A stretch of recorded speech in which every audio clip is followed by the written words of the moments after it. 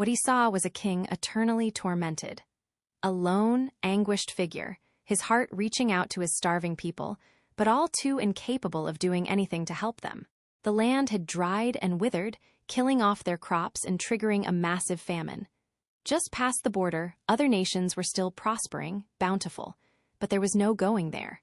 It was the territory of the demon lord, and setting foot on it would be rebelling against the master of this land himself. No need to wait for starvation to take them then. He would kill them all before that happened. The land they lived on was surrounded by a great forest and 3 different territories, each with its own demon lord serving as leader. It would be impossible for a horde of low-caste monsters like them to invade from any direction, which left only one option. A little beyond the border, the forest lay undisturbed. It was only natural that the king would turn to it for a chance, any chance, at survival. "I'm starving.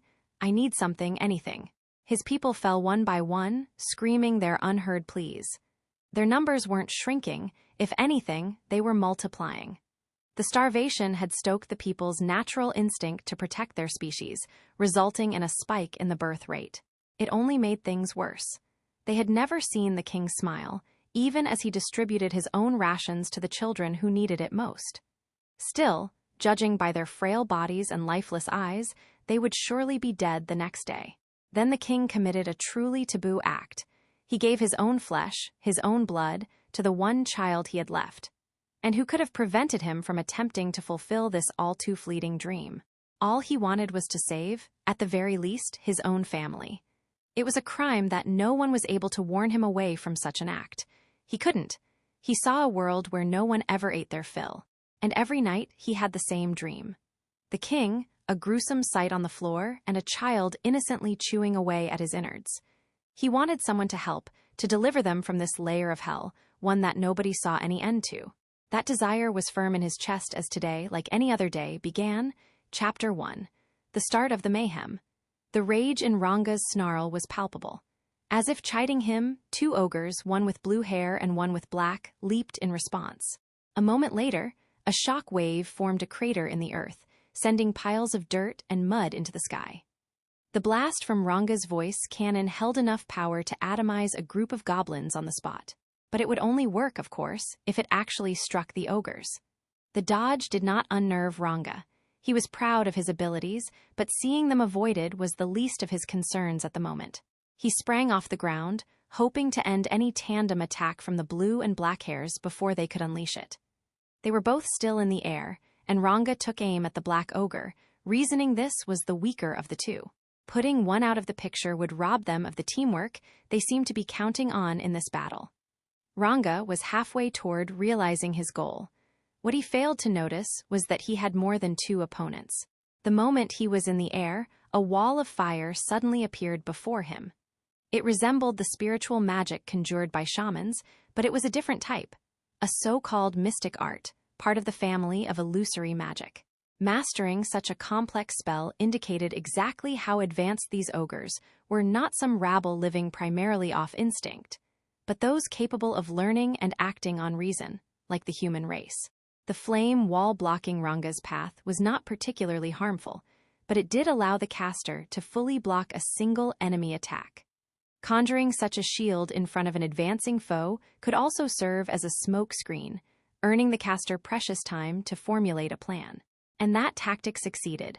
Losing his target, Ranga was forced to land back on the ground. He didn't enjoy engaging with such foes, who used tricks and feints to avoid a frontal assault at all costs. The illusory spell Confusion, cast at the start of battle, had also knocked his keen sense of smell offline. At least the effects had not fully incapacitated him yet, though it had taken out most of his companions in battle, unable to resist the magic strike. The only ones who managed to fend it off were Rigor, head of the security team, and Gobda, Rigor's right-hand man. The rest of the dozen or so hobgoblins that had been summoned here by an emergency call during a hunting run, along with their Tempest Wolf companions, were now de facto out of the battle. Ranga resentfully stared down the wall of flame and the pink-haired ogre caster who had taken out his friends. There were 6 foes in all, 6 ogres, higher caste among the residents of the forest of Jura. They were nothing to sniff at in battle. Not the black and blue-haired ogres Ranga attempted to engage, nor the purple-haired ogress Rigor was tangling with, nor the gray-haired ogre Elder Gopta was fending off. Certainly not the magic-wielding pink-haired one, so effortlessly giving her companions a magical advantage, nor the red-haired ogre standing next to her, surveying the scene. Not a one could be left to their own devices for a single moment. They were working as a team to fight Ranga and his friends, a strategy no unintelligent race would employ. Easily be rank or higher, by the looks of things. Rigor and Gopta, as stout as they were, couldn't hold out for long. If only my master, Rimuru, were here. Ranga snickered at himself over the thought. Relying on his master like that would be unthinkable. Then, as if wiping away any weakness in his body, he howled with the full conviction needed for the decision he had to make. Peace had returned to the village, and the hobgoblins had been acting remarkably calm and composed despite the Ifrit attack that leveled the place. The biggest surprise, I suppose, was how much of a born leader Rigord, my newly appointed goblin king, turned out to be. Much more than I would have guessed. He had done a splendid job leading the work teams as they rebuilt the village while I watched after Shizu. Among Kaijin, the 3 dwarf brothers, and the 4 goblin lords, everyone seemed to be sticking to their duties, working efficiently for the other villagers.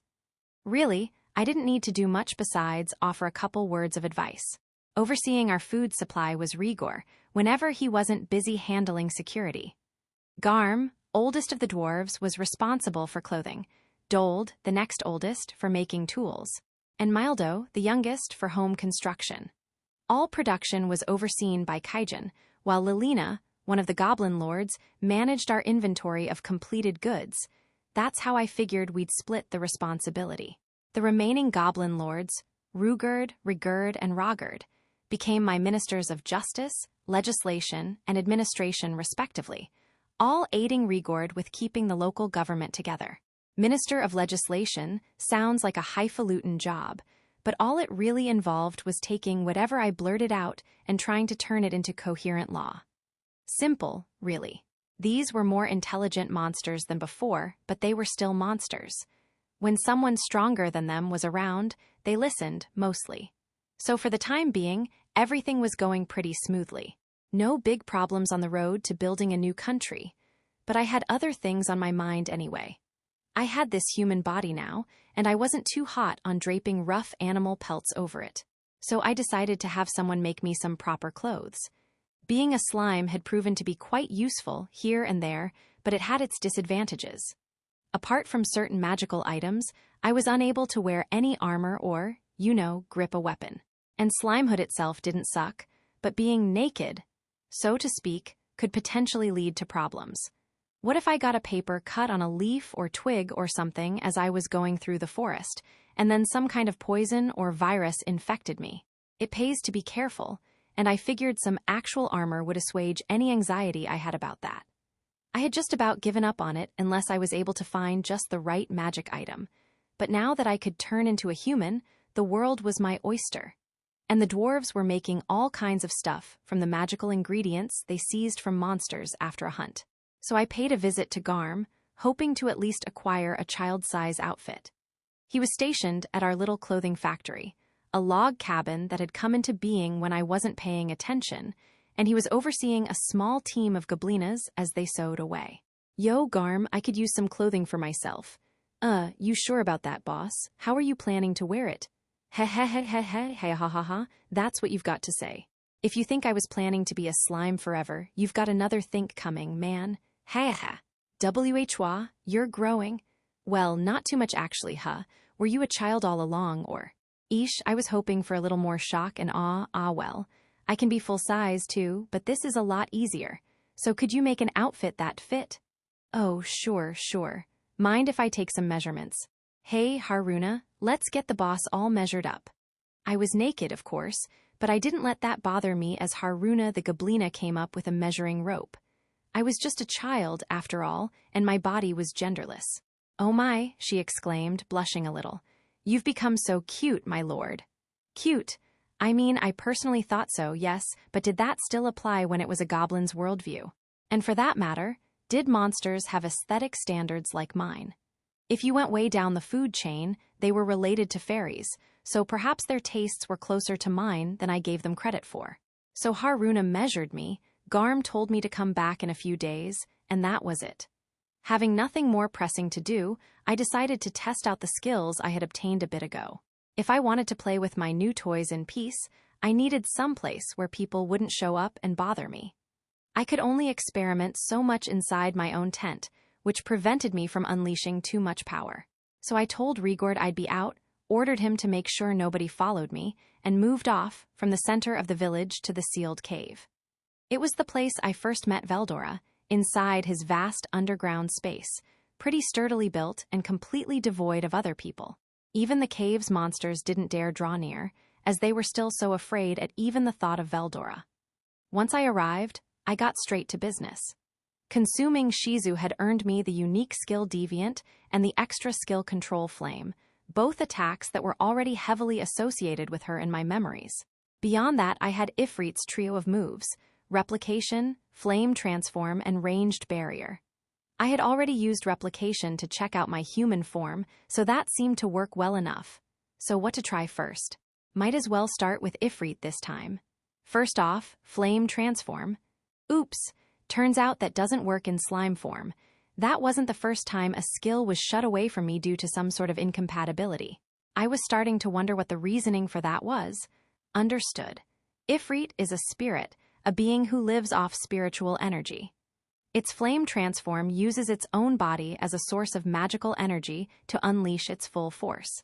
It thus cannot be used while in physical form. So I can't cast it if I'm still made of flesh or whatever. Would it work if I went into Black Mist mode and gave myself a magical body then? Let's try it out. I turned myself into Ifrit and attempted to use it. This time, it worked without problem, although my core, the thing that houses me, didn't seem to transform at all. So I needed to be magical then to make it work. But that didn't mean I had to turn into Ifrit himself, necessarily, right? I turned myself into a grown figure and tried Flame Transform once more. This time, flame extended out from the tips of my fingers and toes. That seemed to prove it. I couldn't work it very much in regular form, but if I temporarily made myself magical in style, at least, I could manage the flame transform well enough. And at temperatures upward of 1,200 degrees Celsius, too, just like Ifrit. What's more, I could focus the magic on particular areas for extra heat. As an attack, it seemed pretty powerful. The only issue was that I'd have to use it inside a barrier. Otherwise, the energy outflow would be so huge I'd immediately drain myself of magic. It was hard to regulate. I'd need some more practice. Good thing I had Control Flame, too. That ought to help keep me out of trouble. Spiritual creatures like Ifrit couldn't last long in the physical world thanks to all the magic they ate up. But with my physical form and Control Flame, a little practice should allow me to cap and unleash the flames as needed. That brought me to Ranged Barrier. This skill locked the heat of flames within a barrier, which I presumed prevented heat energy from leaking out, and, as my theory went, allowed spirits to manifest themselves for longer without wasting magic. Another unique property was that it contained certain physical durability, in case you wanted to keep anyone inside the barrier. I thought of ways I could use this. The largest barrier I could make with it extended out in a semicircle 300 feet or so in diameter, although it didn't affect anything beneath the ground's surface. I could shrink it down until it was covering nothing but my own body, which didn't reduce its effect at all and kept magic consumption at a minimum. This free control meant I could wear it like a sort of light protective layer. It could also prevent magic leakage during a flame transform, not that it would be much help, given that the flames never went beyond the barrier itself. So was heat leakage kind of like losing energy? Was that the reason it sapped my magic? Understood. Flame Transform consumes magicules and generates warmth in order to preserve a certain level of heat. The conversion of magic to heat means that leakage of either one essentially causes the same result. All right, I think I understand a little. So if I keep the flames locked inside the seal, I don't have to waste any energy because it'll stay active without any further work.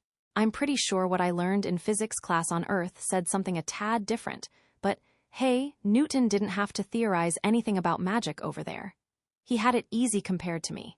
If I started asking questions like, how does it fully enclose the fire? Or, won't it burn out once it consumes all the oxygen in the barrier? I wouldn't get anywhere in this world.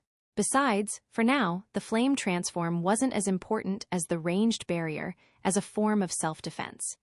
Would that work if I had it cover me alone? A form I decided to just call my barrier for brevity's sake.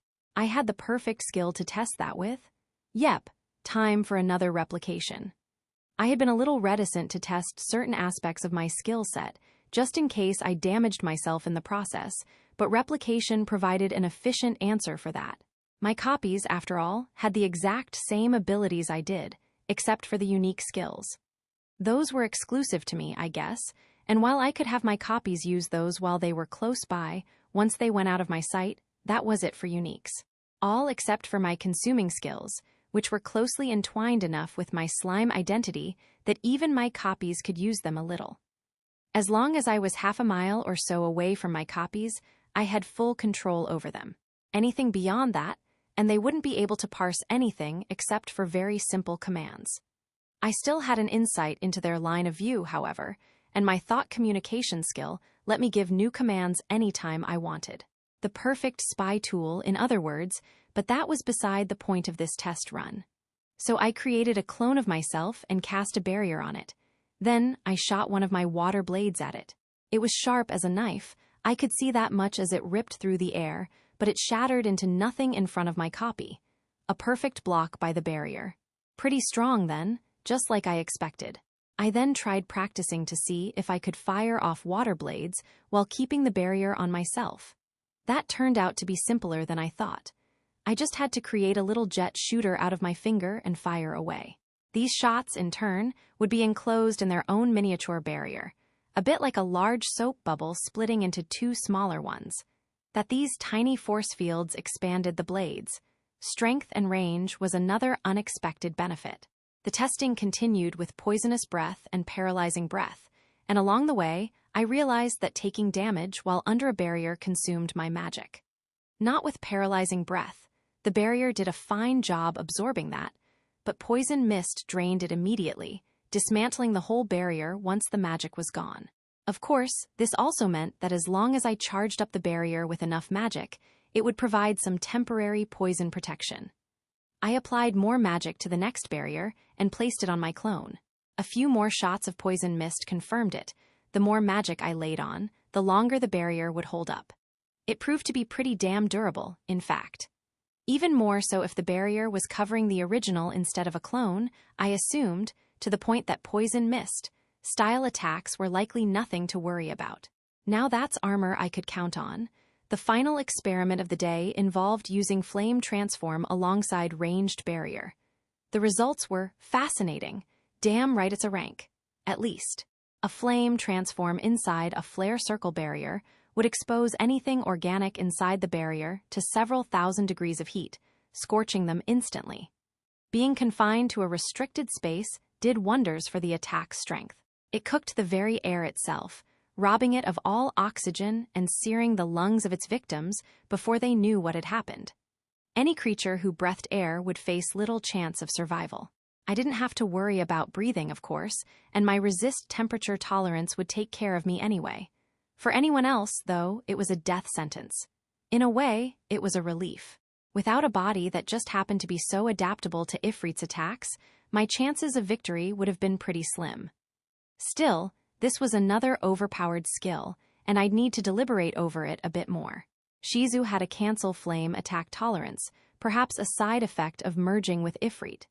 This kept her safe from fire strikes or extremely hot environments, a bit like my resist temperature, except without the cold protection, although it offered even more insulation against heat. Cancel must have been a higher level than resist in this hierarchy, and considering resist temperature was already an upgraded tolerance, cancel flame attack must have provided a fantastic amount of protection. So all in all, the experiments bore a lot more fruit than expected. Nothing I could have learned inside my own tent, I would have torched the village immediately. Happy with the results, I returned to the village. I didn't need sleep, but replenishing my magicule stores was vital, and rest was the best way to do that. I'd had enough of being forced into sleep mode, and it was never a good idea to overdo things anyway. No need to panic. I had all the time in the world. The next day, I stopped by Garm's cabin for a fitting session. They were still stitching up my outfit, but Haruna had some mass-manufactured armor and clothing for me to try on. Oh my, it looks quite good indeed, my lord. It felt like she was playing dress-up with me somewhat, like a child and her doll, but Haruna and her coworkers seemed to love it, so I let it slide. We found an outfit in their equipment that fit perfectly, so I went with that for the time being. It was basically the same as the rest of the hobgoblins, but it felt surprisingly comfy. Garm must have been pretty good with his hands after all. I said, not bad, easy to move in and it looks sturdy enough. Ha ha ha, glad to hear it, boss. Just you wait until your own custom outfit's all wrapped up. I was starting to look forward to it. I had given him the skin from the boss direwolf I dispatched a while ago, so in terms of fashion and function, it ought to be first-rate. I stepped out of Garm's workshop with great anticipation, still in child form since there was no reason to abandon my new outfit just yet. I was expecting a few arched eyebrows, but everyone passing by immediately smiled and opened the road to me. They must have recognized me all the same, which I was pondering when I ran into Rigord out surveying the scene. Hey, Rigord, things going well? Ah, Sir Rimuru? He beamed back at me, instantly making out who I was. Things could hardly be going better, and we all have you to thank for it. So you can tell who I am, I'm not in slime form. Ha ha ha, of course, my lord. The elegance you project from every pore of your body is unmistakable. So now I was just projecting how awesome I was, whether I intended to or not. Not an aura, but just sheer class. Perhaps my naming them all had something to do with it, but regardless of the reason, I didn't care as long as people knew who I was. With that concern out of the way, I decided to stage another experimental session down at the cave, telling Rigord not to bother me unless it was an emergency. I was working with some rather potent offense again that day, and I didn't want to put anyone in danger. Yes, my lord, by the way, I imagine you have no need for food today. The question made me give Rigord a thoughtful look. Oh, of course, why did I forget about that? I've got this lovely new human body, and I haven't even tried eating anything yet. Actually, hold on, I think I'm going to eat with you guys starting today. Why you will, my lord? Another beaming smile, which always looked a bit threatening from hobgoblins, but it wasn't their fault. Well, we must hold a feast today to celebrate the occasion. I will instruct Lilina to prepare a sumptuous spread for us all. I was just as happy as he was. I didn't feel hungry, no, but it would technically be the first solid food I'd had in ages. It was exciting. A distance away from the village, I stumbled upon Rigor and Gopta. Hey, I said. I guess there's a party at the village today, so try to hunt down something tasty for Lilina, would you? I'm capable of eating food now, so let's make this an evening to remember. Ah, Sir Rimuru, Rigor exclaimed. Is that so? Well then, I will provide the most succulent cow deer I can. Cow deer, cow deer. The name made it easy to imagine the sort of animal he was talking about. People around here seemed to dig it. I was starting to seriously look forward to this. By the way, Sir Rimuru, to what do we owe the occasion of your new appearance? Heh, how kind of you to notice, Gopta. Life as a slime is pretty easy for me, but going around as a human ain't too shabby, either. It offers a lot more command over the 5 senses than I enjoyed as a slime, for one. Taste, in particular. That, and this form makes it easier for me to interact with you guys. I had already reproduced all my old senses pretty well, except for taste in slime form, but being a human still felt more natural somehow. Although being a slime was second nature at this point. Oh, I see, Gopta shouted. I would like to interact with you too, Sir Rimuru, but I do prefer more curves, sir. That's not what I meant by interacting, you idiot. I rewarded his observation with a reverse roundhouse kick. My body moved exactly as I instructed it, which meant my right foot struck home in the pit of his stomach. The pain caused him to pass out, and really, I couldn't think of any better medicine for such a fool. My apologies, Sir Rimuru. I assure you I will instill some discipline in Gopta later. Sure, I'm not that offended, but thanks in advance for the meat. But of course, we've had a number of herds migrating from deeper within the forest, so the pickings are quite good. We won't let you down. Oh, something up in the forest. Indeed, we occasionally see large-scale migrations of magical beasts, due to changes in habitat or other factors. I doubt it is anything serious, but we are stepping up our patrols. That struck me as odd. He was probably right, it'd be nothing, but you always need to stay a step ahead on these things. So I summoned Ranga and assigned him to sentry duty with Rigord and his team. Nothing he couldn't handle, I was sure. In a moment, Ranga stepped out from my shadow. I was capable of summoning him now. My pride forbade me from being unable to do something Gopta could handle with such ease. I had been practicing on the sly for a while. You called, Sir Rimuru? I did. I want you to join Rigord's team in the forest. I doubt you'll see anything, but if you do, keep the team safe. Yes, my lord. I will make it so. His face was meek and docile, but his tail was wagging like mad, as if nothing pleased him more than being bossed around. He was back to normal size now, which still meant he was 6.5 feet tall, or thereabouts, so the wagging didn't kick up any gale force winds, at least. I was glad to see he was listening to my training. Keep a close eye out, Ranga, and if you see anything, Rigor, let me know. Ha ha ha, there is hardly a thing to worry about, Sir Rimuru. I hope you have a hearty appetite worked up. He was right. Maybe I was overthinking it. Ranga was at least a B+ in terms of strength, maybe even an A- by now. His class was on the upper end of what you saw in the forest of Jura. He'd be fine. The thought of all that roasted fantasy monster meat in my mouth was making my brain catastrophize over nothing. I'll be sure I do. I'll be in the cave, so let me know if something comes up. Then I nodded at Rigor and left. The excitement was welling within me all the way to the cave. Actual roast meat. There was no way I could expect much from hobgoblin haute cuisine, but if all they were doing was grilling up some meat and plants and such, what could go wrong? They probably wouldn't season it with much apart from salt, but oh well. But hold on, do they bother adding any seasoning at all? I hadn't thought about it since I had no sense of taste. They've got to use salt, at least. Maybe I should find some rock salt and build a little supply for myself, just in case. The analysis skill provided by the great sage let me track down some rocks with salt content in them. Predation let me suck it in and extract the salt, and I just tossed the rest.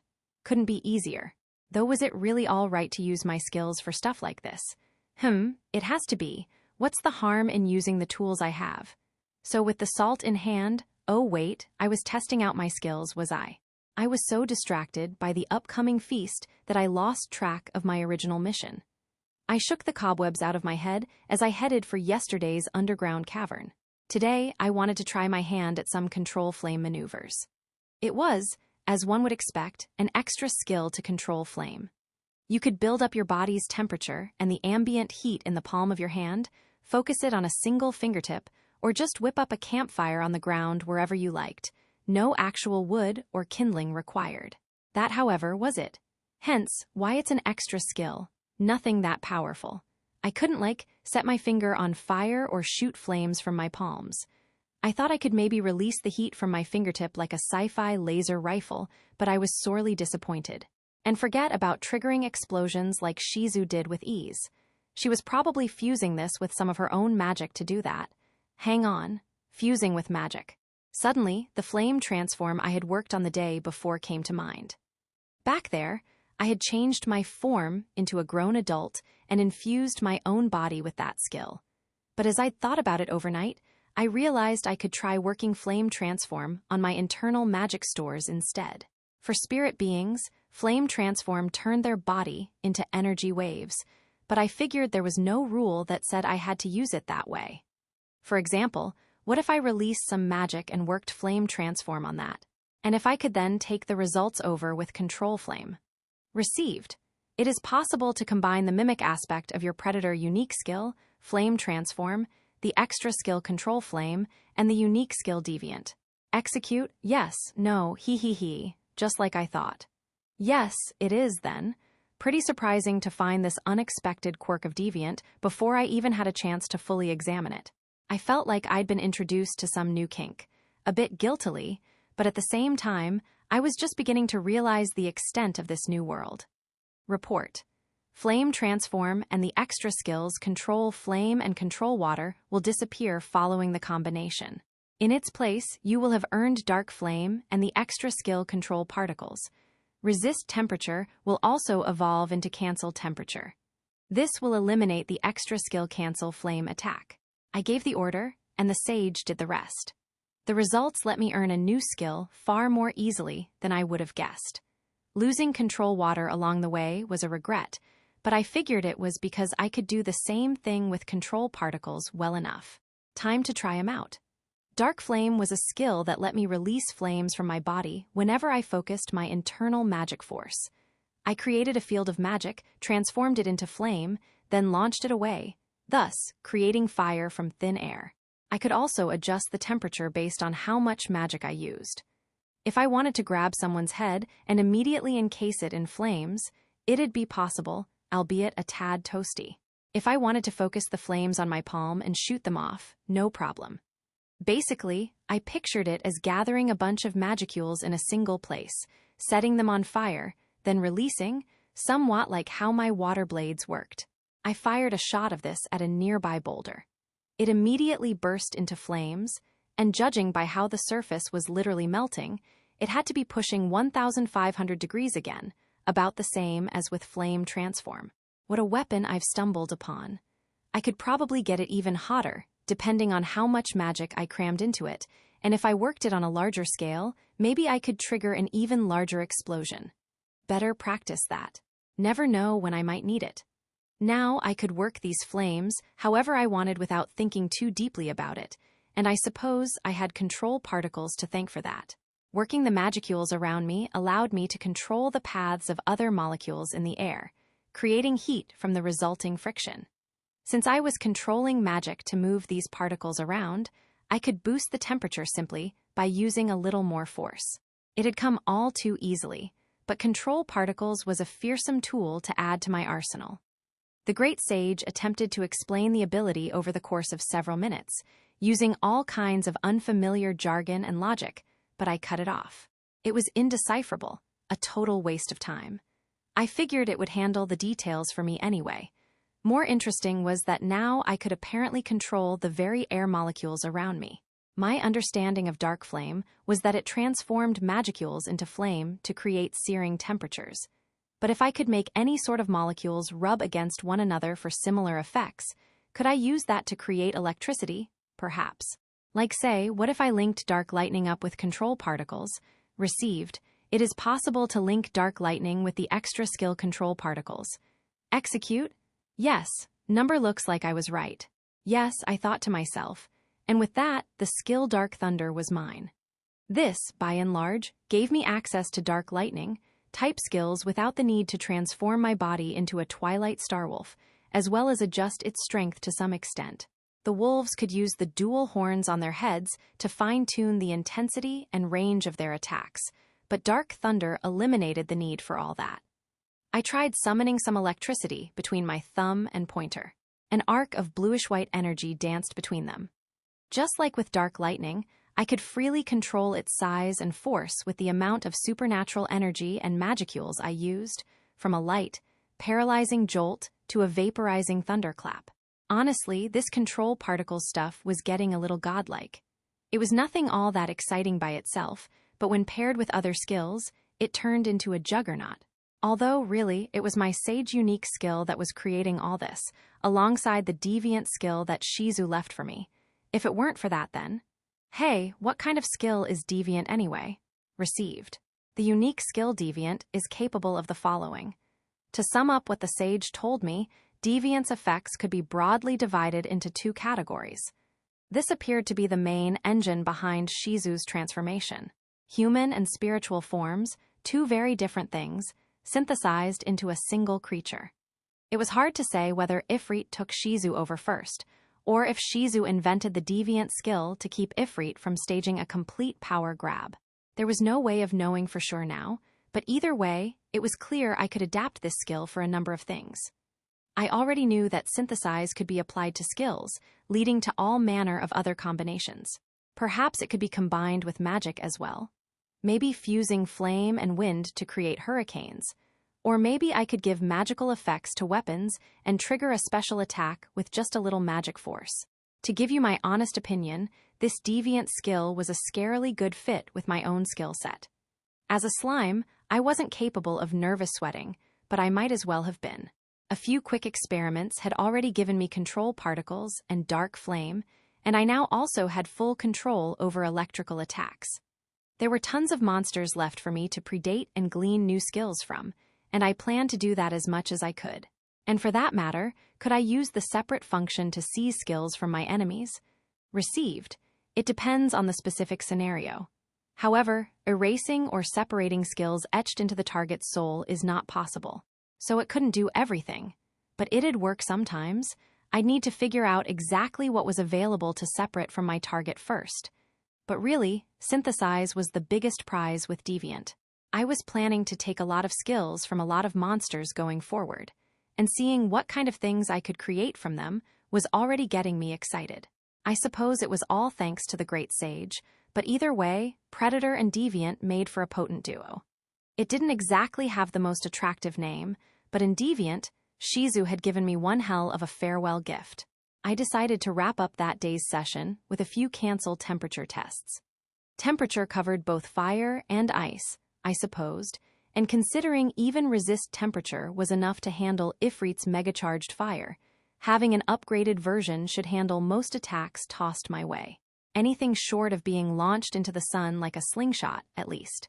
There was a barbecue waiting, and I wanted to wrap this up quickly.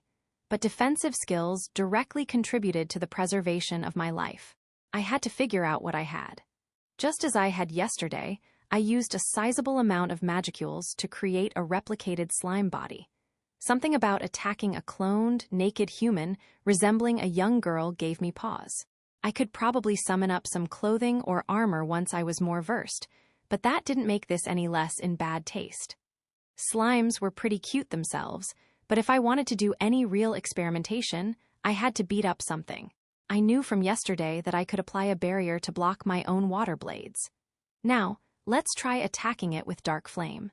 Using the same level of magical energy as before to smash Dark Flame against a barrier, I found that it succeeded in fully blocking the heat.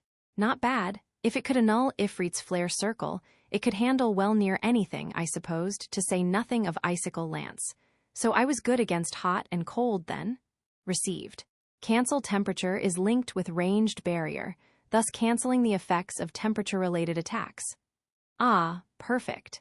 If Shizu possessed cancel flame attack, Ifrit must as well, since it let them each handle such high-temperature attacks in the first place. It seemed like the perfect tool. Now that it was combined with resist temperature, I had nothing to worry about from ice either. Removing the link for a moment, I tried Dark Flame once more. This time, it smashed through the barrier instantly, but my replicated clone was perfectly safe. Resist melee attack must have helped absorb some of the shock wave-based aftereffects. Between all these resistances and my barrier, I figured I could rest pretty easy when it came to my own defenses. Better not forget to link all this stuff with the barrier first, though. Received. Ranged barrier is now linked with your resistances. Relaunch as multi-layer barrier? Yes. No. As it turned out, I couldn't create a single barrier with lots of different effects applied to it, but I was free to create multiple barriers with one resistance effect each. So, yes, it was, once again, and the moment I thought it, I could feel a thin, colorless, invisible coating come over me.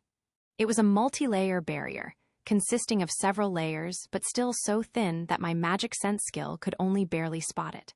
It didn't require much magic energy to keep going, either. Once it was summoned, it barely consumed any at all, far less than I could naturally recover by myself. Another great success for today, then. There were still some potential skill combinations I wanted to work my mind around, but for now, I had done more than enough. I had gained more offense and defense, and as I departed the cavern, I felt more than satisfied. Making my way down the path to the exit I had memorized, I thought about ways to suppress the mystical aura I had a tendency to exude. It was just the occasional light aura of magicules, and while I could keep it down if I thought about it, for some reason, it'd just appear while I wasn't paying attention. With all the energy I had absorbed after defeating and consuming Ifrit, it was getting difficult to hide. I ran into another giant centipede on the way up, but it simply gave me a quick glance before scurrying away. So now did all the other residents of this cave. Glad to see I was finally getting a rep around here, but really, it was probably that aura more than anything. The multi-layer barrier did wonders to hide it, but my presence still leaked out a tiny bit. Or, to be more exact, the multi-layer barrier itself was exuding a bit of force. It beat letting my power roll off me without any cover, but it didn't really help much. If I could do something permanent about this aura, I could probably pass for a human pretty much anywhere, but suddenly, an idea came to mind. I reached into one pocket and took something out, a beautiful, fetching mask. The mask of magic resistance, the lone physical memento I had to remember Shizu by. I had absorbed the broken pieces with Predator and reassembled them with my body. Maybe this mask could block it. It was a magic item, one infused with 4 effects: magic resist, antidote, breathing support, and amplify senses. Pretty valuable, I imagined. Also, the likely reason why Shizu could breathe normally when summoning fiery explosions within point-blank range of herself. Breathing support probably kept her lungs full even as the flames consumed the oxygen around her. Not that I needed that with my body. I could synthesize up a respiratory system if I really wanted to, but I didn't. Maybe this mask could convince people that I was breathing, though. It wasn't useful now, but it could be depending on the kind of people I ran into. The other effects, antidote and amplify senses, seemed a lot more useful to your average adventurer, if not to me. The one effect I needed the most was magic resist, which could both dull any magic attacks enemies cast and, hopefully, hide my internal magical force. I put it on. It had an oddly calming effect, and it seemed to fit pretty well. The moment I applied it, the aura pouring out of me immediately dispelled. Nice. Let's go with this whenever I'm bumping around the outside world. So that wrapped up another nagging issue. Good. And I had some nice, juicy grilled meat waiting. As I made my way back above ground, I was filled with glee. My first decent meal in ages turned out to be wishful thinking. The moment I stepped out of the cave, I could instantly feel that someone was fighting. The magicules in the air were stirring, disturbing the surrounding atmosphere. The meat would have to wait. I gave up on it and made my way in the direction of the particle surge. On the other end, I found nothing short of a battle to the death. I could hear screaming as I approached the scene of the battle. It was Gobta. He was crossing swords with an elderly white-haired ogre, but he was far out of his league. Whatever physical strength and agility this adversary had lost over the years, his swordsmanship and footwork made it clear he was no amateur. Gobta, meanwhile, was totally an amateur. I had to hand it to him for managing to stay alive up to this point. He seemed to be holding his own for now, wildly flinging his body around to dodge the ogre's strikes, but his astounding luck could only save him for so long. A moment later, the elderly ogre closed the distance between them and landed a single slash across Gobta's whole chest, right before my eyes. "Gah!" he shouted as he rolled on the ground. "Oh, that hurts. I may die. I may very well die here." I figured he was fine if he had the energy to plead his case with that much gusto. Besides, to my eye, his opponent didn't seem very intent on killing him. Noticing my presence, the wizened ogre abandoned the fight, confident enough that Gobta was no longer a threat. "Calm down, you. The wound is a shallow one." "Gah, Sir Rimuru, are you here because you were concerned about me, my lord?" "Yes," I said, "and I'm glad you're in good shape. Don't need a recovery potion or anything, I see." "Whoa, please. I apologize if I didn't make that clear enough." Yeah, he was fine. His wild instincts must have propelled him to the ground, preventing him from being any more seriously injured. So I tossed him a bit of potion, more to shut him up than anything. 1 flask was plenty. The old ogre didn't move while I administered treatment. It seemed like he was observing me instead. It was a little unnerving. The area around us was littered with fallen hobgoblin warriors and tempest wolves. None appeared to be dead, but knocking them all out without dealing any grievous wounds would have taken some serious talent. A magical strike, perhaps. Farther off, I spotted a purple-haired ogress fighting with Rigor. This, too, was sadly one-sided.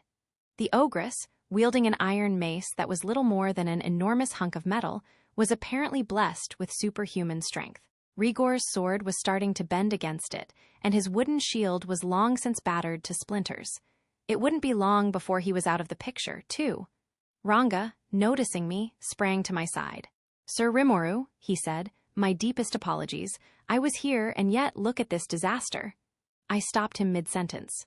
This wasn't Ranga's fault, they just had the misfortune of running into the wrong adversary.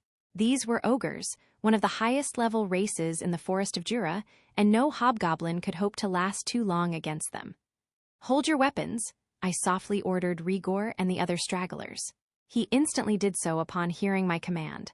The ogress, instead of striking any further blows, gave me a thoughtful look. She was large-framed, muscular, but still in proportion. Her chest was formed enough to make her identifiable as female, and to my surprise, she looked quite a bit more noble than I expected. I ordered Ranga to take the exhausted Rigor away. The ogres, while still wary of me, made no move to stop him. "Sir Rimuru, I cannot express my sorrow." Rigor, covered in scratches from head to toe, could barely form a single word or two between breaths. Against the purple-haired ogre, he had little chance of victory. His skills maybe hovered around B rank on a good day. "Don't worry," I said as I gave him a potion. None of his injuries were serious, so his recovery wouldn't take long. "Just get rested and leave this to me. Ranga, what happened to all these fallen fighters?" "Ah, that." According to him, magic had felled them all. It was some sort of sleeping spell, and none had managed to resist it in time. Good thing it wasn't a confusion type, at least. That could have been murder. Magic, though, talk about drawing the short straw. I took a moment to calmly assess the situation. There were 6 of them, and they were a rather odd group, one that totally contradicted my conventional wisdom of the ogre race. They were fully clothed, and dressed well, if simply. I was expecting tiger skin loincloths and little else, but I was wrong.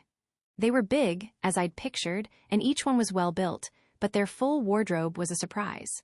If they were this well-dressed and wielded magic to boot, they had to be highly intelligent. Perhaps more dangerous than an equivalent party of human adventurers, even. If you took 2 races of equal physical strength, the presence or lack of intelligence could make a huge difference in danger level. That went double for such a high-level race. These monsters were B rank or higher as it was. If they were further armed and working together, they could have even hunted down Ranga. The ogres' weapons made me curious, too. That they had weapons wasn't unusual. If even goblins could buy them from dwarves, pretty much anything with a pulse could. But there was a difference between simple clubs and full-on swords. Eastern-style ones, too, very different from the dwarven Western types that worked more like bludgeons. The elderly ogre who felled Gobta wielded a sword that could only be described as a Japanese-style katana. And judging by how he handled it, he was a seasoned swordsman. That, combined with his ogre strength and magic, made this group potentially lethal. That magic was apparently provided by the pink-haired ogress off to the side, dressed in a remarkably elaborate outfit. She had a sweet but extremely resolute face, and the way she carried herself suggested she was a noble among her race, perhaps some sort of demon princess. The most dangerous of all, though, was undoubtedly the red-haired ogre. "What sort of evil monster is this?" the pink-haired one shouted as I gauged them all. "Stay on your guard, everyone." Her expression appeared to be honest fear now, and with her eyes fixed on mine, she must have been referring to me. "Whoa, wait a sec. You think I'm evil?" "Oh, attempting to play dumb, is it?" the pink-haired ogress countered. "No good-hearted human would ever have control over such a heinous horde of monsters. You appear to be hiding your magical aura from us, but you are fooling no one. Did you think you could deceive us? You cannot pull the wool over our princess's eyes. Reveal your true self now," the black-haired ogre bellowed. "How nice for the mastermind to appear before us at such an early stage," continued the elderly one. "With their sparse numbers, we have every hope of victory." They didn't sound too interested in listening to me then. I did my best to plead my case, claiming this was all a misunderstanding, but to no avail. They insisted I was a sinister presence, and that was that. And so, "Enough of this," the red-haired ogre snarled. "If you insist on making such flimsy excuses, we have ways of making you reveal the truth. We know you are with the evil pigs who dared attack our allies." This made no sense, but a battle now seemed unavoidable. I could have easily fled, but there were still sleeping hobgoblins and tempest wolves all around me. I wasn't heartless enough to leave them vulnerable. "Sir Rimuru," Ranga asked, "what will we do?" Even a freshly healed Rigor and Gobta wouldn't help us much. Ranga and I were the only really useful fighters, so I decided to point him at the magician. "I want you to take on the pink-haired ogress over there." I think there's something else going on here, so I want to get through to them. Meaning, don't kill anyone, all right? I don't want any more magic tossed around, so just run a little interference for me. I can defeat the rest. But Sir Rimuru, you against 5 ogres? Don't sweat it, like I couldn't possibly lose. The ogres within earshot stirred angrily. I didn't care. Yes, my lord. Following my orders, Ranga zoomed into action. The ogres immediately fanned out in formation. I took a moment to figure out how I was going to handle this. I wasn't lying before. I really didn't think I could lose. Based on my experimentation over the past 2 days, I knew I had gotten more than a fair bit stronger. Ifrit was well past a rank, apparently, and since he was part of me now, I had to be a level. Rigord said ogres were around B to B+, meanwhile, and considering the stately dress of the ones before me, we might be dealing with a minuses, even, but stronger than Ifrit. Yeah, right. It'd be easy to kill them, I thought, but our inability to talk this out was concerning.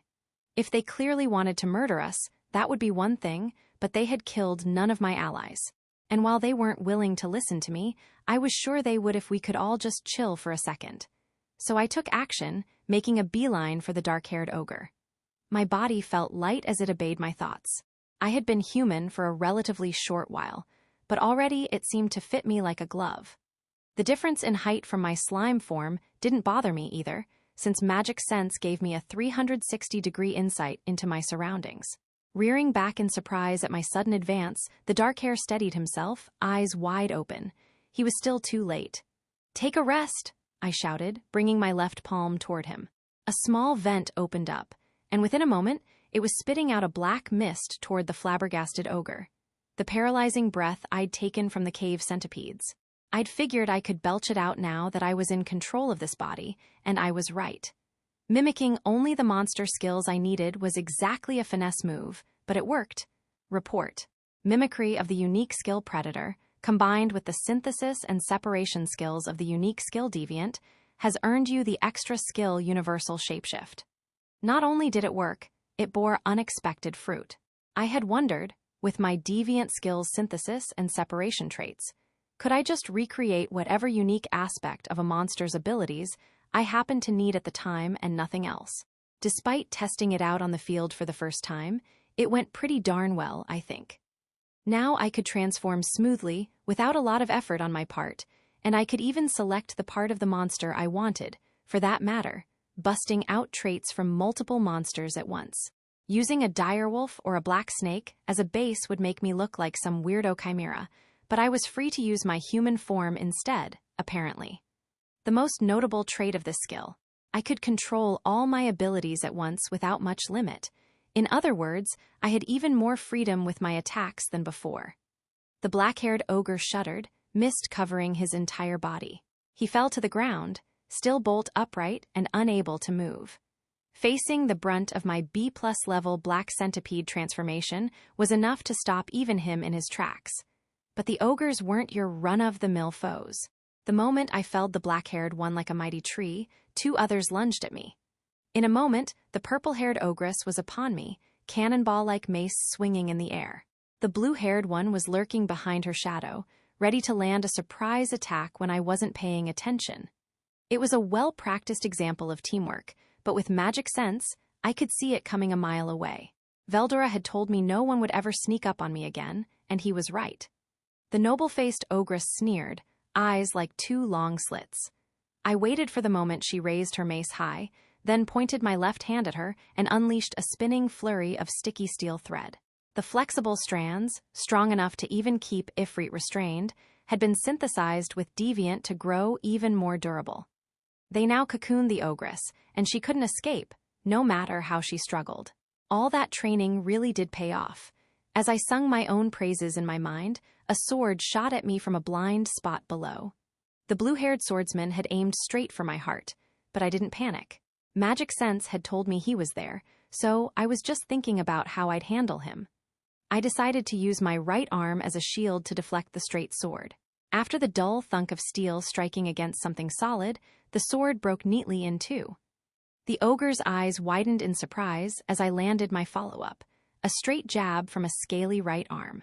I had deployed body armor, the scale defense from the lizards in the cave, up and down my hand and forearm, and it made short work of the blue hare's chest plate. It shattered, ensuring I had defanged him without hurting myself a single bit along the way. I didn't really need body armor here. Resist melee attack linked with multi-layer barrier was enough to annul any potential damage to my arm. But hey, just in case, you know. That meant 3 ogres were out of the picture.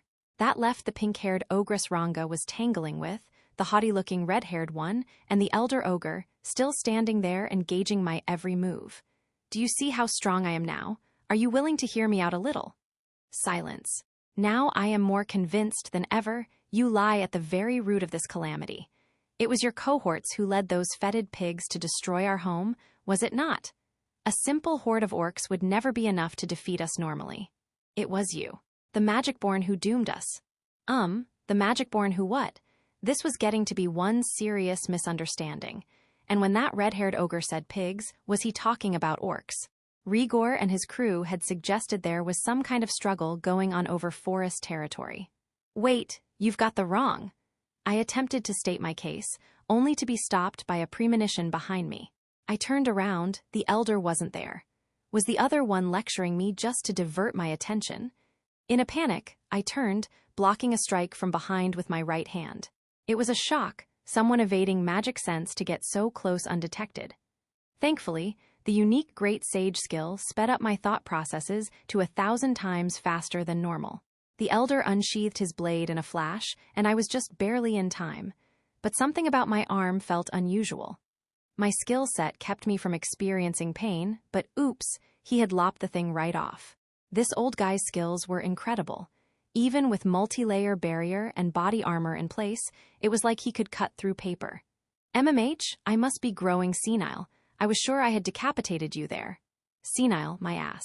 His physical skills were no match for his companions, but his speed was ridiculous. He was lethal. Retrieving my amputated arm, I stepped back a little ways. Sir Rimuru? Stay back, I'm fine, I shouted, shooing Ranga away. The elder was too dangerous for him to handle. He looked confused for a moment, but turned his attention back to the pink-haired ogress, apparently trusting me. I will not miss next time, the elder said as he resheathed his sword and readied it anew. No way I would underestimate his advanced age now. I needed to show him everything I had. Apparently waiting for the moment I was fully focused on him, he leaped up and with a shout of "Die for my comrades," slashed at me from my flank. Ha, the red-haired ogre shouted, still targeting me. Losing an arm should be the end for you. You were strong, I'll grant you that, but you were arrogant. You thought you could take us on alone, but that was your undoing. He had a unique way of moving, too, one that let him stab at my weaker points head-on. He must have seen me as enough of a threat to not bother keeping alive. Master-level teamwork like this was a huge pain in the ass. I was incredibly strong, so I didn't pay much attention to it, but I was really just an amateur in a fight. Whatever rubbed off on me during Phys Ed class was about all I had. Getting all serious against a total newbie seemed a little immature, but then again, I did tell them I couldn't lose. I suppose I had it coming. But I still had to make it out of the scrape, by hook or by crook.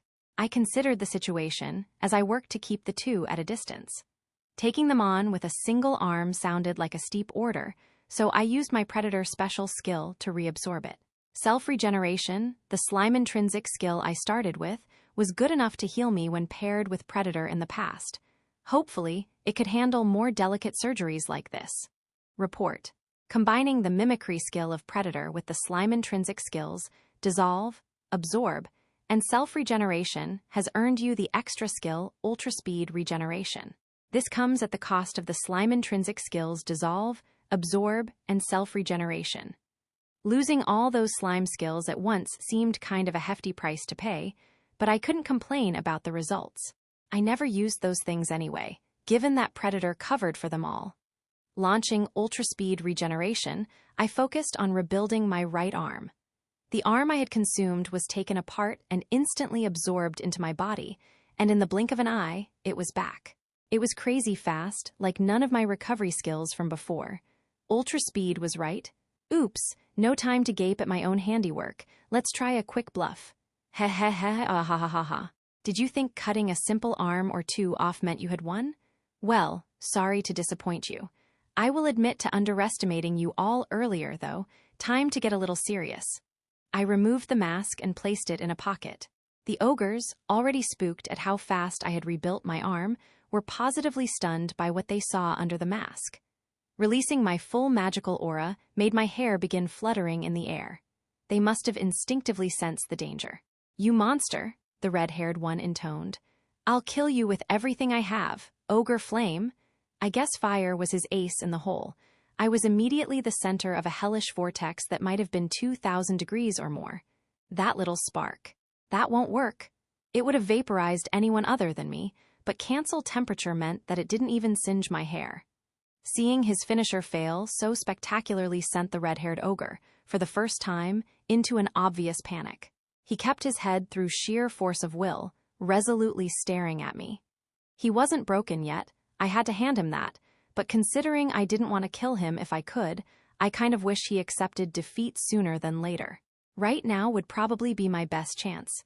The ogres were by and large stopped, wary of what I might try next. Let's bust out something huge to break 'em all at once.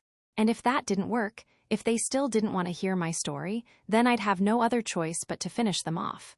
Please let this be enough, I prayed as I made my final move. You want to see what real fire is like. Look at this. I let the dark flame whirl around my left arm.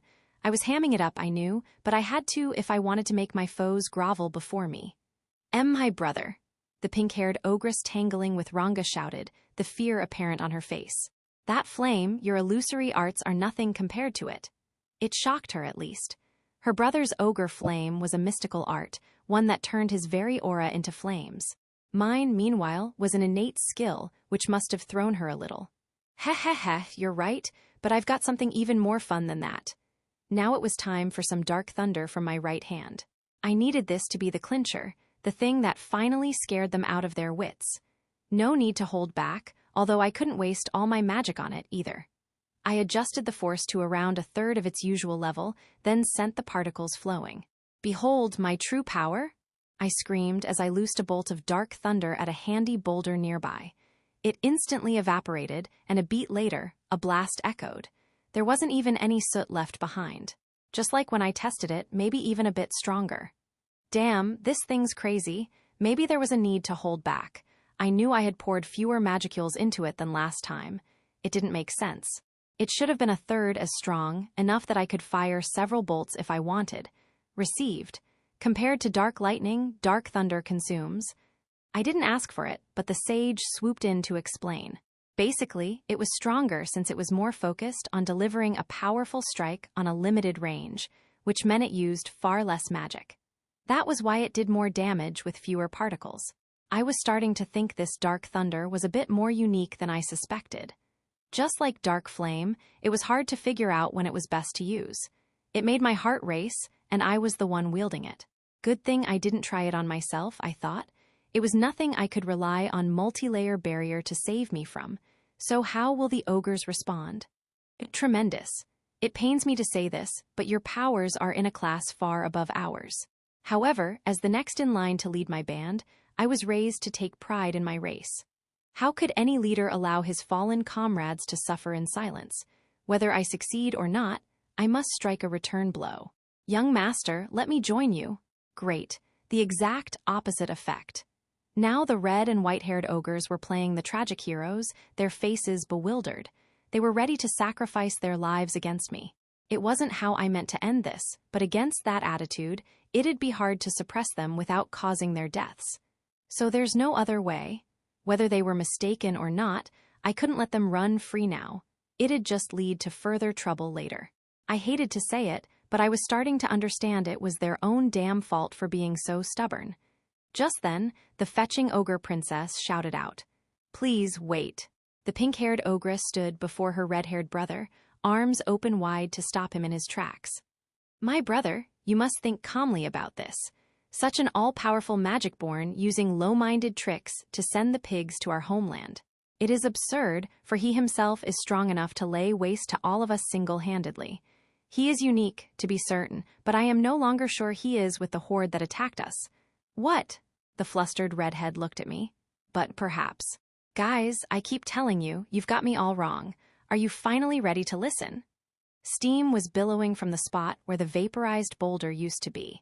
It was more than enough to back up the ogre princess's argument. The redhead glanced at her, then me again, finally falling to a knee. My apologies.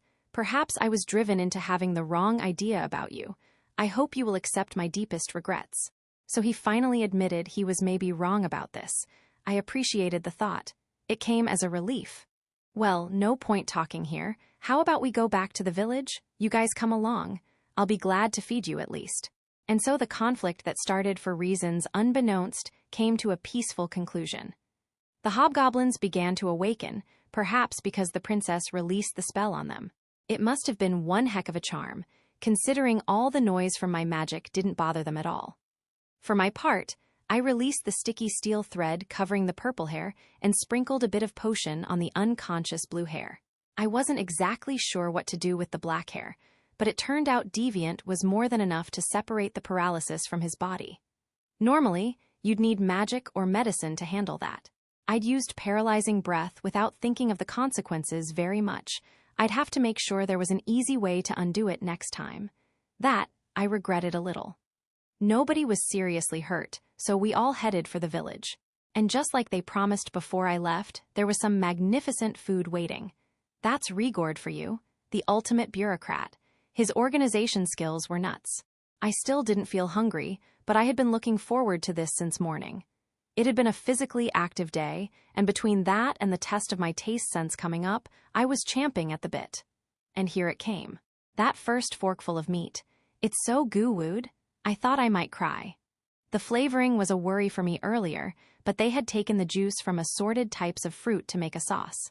The promotion to hobgoblin status must have upgraded their palates, too, and they were now experimenting with all sorts of new recipes.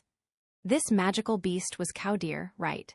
Well cooked, it was tasty enough even without any extra spices or such.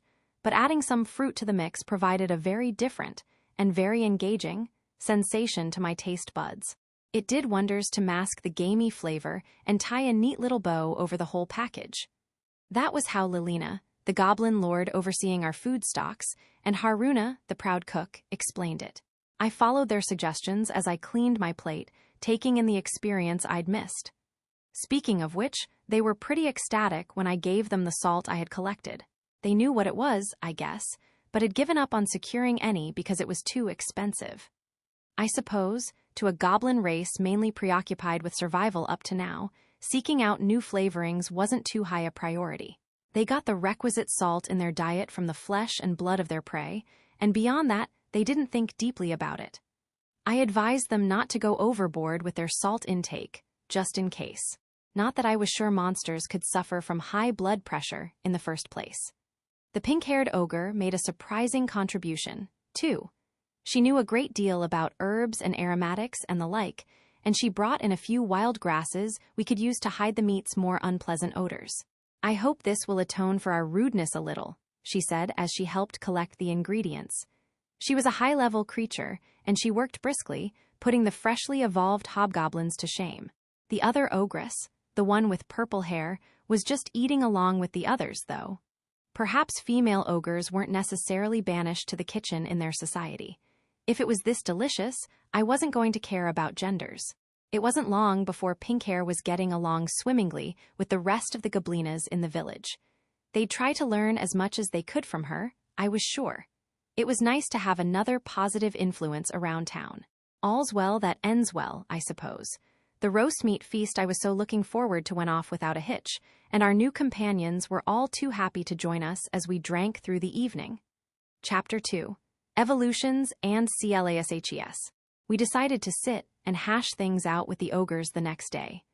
We chose the log house built atop the recently burned-out public square in the center of the village. Mildo, youngest of the three dwarf brothers, had done a great job crafting it from the basic sketch I drew on a plan of wood. My previous stint as a general contractor gave me at least that much knowledge as I measured out the dimensions and such as best I could with charcoal on wood and handed it over. It was the great sage and the new freedom my body offered that made it possible. Plus, the drafting tools the dwarves brought over. With a bit of effort, you could get something almost as accurate as from a computer. I was starting to feel like I could whip up a skyscraper in no time flat. Mildo had no problem comprehending the blueprint. Maybe my drafting approach was a lot easier to understand than whatever was this world's mainstream. Which made sense. The buildings around here were child's play compared to the kinds of things we designed for the concrete jungles back home. The Dwarven Kingdom had plenty of impressive architecture, to be sure, but in terms of technical execution, it still had a ways to go. Maybe we'd have high-rises built on this square someday. It was amusing to think about, but I digress. I guided the ogres to the house's reception room, looking around to make sure everything was built as I ordered. They meekly followed behind, eagerly looking around the house like it was a novelty. There was zero decoration yet, so I don't know what enthralled them so much, but whatever. The reception room had a large table, along with a few simple stools encircling it. We were all gathered there, Rigord, the 4 goblin lords, and Kaijin the dwarf as a mediator. 13 in all, counting me. Why did I have Rigord and the rest here? Because I figured the ogres had some important things to tell us. If something was happening to the forest of Jura, it'd come to our doorstep soon enough. I didn't want to be the sole go-to point for every crisis. Rule, but don't govern, as they say. Haruna came in with tea for everyone. She gave a quick bow once she was done and left the reception room. It was still a tad awkward for her, but she was beginning to learn some manners. Wonderful progress. I brought the cup to my lips. Bitter, but not distastefully so. I didn't used to be so picky when it came to this sort of thing, but the long-awaited return of my sense of taste was maybe making me more finicky. The green tea, like bitterness, played around my tongue. I could feel its heat, too. My body had cancel heat, I suppose, but I could still feel this. Funny, the ogres seemed to enjoy it as well. I waited for them to settle in before we began to talk. I started by asking why they were there in the first place. They replied that they were fleeing in order to regroup and rally themselves. That, in itself, was disquieting. I had a feeling this would go on a while. If there was a force out there that could defeat ogres, we had a threat on our hands. These were B-ranked creatures, even solo, and I could tell that much from yesterday's battle. And these guys here were the cream of the crop, masters of the forest. The highest class of monster you'd find here, I was told. Better hear them out. To sum up the ogres' story, there was a war and the ogres lost. That was about it. While I was busy fending off Ifrit at this village, the ogres were getting involved in a war of their own. Who on earth could challenge the most powerful race in the forest of Jura to war and win? It sent a thrill of tension across everyone in the room. Their faces tightened with concern. They attacked our homeland out of nowhere, the red hair muttered angrily. Their power was overwhelming, those hideous pigs, those orcs. It was an army of them, apparently. And unlike humans, monsters never thought about formally declaring war before having at it. So while the ogres didn't decry the surprise attack in and of itself, orcs attacking them was far from the norm. Why? Simple, the difference in strength. Orcs were D-ranked creatures, stronger than goblins, but nothing a veteran adventurer would lose sleep over. Ogres, remember, were 2 grades higher than that, rendering a one-on-one battle eminently predictable. And yet, the weak challenged the strong, and they won. I decided to go a bit more in depth. The ogre's home was a fair bit larger than our own village, an informal collection of clans, which together formed a kind of battle fort home to 300. About as powerful as a small nation's night corps, in other words, a force equivalent to a 3,000-strong army of fighters trained to B- monster status. These ogres lived a life you could describe as militaristic. The clans held battle training with one another on a regular basis, occasionally joining this or that side to assist other races when they fell into conflict with their neighbors. Some of the clans had even made their mark on history, forming vanguard forces of an army for one demon lord or another, and these ogres were descended from them. They lived, in other words, as de facto mercenaries. And the ogres of this world were quickly destroying the image I once had from my own fantasy novels. But that wasn't the issue. They had been defeated by far weaker monsters, and it looked like they were all still in shock. For in this reception room, we were looking at the sole survivors of the entire settlement. The red-haired one had taken his sister, the princess, away from the place while their leader was spearheading a team to defend them from the orcs. She was nobility, after all, a sort of ogre shamaness, and her people put her ahead of everything else in their lives. If only I were stronger, the red hare groaned. The last thing he saw was the orcs, clad in black armor, delivering the final blow on his leader. A giant orc, one that let off an eerie aura. And one other, a figure who didn't bother to hide their own brutally dark aura, one who wore a mask that looked a bit like an angry clown. It was one of the magic-born people, I am sure of it, the shamaness declared. A high-level one. I'm afraid my brother never stood a chance. Indeed, the elder added. We jumped to conclusions about all of you because we saw that fiend in action. We thought you were one with them. Yeesh, really? Cute lil old me. Getting lumped in with this murderous freak? The way they put it bruised my ego a bit, but then again, I was wearing a mask of my own back there. Perhaps it was natural to associate me with that magic-born guy. I was under the impression that a magic-born person could be almost any intelligent monster. Ogres would count as magic-born, even, but if this guy outclassed them that much, he had to be something extra fierce. I knew from our earlier confrontation that nothing was more dangerous than monsters with a little intelligence. They could wield magic with the ease of a human caster and handle weapons equally as well. That, combined with physical strength that outclassed humanity's, made them difficult to counter at all. And the higher level the monster, the more disastrous the results could be. It'd be safe to assume we were dealing with an A rank at least. Not welcome news. Oh, and just for clarity's sake, goblins are a subrace of mankind, so their evolved hobgoblin forms don't count as magic-born. The ogres continued. It seemed there had been 3 other orcs equivalent in strength to the black-armored one. The 4 made short work of the ogre stronghold's elite fighters, and as they did, the rest of the orc soldiers poured into the fort and kicked off the massacre in earnest. There were several thousand, just an estimate on the ogre's part, but still a massive figure.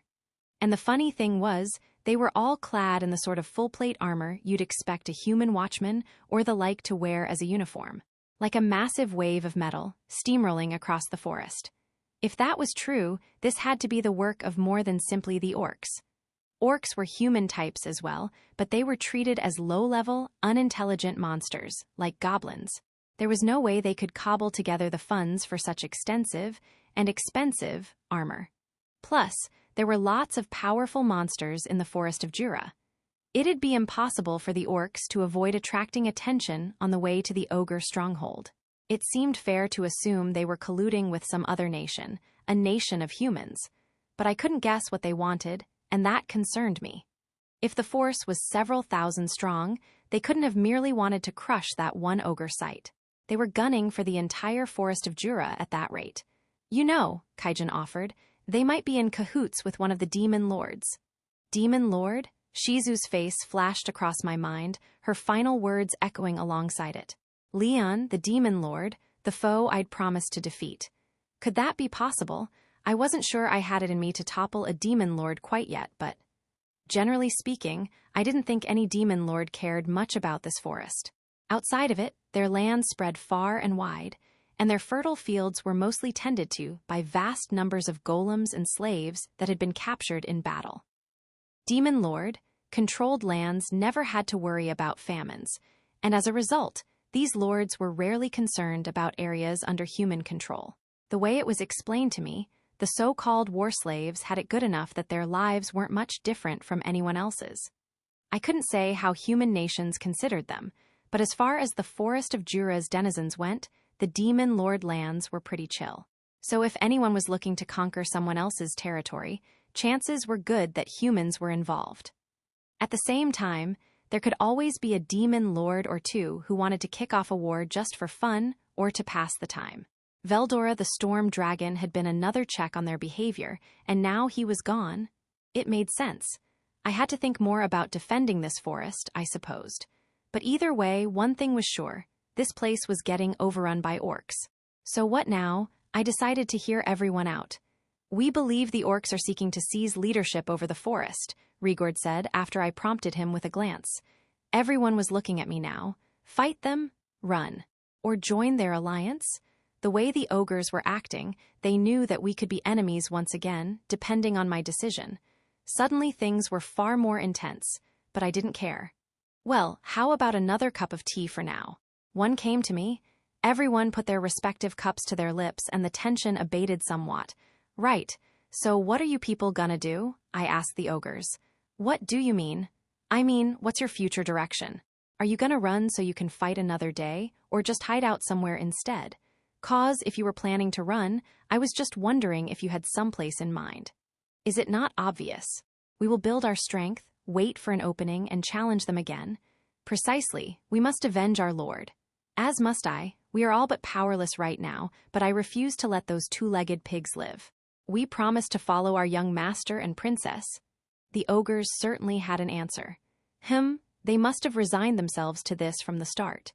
Even back in our own fight, there wasn't a single hint of hesitancy clouding their eyes. They must have known it would mean their lives, but I had to respect it. Despite how cornered they were, they still had the dignity to not kill any of the hobgoblins. I had a feeling I'd regret it if I let them march off to their deaths. Hey, you guys interested in joining my side? What are you? I put it clearly enough, didn't I? If you guys were working as mercenaries anyway, why don't you work for me instead? If you want to fight for your old lord, I'd be happy to hire you to do that. Besides, if it's strength you're seeking, don't you think you should side with me? I can't really pay you much outside of giving you 3 hots and a cot, but we could. Doing so would involve this village in our quest for vengeance. I do not see a problem with this, Rigord said. We are here to serve Sir Rimuru and no other. If he wills it, no one will work against his desires. Yeah, added Kaijin. That, and I kinda expect we'll get involved in this sooner or later anyway, you know? If that many orcs are on the move, I doubt any place around here is safe. Very true, another goblin lord chimed in. A lizardman spy once made contact with the village we used to live in. As goblins, we were unable to understand what he wanted at the time, but I imagine he was investigating some new movement or trend, which means this place could become a battlefield. It is best for us all to work together. They all seemed well enough in agreement.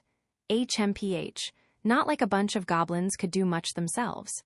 If we had an orc horde coming, we needed as many people on our side as possible. Right, I offered.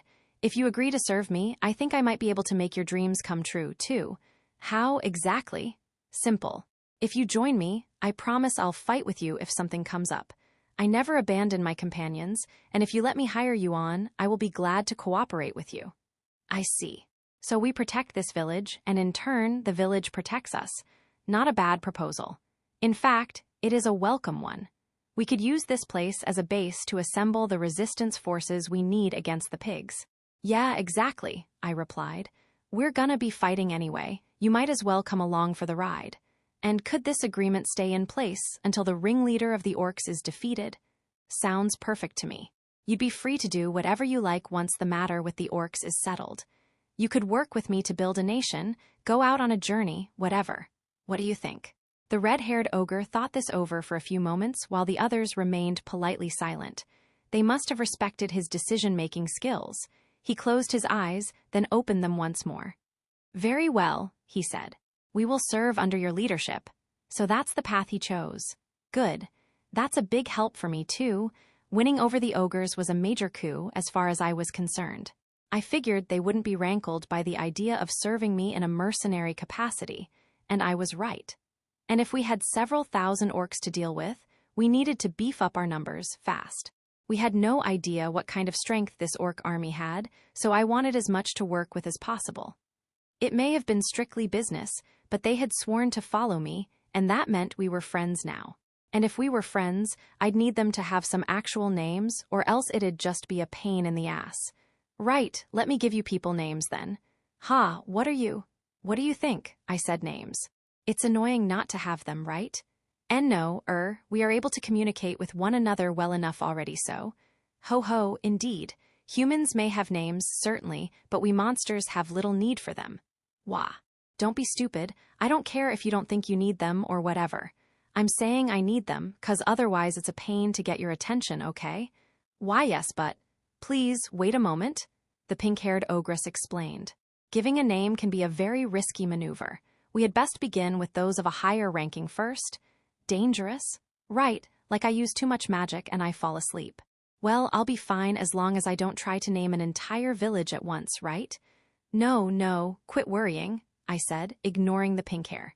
It'll work out just great. Time to think up some names. The ogres still looked dubious, but to hell with them. Let's get this show on the road. I was really on fire this time. The ogres were kind enough to each have different hair colors, which made it easy to come up with ideas. The red-haired guy became Benimaru, a name that means red circle and tends to get associated with the samurai of olden times. Something virile seemed like a nice match overall. The princess became Shuna, or Scarlet Plant. She had pink hair and knew a lot about herbs and stuff. Sounded about right. The white hair became Hakuro, White Elder, which was pretty obvious given how he looked. Blue hair became Zoe, Blue Shadow, thanks to that sneak attack that almost tripped me up. If he'd targeted anyone else, those could have been seriously dangerous. Purple hair became Shion, Violet Garden, because the way her ponytail stuck out somewhat reminded me of a flower. Finally, black hair became Korobe, basically black but with a country flair. That seemed to match him, boorish, unrefined, but still likable. I was pretty satisfied with my choices. I came up with them almost immediately, like a divine revelation of sorts. But as I patted myself on the back, I suddenly began to feel drained. Wait a minute. By the time the thought occurred, it was too late. It was back to sleep mode for me. Why would naming 6 people exhaust my magic like that? I thought as I reverted into slime form, no longer able to control my body. Wah, a slime? How on? You were a slime all along? I was too weak to respond. This, apparently, alarmed the ogres a lot. They fell to the ground, seemingly just as drained as I was by the ceremony. What's going on here? I wouldn't have my answer until my magic was recharged. A night passed. This round of sleep mode, if anything, was even rougher than last time. I was conscious, but it was like everything I saw was in a dream. My memories were vague, like something soft being pressed against me, or like I was floating amid fragrant flowers or something. I had no way of knowing exactly what was happening, but I was probably overthinking matters. Shion, how long are you going to hold Sir Rimuru close to your chest like that? It's time to switch out. Princess Shuna, you cannot be serious. There is no switching out to be done. I will take care of Sir Rimuru, so please, you should rest yourself. Enough of your nonsense, Shion. I tell you that I will watch Sir Rimuru, and watch him I shall. Apparently, this was some kind of argument, but I'm sure I was just imagining it. Just like I was imagining them playing tug-of-war with me, let's just go with that. So what did happen? I got to find out once I finally woke up to the sight of all 6 standing before me. The one in front was a handsome young man with a burning blaze of crimson hair. His eyes were just as bright red, and they were fixed squarely upon me, never wavering. Who's this? I thought. But another look confirmed it. It was Benimaru, the ogre referred to as Young Master by his cohorts. 2 horns, smoother and more beautiful than obsidian, poked out from his crimson locks. They used to be thicker than elephant tusks, but now they were honed, polished, and as thin and beautiful as a work of art. The Benimaru I knew was a hulking figure, but this guy was maybe just under 6 feet tall, and his body was taut and well-defined.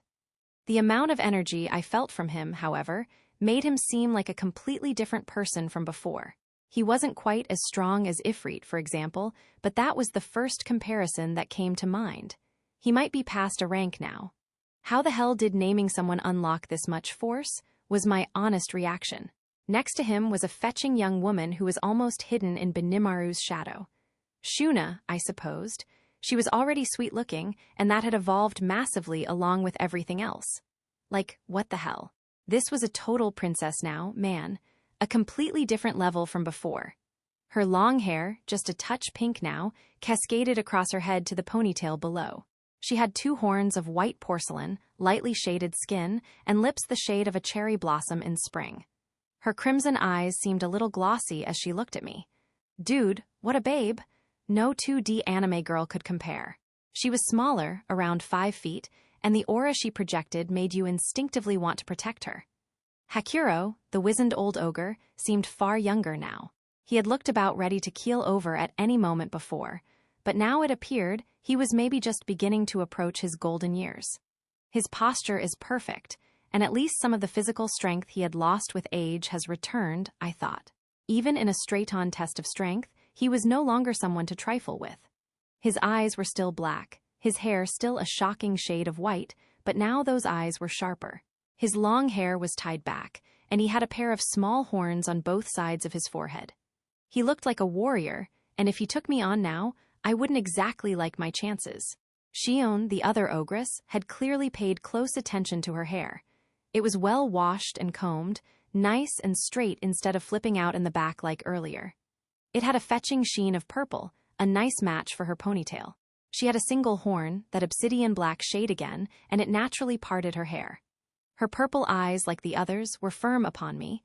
Her skin was nearly white, her lips bright red. She didn't look as wild as before, maybe a little makeup.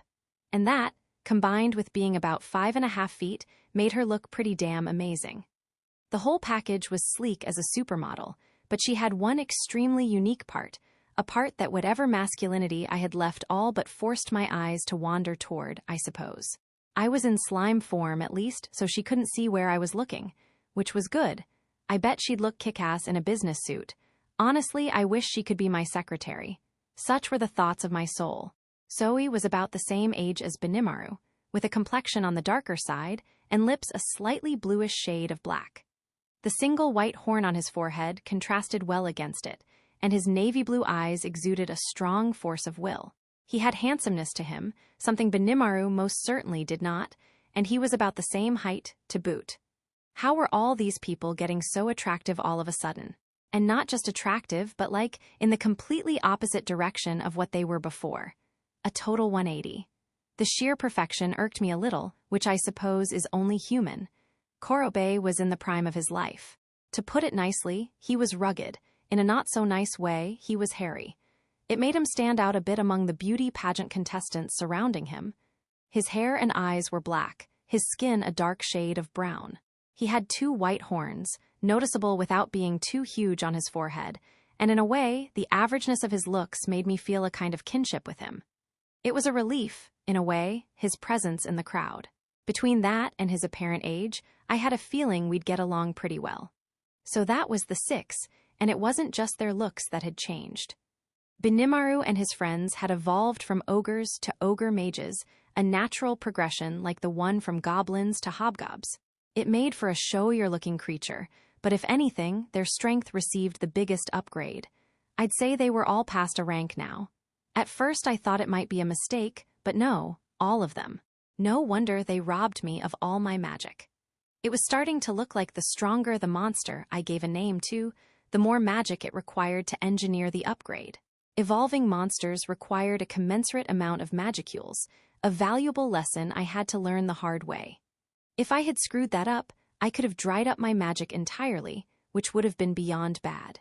I had depleted it to the point where I was basically catatonic, after all. I'd better try to take it nice and slow with this kind of thing from now on. I had done a pretty good job evolving 6 of these guys. I was proud of that. But I had my regrets. They had really better not turn traitor on me, for one. And speak of the devil, Benimaru goes, "Sir Rimuru, we have a request. Please, we beg of you to accept our solemn oath of fealty." Great. Now I felt dumb for even thinking about betrayal. Geez, you don't have to get all formal about it. Just because you're my mercenaries doesn't mean I want you groveling at my feet. It is not that, my lord. We wish to serve you as your loyal retainers. What? I told them they were free to go once this little skirmish was wrapped up, but I guess Benimaru and his people had other plans. They must have talked this out among themselves in advance. Please give us your benevolent aid. They now intoned in unison. I had no reason to say no, but were they really okay with nothing but some meals and floor space in a cabin? That bothered me, but if that was what they wanted, I might as well believe in them.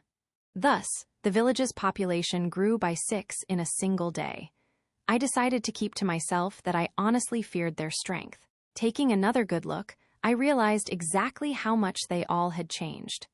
They had shrunk a decent amount, which made their clothing flap loosely about, but they still had the dignity to wear it well. Beauty's a damn helpful thing to have at times like these. I didn't think Korobe could pull it off, but I guess he borrowed an outfit from Kaijin, and it worked on him. If not for the horns, I'd almost mistake him for a dwarf. Hakuro was the only one who hadn't physically changed that much. His outfit still fit him normally. Shion, on the other hand, was a bit precarious, her now much ampler chest threatening to spill out. Eep. Better do something about that. Garm should be informed of this at once, I thought as I kept sneaking secret peeks at her bosom. Zoe's chest plate was still in pieces, too. I had forgotten about smashing that up, but hey, there's an easy way to make up for it. It was time for all the ogre mages to get new clothing and equipment. I had promised to take care of their basics, and I didn't want them to fight with old, banged-up crap. So I took them all to Garm's cabin. Hey, boss, he greeted me, smiling as he stopped working. Those the new ogre friends we've got? You sure about that? 'Cause they sure don't look like ogres to me, but... He looked pretty surprised, his eyes right on Shion's chest. Yeah, well, I named 'em all, so they aren't exactly ogres any longer. Ogre mages is the term for 'em now, I think. Ogre mages? That's a high-level race, isn't it? Born only on extremely rare occasions among the ogres. Is it? Well, there you have it, I guess. You think you could make some clothing and armor for them? Oh, yeah, sure thing. Garm still seemed dubious, but refrained from commenting further as he brought the ogres inside. I was sure he'd be measuring them all shortly. Hakuro was good to go as is, and Korobe apparently borrowed a few days' worth of outfits from Kaijin. Simple work clothes, really, but Korobe seemed happy enough with them. And that reminded me, why did their clothing look so Japanese? Hey, I asked Hakuro, your weapons are pretty unusual, aren't they? As he put it, around 400 years ago, a group of armored warriors came to the ogres' homeland, heavily wounded and seemingly lost in the forest. The ogres were a warfaring bunch by that point, more akin to monsters than they are now, but even then, they blanched at attacking the defenseless. They were a high-level race, not very preoccupied about food, so they took care of them. The warriors, thankful for this, instructed the ogres in battle techniques and gifted their armor to them. One among them knew how to forge these katana-style weapons, and after a long trial-and-error process, they succeeded in producing large numbers. One of the warriors they trained was my own grandfather, Hakuro said proudly, and he made well sure to teach me every skill he had.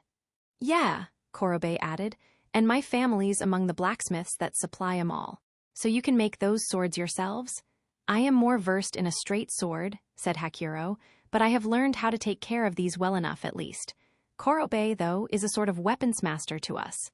Yep, I made all o' these swords. I ain't too good at fightin', but you want me to bang some metal together, I'm your ogre. Wow, I had no idea there was a weaponsmith among them. Korobe was notably weaker than the others, so I guess strength wasn't the only thing he was good for. This group from 4 centuries ago might have been otherworlders like me. I figured, not that I had any way of knowing for sure. The important thing was that the ogres were intelligent enough to keep their tradition going. Very good, I said. In that case, Korobe, you're going to be our village's dedicated swordsmith from now on. You're on, Sir Rimuru. I'll do my best for you. I introduced him to Kaijin at once, and since they had already met yesterday, our discussions went quickly. The two immediately hit it off, and by the time I left, they were already talking about new weapons they could craft, that, and some kind of weird research Korobe wanted to tackle. I don't know if it's because of this, but it sounded like Korobe possessed a unique skill known as researcher. It sounded a tad like my own predator skill, and it was geared for producing things, offering sub-skills like full analysis, spatial storage, and transform material.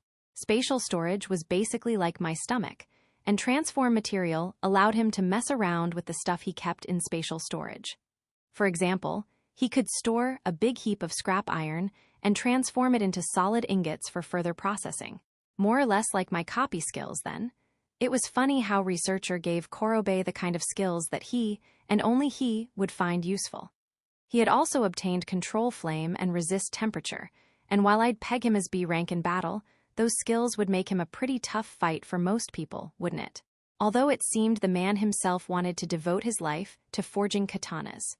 Now, at least, I was pretty sure the hobgoblins wouldn't have to worry about where their weapons were coming from. But before they swung into mass production, I really wanted them to craft some swords for me and the other ogres. I gave Korobe a fairly massive supply of magisteel for the job and set him at it. I'm gonna make the best swords you ever did see, he promised, striking a fist against his chest to prove the point. I was looking forward to it. Their measurements taken, Benimaru and Zoe stepped back outside, dressed in fur outfits. People that handsome, they look good in anything. I am so jealous. Where's Shuna and Shion? Ah, yes, about that. Benimaru was a little reluctant to explain. After prodding him a bit, I learned that the two were apparently unsatisfied with wearing simple fur. Given how fancy Shuna's royal vestments were, I guess I couldn't blame her. She said she'd just fix up her own outfit, finding bare fur to be too itchy for her tastes. Princess Shuna, you see, Zoe said, is quite gifted with sewing and such. One of the best among us, in fact. I could believe it. She and Shion had been dressed in a fabric I could only describe as silk, assuming that existed here. It was made by weaving together strings spun for cocoons by nearby creatures known as hellmoths, then infusing the thread with a large quantity of magic for extra protection. They were also wearing clothes made out of what looked like hemp fabric, not far removed from the bare rags the goblins wore, though much better cared for. We weren't talking about the same base plants, of course, but it was basically identical. The ogres grew a large amount of a cotton-like crop, something I supposed Shuna would be able to process, and the resulting fabric was sturdy enough. It'd be useful for everyday clothing, but ooh, that silk. We definitely needed more silk in battle gear, what with the defense it offered. It'd be perfect for a base layer underneath the armor Garm made for us. I decided to bring it up once I saw him following Benimaru out. I see, Garm said. Clothing from woven fabric. Yeah, I was wondering if we could make something out of silk, actually. Silk? I was shocked by how much of a surprise this was to Garm. Though maybe I shouldn't have been, given how expensive that stuff looked in the Dwarven Kingdom when I was there. Hemp and cotton clothes were all over the place, but silk was a rarity. They didn't even know how to make it, and the core materials were beyond precious. Perhaps I could help with that, Zoe interjected. Hellmoths were B-ranked monsters, capable of charming people with the powder they released from their bodies, but as larvae, they were defenseless. They simply searched for cocoons containing juvenile insects and harvested those. I decided to leave the harvesting to our troop of goblin knights, with Zoe leading them to whatever secret spots he knew for that. Sooner or later, I'd like to capture some larvae and try raising them in a building on site. Not that I knew much about how that worked, but if they could raise silkworms in captivity back on Earth, it had to be possible. Probably a bit of trial and error, though. Shuna and Shion soon stepped out themselves, their clothes refitted. I called for Garm and the fairly bored-looking Dold and formally introduced them to Shuna. "Oh my," she exclaimed when I explained things to her. "I'd be able to help you, Sir Rimuru." So as we talked, I began to delegate duties. Shuna would produce high-quality textiles and fabrics to use for clothing. Garm would craft battle gear made from silk. Dold would dye the resulting fabric and clothing. With their combined efforts, before long, we would have all the comfortable wear we needed. As we went over this, I suddenly wondered if we could use my sticky steel thread for any of it. Given my cancel temperature ability, it'd probably be able to handle most heat-based attacks, or make the clothes fireproof, at least. "Oh, thank you, Sir Rimuru," Shuna beamed. "I'm sure I will be able to produce the finest fabric there is for you. I hope you will. Just leave it to me, Sir Rimuru," she added, blushing slightly. How cute. She must have loved being relied on like that. Sewing was her hobby, and getting to use that in the course of her princess duties seemed to provide a lot of motivation. As far as I could tell with the dwarf brothers, working with such a fetching young ogress would be much to their liking, too. Please, please, please, just don't make any moves on her. She might look cute, but she was deadly. If they tried to give her a slap on the ass or something, I very much doubted they would be alive by sunrise. I wouldn't put it past them, either, which was the thing. Being freed of carnal desires like this had made me a fairly cold judge of other people's character. If I wasn't a slime, I'd probably be more worried about my own hide than anyone else's. That was how cute she was. A total demon princess. You'd risk your life trying to ask her out. On a whim, I decided to whip up a few drawings. There wasn't any paper around, so I was still using charcoal on wood. My new body made it pretty easy to craft what I wanted, which in this case was what we'd call a business suit in my own world. I traced a few example outfits for men and women, trying to picture Benimaru wearing them as I did. Given the looks they were all gifted with, I figured these would complement them perfectly. Shion in particular, with her dignified appearance, I thought. Very interesting, Shuna offered when I showed her. I would be glad to try sewing some of these. So that was that.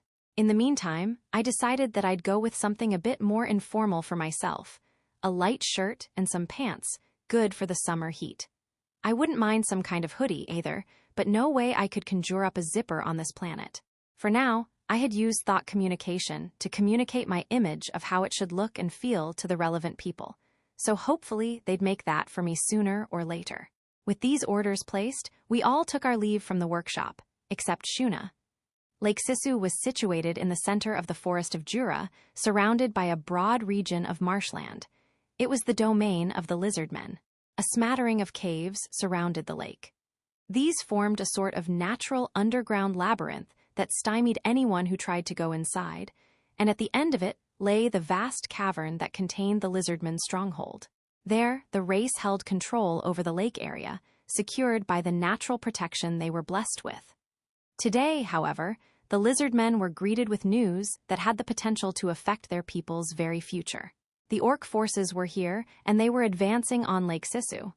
The chief, upon hearing this, still managed to retain his composure.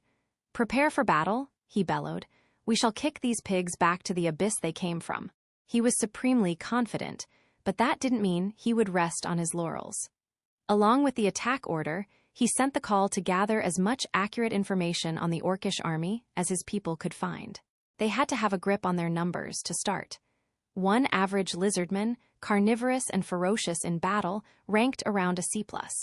Their battalion leaders would probably manage a B-, maybe a few up to B even. Perhaps around half the tribe would serve in battle, and half would be a formidable presence in any war. The conventional wisdom was that a fully armed knight corps from one or another of the small kingdoms around the forest was a solid C+ threat.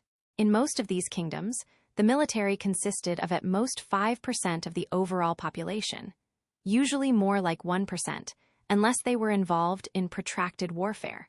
A lizardman force 10,000 strong, exhibiting the teamwork and synchronization the race was known for, would offer no hope for a kingdom whose population numbered beneath 1 million. And this would be a fight on their home turf. The chief liked his chances, but there was still something that bothered him. The orcs had no problem with going after weaker opponents, but they never dared to defy those higher up on the food chain. Lizardmen were not weaklings. They were higher up, as it were. Goblins would be one thing, but what was making them act so fearless against lizardmen? The question gave birth to a small seed of doubt in his mind, one that even now stabbed against the chief's heart. He was a bold man, but he was also careful, a balance anyone who wanted to lead such a fierce tribe had to have, and the chief's concerns wound up being all too perceptive. The orc force numbers a total of 200,000. The spy teams report to the chief, and his council of tribal elders sent a thrill of fear across the great cavern. Its content, delivered amid halting breaths by the lizardman warriors, froze everyone in place. Ridiculous. That couldn't be possible, one of the elders scoffed. The chief agreed. He would have said the same if so many others weren't in attendance. He had a duty to be a rock for his people, unmoved by every ill tiding that greeted them. He couldn't believe it, but he couldn't simply say so. If the report turned out to be accurate, he would have to accept it and come up with countermeasures. "Is this true?" he ventured. "By my very life it is, my lord." "Very well. You may go and rest." He gave the warrior a composed nod and ordered the lizardmen, who no doubt had run at full speed day and night to deliver the news, out of the chamber. The sight of the chief, as sage and reserved as ever, must have relieved them a bit, so much so that they fell to the ground, right where they stood, too exhausted to continue. It was all the proof the room needed that their news was true. 200,000? It is insanity. Watching their fellow warriors carry the spy team away, the chief found himself forced to reassess the situation. The orcs were certainly a fast-multiplying race in terms of numbers, but he doubted even they could assemble such a huge array of fighting men and women in one place. How could they even have the logistics to supply 200,000 hungry stomachs? It would be a gargantuan effort, keeping those supply lines fed. Transporting all that food couldn't have been feasible for such an undisciplined rabble. These orcs are selfish louts. one of his advisors whispered to him, not a care in the world for anyone but themselves. How could anyone have wrangled them into a single cohesive unit? That's the question, the chief thought. Even the most gifted leader couldn't control a force of 200,000 at once, not unless they had absolute control over them all. 1,000 at once would be about the practical limit. Orcs were D-ranked monsters with intelligence beneath that of humans. They cared little for anything that wasn't directly in front of their faces. They were foolish, to a man, and the word cooperation didn't exist in their vocabulary. The chief had his hands full managing all the lizardmen who served him, which numbered around 20,000. And that was a race that, by and large, lived in harmony with one another. Add a 0 to that figure, and it was simply beyond comprehension. Is there some manner of genius class among them leading the forces? The chief said to himself. It could hardly be the case, his advisor replied. Anyone capable of maintaining order among them would need to be a unique monster, and I have never heard of more than one such creature appearing at the same time. Indeed, another chimed in. The idea of multiple unique monsters of your caliber, my lord, being born among the orcs, impossible to think of. The chief nodded as they each shook their heads in disbelief. No, it makes little sense. But there is no point denying facts. If I am to assume this report is valid, what are the orcs capable of doing?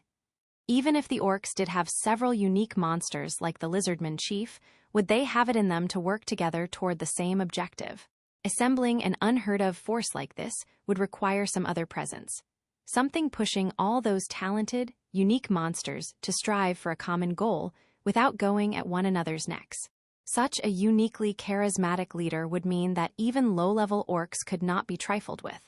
In fact, they could be a threat like none before. Should I take action under the assumption that such a superior leader is among them? Do the orcs have it in them, so to speak?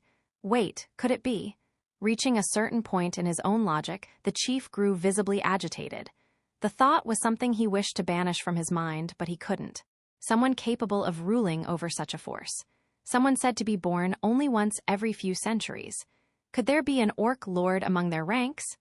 As soft as the chief's whisper was, it transmitted loud and clear to his people despite the rising commotion.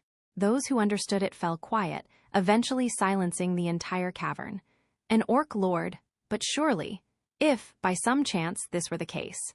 The elders who served as the chief's advisors were similarly unable to shake the possibility. An orc lord was the stuff of legend, and in their thoughts, indeed capable of commanding a six-figure army.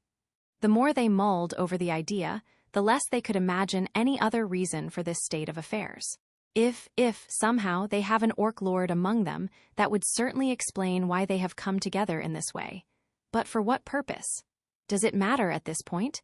The only question is whether we can defeat them or not. The cavern was in an uproar once more, the advisors exchanging opinion after hostile opinion, whether we can defeat them or not.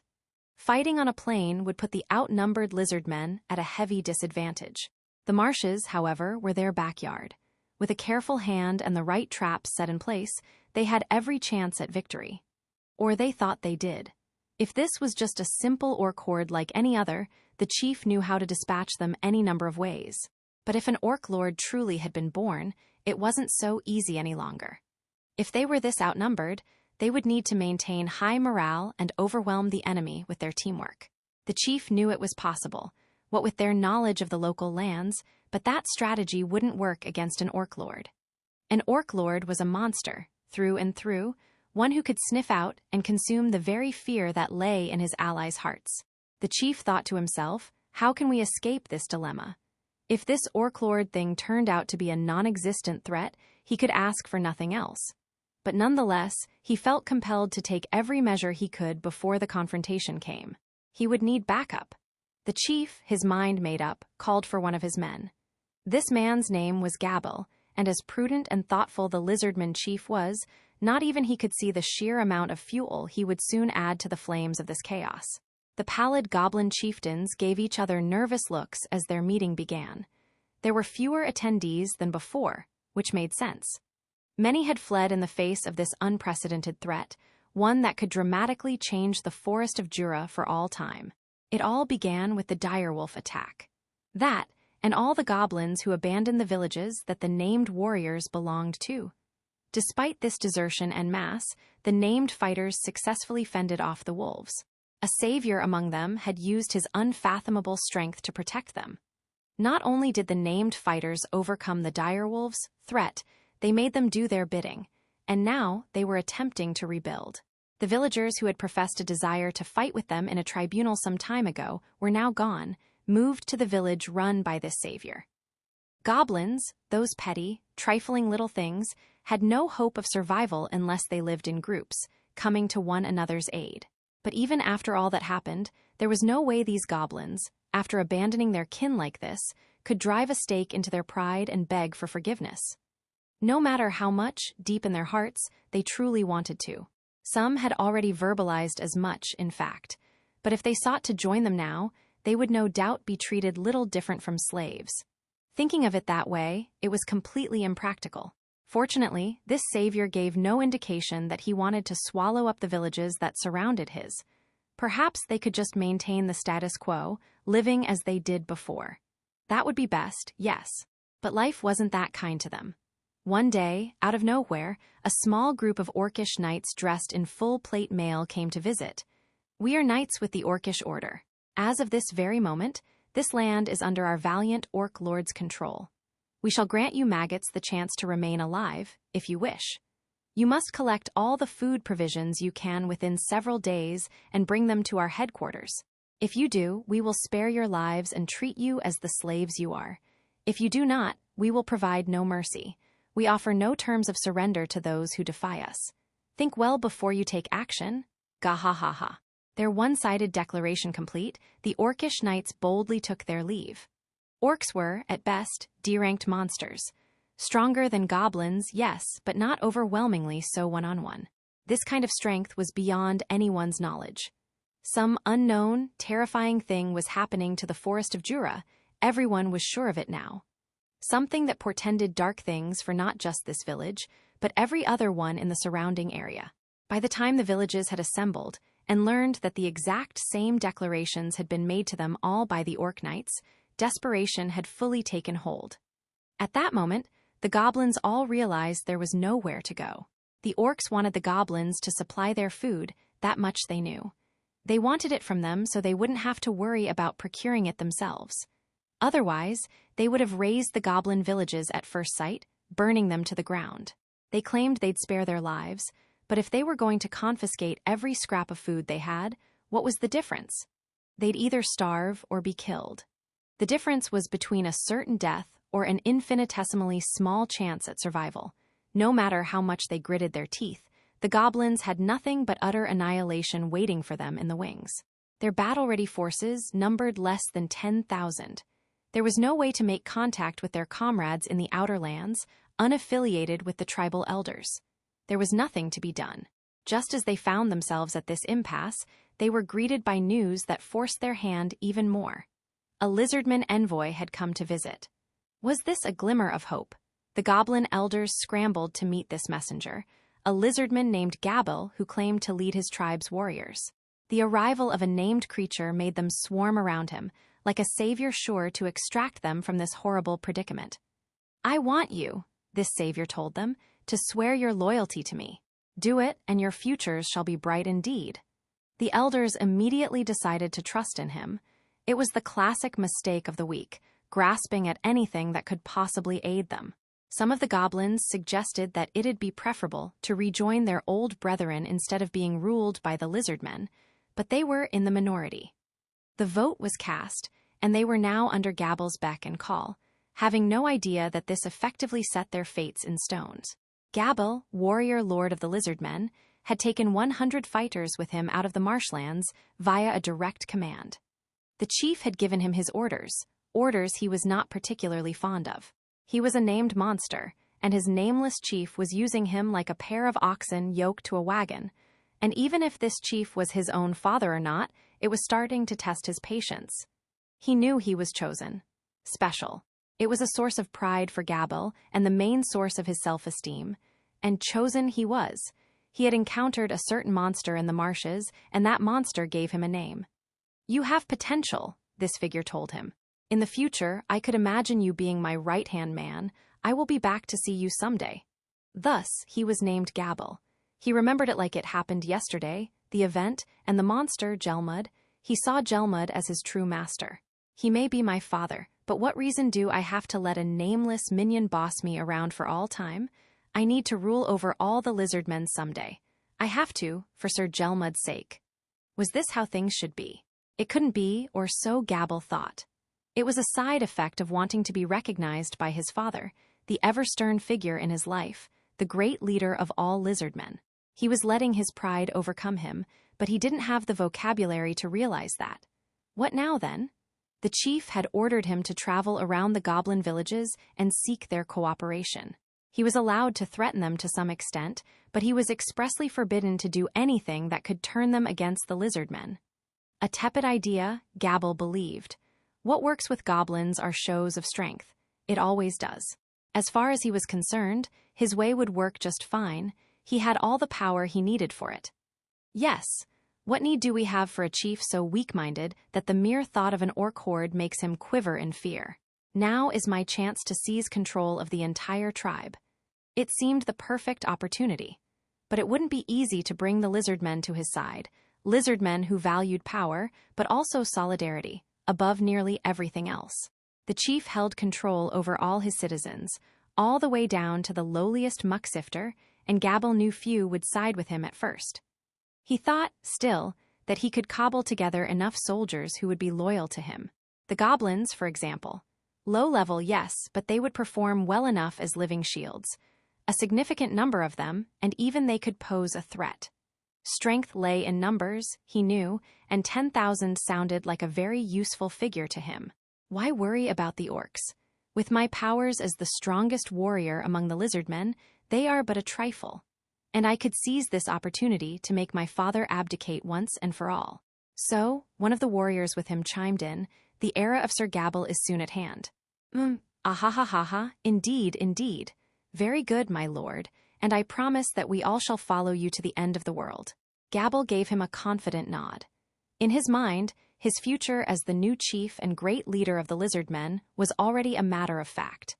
Then, perhaps, his father would finally see him for who he really was.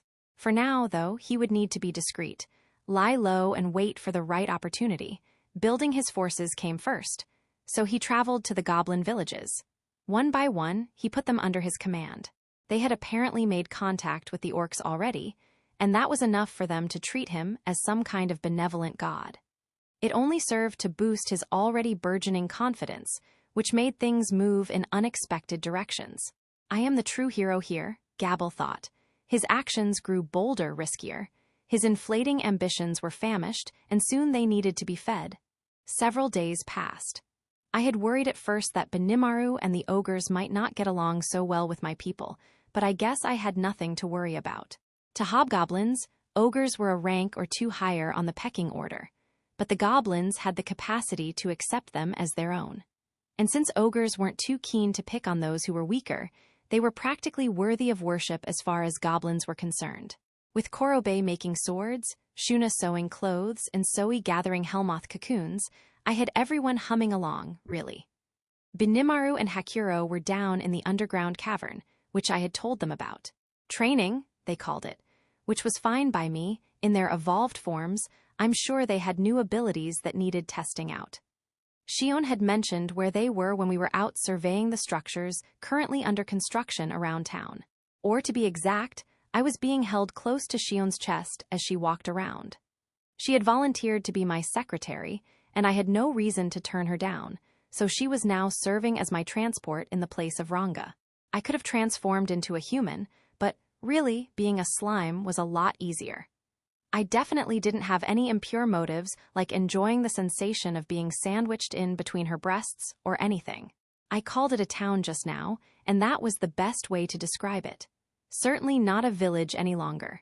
In terms of what I had cooking for the future, we were starting to get pretty broad in scope. Of course, we were still busy enough with the sewer system and other underground infrastructure that it'd be a while before much would change above ground. Given how much enthusiasm Mildo was giving his job, though, I had every reason to expect big things at the end. The center of town was starting to get pretty full with buildings, even if most were only temporary. It was becoming our industrial district, a line of log houses located next to our storehouses, serving as workshops for building weapons, armor, and clothing. Korobe was holed up inside one, laughing heartily with Kaijin as he worked on something or other. I was patiently waiting to find out what it was, since I felt I'd just get in the way of the creative process if I barged in. So we headed for the building Shuna was in. "Ah, Sir Rimuru?" She beamed as soon as she saw me. She quickly rose to pick me up, as if snatching me from Shion's hands. She gave me a few loving pats as she toured me around, showing me how they were handling their work. They seemed to be having fun there, which I was glad to see, and as we chatted, she had no particular complaints. Whenever Soe came back with his cocoons, they'd get right to silk production. Work on hemp and cotton fabric was already underway. I was impressed with their speed. "Well, we have you to thank for that, Sir Rimuru," Shuna said. It turned out, and I had no idea about this, that Shuna had obtained the unique skill analysis, the same one I had been using to such great effect. Apparently, she had inherited many of the benefits I had as part of my great sage skill: hasten thought, analyze and assess, cast cancel, and all of creation. In her case, though, her assess skills were so advanced that she could just use magic sense to analyze objects, where I had to use predator on them first. Pretty convenient. But thanks to earning that unique skill, she had lost a decent chunk of her magic energy. The hit had taken her back down to approximately B+ level, although the evolution was still enough of a strength upgrade that she had no complaints. "Sir Rimuru," Shion said as our chat with Shuna winded down, "Princess Shuna has her work to handle.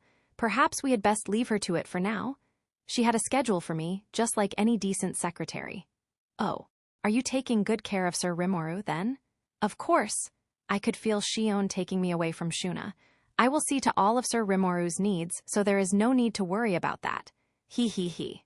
I certainly wouldn't mind taking care of him, too." "Not at all, Princess Shuna. There is no need. I will fully provide for him." I could almost see the sparks flying. Nah, just my imagination. Besides, I didn't need to be taken care of at all. I had lived alone for long enough that I could do pretty much anything I needed on my own. Maybe it's time I got out of here, I thought. "Sir Rimuru, who do you think is best suited to take care of your needs, me or Shion?" I was too late. Yeah, you've got silk to weave or something, right, Shuna? I guess you could help out whenever you're free, maybe." "Help out on what exactly? Hell if I know." "Very well, I'm glad to be counted on like that."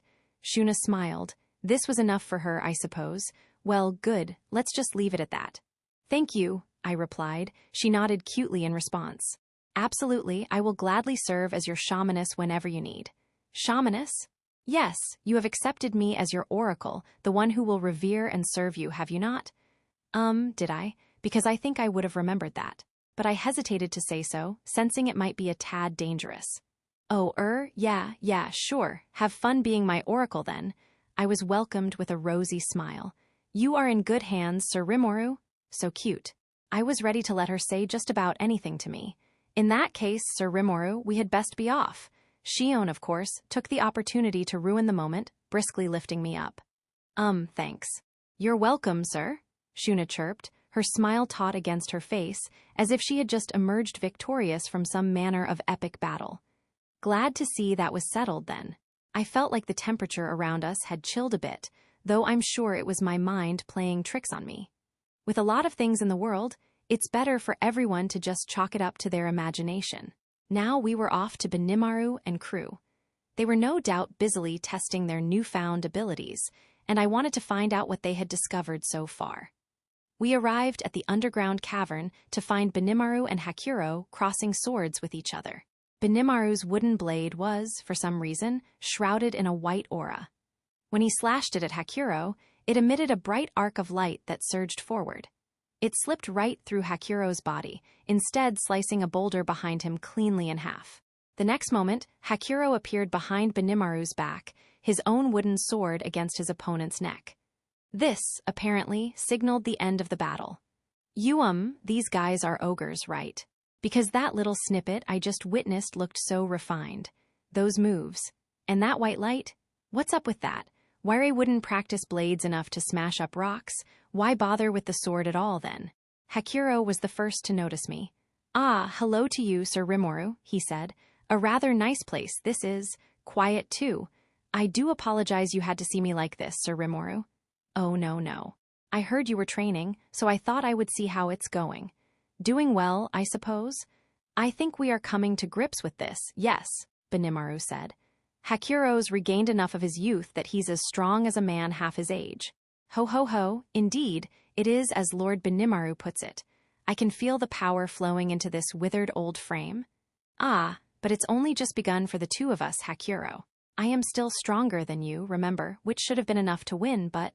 Benimaru's face visibly soured. I could tell that his stores of magicules did outclass his foes. "Indeed, young master, or should I say, Lord Benimaru. I fear, however, that you rely upon your strength reserves too much. You must lend an ear to your sword, the way I do, and become one with it. I would hate to let myself lose to you until you achieve that." Even before he evolved, Benimaru was a masterful enough fighter to sneak up behind my back. I still remembered how he evaded my magic sense long enough to slice right through my arm, even with multi-layer barrier and body armor protecting it. I didn't want to dwell on the thought much, but he might just be strong enough now to finish the job for good. "Yeah, you lopped my arm off not long ago, didn't you?" I said. "If you don't mind my honesty, that threw me, man. Ha ha ha ha ha, and then you regenerated it at a moment's notice. I believe I was the one nearing panic." "Well, that was true, yeah. Accurate, but it only happened because I stumbled upon ultra-speed regeneration on my feet back there. What Benimaru didn't know wouldn't hurt him, though. I was pretty impressed with how you managed to completely hide yourself like that, though. How did that work?" "That is a skill known as Battle Will. It uses my aura, which places it in a different family of skills from magic.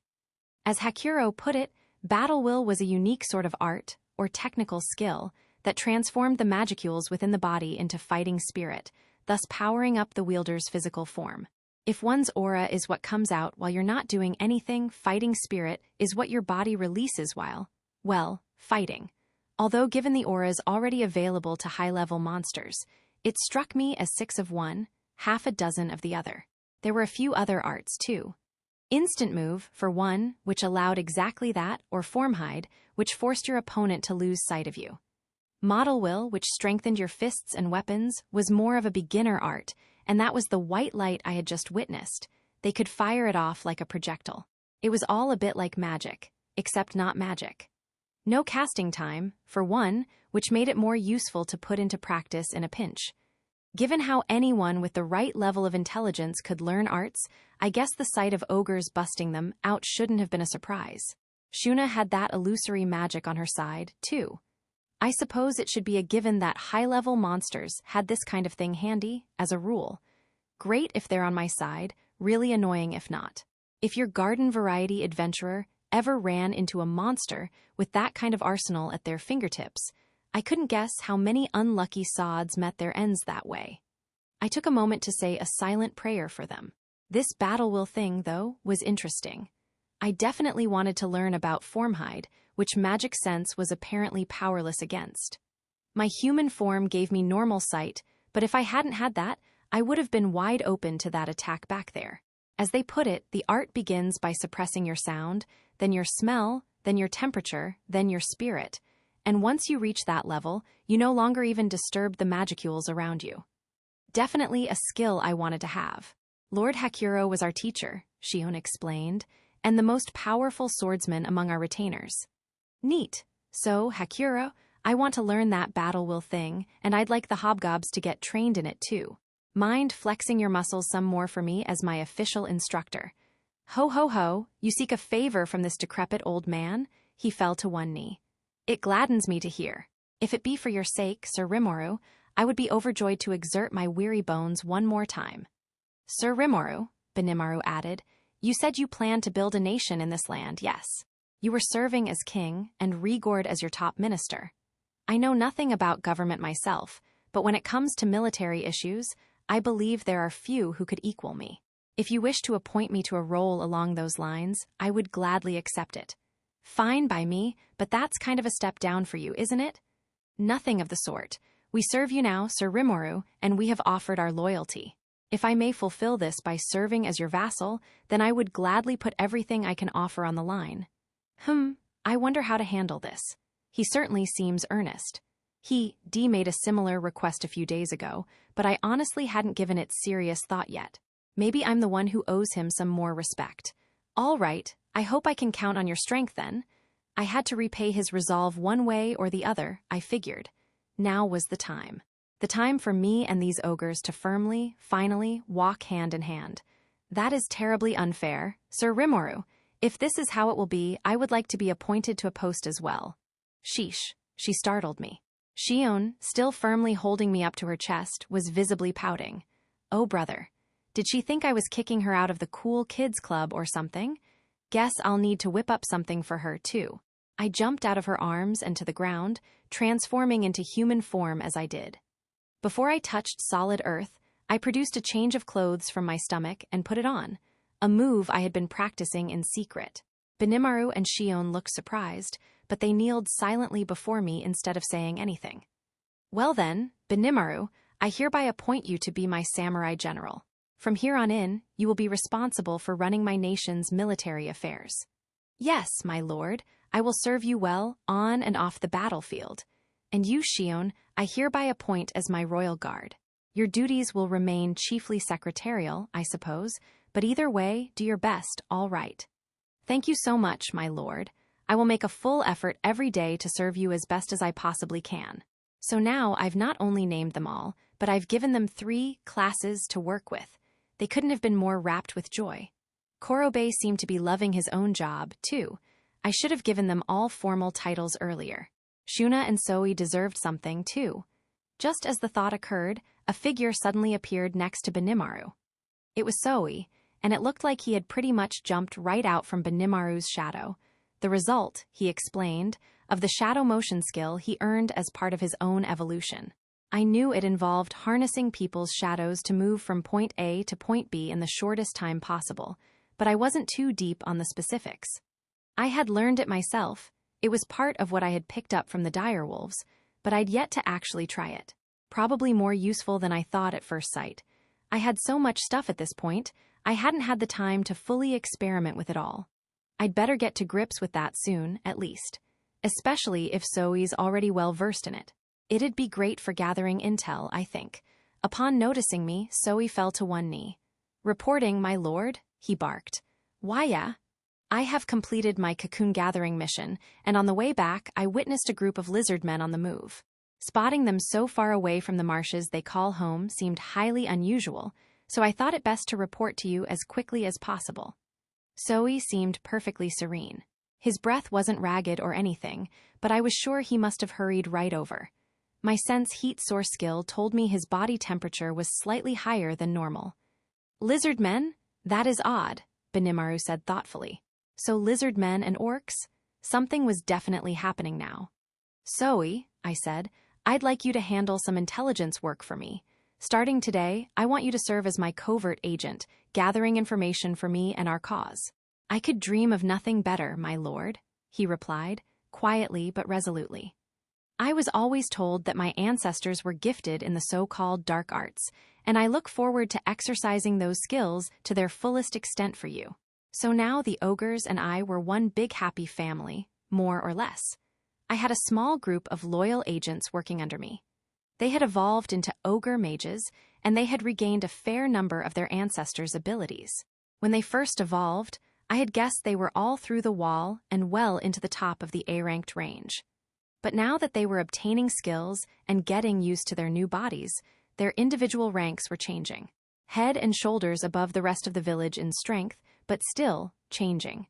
I had the feeling that my assigning jobs, or classes, to them had helped cement the exact amount of magical force each had to work with. The same had happened with the hobgoblins who were assigned classes. In the end, success in battle had less to do with brute strength and more to do with how you matched up with your foe skill-wise. It was really my skills that defeated Ifrit, not whatever my slime body did for me. Seeing these ogre mages obtain unique skills in the same way was fascinating. I had a feeling that Shuna had forced my hand a little bit, but I didn't mind. She did used to be a shamaness, I guess, so the class I gave her worked well enough for me. She seemed happy enough with it, too. So now I had 6 ogre mages working under me, each with their own class. Benimaru the samurai general, Shuna the oracle, Hakuro the instructor, Soi the covert agent, Shion the royal guard, and Korobe the swordsmith. I liked it. Gabble was finding some very receptive minds among the goblin villages he'd paid personal visits to. They didn't need any lofty speeches about how strong he was. They were eager to follow him practically at first sight. That's how the weaker races worked, he supposed, and if they showed any sign of defying him, he was ready to whip them into submission. The chief's orders no longer figured in Gabble's mind. He had the able warriors of each village gathered together, bringing whatever food supplies they could scrounge up from their storehouses. They numbered 7,000 in all, dressed in flimsy leather armor and bearing crude spears with stone-hewn spikes. Not worth relying on in battle, but this was fine for now. The ones too scared to fight had already fled anyway. "Elders," he bellowed, "are there any other villages in the area I should be aware of?" The elders exchanged glances with one another, then one finally stepped up timidly to respond. "Well, perhaps not a village exactly, but there should be one other settlement, yes." "Settlement?" The elder's choice of words rankled the lizardman. "What of it? What is so worrisome about this settlement you speak of?" The elders responded with an astonishing tale, the story of a goblin band riding direwolves. It made no sense to him. Those were strong monsters, those canines, roving in packs to rule over the plains. On their home turf, even the lizardmen warriors would watch their step. Why would they bend to the will of such a low-level species like goblins? It was preposterous, and the elders' tales grew even taller as they continued. Apparently, they were being led by a slime, of all things. Ridiculous, Gabble thought, the lowest level of monster there ever was. Maybe they could find a way to charm the minds of the equally stupid goblins, but direwolves? Come on. Gabble needed to see it for himself. Perhaps there was a trick behind the founding of this settlement he could appropriate for his own ends. If all went well, perhaps even these alleged direwolves would join his side, turning the vast plains into his personal hunting grounds. So he sprang into action, letting his desires move him. The location Gabble was given bore no village. This annoyed him, but he let it slide. If he wanted to gain control over the direwolves, he had to expect a hitch here and there. Being released from any sense of duty to his lizardman superiors made it impossible for him to rein in his lust for power. But still, he knew patience was key. Right now, the existence of his chief was nothing more than an obstacle on the way to his army's objectives. If he could gain the cooperation of the direwolves, the other lizardmen would no doubt recognize their new king by then. The lords of the plains, paired with the king of the marshes, who had anything to fear from those low-level pigs now, no matter how much of a mob they were? Nobody. Gabble was sure of it. He would quickly suppress them, and then he would rule over the forest of Jura. And that, I imagine, would prove worthy enough a feat to place upon Sir Gelmud's feet. Picturing the joy his master would show him upon hearing the news made it easy for Gabble to remain patient. He already had men stationed at Lake Sisu, awaiting additional orders.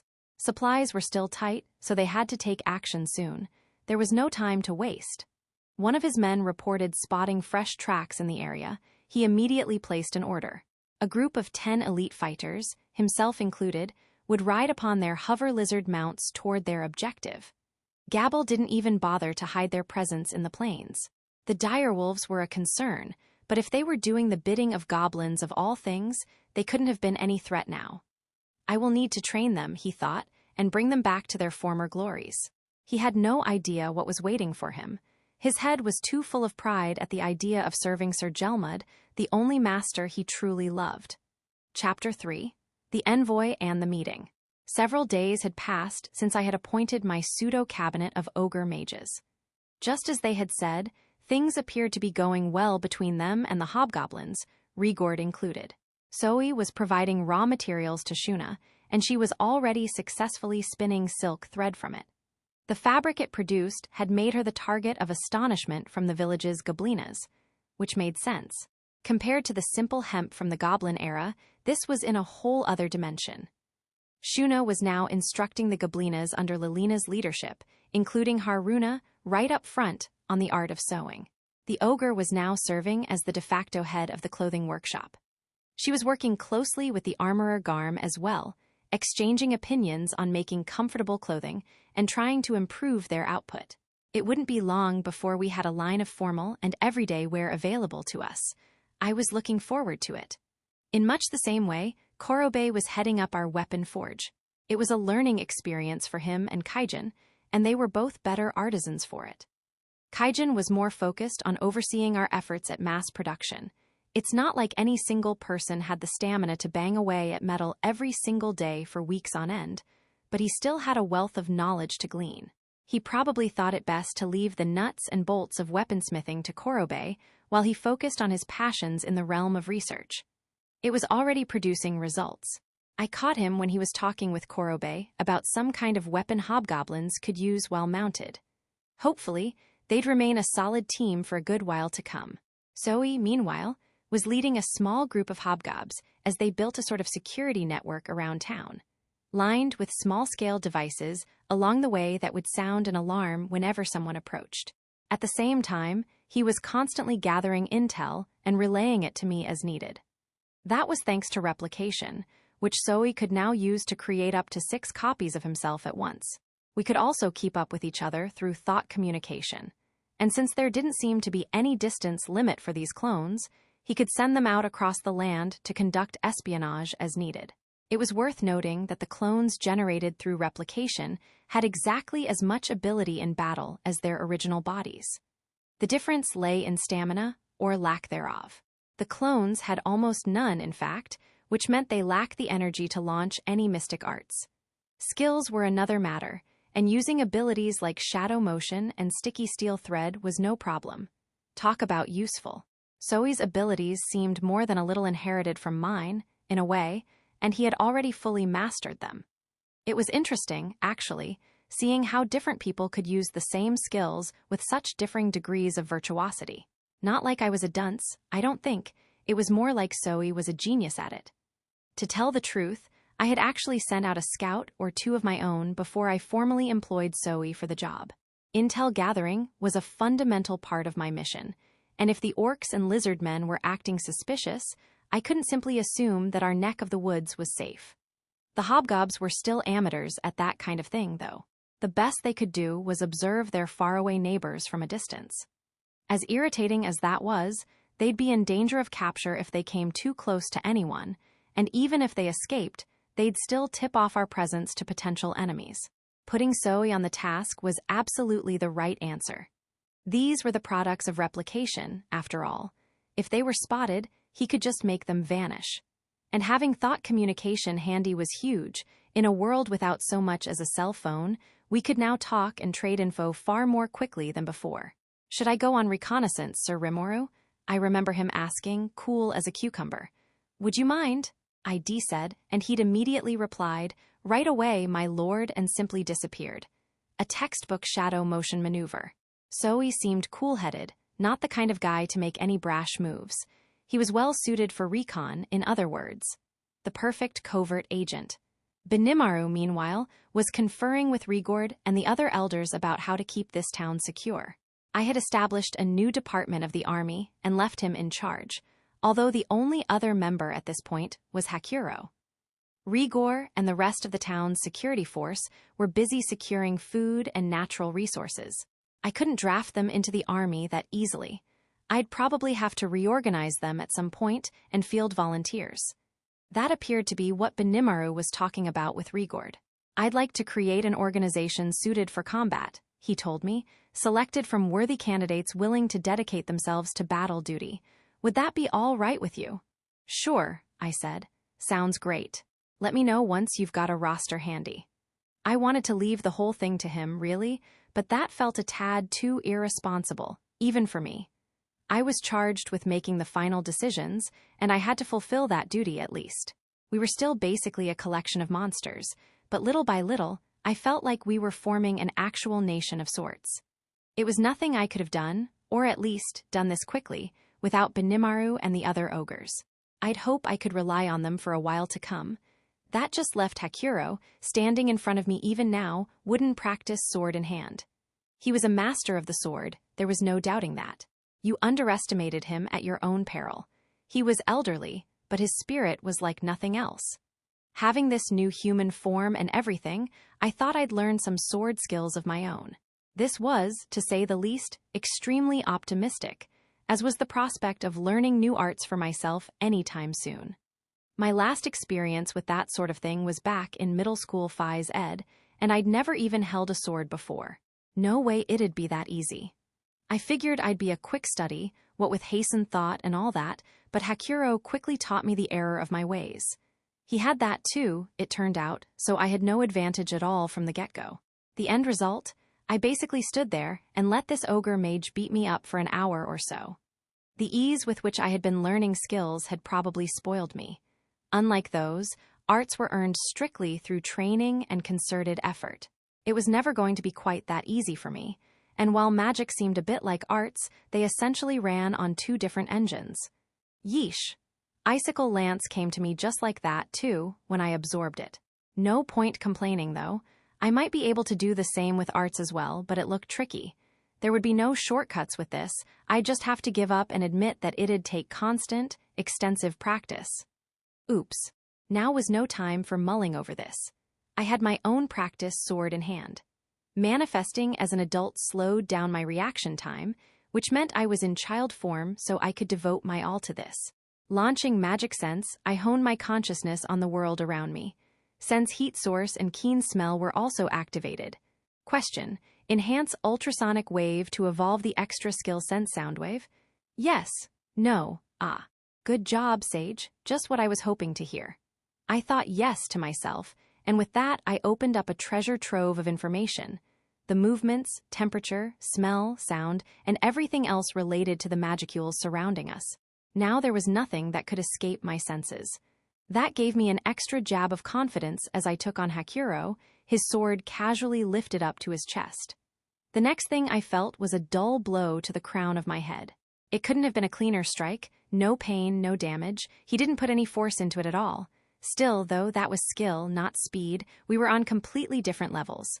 What was that? Ho ho ho. I call that haze, he explained with a smile. It is part of my Formhide skill set, and the more magic I invest, the more I can dilute the presence I project. I believe you have the ability to obtain it for yourself, too, Sir Rimuru. It didn't sound very likely. It apparently took him a good century or so to learn, so I didn't like my chances that much. Yeah, I'd sure like to sometime. Hakuro nodded approvingly. It hurt my feelings a little, but I couldn't do much about it. Arts weren't skills, after all. They took time. And whatever advantage I had in skills, and I had a big one, I was sure, it was nothing compared to what Hakuro could do. I didn't think I was acting all high and mighty, but he sure humbled me there. And maybe I could just cast a flare circle and be done with him, but that wasn't the point. This was a swordsman. One born as a nameless ogre, tirelessly practicing his skills in the shadows, away from public sight. No wonder he was the strongest in his tribe. I doubted he had shown a full effort yet, and I was sure his newfound youth only made him tougher. In an ideal world, he'd be known across the land for his talents. That's what I honestly thought. Right, Hakuro said, smiling like a doting grandfather. One more time, then. Before we could make another move, though, we heard the sound of a large bell ringing.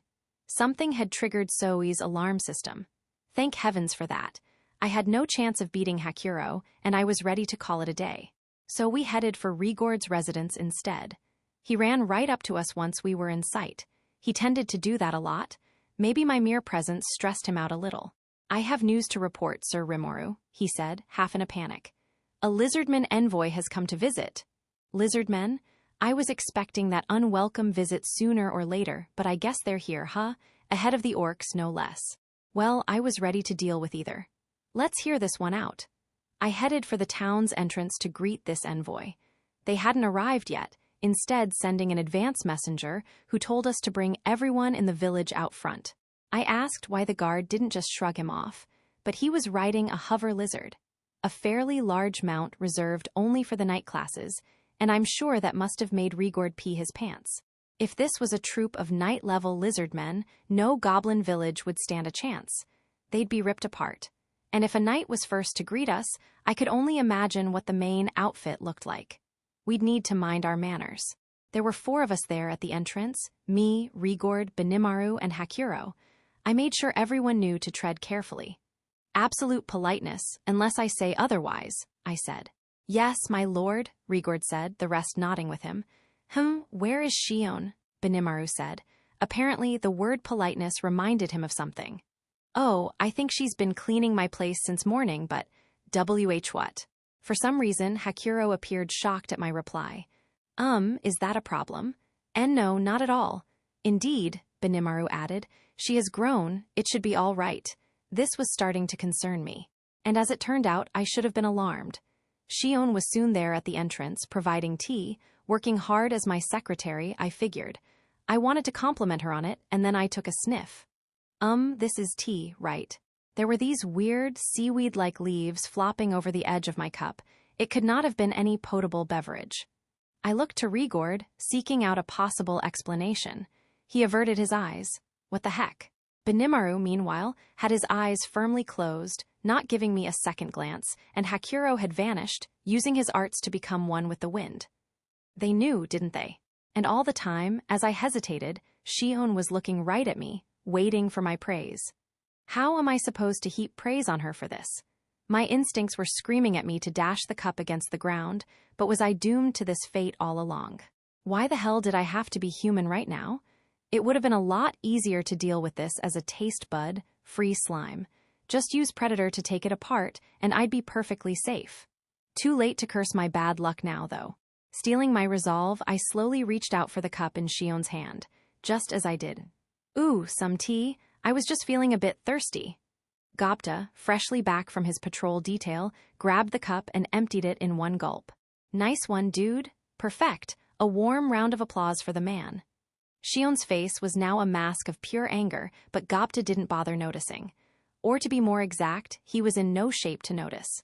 When a small plume of foam escaped his mouth, he immediately collapsed, twitching in a spasm. Yeesh. That could have been me, man. Shion looked on quizzically, apparently not expecting this. It was a cute piece of body language with her looks, but I wasn't fooled. From now on, she was banned from any work involving food or drink. Shion, I said. Next time you make anything you want people to eat or drink, make sure to run it past Benimaru first, all right. Benimaru shot me an icy stare, like I cared. You're the boss, man, I silently replied. You handle it. He joined Shion in staring awkwardly at the ground.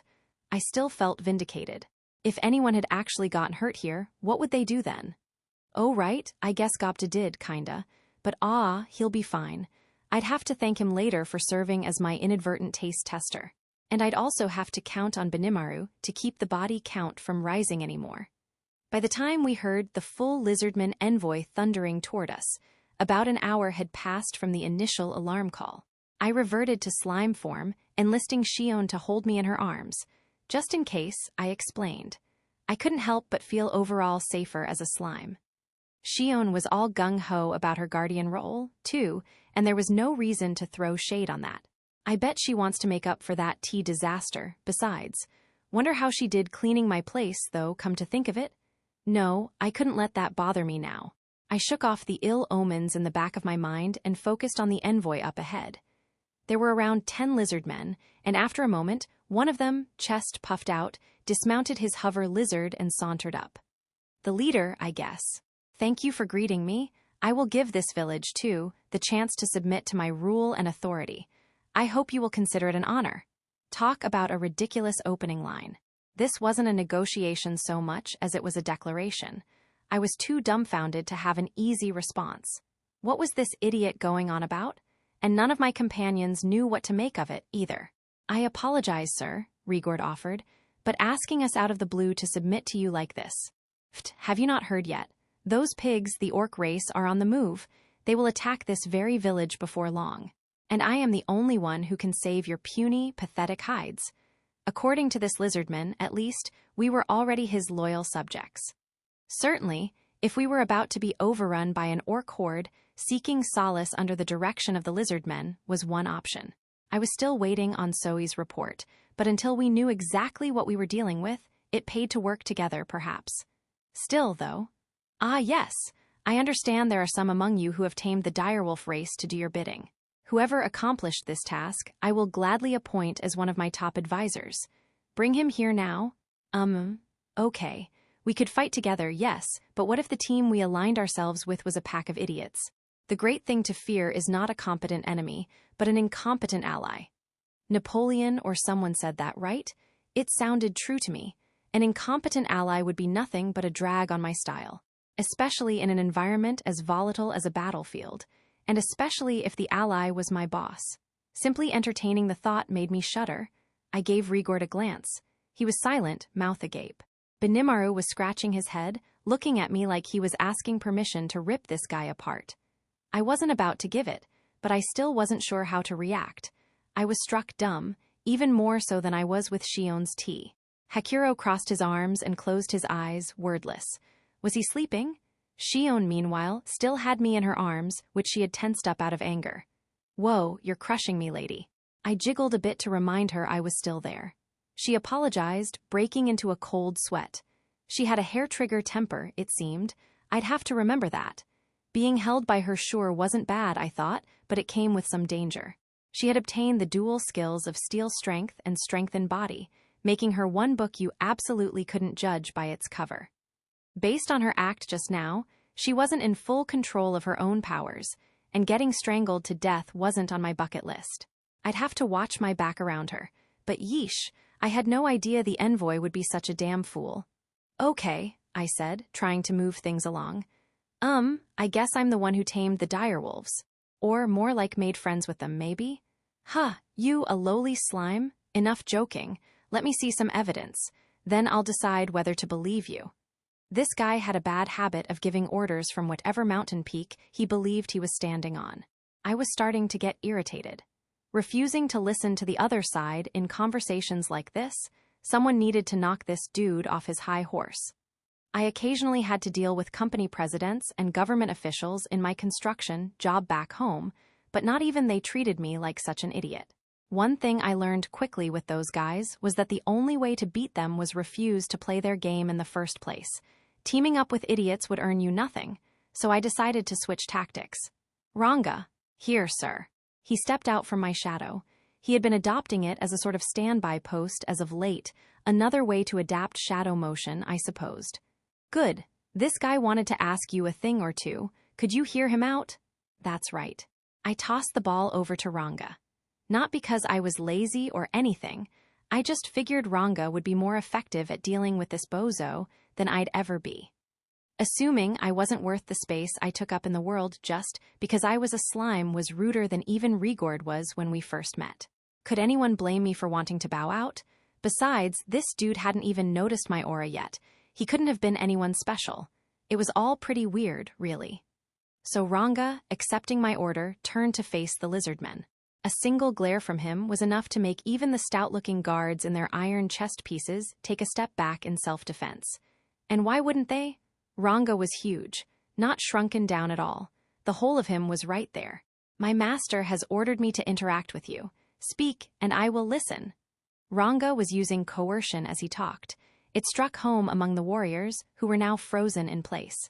One, though, wasn't the Envoy, who looked a tad groggy but still maintained his stately, puffed-out posture. I had to hand it to him. Maybe he had more willpower than I thought. Ah, yes. It is you, then, the alpha or what have you of the direwolves. I am Gabble, warrior lord of the lizardman tribe. I am charmed to make your acquaintance. I am, as you have just heard, a named lizardman. Will you abandon this slime and join with me instead? How utterly brazen. I wanted to knock him out, but I held back. I had to take the high road here. Just let it slide. I'm a grown-up, so just chill. And you chill, too, Shion. You're going to permanently dent me with that vice grip you've got on me. A few more jiggles, and she bowed in apology. I really wish she could bottle up her anger a bit more. Why was this lizard Gabble acting like he owned the world, though? I didn't know him from a hole in the ground. I silently cheered Ranga on. Go get boy. You filthy lizard, how dare you mock my master? He gritted his teeth, eyes turning red as he silently seethed in anger. Not too much, okay, Ranga. I'm not sure if this lizard can take it.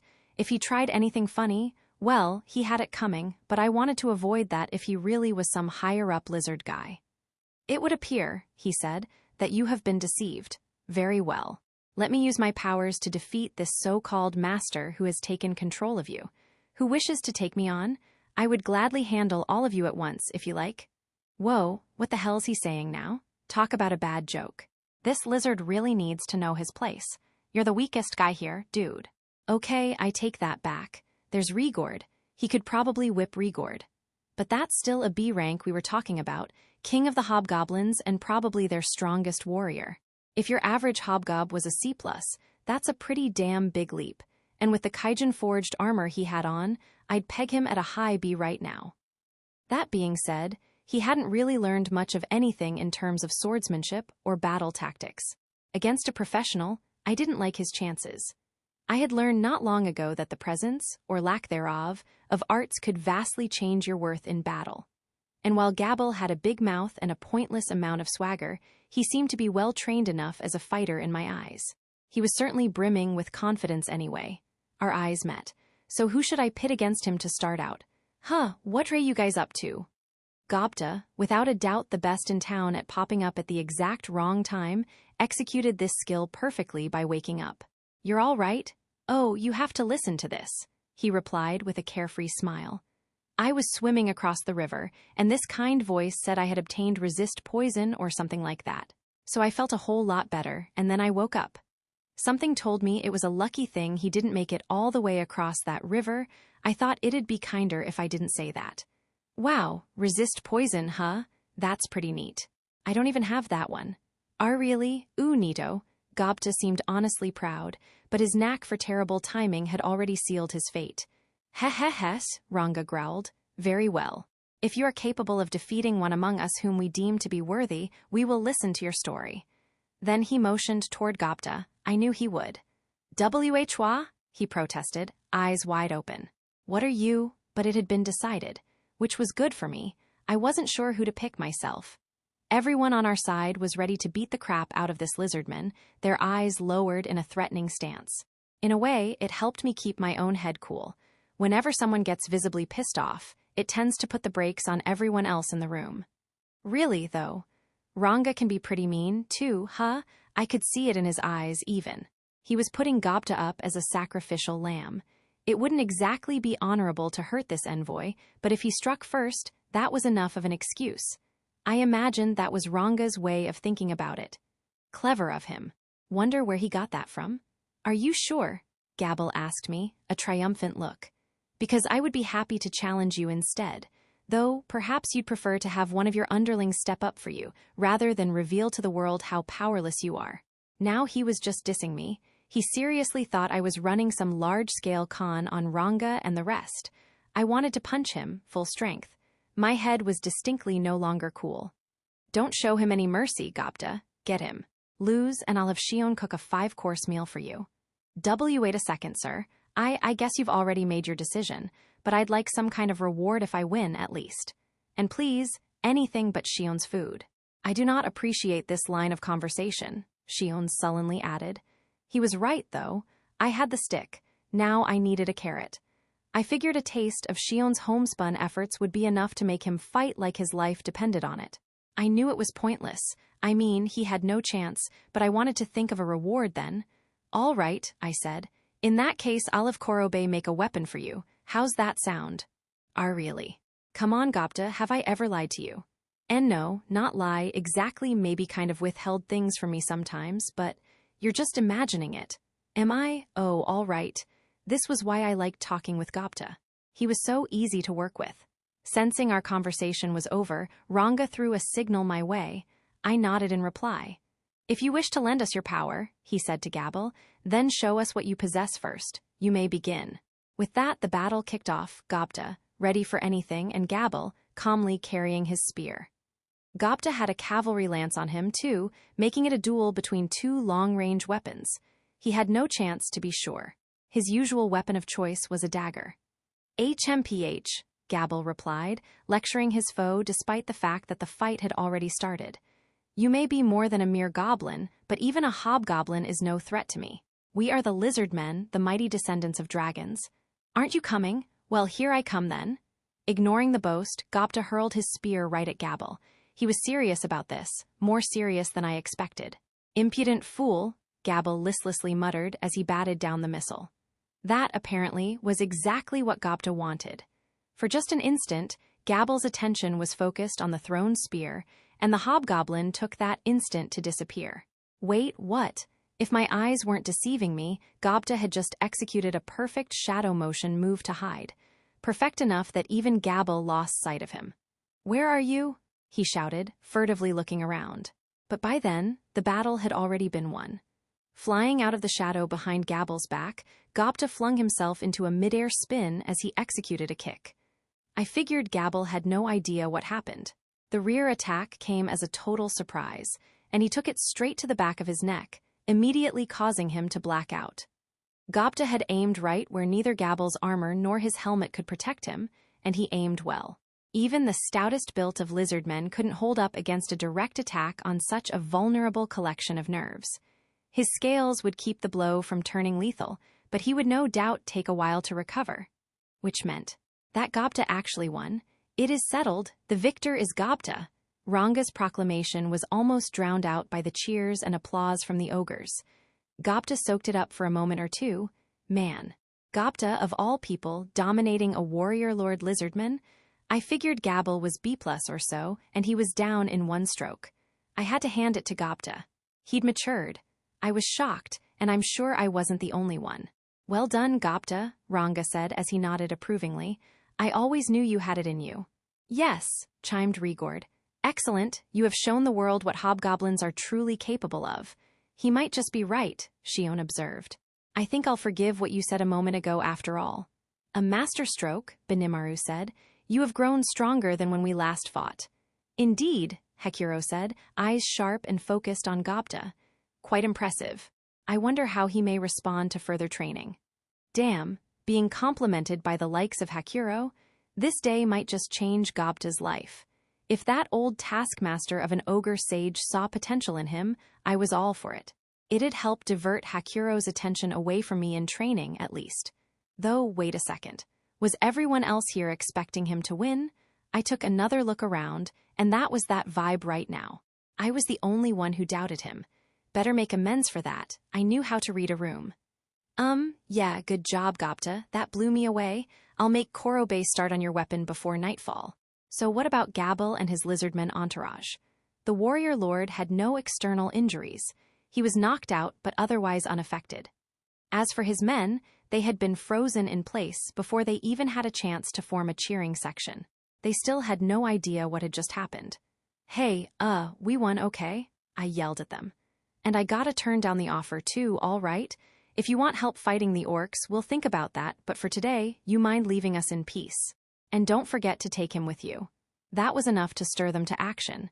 And with that, our attempts at a cross-species summit were over. I was happy to see that idiot go, really, but we still needed to formulate a future plan. I gathered us together in a small hut I had built next to the largest lodging quarters in town for meeting purposes, ordering Rigord to call for everyone else we needed. "I will summon them at once," he said, sending Gobta out for them as I used thought communication to get Zoe over. Most of the town's important figures were there. Among hobgobs, there were Rigord, Rigor, Rugerd, Rigurd, Rogerd, and Lilina. They were joined by the dwarf kaijin and the ogre mages Benimaru, Shuna, Hakuro, Shion, and Zoe. 12 in total, not counting me, and they encompassed most of the town's managerial duties, apart from production. Kaijin represented the town's building and production interests. Lilina handled management, and Rigord, Rugerd, Rogerd, and Rigurd were the top political brass.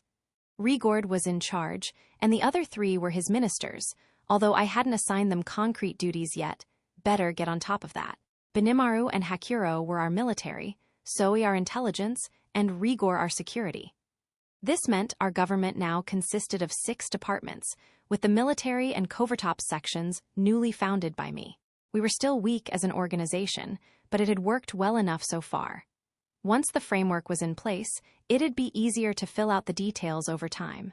For now, at least, we had roofs over our heads and food in our bellies. Thinking about it, Rigor was doing a damn good job for us all. The grease on the wheels, I suppose. Benimaru was deliberating over who to recruit for the army. I heard he and Rigor were discussing a list of possible candidates they could take from the security detail, which was good. I'd only just appointed him, but I would need some action on that fast. what with the orcs and lizard men running around. It was a heavy burden to place on Benimaru, but I was sure he'd do his best. Lilina was a hard worker. Quick-witted, too. She was our city manager of sorts, but in terms of her duties, she was mainly responsible for our agricultural efforts. She had picked up some wild potato plants and succeeded in cultivating them. They grew quickly and provided a great deal of nutrients, which did wonders for our food situation. She was also involved with things like taming magical beasts for livestock and building fish hatcheries, a pretty decent range of projects. This was in addition to managing all our stocks, the things we made, the resources we harvested, the materials we gathered. The Secretary of Agriculture, Forestry, Water, and Livestock all in one. We were still small, which was what made that possible, but going forward, we'd have to adapt with the times. If we started building trade relationships with the human race, I'd love to pick up some vegetable seedlings from them. By then, Lilina would probably have too much on her plate, so I'd need to appoint more managers. The rest of the Goblinas were pitching in, too, learning sewing from Shuna and so forth. We had a lot of winning people among them, Haruna included. I figured we were in good hands. On the architecture and production front, I was still leaving well near everything to Kaijin. He was trained as a blacksmith, but after collaborating with Korobe, he had kind of drifted upward to the position of floor supervisor. They had divided their workload pretty well, as I saw it, Korobe at the forge, Kaijin working on new ideas. We're still pretty busy putting everything together, he told me, but once things settle down, I'd like to devote myself more to creative things. I had a feeling Korobe would be joining him before long, once the current wave of weapons production wrapped up. Hell, I wouldn't mind joining them even. But before that, I just needed things to, as Kaijin put it, settle down. Once Zoe returned from his latest recon trip, the entire gang was at the conference room. Time to kick this off. With my signal, Zoe began his report. It was generally divided into 3 parts: the state of things in the other goblin villages, what was going on in the marshlands, and the orcs' advance. Each area had 2 Zoe clones devoted to it, nimbly gathering intel. A few were still out in the field, rooting around for more. We all fell silent, listening to his tale. First, the goblin villages. Most had affiliated themselves with Gabel, warrior lord of the lizardmen. Ah, the one who just paid us a visit. They're following that idiot? Fickle bastards. The goblins who refused to this had run for the hills in a state of panic, several attempting to flee to human territory. No one gave them much of a chance at survival. It was one thing if they lived in humble forest villages in uncharted lands, indeed another if they crossed the border. It's natural for anyone to want to keep their homelands protected, and the humans would undoubtedly give them no quarter. I didn't know what kind of firepower the nearby humans had, but I was sure it'd make quick work of exhausted goblin stragglers. Which meant the goblins had little choice but to live hidden in secrecy, which didn't exactly paint a rosy picture for their future. Zoe had some more information on Gabel for us, too. He had apparently gathered the fighter goblins from the assorted villages to assemble a force some 7,000 strong. They were now camped at the foot of the mountain range near us. Quite a number. They had accepted the exact offer given to us, safety against the orcs, in exchange for whatever food resources they had. I suppose it was the best decision, but with all their food in the hands of others, they were doomed to starve, regardless of how the orc battle turned out. It was completely careless, really, thoughtless of the village elders who agreed to the proposal. Guess they figured it was better than getting their heads caved in by an orcish axe, or were they betting that a substantial number would survive the war, that there'd be enough to keep going afterward? It was something we all would have to consider, too. This town wasn't complete yet, but I couldn't bear the thought of abandoning it at this point. If we let the orcs invade this far in, they'd ransack the surrounding forest and make it hard to keep ourselves fed. If we wanted to retain the lives we enjoyed now, we'd have to repel the orcs, and repel them at the marshlands, not here. Speaking of the marshes, the lizardman chief had been summoning some armies of his own. A force of 10,000 had already been assembled, safe and well-fed from the fish in nearby Lake Sisu. They were holed up in a maze of natural caves and caverns, ready to resist an orcish siege for as long as necessary. So they thought the orcs were that much of a threat then. The lizardmen, a strong bunch of fighters despite Gabel's little display, were already in a state of near-total war preparedness, to the point where they were even recruiting the weaker goblins. Finally, I asked about the orcs. The orc force's number, Zoe paused for a moment, approximately 200,000 fighters. 200,000? Someone shouted. I think it was a few thousand that laid waste to the ogre's fort. So you mean to say that the force that attacked our home was merely a fraction of the entire army? Indeed, Zoe reported. That is what I found in my investigations. We believe the total number involved to be 200,000. The main force is working its way along the Great Amild River from the south, covering a relatively broad range as they do. My estimate is based strictly on the length of their marching forces and the width of the roads they are using, but based on that, they can number no fewer than 150,000. I've confirmed that some squadrons affiliated with them are making inroads here and there into the forest as well, so I would warn against lowballing our estimate.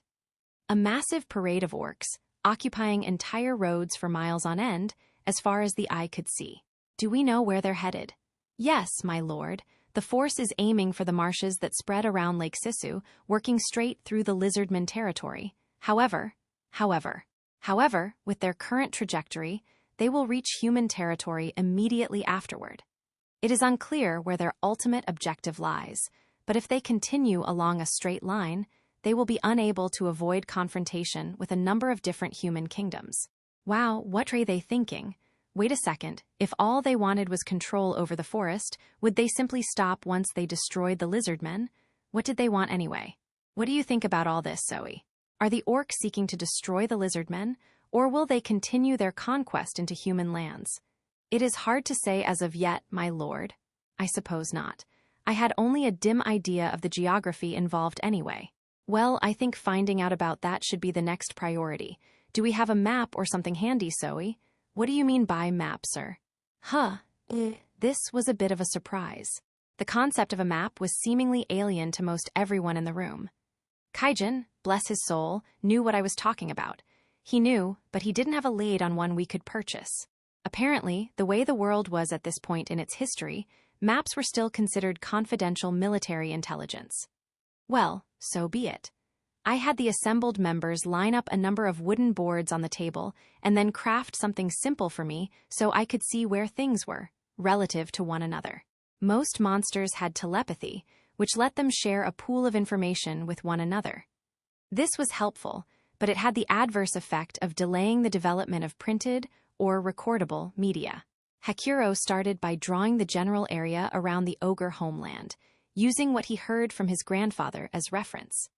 The lack of paper was really starting to bother me, but I had more boards brought in so we could draw up the region around our town. Thought communication came in handy for this, letting people pick up on exactly what one another was picturing in their minds. Too handy, really, given how it let people exchange accurate information without putting it down on paper. I wouldn't necessarily call it an improvement over life on Earth. It was a dilemma, honestly, even if it posed no hindrance to day-to-day monster life. It was a given that humans were a lot better at transmitting knowledge down to future generations than monsters. That was the core behind developing a civilization, after all. The monsters around me might dismiss this map-making as a needless extra step for now, but I was sure they'd thank me later. I had the sage collate all the information people were feeding me with their minds. Once I had it all, I neatly jotted it down on the wooden boards. The result was a fairly serviceable map. The distances and such were bare estimates, of course, but it could stand up to practical use well enough. Sucked that I had to waste a bunch of time on this map before we got to the main subject, though. On to business. So this is what a map is, I said. A way of showing what the land looks like that everyone can understand. I want you to look at this as I speak to you. Everyone gathered around the boards in the middle of the table. I linked it with everyone via thought communication to ensure we were all focused on the same thing. Okay, I'm going to use this map to predict how the Lizardmen and orcs are going to act. We're trying to figure out what the orcs are thinking here. If we can grasp that, it'll be easier to plot our next move. They all nodded. I had Zoe place a small piece of wood on the orc force's current location. I had written orc on it in big letters, like a game piece. From the center of the forest of Jura, there were 3 basic directions an army as large as the orcs could go. All involved tracing the Amild River, which stretched out from the Cannot Mountains. This river forked into 2 tributaries near the center of the forest, one flowing into Lake Sisu. The larger branch moved upward in a north-south orientation, traversing nearly the entire continent. Toward the end, it made a slow curve before dumping out into the ocean to the east. The forest hugged this river for much of its outward flow, and generally speaking, the area east of it was occupied by the Eastern Empire, human lands. After exiting the woods, the Great Amild fed the fertile plains that were ruled over by demon lords. That plurality was important. Shizu had said as much as well, that the demon lord Leon was just one of them. It sounded a bit odd, the idea of multiple demon lords, but there you go. For all I knew, Leon and the one who gave Rigord's son his name were 2 different people. The topic deserved more exploration, but that would have to wait. We were trying to suss out the orcs' invasion route and ultimate objective. According to Zoe's report, after leaving their habitat near the Demon Lord lands, the orcs had been making their way along the Great Amild. It was the only route large enough to hold an entire army, but apparently they had also been sending squadrons into the forest, picking off the stronger monsters that might threaten them along the way, including the ogres. They were after food, I wagered, but it still seemed odd. "What do you think?" I asked as I moved other wooden pieces around to simulate the orcs overtaking the ogre fort. "In what way, my lord? I mean, why would they send a splinter force off like this? Why couldn't they just march right through the forest?" "Moving such a large force," Hekuro said, "would be very difficult, what with all the trees in the way." Made sense. "But in that case, why raise our homeland at all?" Benimaru asked. "If we weren't in the way of the main force, why couldn't they have left us be?" A good question, actually," Hekuro replied. They were right. The orcs didn't seem to have any motivation for picking off higher-level foes, not directly in their path of advance. They could seize their food stores, yes, but if that was the sole objective, they paid an extremely dear price for it. The orcs numbered several thousand, but that was still a pittance compared to the main force. Why devote so relatively few fighters toward such an obviously tough opponent? Was food really the only reason they were willing to accept so many casualties? "Remember," Benimaru said, "they didn't even offer to hire us as mercenaries. I can only conclude they were prepared to kill us all from the moment they arrived." Shuna nodded.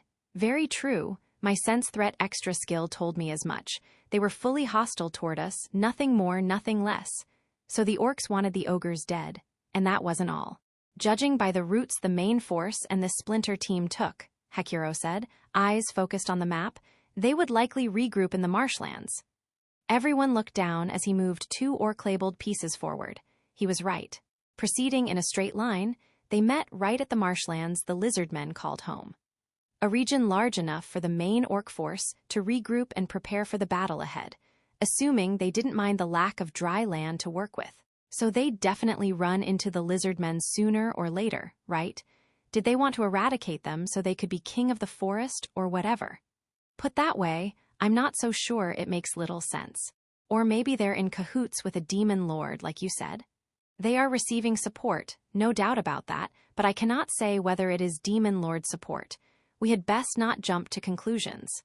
Okay, but even if they are working with someone, what does annihilating the main power brokers in the forest achieve?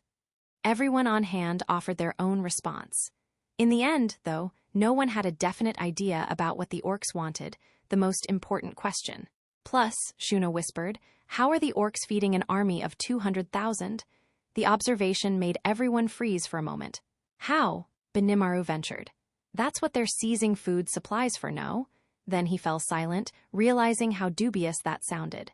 Shuna had a point. It just didn't seem right. Zoe, did the Splinter Force have a supply team with them? I did not see any, no. The main force appeared to have a caravan carrying food supplies in the rear, but indeed, not nearly enough of one in terms of size.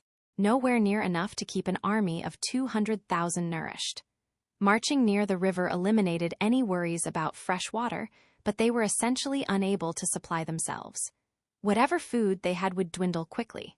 Both forces needed something, didn't they? I doubted the orcs had perfected some just-in-time method of supplying a full military force nobody was aware of, but I also doubted they would just let all those orcs starve while they fought.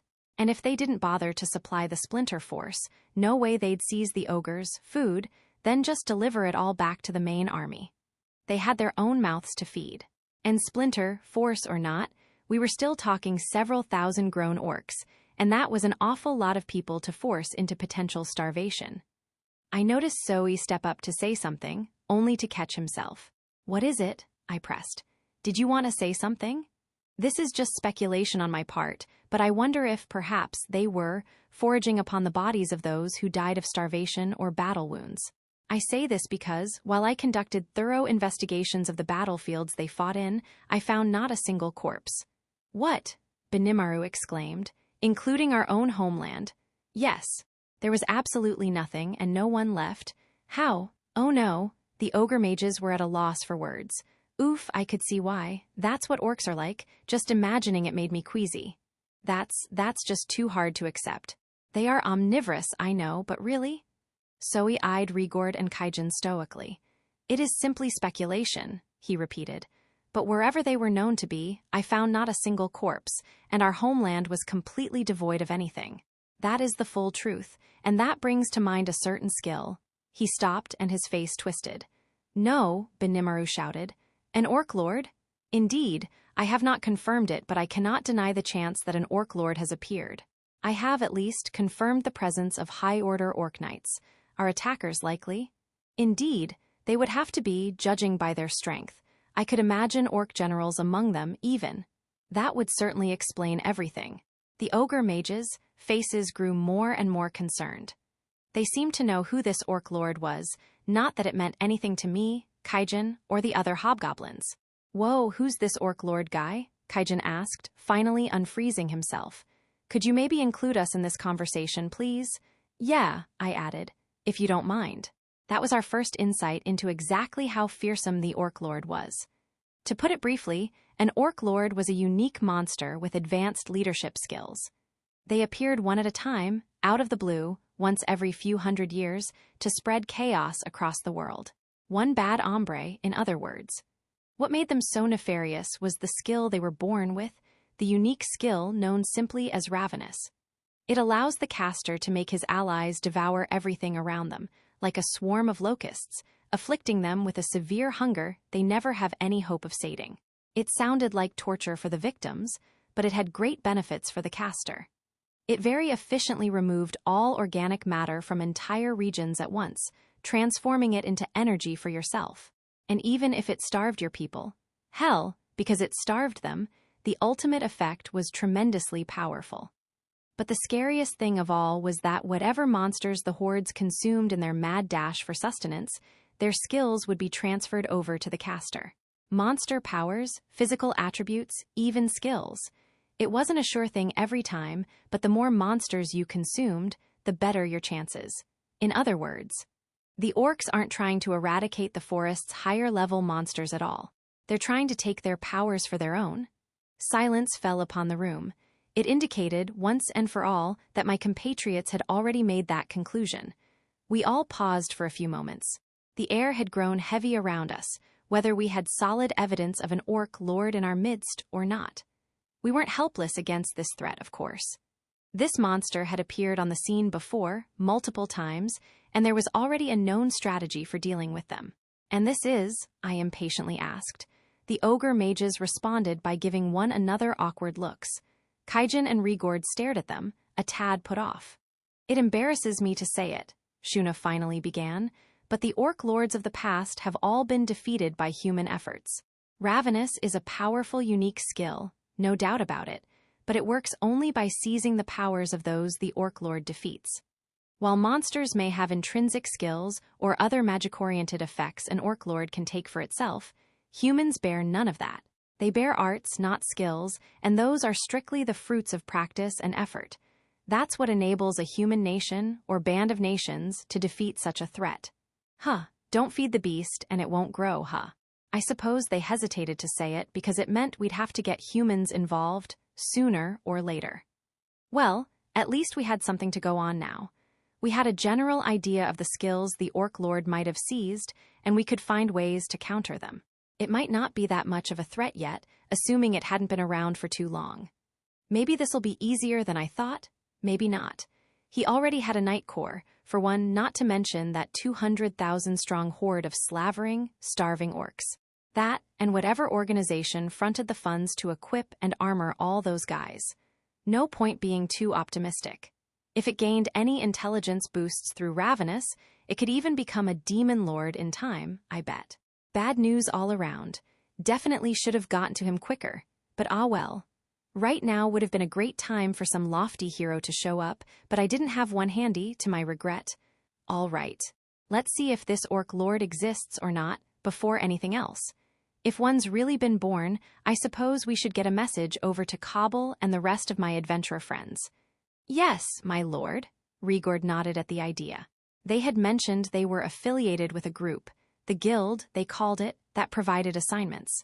Maybe the guild could help us out if Cobble provided an inn. I was expecting more pushback, really, but none made itself known. Cobble and his friends were certainly kind to us before, at least. No stereotyping or the like. I figured I could sell a few hunks of magisteel I had left to raise the money for the guild's help. They might turn down passing monsters, but they couldn't turn down the right price.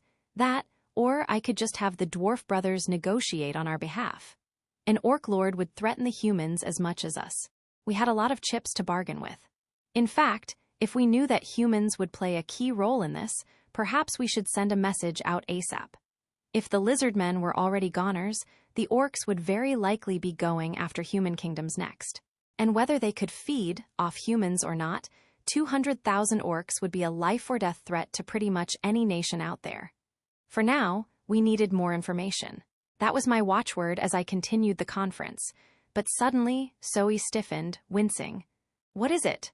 "Well," he began, "one of my replication clones has made contact with someone who insists upon communicating with you, Sir Rimuru. What do you think? Contact, and they name-dropped me even, who the heck? I still didn't have many acquaintances in this world, really. Was it Cobble, maybe, speak of the devil? Nah. It took them several weeks to travel here from their home base, they said. Over a month's round trip. Not possible. This contact has not given me a name, my lord. She simply seeks to send you a message, and she is quite adamant. She is a dryad." Everyone's eyebrows whipped up in surprise. A pretty well-known monster, I guess. "No," Rigord exclaimed. "It has been several decades since a dryad has last made itself known, has it not? They have practically vanished. Why would one appear now? To the hobgoblins, they were all but mythical figures. And judging by the ex-ogre Zoe's response, they must have been pretty high level. One who had spotted and made contact with Zoe, despite how gifted he was at concealing his replications. That proved the caliber we were dealing with. Better not get this dryad angry, then. All right, I'll meet with her. Guide her over here." It would appear my thought was correct.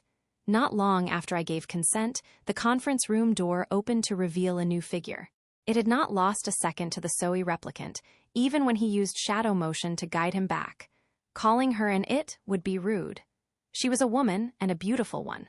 Her hair was green, her skin light, her figure well-toned, chiseled, even like a Nordic goddess.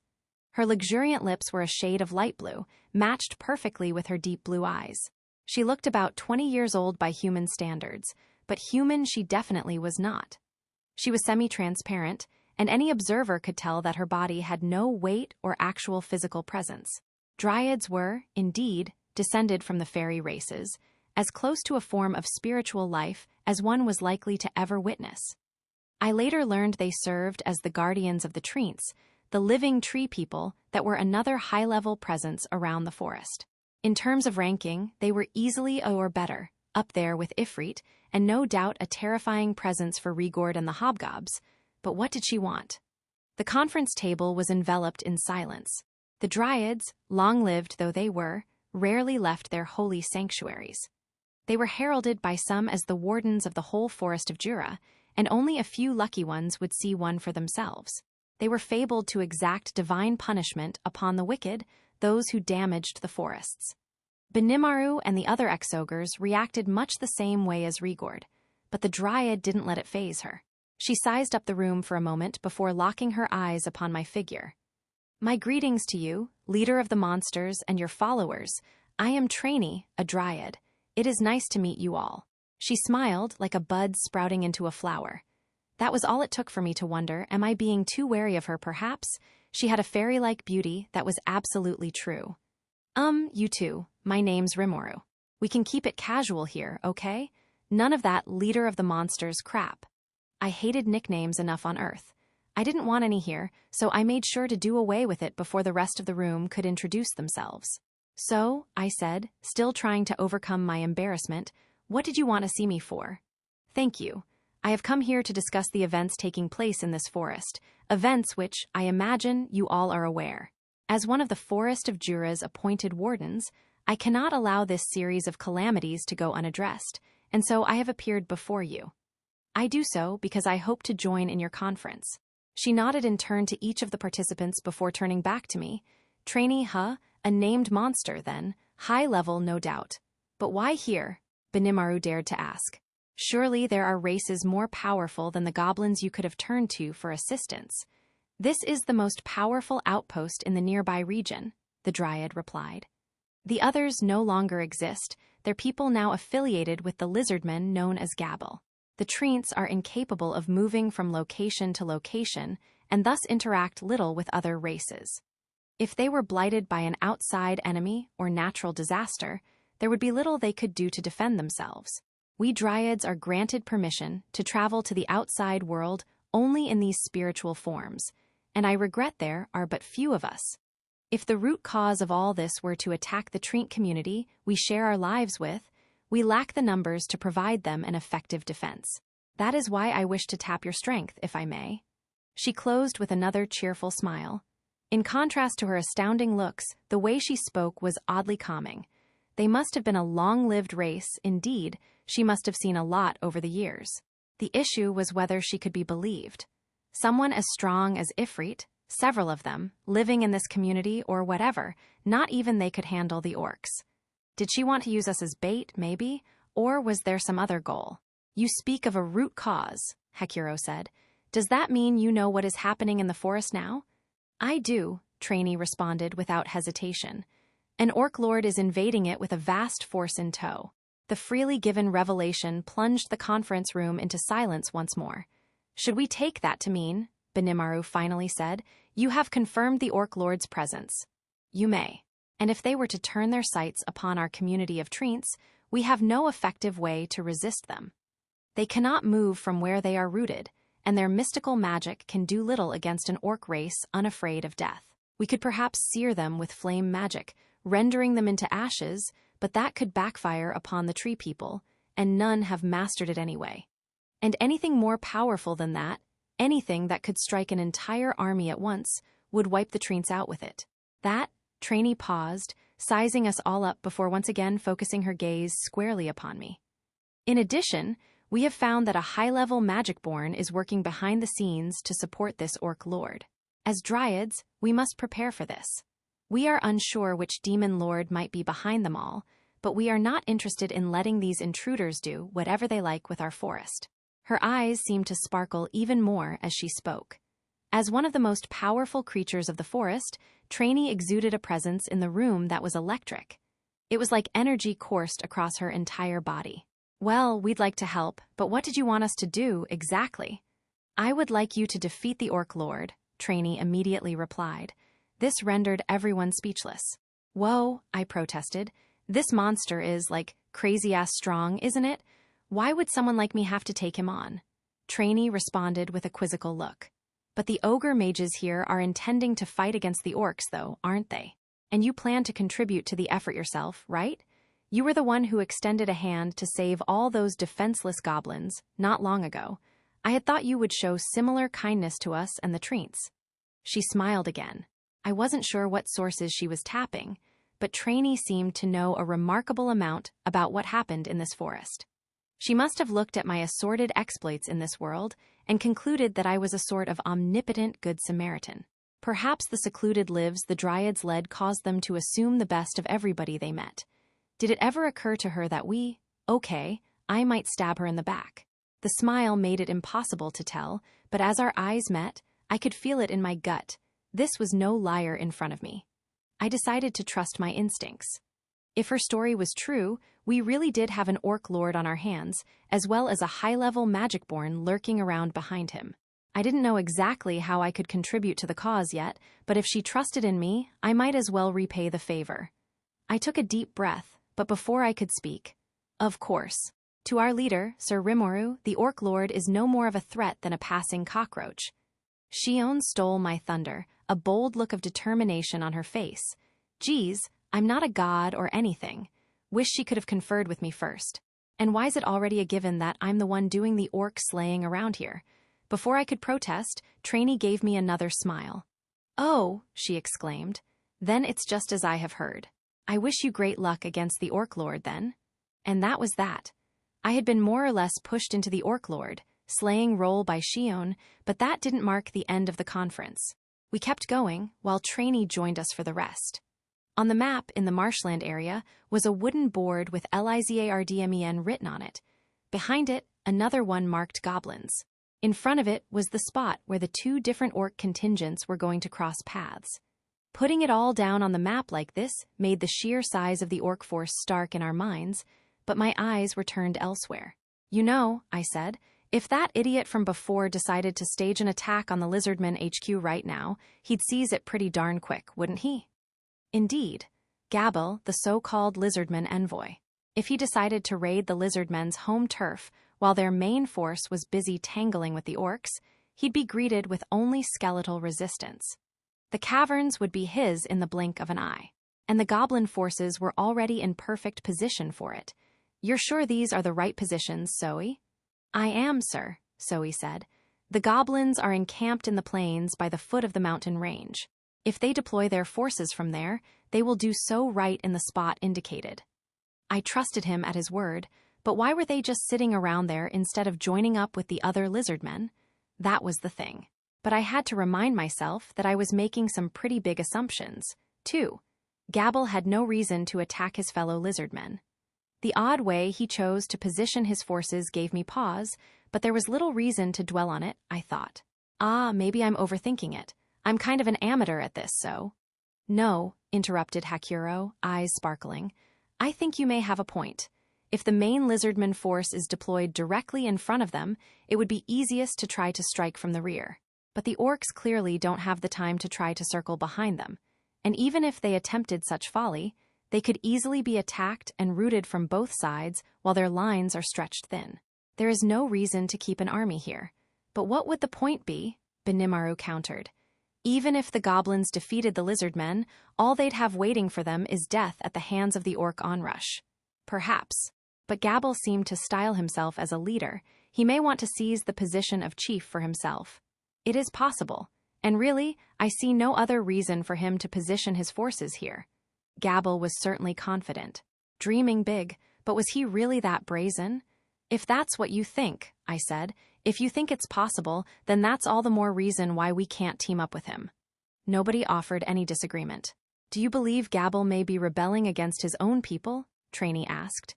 Yeah, it looks possible, the way this map is showing it. He offered to have us join his army, but I don't think that's such a good idea anymore. I see. Perhaps there is someone compelling him to do this. I will investigate. I appreciated the gesture. But if she was covering Gabble for us, what should the rest of us be doing now? I would very much like to forge an alliance with the lizardmen, Hakuro said. By ourselves, our numbers are too low. I would hate to leave them alone and defenseless besides. Nods around the table. Nobody seemed to have any concerns about that. But whether we have an alliance or not, we're never gonna outnumber the orcs, I countered. You sure they wouldn't just treat the offer like an insult? The hobgoblins seemed to view that as a problem. The ogre mages laughed them off. Sir Rimuru, you worry far too much, Hakuro commented. Each one of us is as powerful as an entire army. I highly doubt they would look down upon the likes of us. I thought he was giving himself far too much credit. It sounded like something Gabble would say, really. But apparently, he meant it. I will go and negotiate with them myself, Zoe said. Is it all right if I speak with the lizardman chief on your behalf, Sir Rimuru? I sized him up as he awaited my reply. He certainly seemed confident. I wasn't sure where it came from, but he seemed worth relying on. The map had just told us to expect a clash between orcs and lizardmen before long. Assuming that was true, we had more time to save this town than I first thought. Having a general idea of the near future helped everyone else calm down a bit too. Right, so we're gonna take two different tacks. I'll lead an advance force over to the lizardmen, and we'll bash up the orcs together. We'll try to win the battle, but if it starts looking bleak, that's when we'll go to Plan B, where basically we abandon the town, regroup where the treants are, and focus on defending them. We'll probably need to call upon human aid if it comes to that, so I'll contact Cobble the Adventurer and have them help us rub out the Orc Lord. He's just as much of a threat to them as he is to us, so I'm sure they'll step up to help. Of course, this is all dependent on forming an alliance with the Lizardmen. You're gonna be key to that, Zoe. Make it happen. Yes, my lord. Zoe nodded back at me. I had faith he'd come through, certainly. Right. In that case, feel free to talk to the Lizardman chief whenever you can. Just make sure we're both equal partners in this alliance. Nobody's serving anyone else. I understand, he said, then promptly disappeared, as if fading into the shadows. He works fast, doesn't he? Good. Now, if Zoe messes up his job, we'll jump right to Plan B. I want all of you to be prepared for that, should it come to it. The rest of the room nodded in agreement. Thank you all for accepting my sudden request, Trainee said, bowing low in my direction. I will do my best to ensure this relationship is beneficial to us both. Oh no, same to you, I stammered. She smiled a little in reply, perhaps finding my hesitation cute or something. We will meet again, then, leader of the monsters, or Sir Rimuru, I should say. Then she was gone, casting her own magic to return home. So we had our orders. It'd be great if we could form that alliance, but if not, we'd have to think on our feet a little. By the way, Sir Rimuru, have you any interest in contacting Gabble again? Good question, Hakuro. I think I'd like to save that for Plan B, when we get to seeking human support. But the kingdoms are gonna need time to mobilize their forces when push comes to shove, You think maybe we could just tell them there's an orc lord out there for the time being? It sounds like a good idea, my lord. I will leak word to the kobold merchants. They will spread it well enough after that. Thanks. That should work for now. They'd probably want some solid evidence about the Orc Lord's birth before joining forces with us, besides. Rigord was already outside of our conference room hut, carrying out my orders. Even as Goblin King, he still ran around all day like a chicken with its head cut off. Things were starting to happen. It was beginning to make me nervous, but there was no point stewing over it. We had to do what we could, and right now, that meant we had to prepare. An Orc Lord, though, sounded pretty tricky. Stealing people's skills sounded awfully unfair, not that I was really one to talk. But I had been sweet-talked into confronting him, and I couldn't disappoint Trainee now. I wasn't at all sure about my chances, but I had made the agreement, and I'd go at him with everything I had. If I screwed this up, I'd have no chance of carrying out the promise I made to Shizu. I had to think about the future, even if the thought depressed me a bit. The orcish army stormed across the forest, feet stamping against the soil. Entire trees toppled along the way. Destroy them, destroy them, destroy them, destroy them. Such was the thunderous chant of the orcs as they marched along, their yellow eyes sparkling with rage. They were not capable of thought in the normal way.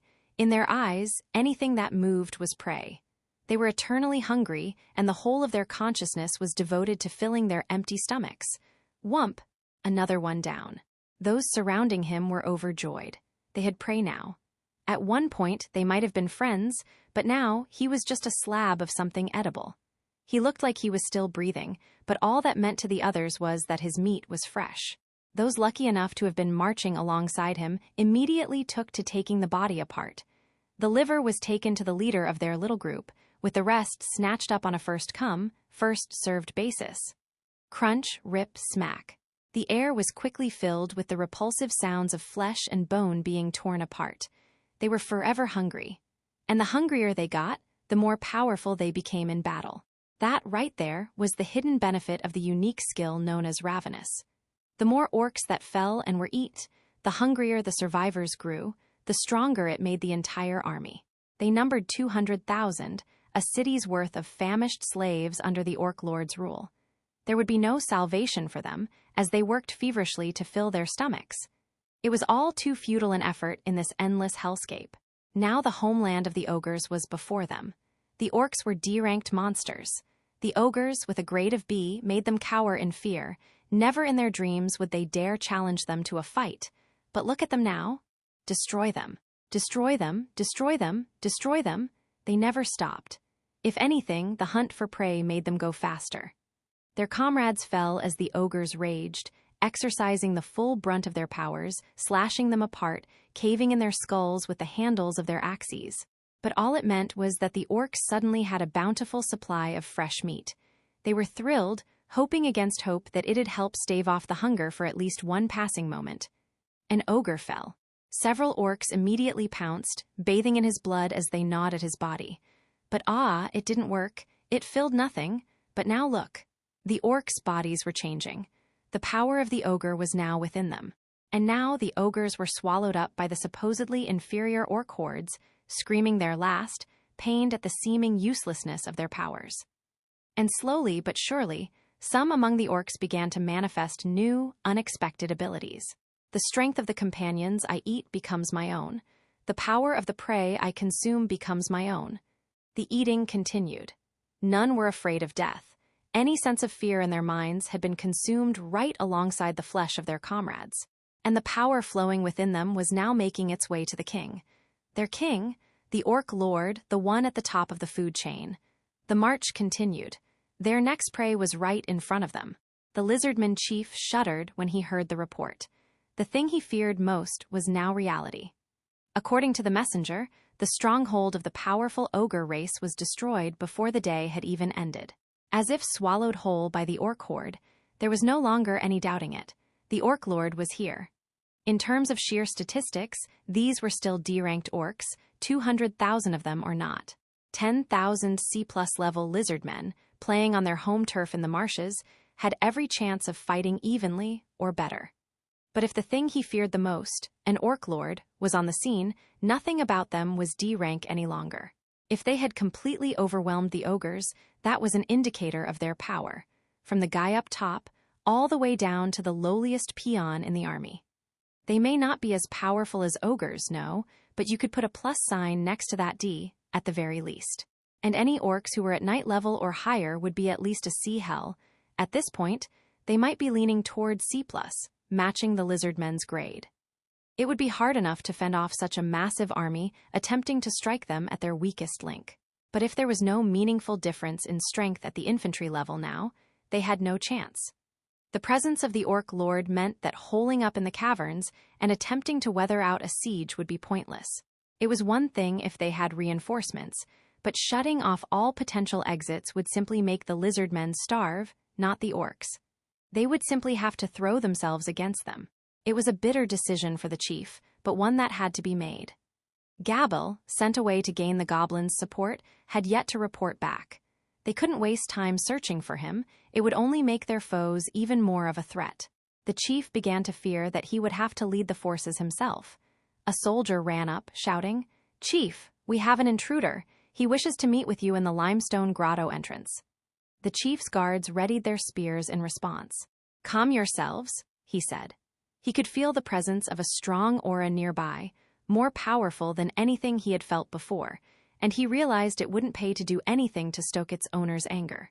Any battle would lead to untold casualties, most likely, and he couldn't detect any hostility to the aura anyway. "Whoever it is," he said as he composed himself, "he is very brave, coming here alone. I would like to see him. Bring him over. But what about the risk, my lord? This aura is on the level of a magicborn's. If we wish to drive him away, we will have to pay dearly for it. He does not seem to be an immediate threat, so we have no reason to immediately threaten him. Shall we line the chamber area with our elite troops then? Please, but I want no one to move an inch until I give the order. Make that clear." "Yes, my lord." The chief nodded to his royal guard and waited for the uninvited guest to appear. They were in a natural labyrinth, one with countless hidden nooks and crannies. If this magicborn-level foe attempted to cause any trouble, they would have ways of handling it, if it came to the worst-case scenario, that is. The chief's hope was that they could talk this out instead. Now the aura drew nearer, its size telling the chief everything he needed to know. Anything foolish, he thought, and not even 100 of my elite force may be enough to defeat him. After a few more moments, one of his men brought a single monster into his chamber. He was dark-skinned, his hair black with hints of blue, and eyes a lighter blue that were cold as ice. He was about as tall as your average lizardman, not gigantic by monster standards, but he looked composed, impervious, ready for anything. The power he seemed to exude was overwhelming in itself, even as he was surrounded by several lizardman warriors to keep him in check. 100 other troops were stationed around the chamber, ready to leap at this visitor whenever their chief instructed. The chief looked at the visitor, then resigned himself. If this goes wrong, he thought, I may have just wasted the lives of everyone in this room. Such was the extent of this monster's aura, exponentially larger than anything he knew. My apologies, the chief began. We have been so busy with our own preparations that I fear I cannot provide you with the proper courtesy you deserve. May I ask what brings you here? His choice of words angered the younger lizardmen in the chamber. What need was there for all this politeness before a complete unknown like this? The chief appreciated their concern, but now he was anxious. If they did anything to displease this visitor, they may never step out of this chamber again. The young warriors had far too little experience and lacked the ability to accurately gauge their foes. They hadn't lived as long as the chief, nor developed their danger-sensing skills like he had. But not caring at all about the chief's concerns, the monster spoke. My name is Zoe. There is no need for excessive ceremony. I am merely a messenger. Betraying the chief's worst fears, the monster serenely introduced himself. There was nothing savage about his demeanor as he regarded the chief, not caring at all about the grumbling guards around him. Zoe, is it? A named monster. That would explain the overwhelming sense of power anyway. And this named monster was being employed by someone else. A thought that made the chief imagine a cold sweat running down his back. Allow me to state my business. My master wishes to form an alliance with you and has requested that I make the necessary arrangements. I feel we have good news for you. My master cannot bring himself to simply watch idly as the orcs decimate your ranks. That is why he has requested this alliance. It was no nightmare scenario for the chief after all. This master did sound a tad uppity and forceful, yes, but some aspects of the offer deserved to be heard. The chief thought about this monster, Zoe, and the goals of the one he served. Whoever he was working against the orcs at least. Before I respond to your proposal, may I ask you a question? Let me hear it. The reply was simple, but it confirmed to the chief that the other side was willing to negotiate. It came as a relief. Well then, if it is an alliance you seek, is it safe to assume that your master is willing to work alongside us as we confront the orcs? Indeed, as I told you, he does not wish to see you annihilated. He wishes to fight alongside you, if possible.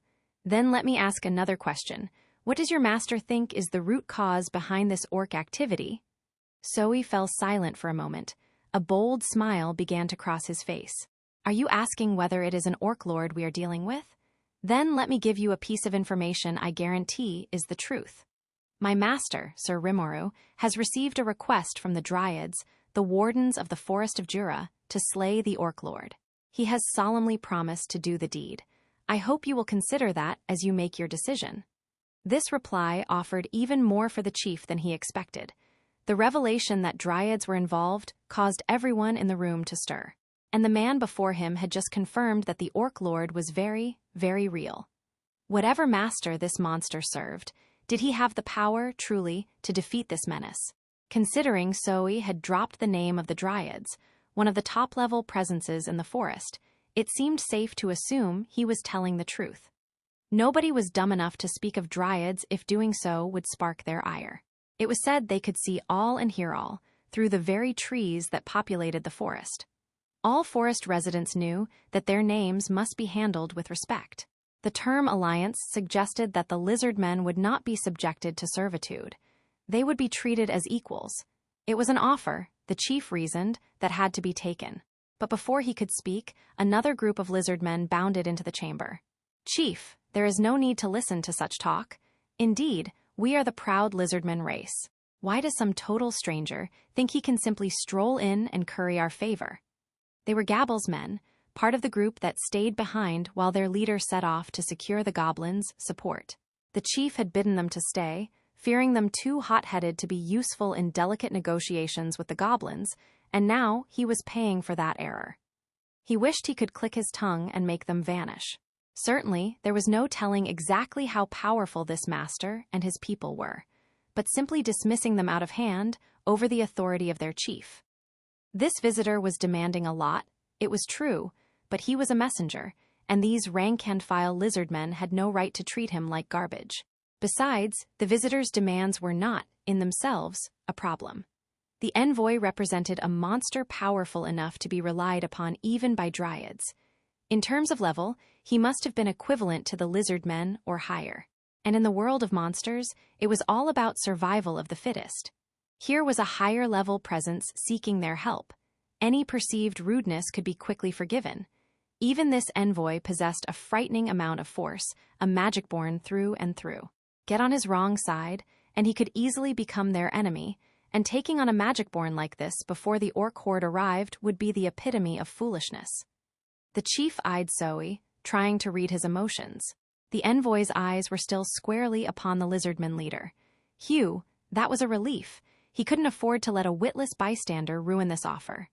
"Silence!" he shouted, shutting down the chamber as he signaled to his guards with his eyes. "I will be the one who decides what we do. You do not have the right to intervene. Take them to the brig. A night spent in there should help them see the error of their ways." The two transgressors were quickly whisked away, shouting, "Chief, please reconsider," and "Sir Gabble will never allow this," but they no longer mattered. He turned back toward Zoe and lowered his head. "Please forgive the rudeness of my people. I think I would like to pursue this alliance with you. However, the affairs I must deal with at the moment force me to remain here. Under normal circumstances, I would love to confer with your master at the location of our choice, but I am afraid I cannot spare a single moment. Would it be possible for him to come to me instead?" He swallowed nervously. This was asking a lot, he knew, of someone much more powerful. He knew it could anger the envoy easily enough, but Zoe showed no concern at all. "I accept your apology. I am sure my master will be delighted to hear your reply, and I look forward to working together with you. In that case, I will make the necessary arrangements to bring our forces here. You will get to meet Sir Rimor yourself then, I imagine." Zoe's demeanor suggested he never thought for a moment the chief would turn him down. Or, the chief suddenly thought, if I did turn him down, that would be it. The end of the lizardmen's luck. And that is no idle speculation, he thought. Without this meeting today, without this alliance, our people could very well have perished. The envoy, Zoe, had declared that the Orc Lord was real.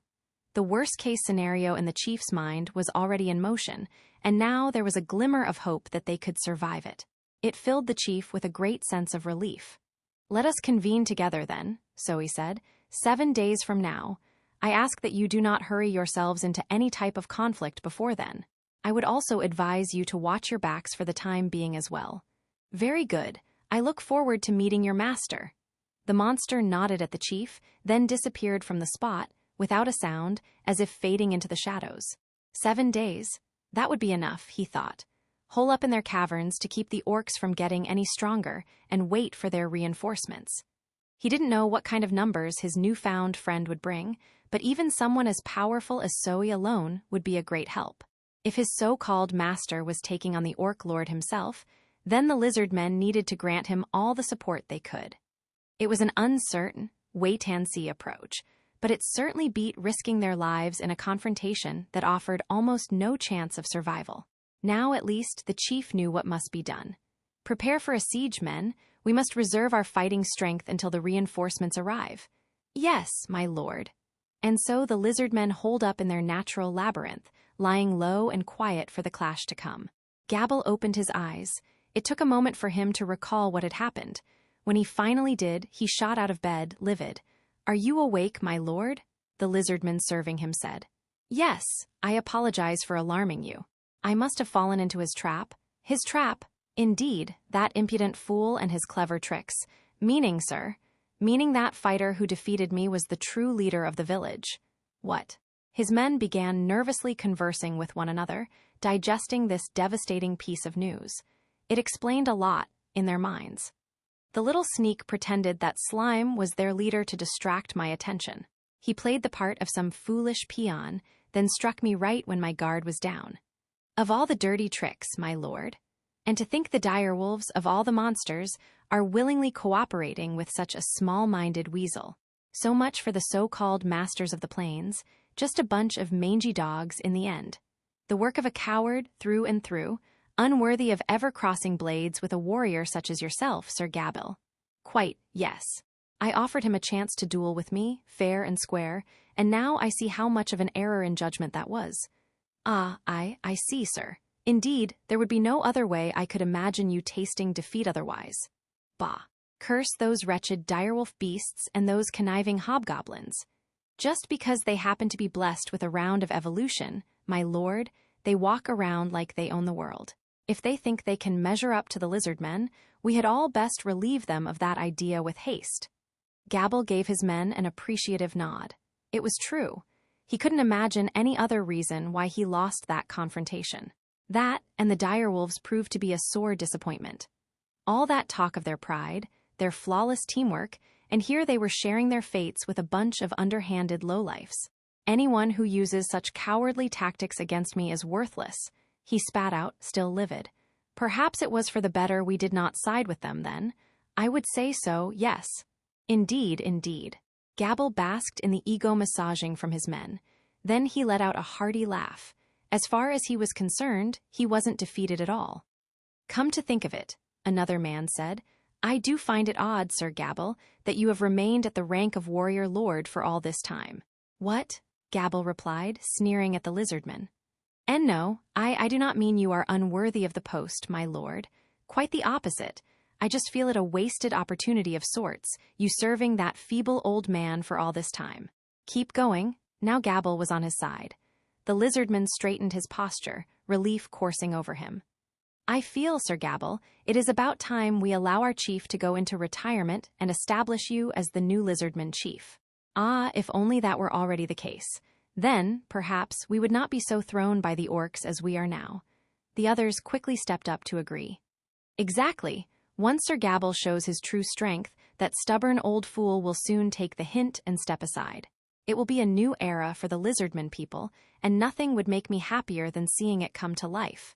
Very true. It is time for a new wind to blow across our homeland. Gabil nodded at the shouted adulation. He felt, finally, that the time was ripe. Ah, he said, so you were all thinking the same thing? I was just considering that the time had come to act myself. Will you be willing to fight alongside me then? He sized up his men. They were all looking at him, eyes full of passion. He liked what he saw. They were envisioning a new epoch in lizardman history, one they would have a direct part in engineering. Soon, Gabil felt, they would be his most trusted advisors, offering the support he would need as he led his species to a new generation of bountiful glory. We will, sir, one said, if you are willing to lead us. That was the chance Gabil was waiting for. He nodded sagely. Then the new era is here, he proclaimed. Very well, let us all stand together. The echoes of the ensuing cheers lingered for what seemed like minutes afterward. The fool had finally climbed on stage. The farce was about to begin. Chapter 4. Disengaging gears, the lizardman chief nodded at the latest war report. It had been 4 days since his conference with Zoe. 3 days remained until the two armies would come together formally, but for that day, it looked like they could pass yet another night without any major losses. The orcs' attack was, as they expected, severe. The corridors were teeming with them, pouring in like a flood. As labyrinthine as the caverns were, that didn't matter as much if it was covered from corner to corner with the enemy. They had set traps in some of the chambers to whittle down the numbers a little, and that was about all the offense they had attempted. But not a single lizardman life had yet been lost. They had focused on the defense effort, trying to keep casualties as low as possible, and it was paying off. Their knowledge of the caverns played a major role, as did the lizardmen's ever-rising morale. The network of cave paths ensured that their escape routes and emergency access passages remained untouched. The teams facing the brunt of the orc attack switched in and out in shifts, ensuring that only the bare minimum of troops engaged the enemy at any one time. The lizardmen had their chief's uncommon leadership skills to thank for their success so far. But the chief refused to rest on his laurels. He knew that things were still under control, mainly due to the promise of coming reinforcements. The warriors who had actually fought the orcs reported on the astonishing amount of strength their foes exhibited. A far cry from anything an orc should be capable of. It was clearly the result of their orc lord's special skills, and if they had opted for a full frontal clash, the lizard men would have been decimated. They had lost nobody, but only because of their single-minded focus on defense. The lizard men's elite troops had not seen their defensive networks penetrated yet, but with the sheer numbers they faced, they couldn't let their guard down for a moment. They had to keep their foes from growing any more powerful, no matter what. For now, everyone among the lizard men had to admit that the chief was right. He had strict orders in place. If any fighter was wounded, he was to be replaced on the front lines immediately. Anyone dying in battle would be consumed by the orcs, and that would only make them stronger. Everyone understood that they needed to be careful, thorough, and that the defensive lines must be protected at all costs. And it was only for 3 more days. 3 more days until the reinforcements came, and they could stage a counterattack. Then they could use the caverns to their advantage and fight back, or, at least, devote more men to offense instead of defense. Little by little, they all believed it would turn the tables and bring this seemingly endless stalemate to an end. It was a hopeful scenario for the chief to picture, one that relieved him a little. And it was at that moment when an aide told him that Gabble was back. Gabble was beside himself with anger. "What is this?" he thought as he hurried to the chief. The proud lizard men, burrowing in their holes like cowards, hiding from the pigs, well, no worries now. I have returned, and now we can fight with the pride of true lizard men. It gladdens me to see you again, Gabble. Were you able to gain the confidence of the goblins? Yes, my lord. They only number approximately 7,000, but I have their support, and they await our orders. I see. Hopefully they will be of service to us. Are we off to battle then? Gabble asked, his tone already growing confrontational. He was back, and he had no interest in letting the pigs have the initiative. He was sure the chief, his father, had been waiting for his arrival with bated breath. But the reply he received was nothing like what he expected. No, not yet. While you were away, we received a request to form an alliance. Their forces are set to arrive here 3 days from now. I plan to wait for them, formally agree to the alliance, then discuss strategy at that point. After that, we will go on a full offensive. The news was a complete surprise to Gabble. It did not sit well. What? Our chief wasn't waiting for me at all. Relying on these mystery reinforcements from who knows where, all for the sake of defeating a stupid little herd of pigs. It was unacceptable to Gabble. My chief, if I take the lead, the pigs will be eliminated in a flash. Please, give me your order to strike them down. No, came the cold reply. We begin 3 days from now. You had best rest yourself today. You must be exhausted. The chief was wholly uninterested in the idea. Gabble seethed with anger, tossing him aside in anticipation of these reinforcements. Unforgivable. Chief, father, you have to get a hold of yourself. I fear your advanced age is making you fail to see reality. What? What is the meaning of this, Sir Gabble? The head of the chief's guard asked, while the chief himself eyed his son suspiciously. Gabble sized the two up, his gaze filled with pity. He felt oddly calm now. He had been patient with his father as the leader up to this point. There was much about him that he still respected, even he had to acknowledge his innate leadership skills. He certainly did not hate his father, the leader of all lizard men. If anything, it was his desire to earn the praise of his chief that drove him from day to day. The refusal to give him any rankled Gabble. In that case, he reasoned, let me stand above him and make him recognize me. That was the best way to word it, though Gabble's pride made that difficult for him to accept deep down. He nodded, then sent the signal to his men. Father, he bellowed across the chamber, your era has ended. Starting today, I will serve as the new chief of the lizard men. With the declaration, a battalion of goblins swarmed into the chamber, stone-tipped spears aimed at the chief and his guard. Gabble's own elite guard stood by him, ensuring there would be no unwelcome resistance from the outside hallway. Gabble, what is the meaning of this? The chief spat out, at a higher octave than usual. It was a rarity to hear, and it only made Gabble feel even more superior. Father, I thank you for everything you've done for us. Now, I want you to leave the rest to me and enjoy life in retirement. With another order, Gabble's team disarmed the chief and his guard. Answer me, Gabble, what is the meaning of all this? Perhaps, Father, using our maze-like corridors to fight the orcs was a good idea, but it spreads our fighters out too sparsely around the entire structure. We have no way of staging a useful counterattack, and it dooms us to exhaustion sooner or later. Don't be ridiculous. I told you, once we confer 3 days from now, we will get back on the... Too little, too late. We are lizard men. We are strong, and that strength is at its best in our homeland, the marshes. It is in those muddy, flooded regions where we are at our most mobile, and our enemy at its slowest. Our greatest of natural weapons. And what ruler of the marshes simply holes up in the dark and waits for their problems to go away? He took the chief's weapon in hand, a spear that served as the symbol of the lizardman leader. It was a vortex spear, a magical weapon to be wielded only by the strongest of tribal warriors, and as far as Gabble was concerned, he was born to hold it. Now he could feel the power within it, a sure sign that the spear had accepted its new master for all time.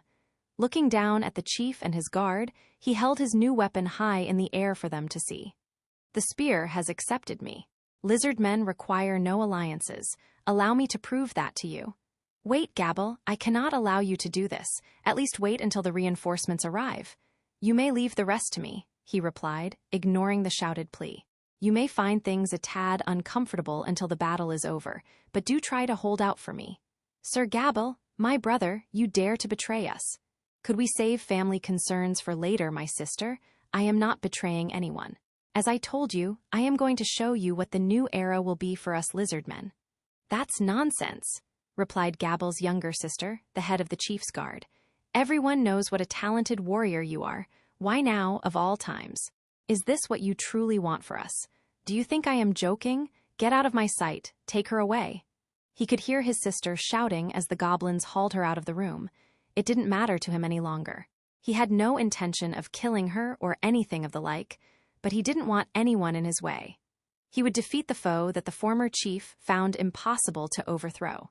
The results would turn him into a new hero, the perfect event for establishing his position at the peak of lizardman society. Then, he thought as his heart raced, my father will admit it. He will admit that he was proud of me all along. His men were already dealing with anyone who sided with the chief, with goblins to hammer the message home. They wouldn't be expecting it anyway, their attention too focused on the orcs in front of them. They'd never expect their fellow lizardmen to attack them through the emergency tunnels. Before long, the news had arrived, all opposition had been suppressed. Gabble sat down on his father's seat, the picture of calm composure. And then, as if waiting for this exact timing, how's that chair feel to you then? Ah, Sir Loplas, thanks for your hard work. It went even easier than I expected. Oh, lovely, lovely, glad to be of service.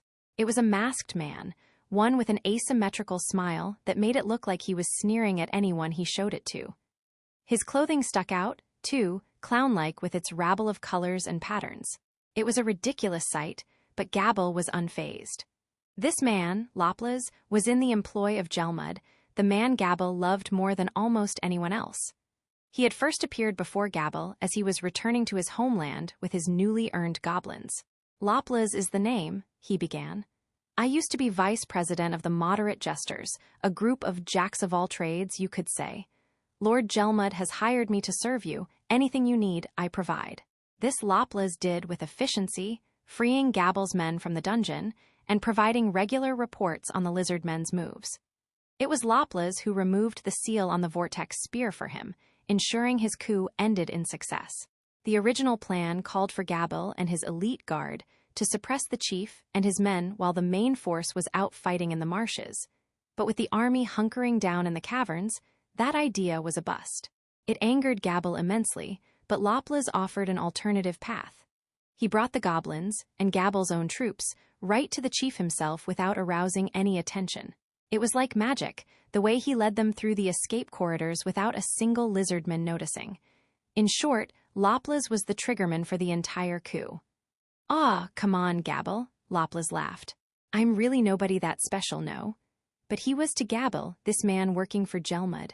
Ha. Enough modesty, Sir Loplas, Gabble replied. We are co-workers, after all, under the watchful eye of Lord Gelmud. Let's make it a useful relationship. "Sir Gabble, we have all the tribal leaders in our grasp." It was the news Gabble had been waiting to hear. Now, at long last, every branch of the military was under his control. "Oops. Sorry if I'm in the way here. I'd best head off to my next job then." "Ah, yes. Sorry to detain you, Sir Loplas. I think it's time I whip those orcs and show my strength to Lord Gelmud, once and for all." With one final, sneering bow, Loplas disappeared from the cavern. "You were quite helpful to me, Loplas. Lord Gelmud has so many talented people working for him, I'd best hold up my end of the bargain then." Gabble stood up, supremely confident. It was time to attack.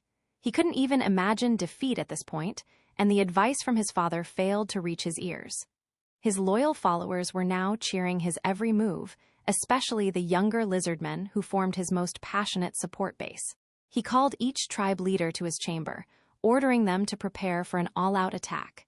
To teach those pigs exactly how daring and brave the lizardmen truly were, as he put it. The order was greeted with cheers from every tribe, weary from days of siege warfare. Their former chief's order to hold the fort and prevent casualties at all costs had, ironically enough, made it all the easier for Gabble to consolidate his own power.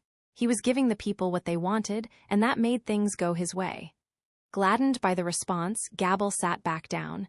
His time was here. He was confident about that. Defeating the orcs at this point was just a minor detail. How could this happen? Waves of despair rankled the chief. Zoe's final advice, to watch his back, was referring to this, no doubt. He thought he had the people under his full control. Even the more hawkish were faithfully following his orders, solidifying their defenses. And then his own son betrayed him. Desperation overtook him. This was a terrible situation. If it kept up, the lizardmen would be ruined before tomorrow, much less in 3 days. He looked down at his chief guard, his other child, Gabble's sister. She noticed the signal and nodded. "Go," he shouted, and the chief guard immediately slipped out of her shackles and ran off. The Alliance forces needed to be notified as soon as possible. They might get caught up in all of this otherwise. He had to prevent that. His pride as a lizardman, and as a leader, demanded it. That envoy, the man named Zoe, didn't bother hiding his aura from him. Once they were out of this natural fortress, they might be able to follow it to wherever he was now. It was a slim chance, but it was all he had to offer his chief guard. The lizardmen guarding the dungeon had taken measures to restrain both of them, but perhaps out of distaste at the idea of abusing their former leader, they were not doing so with very much fervor. She quickly took advantage of that to escape. For now, the chief felt relieved. He would have to stay here. That was his responsibility for now. All he could do was pray his daughter could complete the mission he gave her. Only 7 days. That was what he promised, and he had failed. He cursed his own worthlessness, there in his cell, and hoped it would not lead his allies to abandon him. Zoe offered that alliance because, to his master, the lizardmen held some sort of value. If this coup made him change his mind, that would seal all their fates. If this battle costs us the lives of those faithful to Gabble, so be it. Perhaps they had it coming. I just wish we could keep our women and children safe. They had yet to even formally enact the alliance. The chief fully understood that he was wishing for the stars, but one desire still ruled over him, the desire that this tragedy wouldn't spell doom for all the tribes he oversaw. He felt he owed them that much, after all these years, and no one could blame him for it. The chief had a good idea of what was about to happen. Once Gabble was in control of all the tribes, he would immediately order an attack. They would have nothing left in the corridors, not even any defense mechanisms. Without any fresh soldiers to replace the wearied frontline fighters, and against an orc force that grew stronger as the fight wore on, it would only be a matter of time before their defense began faltering. The women and children of each tribe had been evacuated to a chamber deep in the heart of the maze. They would then have nobody to protect them. How did this happen? Wailing about it now was pointless. I will have to be the cornerstone of our final defense. I have to, at least, buy them a little more time. Just a little more time. That was the best he could offer right now. On that day, the marshes were completely covered in orcs. An observer in the air would have seen them swarming for the cavern entrances like so many ants. But even that was only a small part of the horde. Many were still in the forest, making their way toward the marshland region.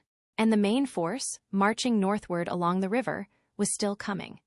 They faced no resistance, nothing preventing them from covering the marshes and descending upon the caverns like an avalanche.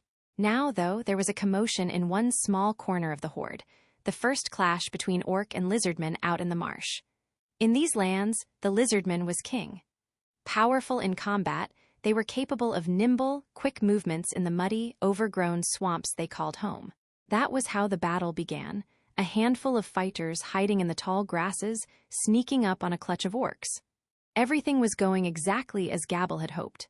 His father, the former chief, and all those still loyal to him were shut up in a large underground chamber.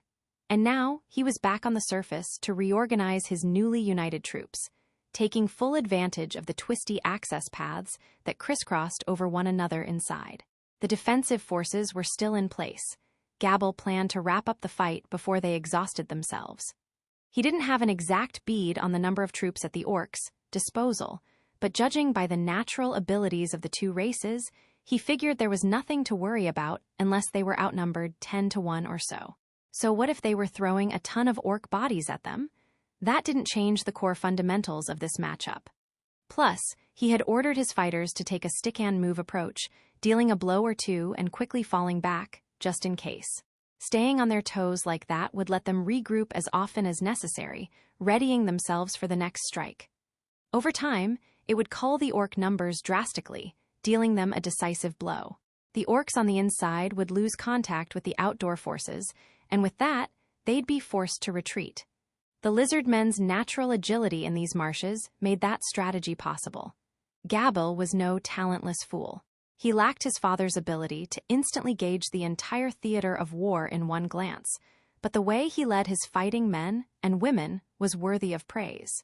He had inherited a lot of talent from the former chief. Lizardmen were naturally attracted to the strong, the powerful.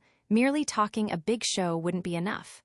Gabble's men loved him, and the love proved that he was more than just bravado and mindless courage. But would it be enough? The final line of defense, the forces tasked with guarding the largest underground chamber, numbered 1,000 strong. That room was now filled with nothing but women and children, non-combatants. The grown women could fight if it came to that, but there was no use relying on them. That was why 1,000 fighters were defending them, spread out across the assorted hallways linked to this room. Each defensive line planned to gradually fall back over time, grouping en masse around the site of the final stand. Everyone else, 7,000 goblins, around 8,000 battle-ready lizardmen, was under the direct control of Gabble. The new chief believed they could win in straight combat, without using whatever geographical advantages the labyrinth offered. Thus, only a skeletal defense team was left inside, every remaining available soldier sent off to the marshes. The initial strike came as a complete surprise to the orcs, who found their battalions cut off from one another and heavily damaged. The stragglers who managed to flee the lizardmen were subsequently isolated, making them ripe for the picking by the gangs of goblins. For a bunch of freshly minted soldiers, they performed magnificently, following Gabble's orders to the letter. As they should have. Their lives were riding on this, too. It was hard to predict in advance, but the armies under Gabble were showing a remarkable amount of synergy. So far, so good. Behold, Gabble thought, there was no need to fear this herd of pigs at all. My father's age has clouded his mind. He fretted far too much about matters. Once he sees what I am capable of out here, I am sure he will recognize me as the new chief. We'd best clear the marsh of these pigs before long. Gabble wanted this to be decisive. He wanted no room in his father's mind for doubt about his son's superior abilities. And even now, the cheering he heard in the distance seemed to indicate he was on the right track. Look at that. These orcs could never hold a candle to us lizardmen. He liked what he saw as he surveyed the marshes before him. But this would be the end of his streak of luck. He had been expecting piles of dead orcs and their foes, morale subsequently crumbling. He was not aware of what made the Orc Lord a truly terrifying foe. His father did, and now that single difference of opinion was making its presence known. Splish, crunch, splish, crunch. The orcs appeared to be advancing over the bodies of their kindred, on all fours, attempting to gain purchase over the muddy land. It was only when one grew closer that the truth became clear. It was actually a banquet, a feast upon the dead, and it was enough to make an observer's hair stand on end. Even the most seasoned fighters on the lizardmen's side felt sick to their stomachs viewing it. An eerie aura began swirling around the orcs. One fighter, rearing back in horror at the scene, lost his footing. The orc soldiers immediately seized upon his body, dragging it through the mud, ripping all the limbs off. The first lizardman casualty of the battle, and the turning point for the entire war. The orcish infantry, gnawing on the bare flesh, were transferring the lizardman's abilities to the orc lord himself. It would not be a perfect duplicate like the ones Rimuru could engineer with his predator skill, but it had one advantage. It could give the caster not only the consumed victim skills, but also their innate physical traits. Whatever the orc lord managed to absorb from the body, he could then feed back to the rest of his army.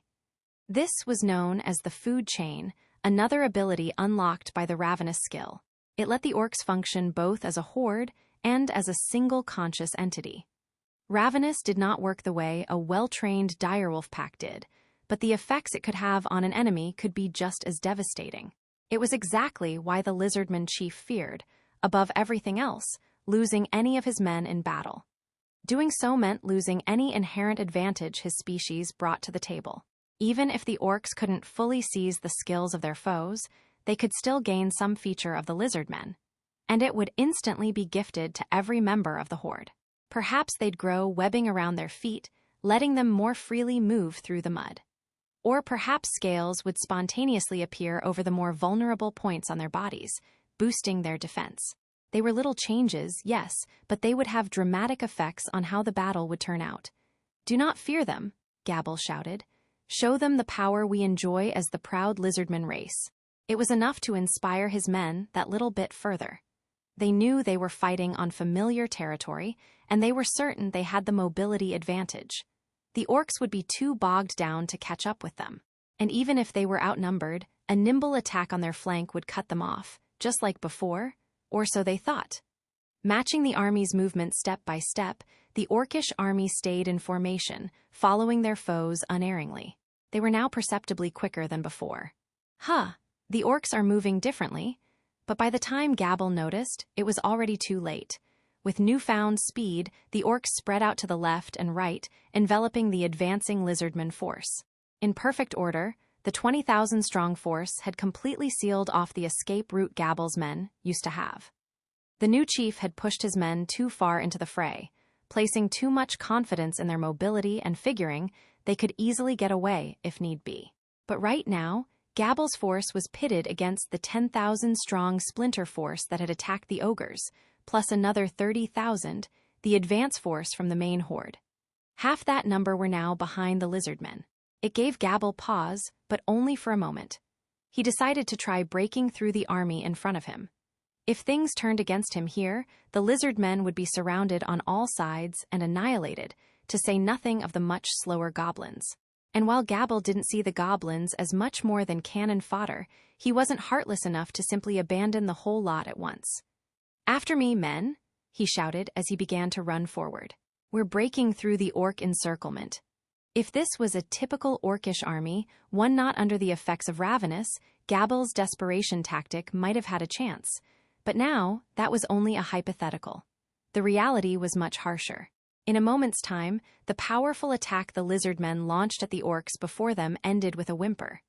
And at that moment, the lizardman army, and by extension, Gabble himself, doomed themselves to defeat. The encirclement was almost fully complete now, and more orcs from the main horde were flowing in. There was no refuge from the enemy, in any direction. They were like a bug surrounded by a boundless number of army ants. As much as they wanted to resist, they were doomed to fall sooner or later. Gabble was not incompetent. In an instant, he recognized the dilemma his army faced. But as for why it had happened, that was beyond his intellectual skills. He knew they had been the overwhelming favorite, and all of a sudden, their attacks were having next to no effect. It was unthinkable to him. Yet, he pressed on, trying everything his army was still capable of doing. He called for his troops, attempting to rally them back into position. The goblins were almost hysterical, and their panic was beginning to affect the lizardmen as well. He had to prevent that, no matter what, because once panic took over, the entire chain of command would fall apart. Then came defeat, and then annihilation. He considered a retreat, but only for a moment. He knew there was no escape route left. Even if they could punch their way through this encirclement, there was no place to escape to anymore. Once he had wrested control from his father, he had ensured that all the troops under his command had exited the caverns safely. But the caverns were too tight to let them all back in. It would be a stampede if he gave the order, the entrances quickly becoming choked with crushed and mangled goblin bodies, and they would be left waiting for death at the orcs' hands. Assuming they could even reach the caverns now. There was always the forest to flee to, but with the orcs suddenly quicker on their feet than before, all the forest offered was a future where they'd be chased down and picked off. So no retreat. Gabble could understand that much. And now, finally, he understood why his father had taken such a conservative approach. He knew how impossibly stupid he had been, but it was too late for regrets. What could he do right now? Not much. Nothing, in fact, apart from rallying his forces and doing whatever he could to calm their anxieties. "Gah-ha-ha-ha," he shouted gleefully. "Don't you start panicking on me, boys. I'm right here with all of you. We could never lose to these pigs." By now, he was having trouble believing it, but he had to say it anyway. His troops needed inspiration, even as their fates were quickly catching up with them. Haas. The chief, too, was full of regret. Regret that he couldn't convince Gabble that the Orc Lord was a real threat and not some fairy tale boogeyman. Now, he realized that his son needed things explained in more concrete, visceral terms. He didn't place enough importance on that, and now he hated himself for it. "This is all my fault," he thought. If he had a more accurate idea of what the Orc Lord could do, perhaps Gabble would have been a bit more careful. But that didn't matter anymore. The chief sighed as he quelled the thought from his mind. He still had things to do. His brethren were still in that large underground chamber, anxiety all over their faces. In that chamber, there were 4 wide routes to the marshlands, along with one escape route behind them. That route connected directly to a hilltop near the foot of the mountains. It would be the long way to the forest, but it was safely away from the marshes themselves. And the corridor was a straight shot, ensuring that women and children could evacuate through it without getting lost. Which meant that the 4 pathways at the front of the chamber were the main worry right now. The forces that had been launching attacks at the interior orcs had slowly, but surely, retreated back through them all. The final line of defense deployed in each one numbered around 1,500 at this point. Not all the platoons had made it fully inside yet. The orc numbers were high. With so many, they would discover this location soon enough. Before they did, the chief at least wanted the entire force back there, if he could. He shot a glance back at the escape route. This was a large chamber, but it was now crowded with so many lizard men that the space felt cramped. If the orcs swarmed in here without warning, he doubted they could all flee in time. They had best start evacuating now, while things could still be kept orderly. It would take just a single spark, a moment of panic, to plunge this room into chaos. But what if they did all make into the forest? Would the orcs simply find and massacre them over there? It seemed plausible. And even without the orcs, the forest presented an unclear future for everyone. For now, they needed more time. Time to wait for reinforcements, despite the chief having no idea if they were coming or not. But the chief didn't get to enjoy the dream for long. The sounds of battle began echoing from a corridor, accompanied by the smell of blood mixed with sweat and metal. "They're here." Anxiety pervaded the chamber. The chief sprang into action, bringing the women and children to the rear of the chamber and positioning those who could fight up front, just in case the orcs had broken the blockade. The fighters formed an arc ahead of them, readying their spears far earlier than they expected.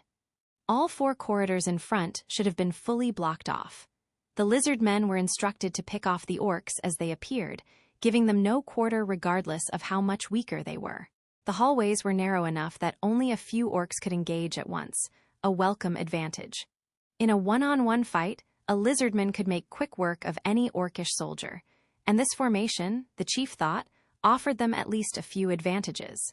Things worked as the chief thought they would, at first. The orcs were stronger than normal, it was true, but the lizard men were handling them well enough. The forces assigned to each of the 4 corridors devoted themselves to staving off the hordes. They took turns at the front lines, ensuring they were careful with their work, but not even they could last forever. The corpses piled up near the exits, but the orcs simply consumed them and kept pushing forward. It was such a horrid sight that even the hardiest of the lizardmen couldn't deny the fear it began to strike in their hearts. Then, the decisive moment came. A yellowish aura covered the orcs. What on? The chief thought, just as an even greater nightmare attacked him. The orcs used to be a level below the lizardmen in strength. Now, it was disturbingly even. The difference wasn't dramatic, but it was more than enough to destroy the equilibrium from before. Quickly and efficiently, it removed any advantage the lizardmen enjoyed up to now. Observing the battle, the chief realized they'd be lucky to last the day like this. The reinforcements would come after 3 days, if they came at all. It was untenable, and already they were losing good lizardmen at the defense lines. They had to get the women and children out. It beat waiting for their doom in there. Listen to me, I will have to ask you all a favor. It is a grim one, but it must be carried out, or else the history of our people ends right now, on this very day. We must survive, and I will provide you the time to do it. Escape was pointless. It would just extend the misery they all experienced before their ultimate deaths. He knew that, but there was still one final dream he could hope for. You must get out of here now, and place your trust upon the monster known as Rimuru. Now go all of you. Ha, the path is blocked, my friend. A group of orcs walked out from the escape route, firmly crushing the chief's final hope. They were orc knights, clad in full-plate armor, and as they entered the light, screams began emanating from one of the 4 outer corridors. Appearing behind the shouts of pain was a hideous-looking orc, his body covered in jet-black armor that was spattered with blood from head to toe. This most unusual orc was a bizarre sight, the fires of insanity burning in his eyes. Is that the Orc Lord? The chief was stunned as he beheld the figure, far larger than even the Orc Knights. But if anything, the truth was even worse. You will all serve as an offering to our mighty Orc Lord, the orc in black intoned. We will not let a single one of you escape. Now the chief knew who he was. He was not even the Orc Lord, just another one of his servants, and yet all this power he wielded. He was an orc general, and now he was here, a heavy long-handled halberd in his hand. The mere sight of him called to mind a boundless hellscape of despair. This is it, the chief thought, his heart crushed. But I won't go down that easily. Ha, you will be a worthy adversary for me, Orc General. I gladly accept the challenge. The chief knew this was the end for himself, calmly readying his spear as he approached the general. He would be the last chief of the lizardmen, the one who led them to their final fates, and he intended to do so with pride. The chief guard of the lizardmen ran through the forest, the orders still fresh in her mind. Her exact destination, though, wasn't clear. As much as she honed her senses, searching for a trace of the aura that belonged to the envoy known as Zoe, she could find nothing. So instead she ran, trusting in her instincts. Lizardmen were nimble creatures in the marshes, but less so on dry land. Her breathing was ragged, her heart felt like it would explode, and she could feel herself growing more fatigued by the second. But she never stopped running. She had a bare minimum of duty for the monster who offered them an alliance, and she intended to fulfill it. It had been around 3 hours since she began running. It had been a constant run ever since she slipped out of her bonds, and while her mind was still strong, a single moment's distraction, and she was likely to fall on the spot. She knew the truth well enough. There was no guarantee that the monster Zoe was anywhere ahead of here. If he was, there was no guarantee he would lift a finger to help. The thought was starting to occur to her, maybe she should just keep running. For good, away from home. No, how could I betray my people, my own father? She tried to banish the thought, focusing on other matters. As far as she was concerned, the charge engineered by her brother Gabble was something she should have stopped. She knew that, above everything else, what her brother wanted was their father's approval. But she could never bring herself to tell the chief. She respected Gabble too much, as her brother, and as a lizardman warrior, and she thought he would become a splendid chief in time without her butting in on his affairs. And now look at what that earned them. Perhaps this was just the result of 100 happenstances coinciding at once, knocking everything out of whack. But she couldn't help but think it. If only she talked things over with him more, as a sister, maybe they could have avoided all of this. And if that was the case, she had a responsibility to uphold. No, she couldn't abandon her homeland. If she stopped running now, she'd never run again, so she kept at it. Someone was watching her. Someone that she, running with all her might, could never have noticed. He was nimbly leaping from tree branch to tree branch, following her every move without a sound. Now he smirked to himself, a bit of drool falling from one edge of his lips. He was waiting for the moment. The instant when her exhaustion took her and she could no longer move. And when it did, he soundlessly descended in front of the chief guard. His arms were long, like a gorilla's, his legs those of a carnivorous animal. His head and torso, however, unmistakably identified him as a member of the horrifying orcish race. Jehehe, you appear tired. Your muscles must be so well-toned, so delicious. Pain filled the chief guard's eyes as she looked at the monster. He was a high-level orc, no doubt about it. And he had more with him, a few dozen behind his back. Survival was not in the cards for her. You, Jehe, Bahahahea, I am one of the generals of the orcish army. Consider it an honor to take up residence in my stomach. An orc general? The chief guard readied the spear on her back, but it was clear to everyone involved how this fight would go. She was already slowed by her fatigue, totally bereft of the strength she would need to defeat the orc general and his men. She knew it was hopeless, but she was ready to fight anyway. Her pride dictated it. Ooh, yeah, now this is getting good. The mysterious man did a little dance where he stood, his cheerful voice booming. His eerie-looking mask and clothing were like nothing else on this planet. Laplas, the man who had exchanged a few words with Gabble earlier, was playing with 3 crystal balls, as if teaching himself how to juggle. Each one was about the size of a person's head, and images were visible inside them all. A keen-eyed observer would be able to see that each one depicted a scene from a battlefield. All 3 were valuable magical items by nature, capable of seeing through the eyes of any person of one's choice and projecting their field of vision into the crystal.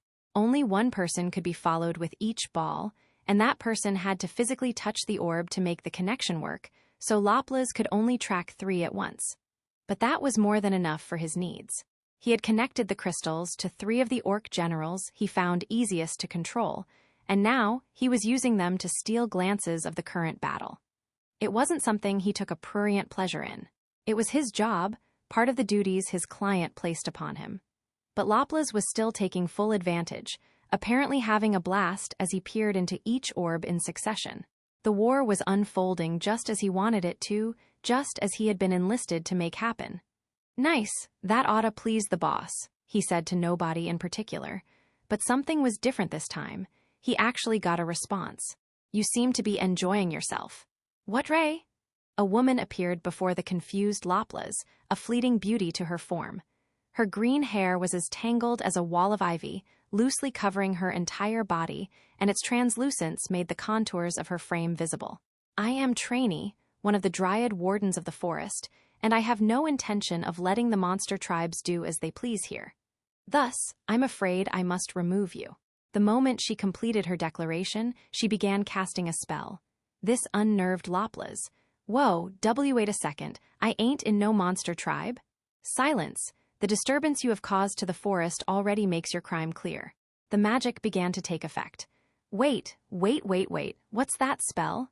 Come to me, spiritual summon Sylphide, and with you I summon the extra skill Unify. The Dryad constructed a shell of magicules over her own spiritual body. It was similar to Rimorru's replication, although she did not, strictly speaking, have any physical form at all, apart from the holy tree that housed her soul. Those properties allowed her to unify her spirit with others like her. Unified with the high-level Sylphide, Trainee now had the ability to wield the full powers of that spirit, and what she unleashed next was one of Sylphide's most powerful magics. Your judgment is here. May you pray for your ultimate forgiveness. Aerial Blade? The spiritual unification meant Trainee no longer had need for long casting times. In an instant, Laplas was locked inside a gap in the air itself, one occupied solely by great blades of air that rent everything they slashed through. There was no escape once imprisoned. It was a fearsome move, and Laplas, if anything, weathered it well. His own intrinsic anti-magic skills let him escape mortal injury. All it managed to take from him was a single arm, and with a puff of smoke, the arm went into so-called stealth mode. This was an original skill, exclusive to Laplas, that combined illusory magic like deception, infiltration, and concealment, and he was so deft at casting it that it even let him deceive the spiritual senses of a Dryad. Yikes, prone to violence much, lady? You coulda let me at least get a word in edgewise. Well, my work's done here anyway, so I think I'll get while the gettin's good. See you around. He had apparently set up several potential escape routes for himself in advance. When the smoke cleared, Loplas was gone. I cannot believe he escaped my grasp, Trainee whispered. But not from a monster tribe. Then who are those people? No one was there to answer. Trainee filed the question away for later, instead turning her eyes toward the battlefield. Running her mind through the roots of the plants that surrounded her, she used her dryad skills to swim in an ocean of information. Things do not appear to be going well. I wonder how much I should really be trusting him. The whisper disappeared into the wind, just like the one before it. Traces of concern began to manifest themselves upon her face. She should have been the one taking care of the Orc Lord. But she could sense someone maneuvering behind him. Until she could grasp who, she couldn't make any rash moves. And while it might not be likely, if the Orc Lord managed to absorb her as well, it could spell the creation of a new demon lord and make it impossible for her own sisters to handle him. That prevented her from doing too much in public. It also prevented her from going very hard on the magic-born Loplas, giving him the chance to escape. That hurt her.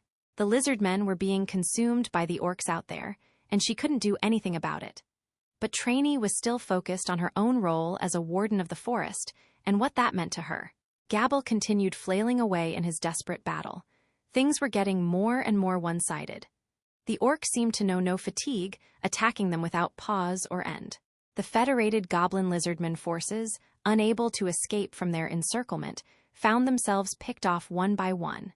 And even if Gabble tried to break through, how many of his men, wounded and in a state of total exhaustion, would follow him?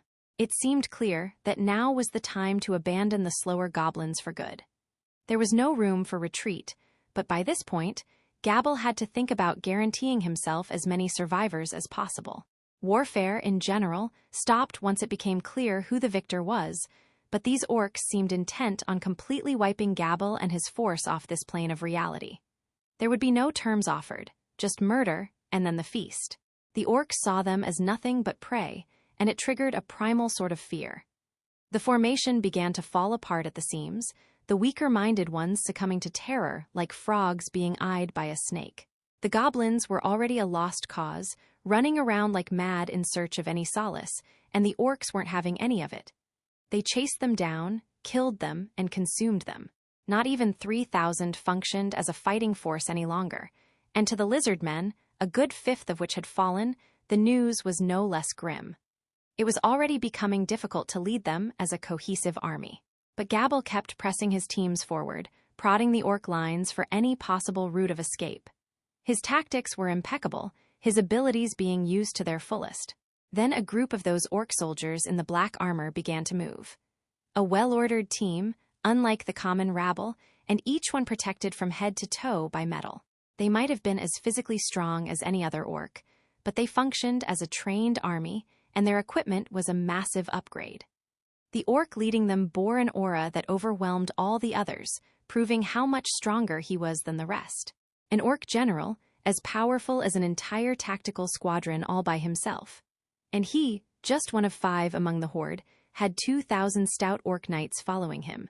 His rank was A-, and he answered directly to the Orc Lord himself, the leader's most trusted of officers. It's over. In Gabble's eyes, the demonstration of power was decisive. No escape either. Best prepare to die in battle then. If he wanted anything right now, it was to die like a warrior at least. Gahahahaha, so it's the leader of these cowardly pigs. Do you have the courage to duel me? He could never win. Gabble's scale mail was already in tatters, the fatigue building across his body. His foe's armor was a work of art, enhanced with magical protection, and the aura he exuded told of his strength. If he accepted this invitation, at least Gabble would enjoy a glorious end on the battlefield. Perhaps he could take a general with him, if things went well enough. Gahaha, very well. Let me take you. Striking down the enemy leader, crushing the last true support his lizardman fighters had to rely on, would make the massacre that much easier to carry out. That was the orc general's thought, and Gabble was aware enough of that. He also knew that struggling any more than this would only lengthen the agony. Any thought of the reinforcements the chief apparently counted on was gone from his mind. He had already selected this patch of land as the last one he would ever stand upon. "I thank you." Then all was solemn as they began their duel. Holding his magical vortex spear, Gabble sized up his foe, searching for any weakness. "Come on," the orc general howled. "Bring it, vortex torrent." With all his remaining force, Gabble released the most powerful attack he could, a killer move, combining his latent lance skills with the magic his current weapon provided. But, Chaos Eater. The orc general spun his own spear in the opposite direction, canceling out the force of Gabble's vortex. It began whirling faster and faster, unleashing its own aura that took on a sickly yellow color before descending upon the lizardman. "Is he trying to eat me?" He rolled to the side, relying on instinct, but the aura continued to close the distance. "Jeheheh, just another reptile," the general laughed. "Your kind deserves to slither along the ground." Gabble refused to give up. At least one strike, that was all he wanted. He grabbed a clod of earth, throwing it at the orc general. As childish as it must have looked, he had to deliver at least one clean blow. The attack disappeared futilely within the yellow aura, showing exactly how outclassed he was. Gabble was too occupied with dodging the aura to focus on any other strikes. The orc general thrusted his spear at him, a twisted smile on his face. "Whoa, better not get distracted there." A familiar voice reached Gabble's ears. At the same time, he felt himself being launched backward, just barely avoiding the hilt of the orc general's spear. What happened? The confused Gabble thought. Then came a roar that deafened the battlefield, like the heavens had fallen upon it. Gabble thought it was another orc trick at first, before realizing it was. Even the orcs, with their insurmountable advantage, were visibly panicking. The tides were changing anew, and violently so. Chapter 5. The Great Clash. Just as Gobta was reaching out to rescue Gabble, I was checking out the battle from above. It was a pretty fearsome sight. The orcs must have thought they had a massive advantage, and now we just flipped the chessboard on them, just us, and a few ogre mages, really. I couldn't blame them for freaking out. I kind of was, too. After I sent Zoe off to the lizardmen, I decided to start assigning battle posts. We wouldn't all head out there. I wanted a setup that could work quickly on its feet. We didn't know what we'd be dealing with, so I had to be sure we could extract ourselves fast if need be. That was my watchword as I gave the order to prepare for war. The construction effort across town was continuing to go without a hitch, but we still had no real defenses in place. Not even an outer wall, since it'd get in the way of the building boom. No way we could weather out a siege or anything. It was much more logical to picture ourselves bringing the battle to them. Along those lines, I told the people not joining me to prepare to travel to the Treants. They might have to set off before we made it back to town. Before any of that, though, I had to assemble all the monsters in town and tell them what we had decided on. I tried to act as kingly as possible. "The final battle will be waged in the marshlands," I began. "If we win there, we're good. If we don't, I'll let you know via thought communication, so I want you to abandon this place and flee to the Treant settlement. I'll also ask the humans for help, if it comes to that, and you'll likely fight alongside them against the orcish army. I'll be honest with you, this isn't some gang of little kids. I'm planning to win this, but if I don't use that as an excuse to lose your heads. You gotta stay calm and follow the plan."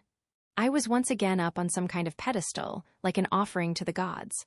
Delivering these lofty speeches was honestly embarrassing, and this whole setup made it even worse. In some ways, the idea of giving lectures like this ever again was more distasteful than the horde of orcs. Perhaps that was why I hardly felt scared at all about our predicament. Monsters can be sensitive things and succumb to the emotions of the crowd pretty quickly. They all listened intently, picking up on the confidence I was inadvertently radiating, and I guess it worked. Maybe that embarrassing display was worth it after all. Now, the people joining me in the primary force. The monsters slowly grew more excited, not knowing what to expect. I guess they all wanted part of the action. I didn't remember them being so warlike, but who knows? Whatever. I didn't let it bother me as I continued. For this battle, we will deploy with a team of 100 goblin riders with Benimaru as their commander. Hakuro will be his aide-de-camp, and Shihun will be our main point man on the field. Zoe will be joining us, although he's elsewhere at the moment, and I suppose Ranga will be my transport. That is all. Any questions? I could hear small commotions arise among the crowd. 100 must have seemed like an awfully small number. I saw Shuna make her way to the front, serving as their voice. Sir Rimuru, she asked, isn't that far too few people? And I didn't hear my name called either. What is the meaning of this? The meaning? Well, you know. As a princess and all, I hesitated to expose Shuna to a life-and-death situation. That was one reason. But I had another, even more valid one. This whole operation was focused on speed. We'd only have 100 and change on our side, although Ranga could probably command a few more. I wanted speed, and that meant the infantry would stay home. Shuna and her lack of skill as a Tempest Wolfsman would be a liability. Plus, I was still only working with around 600 hobgoblins, evenly divided by gender. Around a third were assigned to Rigor's security force, another third devoted to the construction effort, and the rest were women and children unsuited for physical labor. My force was small, yes, but how much could we spare, really? Yes, well, you know, Shuna, I'll need someone to lead the rest of the people here. If we have to negotiate with Treants and Dryads later, Rigord's gonna have a hell of a lot on his plate, right? Your presence would do a lot to give the women and children some peace of mind, too.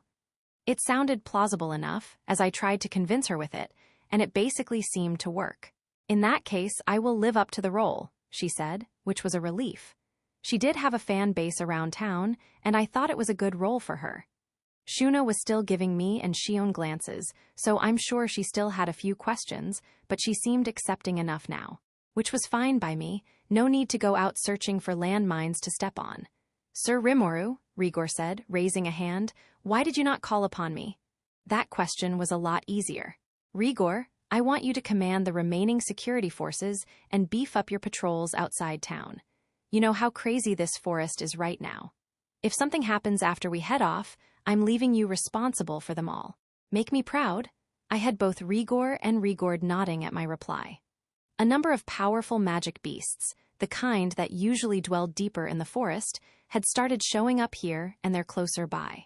With that in mind, it was pretty easy to have them see things my way. So with everyone on my side, we all began to prepare. After the speech, I received word from Zoe. Sir Rimuru, do you have a moment? He asked via thought communication. I had asked him to help us get an alliance going, but what happened? Did he, not know where they were or something? After his flashy exit, if that was all he had for me, I might have to drop the gentle act-a-littles. It worried me a bit, but I should have known that wasn't the reality. Unlike me, Zoe was actually somewhat capable. I was able to meet with the Lizardman chief. He seemed willing to accept the alliance, but he asked for you to personally come see him, my lord. That was surprising. It wasn't even half a day since our conference ended, and he had already extracted a promise from the guy. Talk about capable, and handsome, to boot. I almost resented him. As I tried to get that under control, I replied, sounds good. We're gonna fight this out in the marshes anyway. You're already there? Oh, yes, my lord. Shadow motion made the voyage to the marshes rather smooth sailing.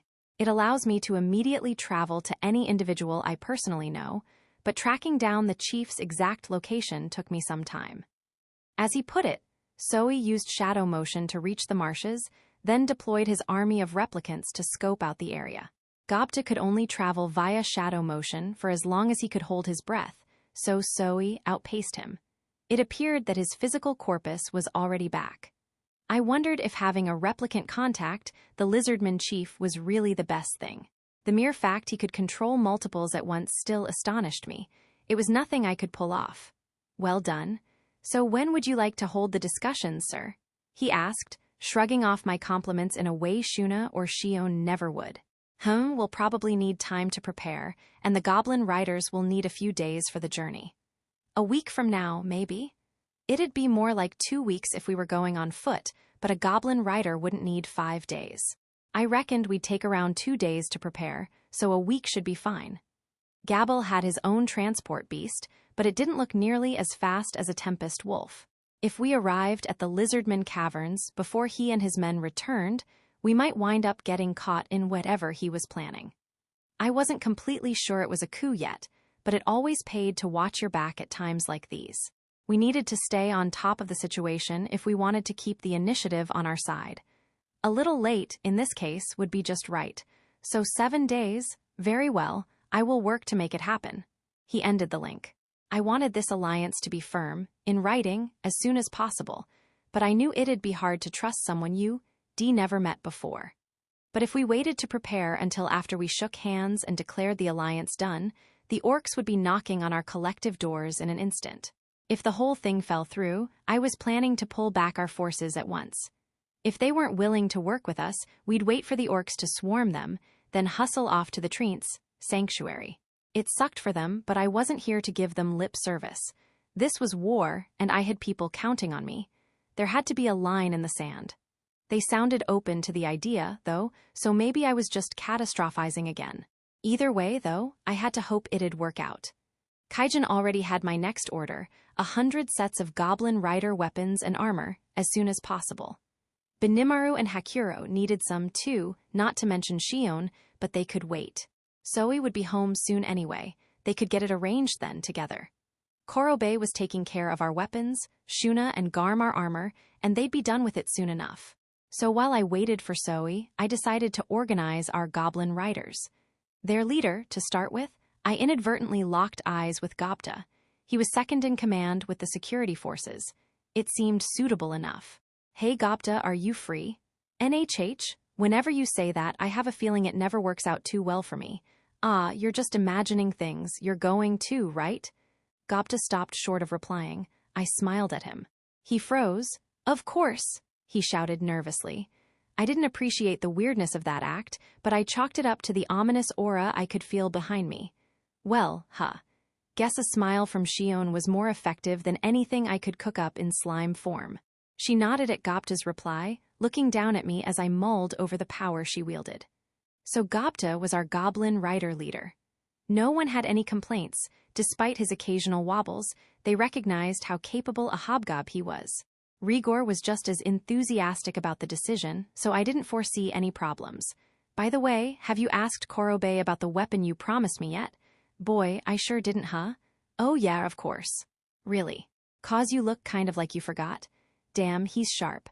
Ha ha ha, you're such a worrywart, Gopta, my boy. I've got the most wonderful short sword coming your way, so be patient. Really? Ooh, I will be. Nice. Dodged that bullet. Good thing Gopta is so easy to work with. Better tell Korobe before I forget again, I thought as he merrily skipped away. That left 100 members to select. It was a pretty simple process.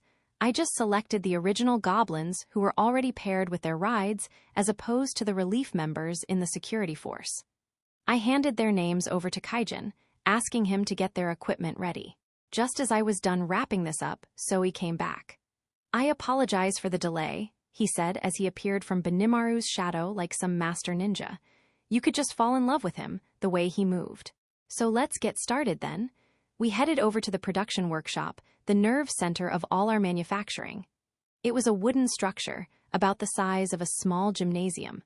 We were planning to reinforce the walls with mortar later, but we lacked the free hands for it right now. It was still one of the largest buildings in town, and it certainly stood out as such. When we went inside, we were greeted by several people loudly working on something. The 100-man battle gear order, no doubt. The security forces equipment would have to wait for now, sadly. We moved deeper inside. There was a room devoted to sewing work, but at the moment it was a private office of sorts for Shuna. Her skills were so masterful, it'd take a while for the goblinas to catch up, so she was alone for now. They were gung-ho about learning, don't get me wrong, but at the moment I had them making hemp fabric and other clothing materials under the watchful eye of Garm. Once everyone had more equipment, I was sure Shuna would recruit some of the more talented seamstresses to help with the silk. We needed clothing before we needed armor, after all. I was now headed for this sewing room, greeting Shuna as I stepped inside. She smiled back at me, now wearing a beautiful, kimono-like dress she must have sewn herself at some point. It looked meant for a priestess, but designed to be as easy to move in as possible. The top was pure white in color, but the skirt part was a light pink, like Shuna's own hair, and it made for a cute-looking picture. One look and you could see what kind of techniques she had at her fingertips. I was expecting great things. Shuna took out several outfits and lined them up on her work table. "Thank you for being patient," she said. "I've prepared your clothing, Sir Rimuru, along with a little something for my brother, I guess." "You guess?" This made Benimaru laugh. "Ho ho ho, can you blame her?" "Your silk fabric is so exquisitely made," Hekuro added. "Having even a scrap of it is a great honor. Do you have an outfit for me, too, perhaps?" Zoe was wholly uninterested in the banter. Shion was probably the one with the biggest emotional stake in it. She was a bit more boorish than the others, but she was still a woman. "Here you are," Shuna said, completely ignoring the others as she presented some clothing to me. Afterward, she distributed outfits to everyone else, which was just the sort of thing she'd do. Once we all had our respective gifts, she guided me to a small changing room. She had given me 2 outfits, along with a set of armor from Garm. "He gave that to me," she explained, "and I made sure the clothes would be comfortable underneath." I didn't see Garm around. I'd have to thank him later. So there I was in the changing room. My first outfit was a base layer, a shirt, and some short pants. She had done a great job reproducing the crude illustration I gave her. It felt great for everyday wear, I thought, and she had created 3 sets for me, so I didn't have to go naked while having the laundry done. The second set of clothes, meanwhile, was for battle, a real tour de force from Shuna. Transforming into my child version, I immediately set to strapping it on. It felt so glossy and slick on my fingers, more wonderful than even the highest quality silk I knew, and the pants and shirt were done up just as I had designed them. It was an incredibly pleasant surprise. The cut and the fabric were better than anything I wore back home. Some of my sticky steel thread was woven in, too, so it'd protect me more than well enough. I had the sage analyze it for me, so I knew. This outfit, though the moment I had it all on, it was like I was born to wear it. Perfectly sized. A sort of magic item, I supposed. I had absolutely nothing to complain about, as I felt its magicules intermingle with my own. It already felt like another part of me. Just to test it out, I morphed into my adult version, and just as I thought, the clothes adjusted themselves to match. A perfect piece of work. I moved on to the armor Garm had provided. He said he'd given it some extra attention, and it fit me just as well as the clothes. There was a dark jacket made from tan leather, tied together with string in front instead of sporting buttons. It looked like a plain old jacket, but it was also magical, and a perfect match for my aura. Maybe it was because I had the original pelts stored in my stomach before handing them over to Garm. That must have turned it black in color, matching well with my aura. Once again, no complaints. All I had left was the coat to wear over the clothing. This was a long jet black coat made from the original direwolf boss's fur. Another Shuna special, and since it lacked any sleeves, it was light as a feather. The front was open, but that didn't make it annoying to wear at all, oddly. Putting it on, I wound up wearing it sort of like a robe. The rear had a high part like a collar to protect my neck, and I could remove this if I wanted or use it as a scarf. A scarf that, apparently, would keep me warm in winter and cool in summer, somehow. I didn't think it mattered much with my cancel temperature, but I had to give it a shot regardless. And thanks to that sticky steel thread in there, it really did have some resistance to cold and heat. The coat also came standard with self-repair, which went way beyond basic seam fixes. Enough magic force, and I could basically regenerate it from scratch. Keep it clean, too. Ultra-speed regeneration at work, I supposed.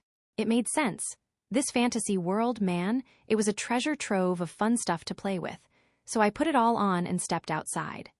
Shuna stared at me spellbound, clearly blushing, as the rest of the ogre mages tried their own clothes on. It turned out everything she sewed had the same magical properties of my outfit, absorbing the wearer's aura to match their body perfectly. Thus, they were all natural fits. Benimaru's kimono-like robe was bright red, almost like velvet. On a normal person, it would have looked unnecessarily gaudy, almost clownish, but he had the natural good looks to pull it off. Hekuro, meanwhile, had an outfit of pure white, like a mountain hermit, no excessive decoration to get in the way of battle here.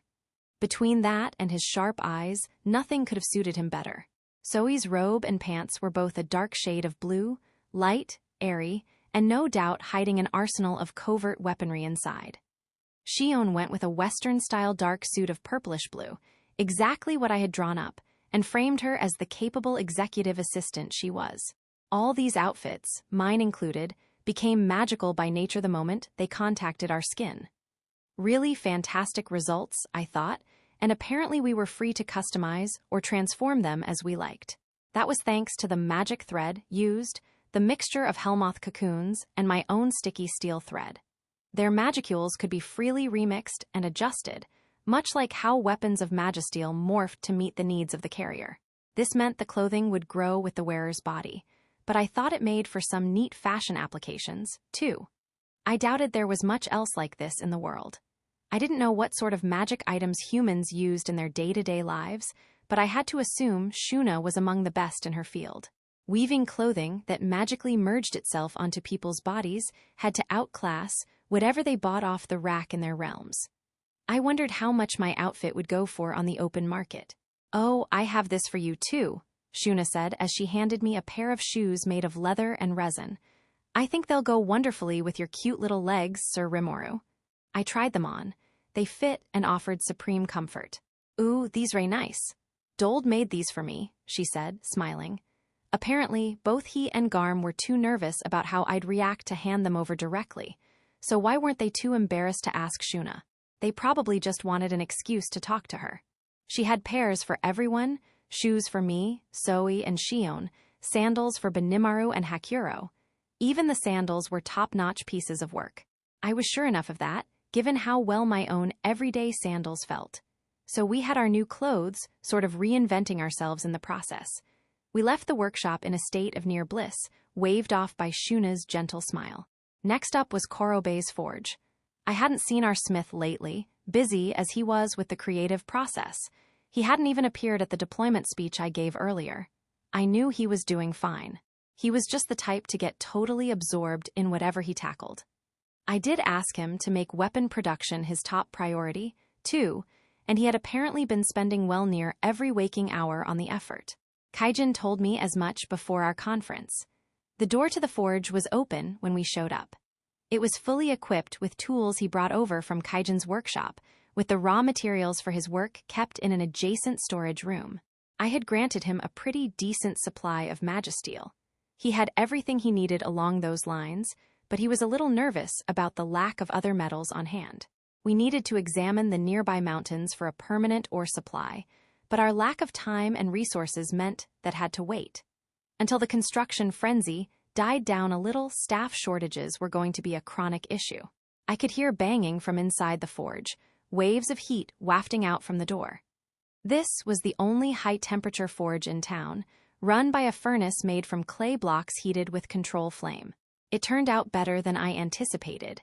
We were planning to build more once we got to grips with this one. Lots of things in the works, not enough time to tackle them. A real pain, so we went inside and grabbed Korobe's attention. Once he noticed, he greeted us with a smile. "I was expecting you," he said. "There's something I'd really like to show you all." I could tell he was eager to show off his latest work, a little too eager, in fact. He spent the next 2 hours talking about everything he had crafted, my eyes glazing over along the way. "Yes, I know, it's all great. Can I get out of here, please?" I almost said it out loud a few times before stopping myself. He just looked too happy. I was hoping Shion would step in, always eager to have her say on anything, but she just sat there and stared at all the weapons lined against the wall, enwrapped. Weaponry was a hobby for her, I guess, as it was for all the ogre mages. They carefully studied every inch of what they were given, grasping it in hand as they took in every word of Korobe's guidance.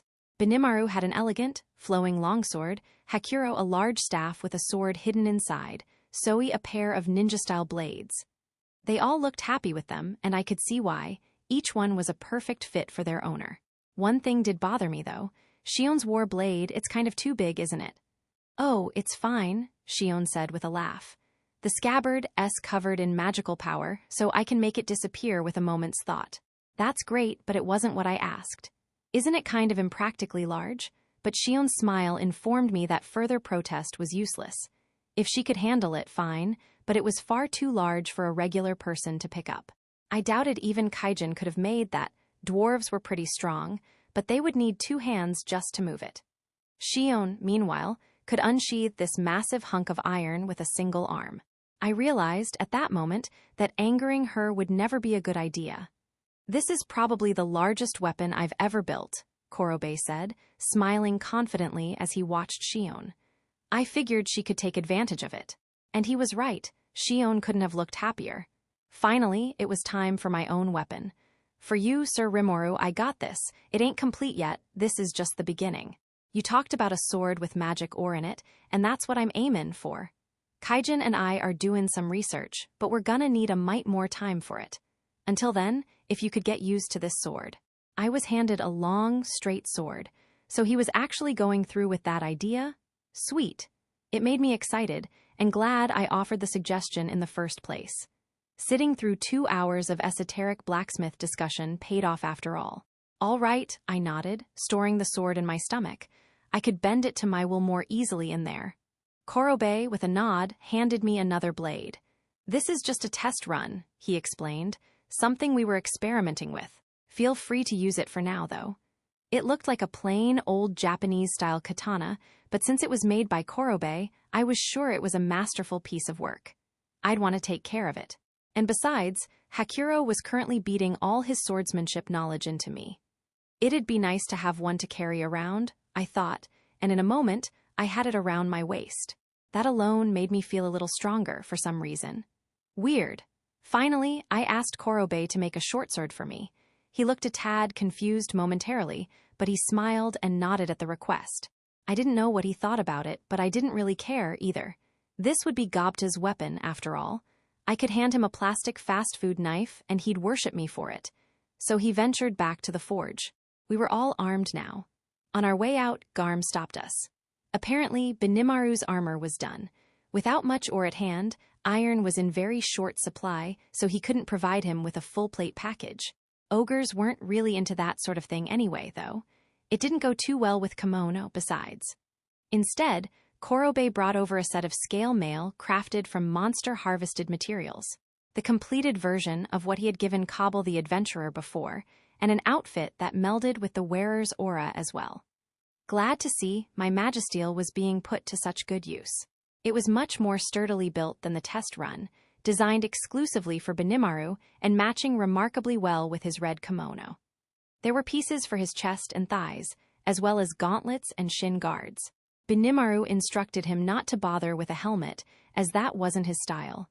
It was flashy, but again, it worked perfectly with his good looks. I asked him about armor for the rest of us. "Oh, I'll have Shuna handle that for you all," he replied. Apparently, he'd deliver each piece to her once it was done. He really liked having an excuse to see her, I suppose. For now, though, he provided 3 sets of chainmail for Hakuro, Zoe, and Shion. They would wear it directly over their base layers, so it would be well hidden. Garm and Shion had worked closely together on these, too, and they were designed not to distort the look of their outfits at all. Plus, Garm got to hang out with Shion more, which I'm sure was all the inspiration he needed to do such a great job. I kind of wished his work ethic wasn't inspired by getting to hang with beautiful women, but I couldn't complain. I already had my dark jacket in hand, so I didn't need anything else. I made sure to thank Garm while I had the chance. The next day, the goblin riders were by and large ready to roll, lined in a perfect row with a week's worth of provisions strapped to their backs. We needed to be quick and decisive in this fight, so I gave them only the bare minimum of food. If I had to provide a full supply, it'd slow us down too much. Speed would be everything, and if it was called for, we'd need the ability to zoom out of there on short notice. Each rider carried enough food for themselves, and that'd be sufficient.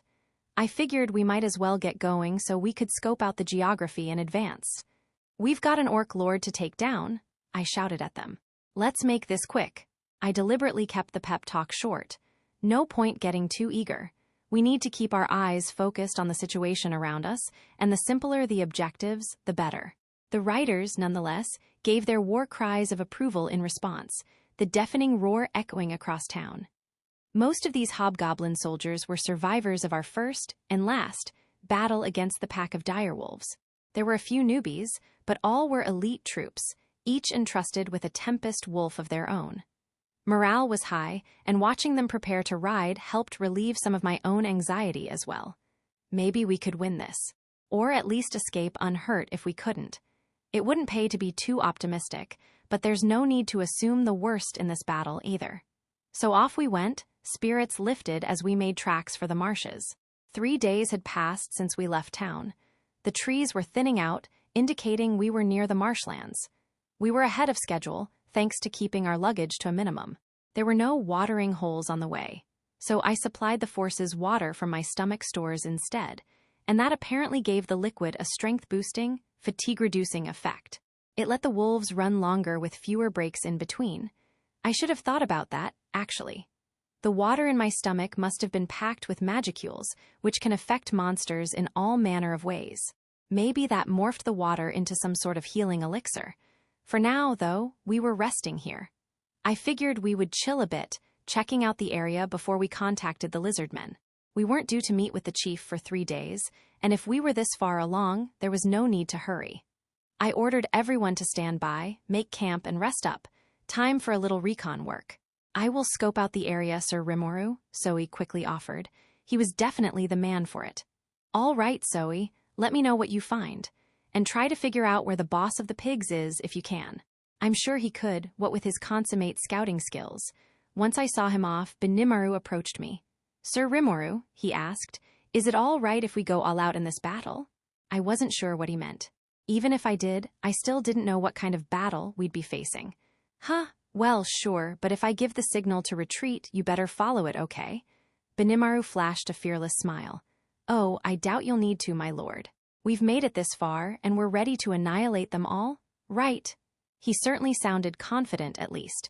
It was a good match for his naturally rugged looks. Hopefully, we'd have a victory to back that up. It wouldn't look cool if he gave me all that bravado and lost. I was sure he'd be bursting with shame, but I wondered if the thought of losing had even occurred to him. I doubted they ever worried much about such things, but ah well. Shion, meanwhile, was still marveling at her sword, smiling as she whispered, I'll let you crack as many skulls as you want soon, and other creepy reassurances to it.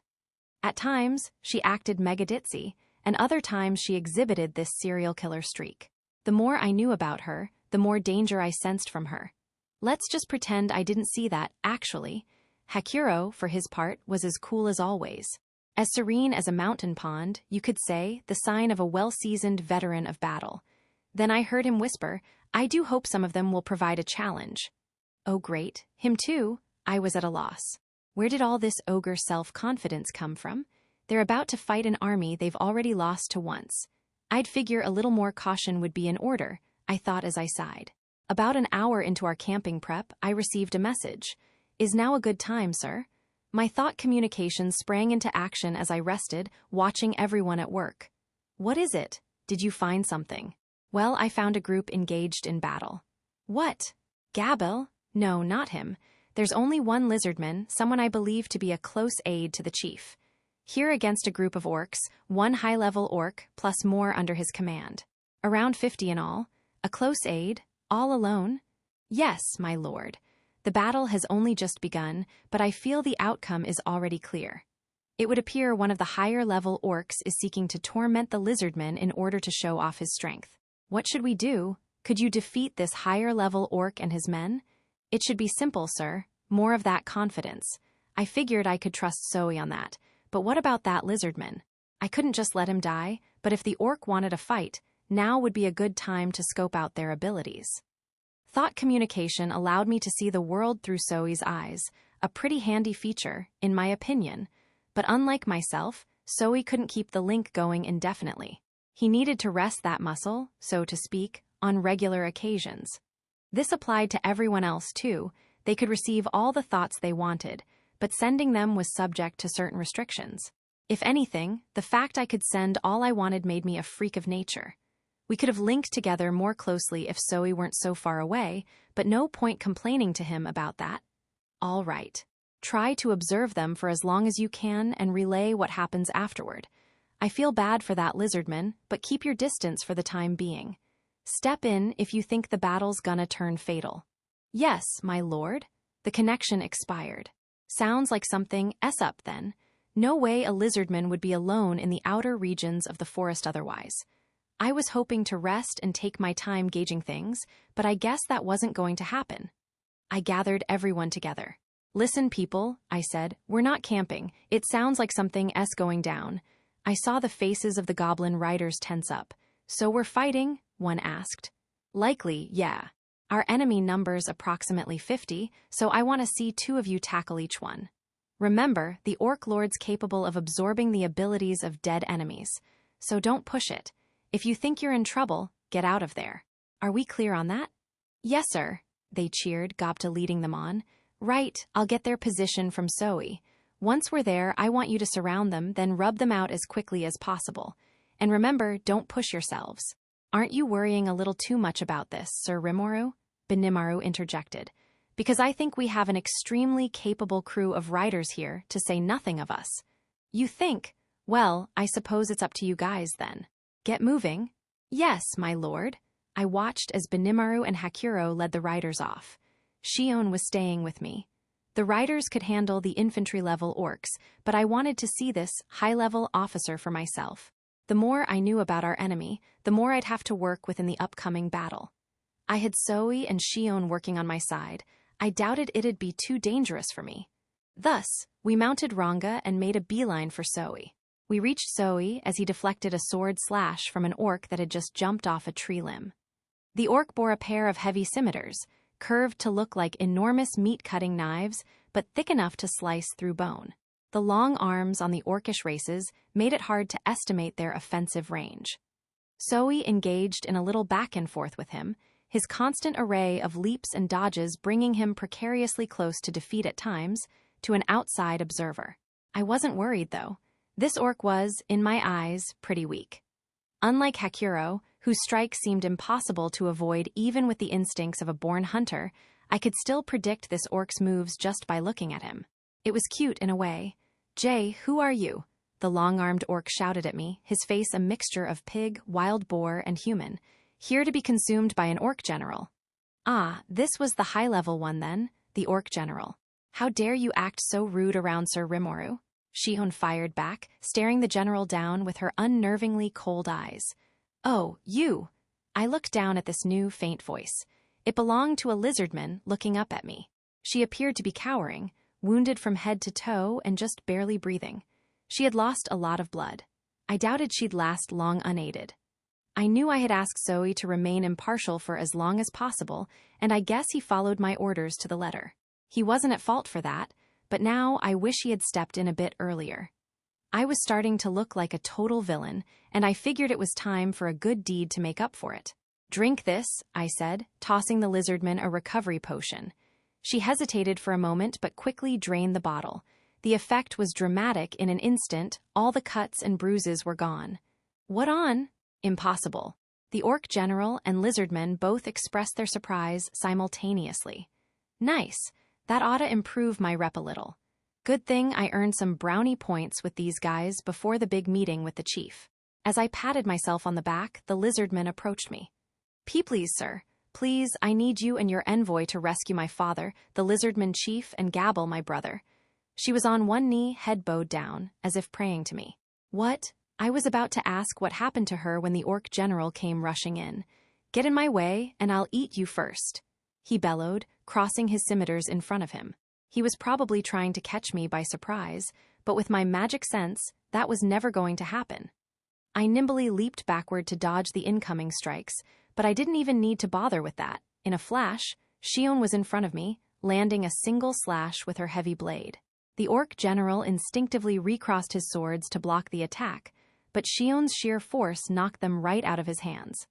The extra steel strength put her power off the charts, even by non-human standards, so I should have expected as much. "Worthless beast," she murmured, angrily staring the orc general down with her well-defined face. "You cannot stand still for a single moment while Sir Rimuru is deigning to speak. Damn it, all of you, seize this wench at." None of the orc underlings responded to the order. It was understandable, given how they no longer existed. "They hardly put up a fight at all," Benimaru said, riding up to me. "Hardly worth my time." "Yeah, Sir Rimuru," added Gobta, riding alongside him. "Boy, talk about a letdown, huh? Going 2-on-1 almost made me feel bad for them." They had apparently wrapped up the encirclement and massacre, just as I ordered. The speed with which they had carried out those orders shocked me into silence. Hakuro was just cutting down the few surviving orcs behind them. Maybe I was worrying too much. "Why, you're kidding me?" the orc general managed to gasp out. Then things got even worse for him. Just as I was about to order Zoe to interrogate him, everything finished. "Die." The voice was accompanied by a single flash of light, backed up by a low rumble. And with it, the orc general ceased to exist in any physical sense. "What is that idiot doing?" I whispered.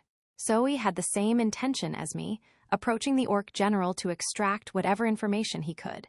But Shion had no similar thoughts. "I have given this impudent fool the divine punishment he deserves, my lord." She smiled at me, anticipating the praise that was no doubt coming. I didn't know whether to compliment her or scream at her. Yeah," I ventured. "Let's try to capture him alive next time, all right?" "Ah, yes, Sir Rimuru. We need to make them fully understand what happens when they cross the likes of you." "No, nothing like that, at all, but I didn't want to bother explaining it to her." She said yes to my request, and that was good enough. The entire squad was now dead, and while I would have liked some of the orc general's intel, I was willing to call this a success. No point dwelling on what's already done. I mentally shifted gears as I turned to the lizardmen. At least we wouldn't be interrupted any longer. There's still a few days until our meeting. What happened? She looked at Zoe and me in succession before setting her eyes upon me. "I am the daughter of the lizardman chief," she said, conviction clear in her voice. "I serve as the head of his royal guard. In advance of our alliance, my brother Gabble has overthrown the royal family and imprisoned the chief. He intends to wage open battle against the orcs, but he vastly underestimates their strength. If this keeps up, we will lose, and the lizardman race will be wiped off the land." She paused for a moment, searching for the right words. "The chief instructed me not to put an undue burden upon you as I related this message. But please, as the one who offered us this alliance, I beg you to help us." Now she was fully prostrate on the ground at me. "Well, Gabble was the son of the lizardman chief, it turned out, and his sister was right here with us. They must have all had good genes. It was a pity how Gabble turned out. Still, I couldn't let anything happen to the chief. So now what? Well, keep in mind that we haven't forged this alliance quite yet. The chief knew he couldn't count on us to get involved with an internal dispute at this point, so he sent you over to keep me informed of things. Is that how it is? If so, then why are you asking me for help?" It sounded mean, I knew, but I wasn't bound by any debt to the lizardmen. It'd be one thing after I signed on the dotted line, but it'd still be a lot more intelligent for us to get out of there. I was also starting to resent her not having a name, either. I had heard monsters could tell one another apart via the subtle vibrations they emitted as part of their emotions, but as an ex-human, it was all Greek to me. I felt weird calling her a lizardman and chief's guard leader, though. As my mind was veering off track, she looked straight up at my face. "I thought," she said, "that ones who have evolved to be as powerful as yourselves may have the strength to rescue us all. If the dryads who watch over this forest have recognized your skills, then I only hope you have the mercy to help. I fully know how selfish this is, but please—" "Ah, well said." Shion suddenly burst out. "You have a great deal of potential indeed, if you have noticed the full glory of Sir Rimuru's strength. I am sure the lizardmen shall be saved, just as you hope they will. We're already dedicated to destroying the orc forces, besides." Great, here we go again. I had the weirdest sense of déjà vu all of a sudden. I had appointed Shion to be my secretary, but she had a real knack for tossing more and more work into my inbox. Ah well, we were in for a fight anyway. Might as well cooperate as much as we could, as long as we didn't get hurt along the way. "Zoe, can you shadow motion yourself to where the chief is?" "I can, sir." "All right. I hereby order you to rescue the lizardman chief. If anything gets in the way of our alliance, eliminate it." "Yes, my lord." "So you'll—" "Oh, thank you so much." The lizardman was beside herself with gratefulness, which I was fine with. But again, I had no intention of getting myself killed for her. Keep in mind, I'm not planning to sacrifice myself or my people for this, all right? I would expect as much, yes. I would also like to serve as your guide, if you like. Good. Glad to see she wasn't offended. She probably knew she was asking a lot, and that she couldn't heap all the responsibility on our shoulders alone. there wouldn't be much point to calling it an alliance otherwise. I appreciate the thought, I replied, but Zoe will reach the chief a lot faster operating by himself, I think. Can you hold your breath for approximately 3 minutes? Zoe asked. Yes, absolutely. I can hold out for 5, in fact. All right, you can join me then. Is that all right, Sir Rimuru? Sure, no problem. Take these too. I gave Zoe a few recovery potions. If he was fine with it, I was too. I had no reason to refuse her as long as she wasn't a drag on my men. You could probably dilute these to 1/10 of the strength, and they'd still do the trick, as long as the injury's not too serious. Use them on anyone who needs them. If anything happens, I'm just a thought communication away. Yes, my lord. He nodded and saluted me. We're off then. The lizardman bowed deeply before turning to Zoe. He placed his hands on her hips and began shadow motion, disappearing from our sight in an instant. I'm sure the chief is in good hands with him, Benimaru said approvingly. And given Zoe's skills, I figured he was right.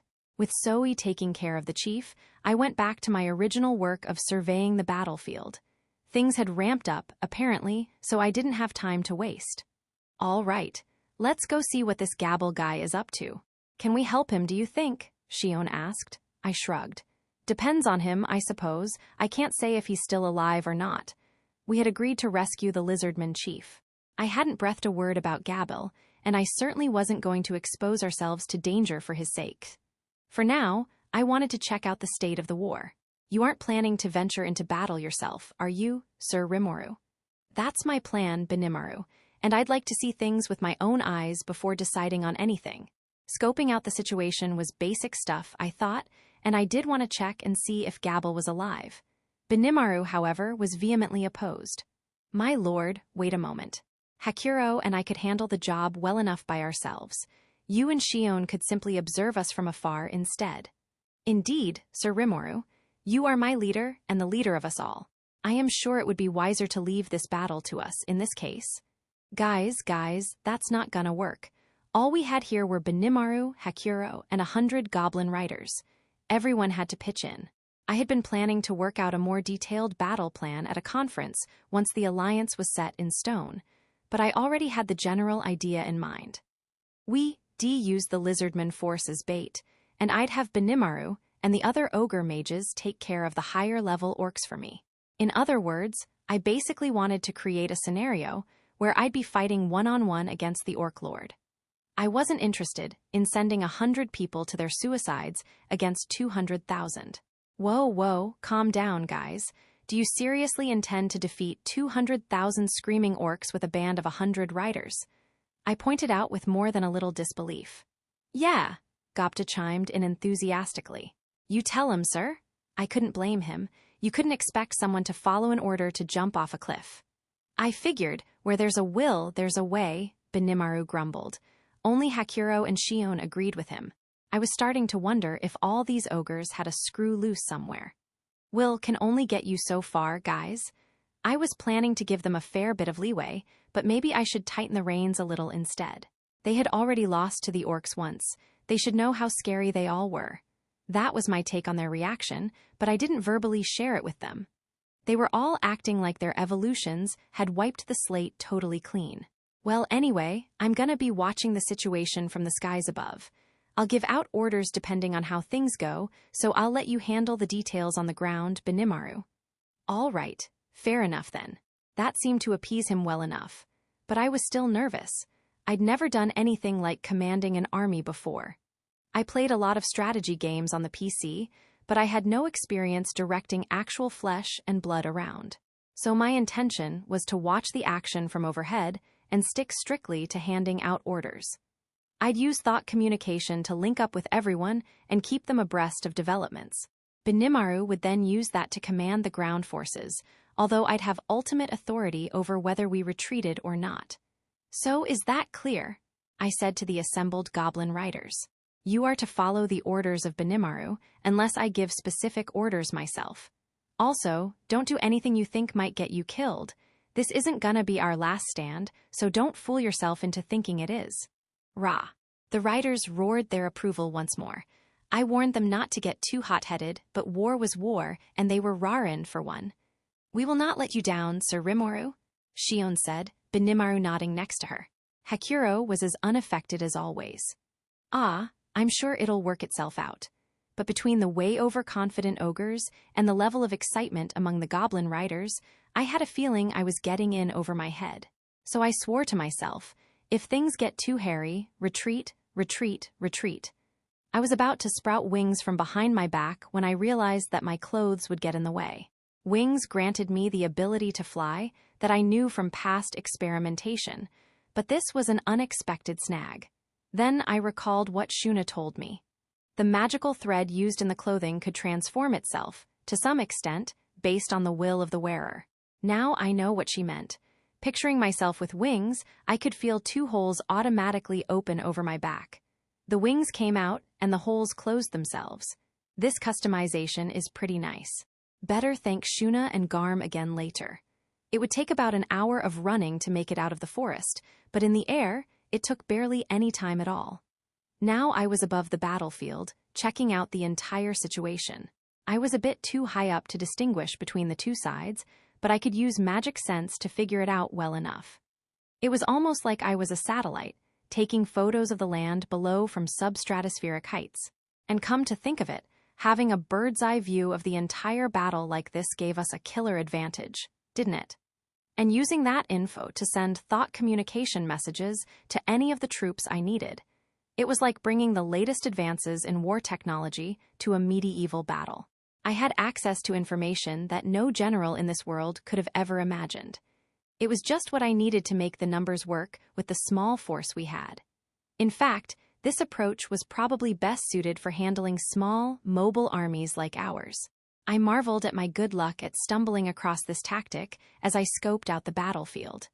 To sum up, it wasn't looking great for the lizardmen.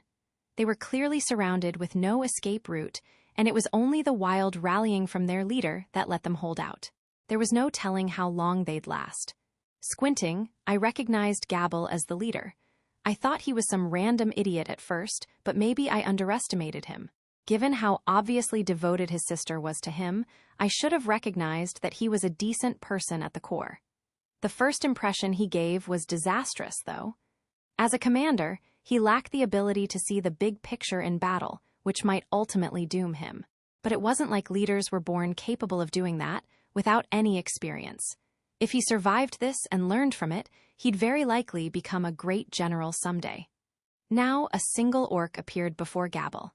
Another group, clad in black armor, formed a circle around him. Definitely higher-level ones, decked out in full plate and showing a military discipline none of the other orcs had. The one facing Gabble was likely an orc general like the one Shion had erased from existence a bit ago. He clearly projected a much stronger presence than the orcs in the circle. Then, the duel began. Gabble fought courageously. His considerable nimbleness and skill with a spear as he faced off against the orc general made me wonder if Gobta had had any chance at all. In fact, without that shadow-skipping trick. Sadly, though, the difference in strength between him and the orc general was just too much. Little by little, Gabble's body was being ravaged by cuts and wounds. I hated to let him die, and if that's what I thought, the answer was clear. I gave my orders. Ranga, can you shadow motion yourself to Gabble? Yes, my master.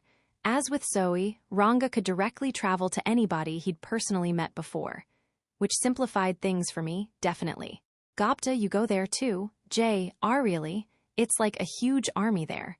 I heard a scream of pain through the transmitted thought. Gopta was cut off for a moment, then the line came back. He will gladly accept the mission, Sir Rimuru. Now it was Shion inserting herself into my mind. I didn't know what had happened to Gopta, but I suppose I didn't need to. Great. I want you two to rescue Gabble for me. Get going. Gopta would get to Gabble first, while Ranga was distracting the rest of the horde. He'd then work with the lizardmen and goblins to forge a path out of that hellhole. Off they went together. But not even they could last long amid the sheer number of orcs, I thought. Sir Rimuru Benimaru asked, are we allowed to go all out then? Help the lizardmen first. They need it. After that, do whatever you want. Pay attention to whatever orders Hakuro gives you, but otherwise have at it.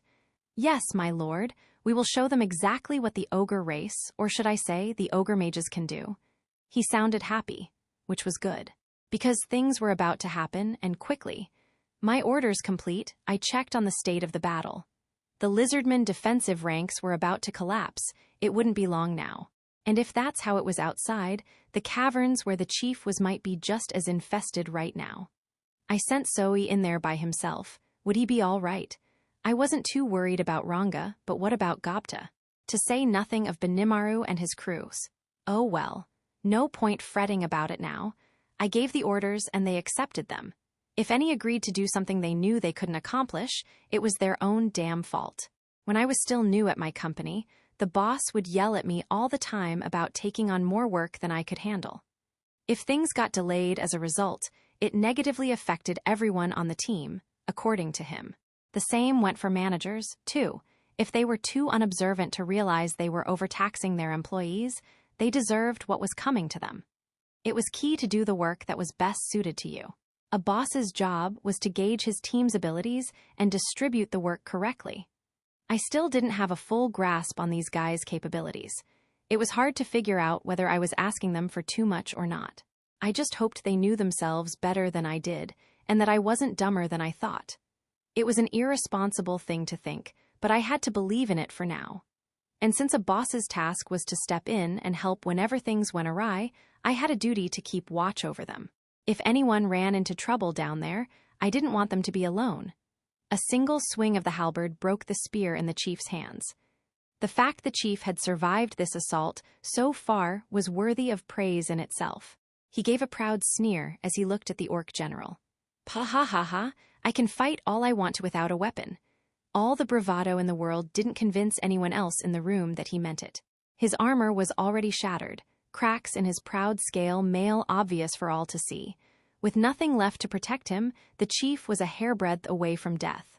"Listen," he shouted with as much authority as he could muster. "Come forward, my guard. Protect as many of the women and children as you can. I refuse to let you give up. Buy us as much time as possible and wait for help to arrive. Chief, these reinforcements cannot truly exist." "Don't say that," he replied, admonishing the vice-general of his royal guard. "Believe in them, we can never abandon hope. Protect the pride of the lizardmen until the very end." The chief never wanted to show a moment of weakness. He was a symbol of the lizardmen's strength, their final hope. To the lizardmen with no place else to flee to, they had nothing to lean upon apart from his words. "Plus," he added to his team with a smile, "as long as I can beat this foe, we can open a new path for ourselves." He was right. If they could defeat the orc ringleader blocking the exit, they would have a literal path to survival. There was no despair among the lizardmen warriors. Even if their chief fell, they knew they would stand up and fight. This much they had learned over the years, seeing him stand for his people. They would fight to the last man, and as long as they evacuated as many of the innocents as they could, no greater victory could be obtained. They had to find a connection to the future, but even that hope was crushed before the orc general. "You old fool, all the ridiculous chatter in the world won't save you now." A flash and the halberd in the orc general's hands sliced its way into, and then through, the chief's chest. "Arg!" He fell, coughing up blood on the way. "This is it." The caverns echoed with the shouts of lizardmen. The orc general stepped forward, aiming to land the final blow upon the chief, only to be stopped by a small team of fighters. He cut them down, resentful at this obstacle, and reached the chief's body. "You fought well, for a lizardman," he rumbled. "Your courage proves to us that you will serve well as our flesh and blood. When you die, you will die basking in the honor of becoming part of us." He aimed the blade of his halberd upon the chief's neck, lifted it up, and, "I'd rather you didn't do that. We have a promise with the chief," was stopped by the voice of someone who appeared in front of him. At that moment, the arrival of this man, Zoe, completely changed the destiny of the lizardman race. Zoe smiled a thin smile. He felt, truly, that he had served his master well. To him, this was nothing Benimaru could ever manage, whether he was son of the past king or not. The two had been rivals since childhood, and sooner or later Zoe would have become his loyal subject, serving the lord that led the way for the entire ogre race. But that was all in the past. Now he had a new master in Rimuru, and the thought pleased him. The ogres had enjoyed a long era of peace, undisturbed by any kind of conflict. To them, the monsters of the forest were nowhere near challenging enough, and as of late, They haven't even had any rampaging lesser dragons to deal with. It was a good thing, so he knew. But he could never deny that he wanted to make full use of all the skills that had been hammered into him. Then his settlement was attacked by orcs. He cursed his powerlessness on that day. He had assumed their end would come quickly afterward. They were rudderless, unable to avenge their friends and family. But now he was happy and thankful for his happiness. Under his new master, he had been granted a chance at vengeance. He would never let his pride weaken his guard. That single defeat had taught him a great deal. Along with the humiliating memories, he had etched into his heart exactly how foolish he had been all along. He had polished his arts for his master, eliminating his foes, honing everything he had within him. Nothing delighted him more than having orders to follow. And now, Zoe was ready to faithfully execute them. Looking up at the silent man, the chief recognized him as the monster who had met with him earlier. The high-level member of the magic-born races who called himself Zoe, the very one who had offered the alliance. He came for me, but we have no alliance forged yet. But doubts and questions swirled in his mind. Yet, the chief, near the end of his life, could do little. He attempted to speak, clearing the blood from his throat. "Lord Zoe, you have come for me, after we forged ahead, ignoring your advice. By my very life, please, help the lizard men." He tried his best to entrust his people's future to Zoe before he passed. But now there was another figure there, one he did not recognize before she spoke. "Father, drink this." An aqua-blue container was presented to his mouth. The moment he felt the liquid passing between his fangs, his hideous-looking wounds were magically gone, as if nothing had ever been amiss. In a moment, it had brought him back to perfect health. "Wah!" The chief sprang up in a state of shock. "My advice? What do you mean?" "Well, it doesn't matter. I want you to wait here until the appointed day arrives, and try to be careful. Neither my master nor I would enjoy it very much if you were to die on us." It sounded so out of place, this cold, oddly calming voice. He's saying he'll keep his promise about the alliance? But now is no time for that, he said. "The orcs!" Then he realized something was off. The orc general, halberd still high in the air, had stopped moving. His face had an odd dark reddish tint to it, his muscles bulging as he focused all his strength on the upcoming swing. What is the meaning of? "Don't worry, I've stopped him for now." Zoe's comment made the situation clear for the chief, but what did it mean? He gave Zoe a wild-eyed look. He realized that this orc general, who had completely dominated him in battle a moment ago, was now rendered completely helpless before this envoy. What are you?" "A pity, though," Zoe blithely commented as he looked at the frozen orc. "I had him captured. I was hoping to torture him so he would be of some use to Sir Rimuru. But it would appear he is sharing information with some outside source. I suppose I will have to kill him then." For Zoe, an information merchant of sorts, having data leaked out to the enemy deeply bruised his pride. That was why he always took the utmost care in observing the enemy. A blue light flickered in his eyes now, detecting minute shifts in the magicules in the atmosphere. It indicated he was using observing eyes, one of his extra skills, and that skill told him the orc general was transmitting what he saw to someone, perhaps through a crystal orb or other medium. Zoe decided it was better to kill the orc than to have his cover blown, but murder in itself did not interest him that much. So he decided to reveal a little more, in hopes of gauging the enemy's movements. "But just killing you would be boring," he said with a mild smile, "so why don't I have you relay a message as well? I assume whoever's controlling you orcs is watching me now, right? Your turn is next, and we'll make sure you will deeply regret making the ogre mages your enemy." And with that, Zoe took his eyes off the orc general, no longer interested in him. His work was done, and it was time to take out the trash. "Die," he whispered.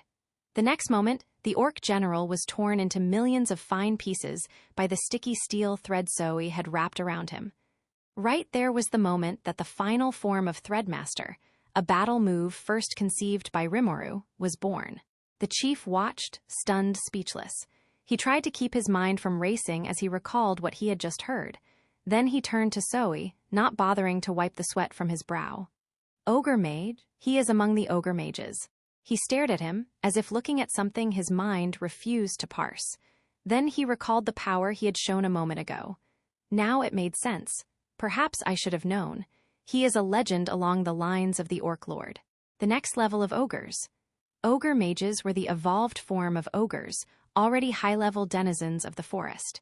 It made sense, then, that the force he exhibited was akin to a high-level magic-born, well past a rank and difficult to wrap one's mind around. So few among the magic-borns ever made it to that point. But something Zoe said rang in the chief's mind. He had said the ogre mages. Plural. There were more of them. The thought sent a shiver down his spine. My decision, he thought. My decision to accept this alliance was the best one I have ever made. Then the chief sank to the floor. He was sure of it now. If the ogre mages were helping him, the lizard men would absolutely be saved. Despite having an orc general defeated in the blink of an eye, the orcish soldiers showed zero sign of panic. The battle continued at a frenzied pace as the guard chief used the recovery potions Zoe gave him to tend to the wounded. Zoe wearily eyed the hordes. "We can hardly rest easy with these annoying flies around," he said, as calm and composed as ever. "I might as well take care of them too, while I'm at it. Give me one moment, please." Shortly after, Zoe's body appeared to disrupt into multiple images of himself. 5 shadows leaped forward, each one identical to Zoe, right down to his clothing and equipment. They were copies, made with his magical replication skills, and each one silently began taking action.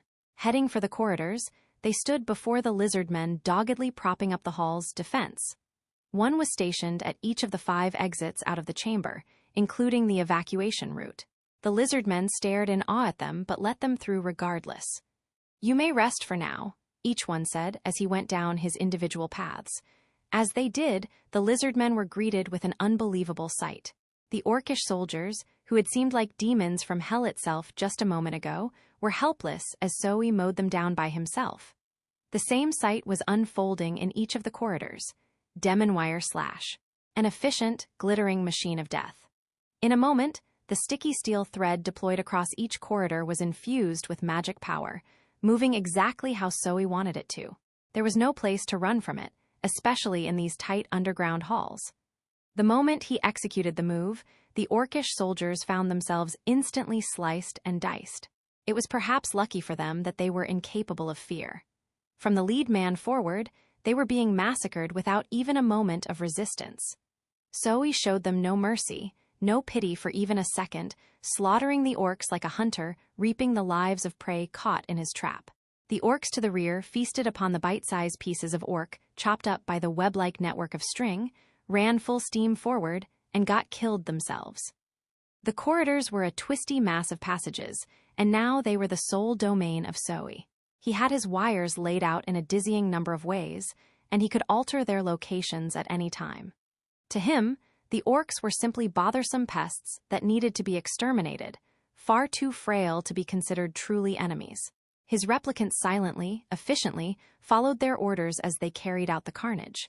The lizard men were too shocked to say anything. The scene before them played over and over again, filling them with awe and fright. It was strength on a completely different dimension, the work of a person whose power surpassed anything they could even envision in their imaginations.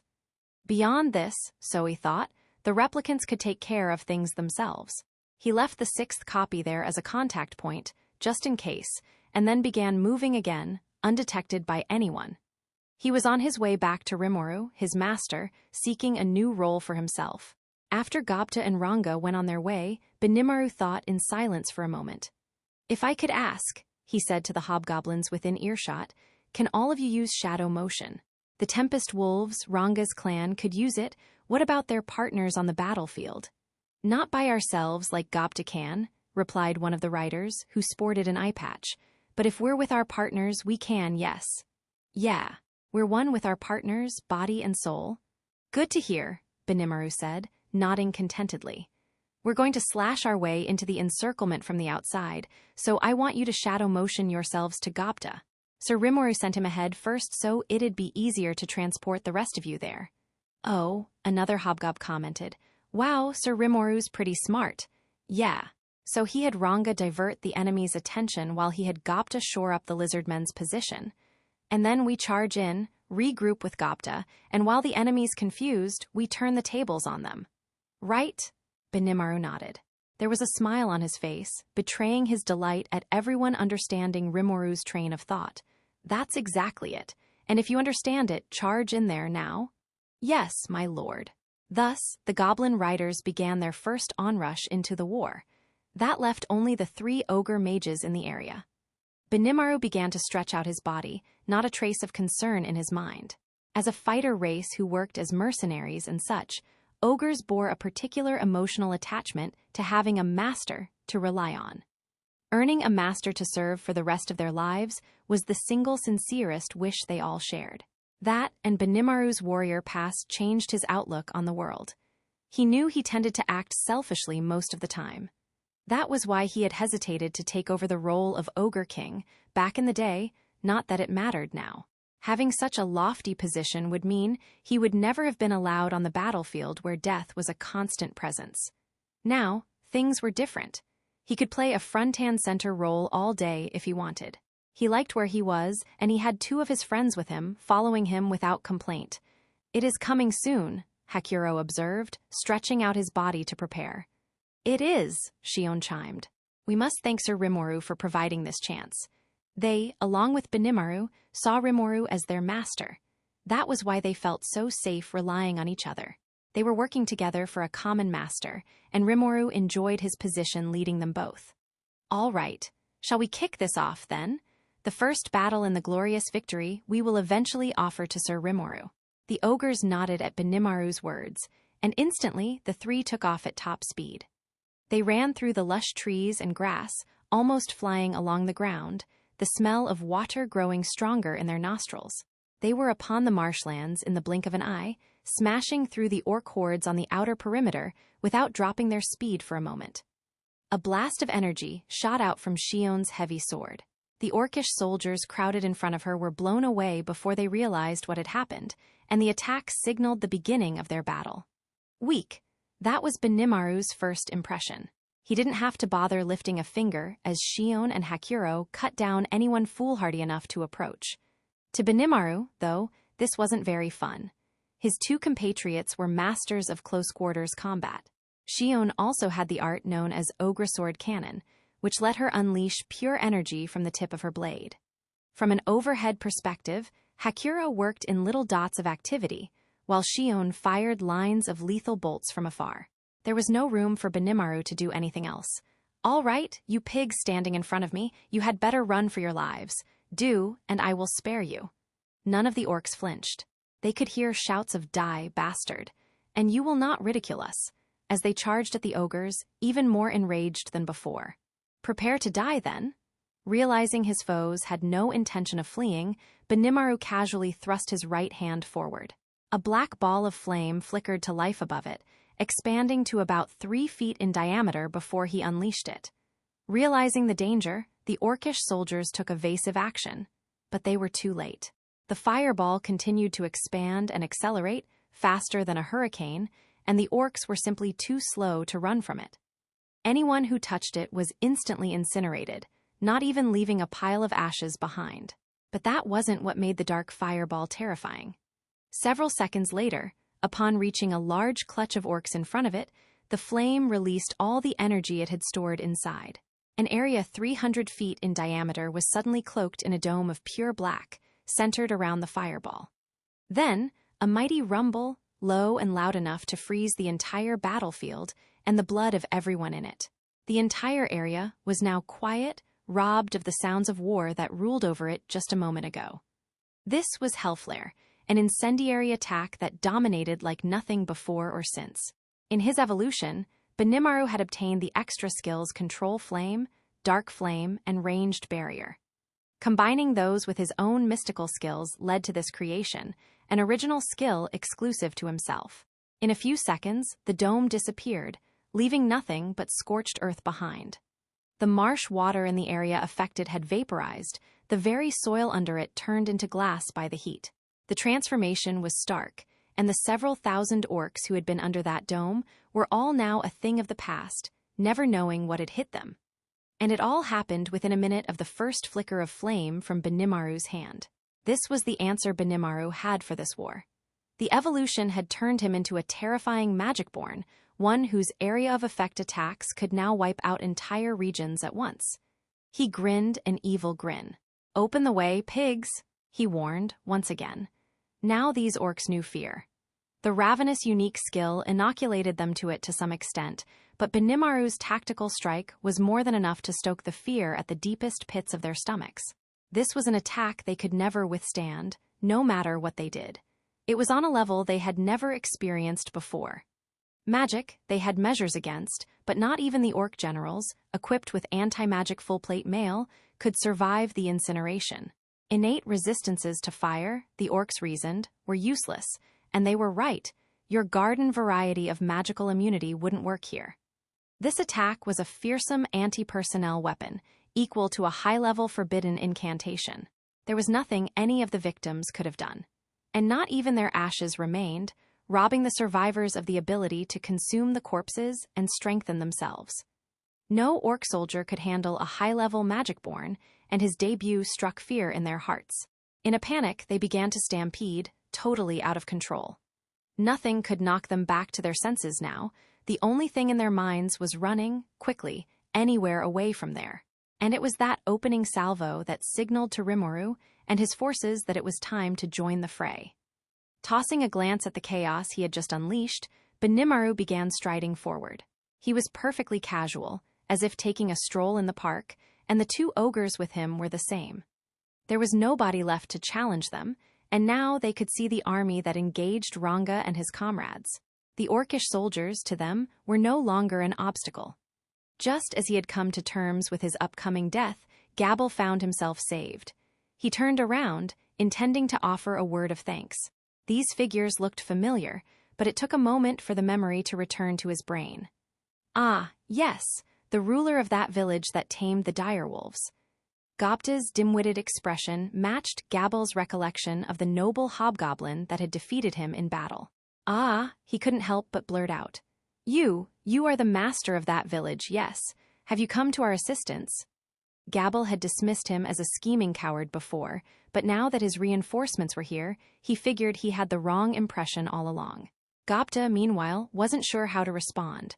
What's he going on about? He thought, dumbfounded.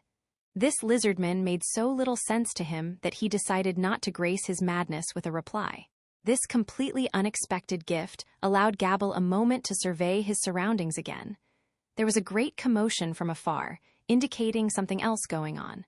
Probably had something to do with that rumble from before, Gabble imagined. But Gopta knew what it really was, a signal from Benimaru that the ogres were on the scene. "Oops, guess we're getting started. You're Gabble, right? Bring your allies together and get back in defensive formation." "Yes, I know." Each had no idea what the other was talking about, but they still had the mental capacity to unite toward a common goal. They both hurried off, both with a new responsibility to handle. Outside of Gopta and Gabble's scope of attention, Ranga was sizing up the orc general. "You wish to get in my way?" the fighter said, spear pointed straight at the wolf, a little unnerved by these new events but still in control of his wits. "Who are you?" These wolves were a concern to him, certainly. The orc general had a feeling that the low rumble from before was a sign of even clearer danger, but he couldn't simply leave the wolves unchallenged. "I am Ranga," came the low, half-growled reply, "the faithful servant of Sir Rimuru." The two glared at each other. "Rimuru, you say? I've never heard the name, but if this Rimuru seeks to defy us, we will destroy him." Now the orc general had no interest in Ranga. If he wasn't aligned with a demon, lord, or high-level magic-born whose name he was familiar with, he felt free to kill him without regret.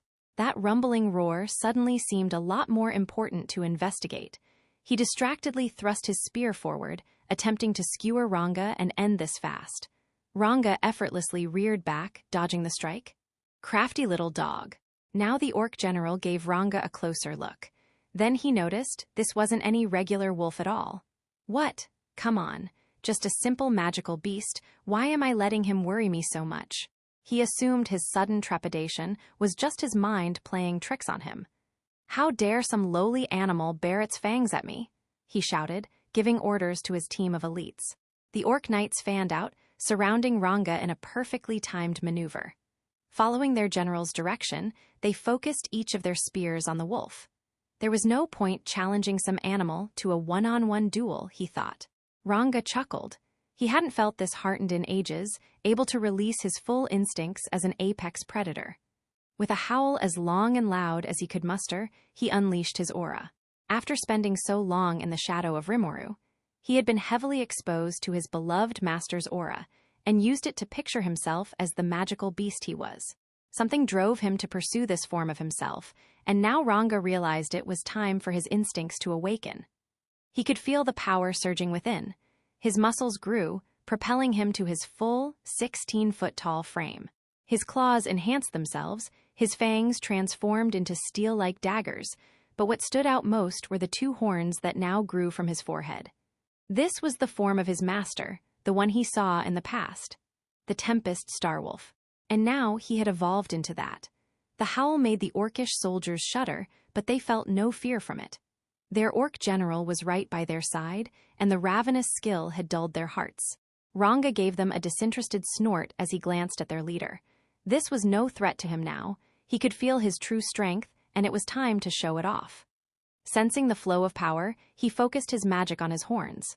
The orc general picked up on this higher-level transformation, and he knew the danger involved. He hurriedly ordered his soldiers to spread out, but he was too late. A flash of light ran across their ranks. Then the sound came, the crack of thunder as pillars of electricity shot up from the ground to the heavens, accompanied by a small army of tornadoes. Ranga had obtained the dark lightning skill, and while he couldn't directly control lightning the way Rimuru could, his 2 horns allowed him to define its range and power.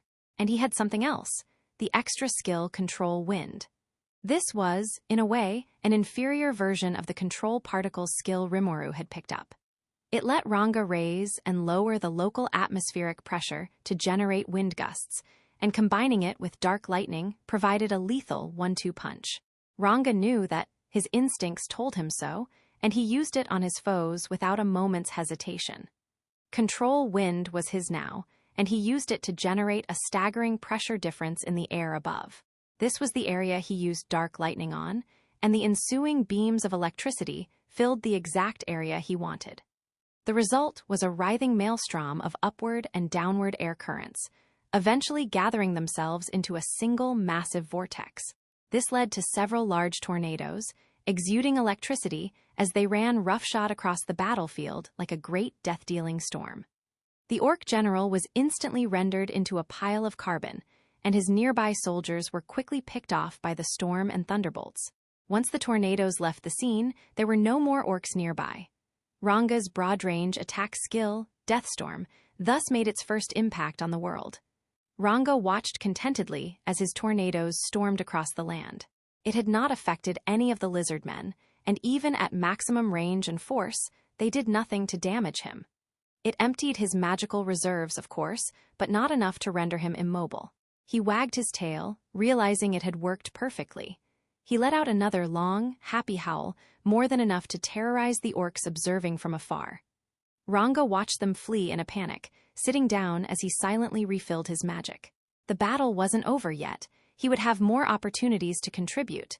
There was no need to hurry things along. Gobta appeared to be doing well, too. The lizardman force was starting to gather itself back together under the watchful command of Gabble. The goblin riders had rejoined Gobta, and together they were mowing down the orcs that had so tormented the lizardmen and goblins not long ago. It wouldn't be long before Gabble's men were a coherent force again. And now they could see Benimaru and his friends walking in from far away. Ranga nodded to himself. Victory seemed assured now. Gelmud was looking into his crystal ball. He didn't like what he saw. Damn those worthless bastards. In a fit of rage, he dashed the orb against the ground, shattering it into 1,000,000 pieces. It had been showing the proceedings in the forest from the eyes of an orc general. Gelmud had chosen that vantage point to take in what he expected to be the ultimate realization of all his ambitions.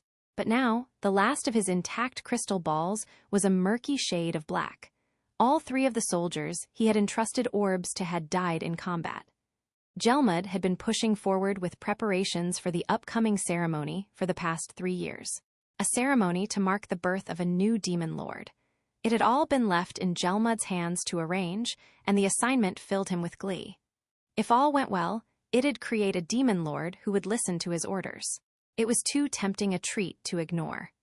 The demon lords of the world had forged a pact with one another that defined the forest of Jura as untouchable, not belonging to any dominion. That was, however, just a formality, and small-scale interventions into the wood were a daily occurrence. Gelmud himself had several different operations underway below the surface. What he was doing was planting the seeds of conflict across the forest. Gelmud was personally giving names to the most powerful among each race that dwelled in the wood. Naming a creature consumed a great deal of magical energy, draining his powers for months at a time. It was a dangerous game to play, but the named treated Gelmud like a parent and listened to anything he told them. Slowly, carefully, he had been building a small clique of proteges for him to manipulate forest-wide. Some had been uprooted from the ground before they could fully sprout, but others had fully blossomed. Some were goblins, some lizard men, and there were other races involved, too, all participating in the war as named monsters. It was poisoning the well to cull the weak from the herd. Powerful against powerful, the survivors fated to be evolved into a demon lord. Gelmud's plan had been going without a hitch. These great wars among entire races shouldn't have occurred until 3 centuries after Veldora's disappearance. Whether sealed away or not, triggering a war while Veldora was still alive was playing with fire. It could break the seal itself, in fact. So he had taken his time, gathering more pawns under his control and adjusting the power balance among the races. And now that Veldora had vanished far earlier than he anticipated, the whole thing was starting to fall apart. But luck hadn't fled Gelmud's side yet. An orc lord was born, and while he hadn't been expecting that, he did successfully bring it over to his side. It was Gelmud's trump card, and now that plans were going well and truly awry, Gelmud had no choice but to play it. It would be better to let things work out naturally with a plan like this, but the way he saw it, he had no other choice. It was a bit like fixing the entire tournament, he knew, but he decided that the Orc Lord would be the next Demon Lord, no matter what. The lack of time had forced him to speed up the plan a little, and Gelmud still didn't have enough strength to bring the higher-level races of the forest under his rule. He had wanted to sow some seeds among the ogres and treants as well, but that had fallen by the wayside this time. To be exact, the ogres turned down the naming offer. He had tried to negotiate with them, but they steadfastly refused. As a warring race, the ogres were reluctant to quickly change allegiances. They were high-level, yes, but Gelmud concluded that they could not be controlled. The experience riled him enough that he decided to have the Orc Lord target the ogres first. The way they easily steamrolled over the ogre homeland assured Gelmud that he was on the right track. He had sent a magic-born employee over to keep tabs on things, but it wound up being unnecessary. The Orc Lord was growing steadily, and even his underlings were now nearing a rank. It made Gelmud rest a lot easier at night. Rubbing out those annoying ogres first eliminated the last seed of anxiety for him. The treants were harmless as long as their lands were not directly threatened. He could take his time crushing them. Everything was proceeding as planned. He had once feared the demon lords who ruled over him, but now it was Gelmud's turn to man the strings. It wouldn't be long now, and when he topped it all off with the lizard men's destruction, all he'd have left to tackle were those stupid goblin weaklings. And once the Orc Lord had supreme control over the forest, Gelmud intended to have him keep going and destroy a human city. It would be his declaration to the world that a new demon lord had been born, and that declaration would be supported by facts once he wiped away the dryads and treants from the forest. Soon, very soon, Gelmud would have a demon lord doing whatever he wanted. He would take his rightful place as one of the most powerful rulers in the world. He could see it all so clearly in his mind, but now, he hadn't bothered to renew the contracts with the people he spent a fortune to hire. Gelmud's master was the one who introduced him to the moderate jesters. They were a creepy little band, and while they offered a wealth of powerful magic-borns to him, the plan was going so well that there just wasn't much work he could offer, not without revealing his entire plan, which he wanted to avoid. They had warned him to mind his business around the dryads. That was why he devoted so much effort to building an arsenal of magic-resistant armor and equipment. Problem solved, as far as Gelmud was concerned. The Orc Lord's army had conquered the majority of the forest. One more step, and everything would be theirs. But now, just as the Orc Lord was about to enjoy his new life as a demon lord, an unexpected presence had thrown a wrench into the gears. All of a sudden, one of the crystal orbs went black. One of the 5 Orc generals, the commanders who answered directly to the Orc Lord, had been killed. Gelmud grew confused, then panicked. He realized that if things went awry, not only would there be no place in the table among the world's elites for him, his master might decide he wasn't worth having around any longer. The realization came to him at around the same time his 3rd crystal ball went silent. All hope seemed lost for his ambitions and for himself. Gelmud flew outside, casting a flight spell to propel him forward. There was no time to bother formulating a plan now. He had to get to the marshlands, and he needed to be fast. Chapter 6. The Devourer of All. It was a sight to behold. I kept up my vigil on the battlefield from above, taking in the reality unfolding on the ground. Flashes of light ran from corner to corner, blowing away dozens of orcs at once. A loud roar rumbled in the sky as a black dome-shaped something appeared, then disappeared after a few seconds and left nothing but a bunch of glass fused into the earth. All the orcs there must have been burned into nothing. I could tell what had happened easily enough, but I felt like my heart was still having trouble accepting it. Before it could, tornadoes swirled across the field, sending gale-force winds in all directions and burning the orcs alive with bolts of lightning. It looked like one of the black-armored orcs had either been incinerated or torn apart. My honest appraisal of all this, what the heck? With every swipe of her sword, Shion was cutting down great quantities of orcs. Her blade was glowing a dim shade of purple, infused with her aura. A flash of the same color shot through the air with every slash, cutting orcish soldiers in half with the shock waves. The sword was no kinder to those it physically struck. Some literally exploded. A single slash had a range of 20 feet or so, slicing through everyone unlucky enough to be in its path. She smiled a graceful, fetching smile as she danced her way through the hordes. The attacks just kept coming, uninterrupted, and not a single orc could lay a claw on her. Her strength was simply overwhelming. But there were a couple other guys in battle that made Shion look like a rank amateur. Those were Benimaru and Ranga. Let's tackle Benimaru first. What was up with that freaky black dome thing? I had a vague idea when I first saw it, I'll admit. A combination of my control flame, dark flame, and ranged barrier, I guessed. He used a barrier to freeze the space, control flame to accelerate the particle motion inside, and then dark flame to convert the excited particles into searing flame. It'd instantly cook everything in the enclosed space, like Ifrit's flare circle except with an even larger range. It disappeared in the space of 2 seconds, but with temperatures this high, that was enough. It was a scarily efficient killing device, and the neat thing was how, unlike a nuclear bomb, it didn't affect the outside area one bit. Not a single shock wave or burst of energy leaked out from the barrier. He must have ranged it carefully to control the temperature inside, and I could only imagine how hot it must have been. No way anyone could have survived. The only real problem, I supposed, was the way he took this incredibly dangerous skill. He developed it himself, I later heard, naming it Hellflare, and tossed it around with hardly a second thought, apparently. Now for the other guy, Wolf, Ranga. Transforming into a Tempest Starwolf out of nowhere was kind of freaky, I thought, but it was the skill he immediately unleashed afterward that really threw me. I suppose that was how you were supposed to use dark lightning without placing any limits on it, and he even controlled the wind to enhance its effects. Dang, what was that? Understood. I believe the individual Ranga combined dark lightning with the extra skill control wind, taking advantage of the differences in temperature and atmospheric pressure to create bursts of up and down flowing currents, thus creating whirlwinds. Neat, I don't get it. So he generated tornadoes to attack a wider range than he could with just lightning? Well, it sure worked. It knocked out an entire section of the orc horde. It consumed a ton of his magic, though, so I doubted a second strike was coming anytime soon.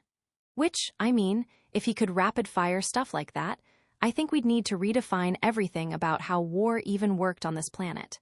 Gauging all of this made me realize something. The brakes I had subconsciously been applying to myself all this time, they had nothing like that. No concept that some skills were a little too dangerous to unleash and just lob them willy-nilly at enemies. That was a given in the survival of the fittest world they were born in, I imagined, and really, maybe I was the one being weird about it. It'd suck if I held back and my friends paid dearly for it. Over in my old world, there was this tacit agreement that yes, we've got all these devastating weapons and stuff, but we can't actually use them. They were more for deterrence. But was that really the case? What's the point of spending so much money on weapons you could never use? Taking all that time to develop them? They're meant for launching when the times call for it, no. And if you're not supposed to use them on innocent citizens, did that suddenly make it okay to use them on the battlefield? I think if you got your brains blown out in a war, you probably wouldn't care much about the exact murder weapon that did the deed, wherever you wound up. Maybe that was the whole point. You needed to show people that you were strong if your weapons were ever going to serve as a deterrent. Maybe there was nothing wrong with that at all, actually. Look at Ranga, for one, he's just sitting there, observing, and nobody's daring to go near him. They're as deterred as they can get. I mused absent-mindedly to myself for a while. The battle had been raging for around 2 hours. Benimaru had popped off 4 of those Dark Dome attacks. Not even he could deploy them in rapid succession, but I guess they didn't sap that much of his energy. Ranga's attack, meanwhile, was proving more of a one-and-done thing. I guess he put his all into it, which explained his current comparative silence. It certainly helped cow his opponents into submission anyway. As I saw a bunch of orcs running around in a panic, trying not to get caught in Shion's attack range, I decided to analyze the situation a bit. I felt oddly calm now. Benimaru decided where to attack first, but I had ultimate authority over where to go last. I wanted to strike the enemy hard on a specific spot, attracting our foes to Shion and hitting them where it hurt. Hakuro was busy handling the commander-class enemies for me, and I would hardly call that a battle. He approached them soundlessly and diced them up in an instant. The ravenous unique skill let the armies boost their leader's strength by consuming the dead, so making the bodies themselves vanish was apparently a priority for him, which I appreciated. Part of his model will art, maybe? I could see him release an aura from his palm, burning the corpses, or melting them, really. We proceeded along those lines for a while, with me spotting an enemy commander and sending Hakuro over to erase him. We were overwhelming the orc armies and 0 cost to ourselves. I kept up my watch, trying to stay as efficient as possible. Even the more eager ogres realized that the tables had turned by now, I was sure. They weren't attacking as frantically as they were before. They kept their distance from Benimaru and Ranga, fanning out their formations so they weren't bunched together. At that point in time, the orcs had suffered about 20% casualties. Over 40,000 had lost their lives. And it wasn't until then that the enemy's nerve center, the Orc Lord, finally took action. The Orc Lord, a pig-headed monster who redefined ugliness, came to the front. He had 2 orc generals with him, both clearly a level above the orcs from before. Their dull, yellow eyes were brimming with hatred, and I could see their auras all the way from up here. Benimaru, Shion, Hakuro, and Ranga were now lined up together to engage them. Even Zoe was there, now next to Benimaru. They were clearly ready to rock. So how strong's this Orc Lord then? I had no idea, really, but it seemed that all the powers he gained were starting to make him lose control of his own sense of self. Maybe that was why he was so late to react to us. I wasn't so sure I needed to worry much about him. Either way, though, we couldn't let him get any stronger. Now that Benimaru and everyone else had arrived, I figured the sooner we took him down, the better. I took my mask out from my pocket and put it on. Time to teach him a lesson, I thought as I descended to the ground, just as I was about to touch land. Tee-ing. There was a sharp, ear-piercing sound. As it rang in my mind, my magic sense noticed something flying toward the area at high speed, aimed right at the middle of the marsh where the 2 armies were fighting away. It was a man, dressed rather oddly and with a distressingly strong aura. One of those upper-level magic-borns I'd been hearing about. I landed on the ground, following his trail, Ranga and Benimaru sidling next to me. The man gave us a sideways glance. "What in blazes is going on here?" he shouted, wearing his emotions on his sleeve. "Who dares to disrupt the plans of the great Gelmud himself?" I think I had an idea of what we were dealing with. This was the bad guy, wasn't he? I knew it. And the way he revealed who he was without anyone asking indicated he might be a bit of an idiot, too. He looked minion level, but I didn't want to read this book by its cover. His clothes were odd, but each component seemed to be magical by nature. I'd best not let my guard down, I thought. If I had to guess, this was the guy setting the Orc Lord on the general populace. And now that his plans were going awry, he looked seriously pissed. Lord Gelmud, Gabble stammered as he ran up to him. I never would have expected you to come to my aid at a time like this. Gelmud just looked at him the way someone would look at a giant pile of garbage. You worthless wastes of space. He spat out at the orcs all around him.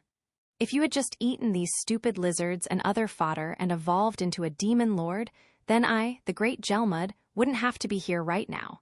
Well, that's kind of mean. Does he understand what he's saying, really? He means that the lizard men and goblins were just meant to be food for the Orc Lord. Not that it matters to me, but... Wait, haven't I heard the name Gelmud before? Understood. My information indicates the Magicborn that gave the goblin called Rigor his name was himself named Gelmud. Oh, right. Gelmud was the guy who named the first Rigor, the older brother of the current one. Did he name Gabble too, then? The lizardman himself spoke up before I could pursue the question further. Eaten these lizards? Ha ha ha ha. Talk about your gallows humor, eh? You'll find I am still perfectly hale and hearty, Lord Gelmud. Ever since you granted me your name, I have done my best to exercise the full potential of my abilities. Ah, so it was him. But naming a monster just so the Orc Lord could consume him? That made an awful lot of sense, actually.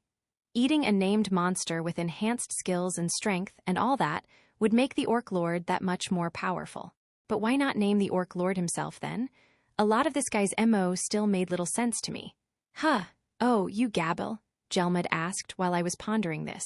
I wish you could have fed yourself to the Orc Lord sooner than now, as blundering and worthless as you are, you still bother to haunt this world. Well, so be it. Now that I am here, I might as well help you shuffle off to your grave. Gabble, I hereby command you to become the Orc Lord's strength. Your death will be the greatest thing you have ever done for me. He was gesturing wildly at the Orc Lord now. The Orc Lord didn't budge. He simply looked at Gelmud with his sunken eyes and opened his mouth. Evolve into Demon Lord, what is that? Duh, your brain must be the size of a walnut, Gelmud mustered. It seems all that prey has avoided your brain entirely and gone straight to your muscles. We are out of time. I am forbidden to meddle in this, but I have no other choice. He turned his bloodshot eyes to Gabble now, showing an open palm. Then, without any further warning, he shouted die and launched a bolt of magic. Look out, Sir Gabble. Get down. A small detail of lizardmen scurried toward the awestruck Gabble to protect him, forming a living shield as they warned him of the danger. That single magic bolt was enough to send 5 high into the air. But it didn't kill any of them. Whether the force of the blast was dissipated among all the bodies or the lizardmen were really just that tough, nobody was dead from it. Seriously injured, yes, but very much alive. What are you? Gabble exclaimed. Lord Gelmud, why did you do such a thing? So he was using and abusing Gabble all this time, and now that things weren't going perfectly according to plan, he was gonna kill him. Something told me that I probably wouldn't get along too well with this Gelmud guy. Gabble's face twisted itself in despair, betrayed by the one person in this world he believed in. Sir Gabble, it's too dangerous. One of his injured troopers advised him. Please, get out of here as quickly as possible. He certainly had some nice people under him, or maybe it was more like Gabble was a great boss to them. Judging by the state of things when I arrived, he hadn't used the goblins as the throwaway pawns I expected him to. Perhaps he was using them as a first-line tactical defense, but I could see he had a good reason for it. The beloved commander, huh?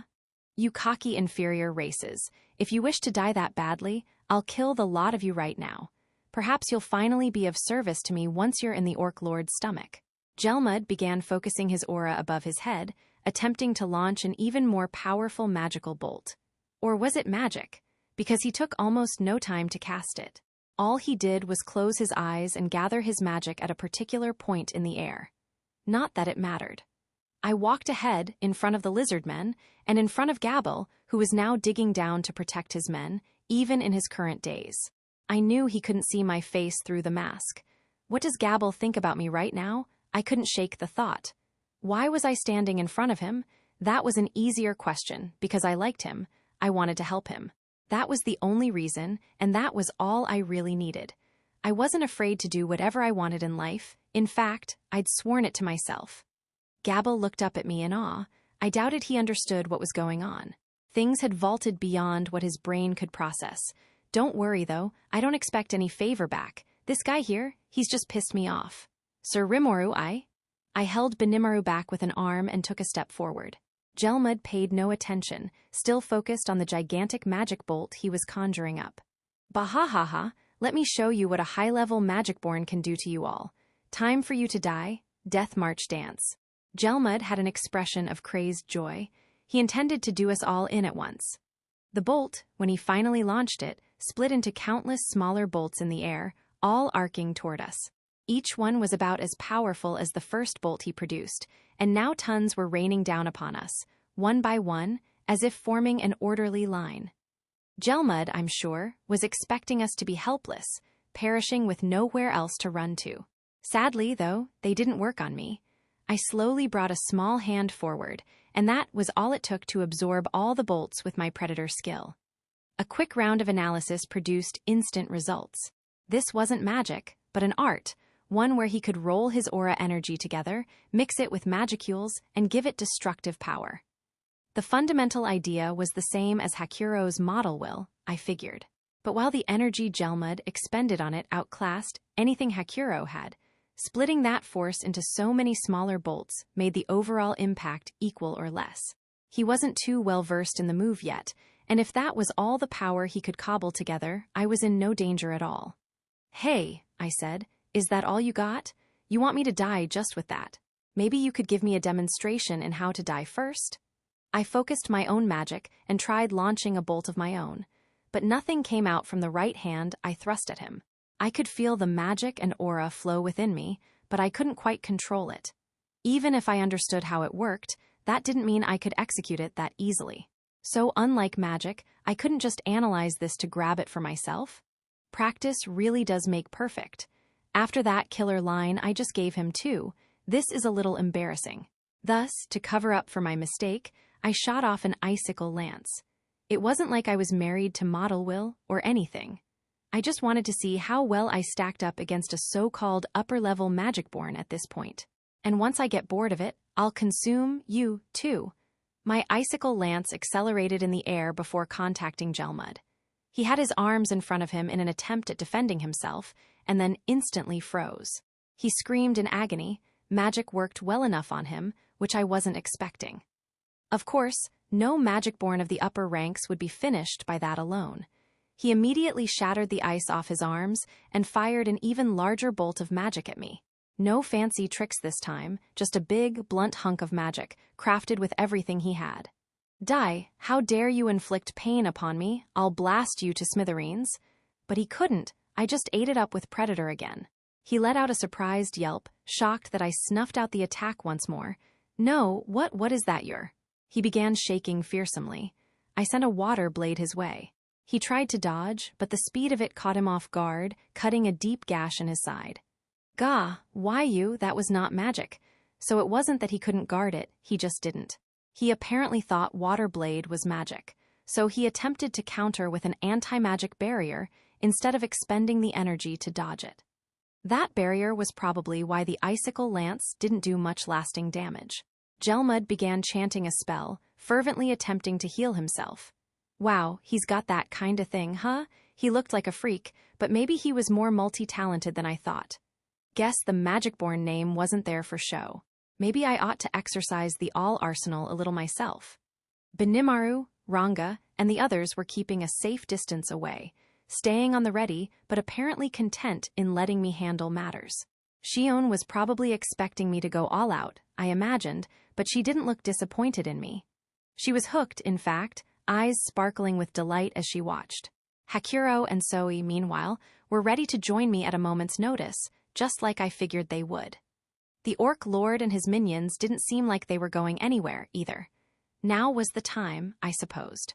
I casually sauntered forward, stopping once I was next to the still cowering Gelmud. Hey, can we get serious now? You were gonna show me what a high-level magicborn can do, weren't you? Then I kicked him.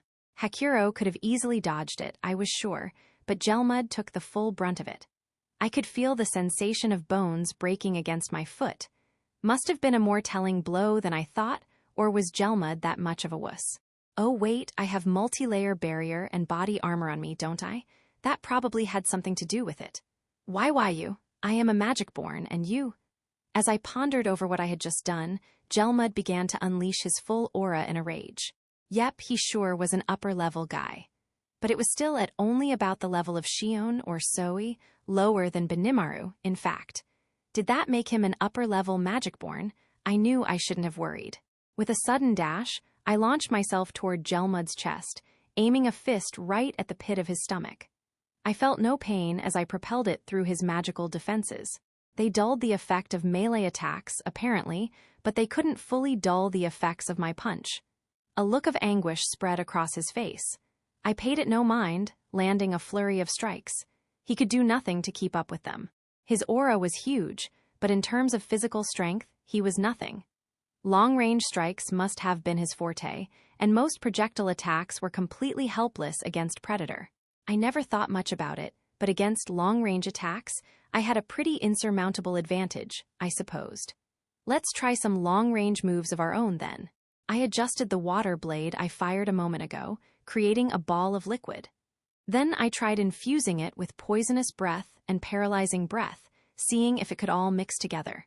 I then tossed the resulting ball, about the size of a fist, at Gelmud. It wasn't as fast as I thought it'd be, given that it wasn't pressurized like water blades. It was slow enough for Gelmud to react to, and he fired back with a magic bolt of his own. That water blade from before must have taught him to do away with the taunts and such, but it wasn't done yet. The ball exploded into a spray of fine mist, spreading all over Gelmud's body. "Gar!" he shouted in anguish, writhing in the mist, just as I hoped. Now I knew how to modify the water blades themselves. And wait, I think I had my finger on something here. When I created that ball just now, that feeling I had. I pointed my right hand at Gelmud, who was still in pain and desperately attempting to heal himself. Will this work? When I made that ball, I didn't take any water out from my stomach for it. I just rolled it out from my aura. Maybe if I tried that with magicules instead, there we go. I now had a fist-sized piece of spirit above my right hand. So far, so good. Now, how to fire this at him? Slowly, I pushed it forward, as if executing a breath-type attack. I felt something push lightly against my palm, and then the ball of spirit shot forward as fast as a water blade. Guess it worked. Hakuro's eyes burst wide open. "He's learned model will," I could hear him whisper. Still unrefined, though. So now I had my own magical bolts. We'll just ignore the second thing he said for now. Once I learned something, things would fall into place pretty quickly. I was sure I could burn more magic to boost its strength, too. That shot just now missed, sadly. I'll hit the next one, I thought as I stared Gelmud down. What are you? How? Not even an upper-level magic-born such as I could. He was interrupted by the bolt of magic knocking him cleanly off his feet. I was still just practicing, so I didn't put too much force into it, but it still beat one of my punches, it looked like. Next I fired several in succession. Smooth sailing. It'd just be a matter of time before I fully mastered it. Time for more practice, I decided as I targeted several shots on Gelmud. I then simply stood there as they all hit home. Geez, I'm more merciless than I thought. I think I got a little too excited about learning this new attack. Still, this dude was way too weak.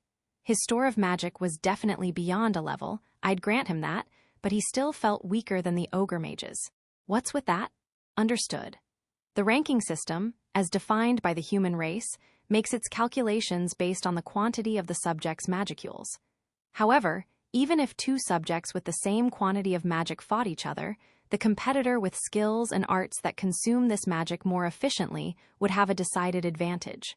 A subject S level is an arbitrary figure, with no official method of calculation, and is thus not reflected in an individual's ranking. Ah, so levels didn't count as far as the sage was concerned. Not like you can really say what level you are in life, and have anything to back that up with. This wasn't a video game. After all, some things you could only figure out by actually fighting dudes and seeing how you stacked up. Maybe that was why Hakuro, already high level to start with, exhibited such a startling change in physical strength with his evolution. You could have all the power in the world, and it meant nothing if you couldn't harness it. Gelmud proved that much. I couldn't lose. You know, I said tauntingly, you can go around calling yourself a high-level magic-born all you want, but you don't look like much of anything to me. Or do you have some kind of last resort you're hiding? Yeah, what kind of skills does he have? 'Cause I didn't feel like I was in any kind of danger, but I wanted to glean as much intel as I could. I wasn't letting my guard down. My mind was on the Orc Lord's potential moves, but he still didn't seem interested in moving at all. All right, he said. I will let you join my cause. Soon, I will. I punched him. Does he listen to anything people say? Stop, wait a minute. I have the backing of a demon lord behind me. You will not get away with this. Oh, now he comes out with that. Man, what a pain in the ass. So? I asked. And what were you gonna say when you run back crying to this guy? You don't think he'd actually let you stay alive after this, do you? Gelmud began visibly shivering, face painfully tense. Gah! Get away from me, he stammered the words as he crawled backward. You're dead. The demon lord will never forgive this. The demon lord, huh? Leon, hopefully, I had a date with him already. I doubted I could take him right now, really, but I was curious how strong he was.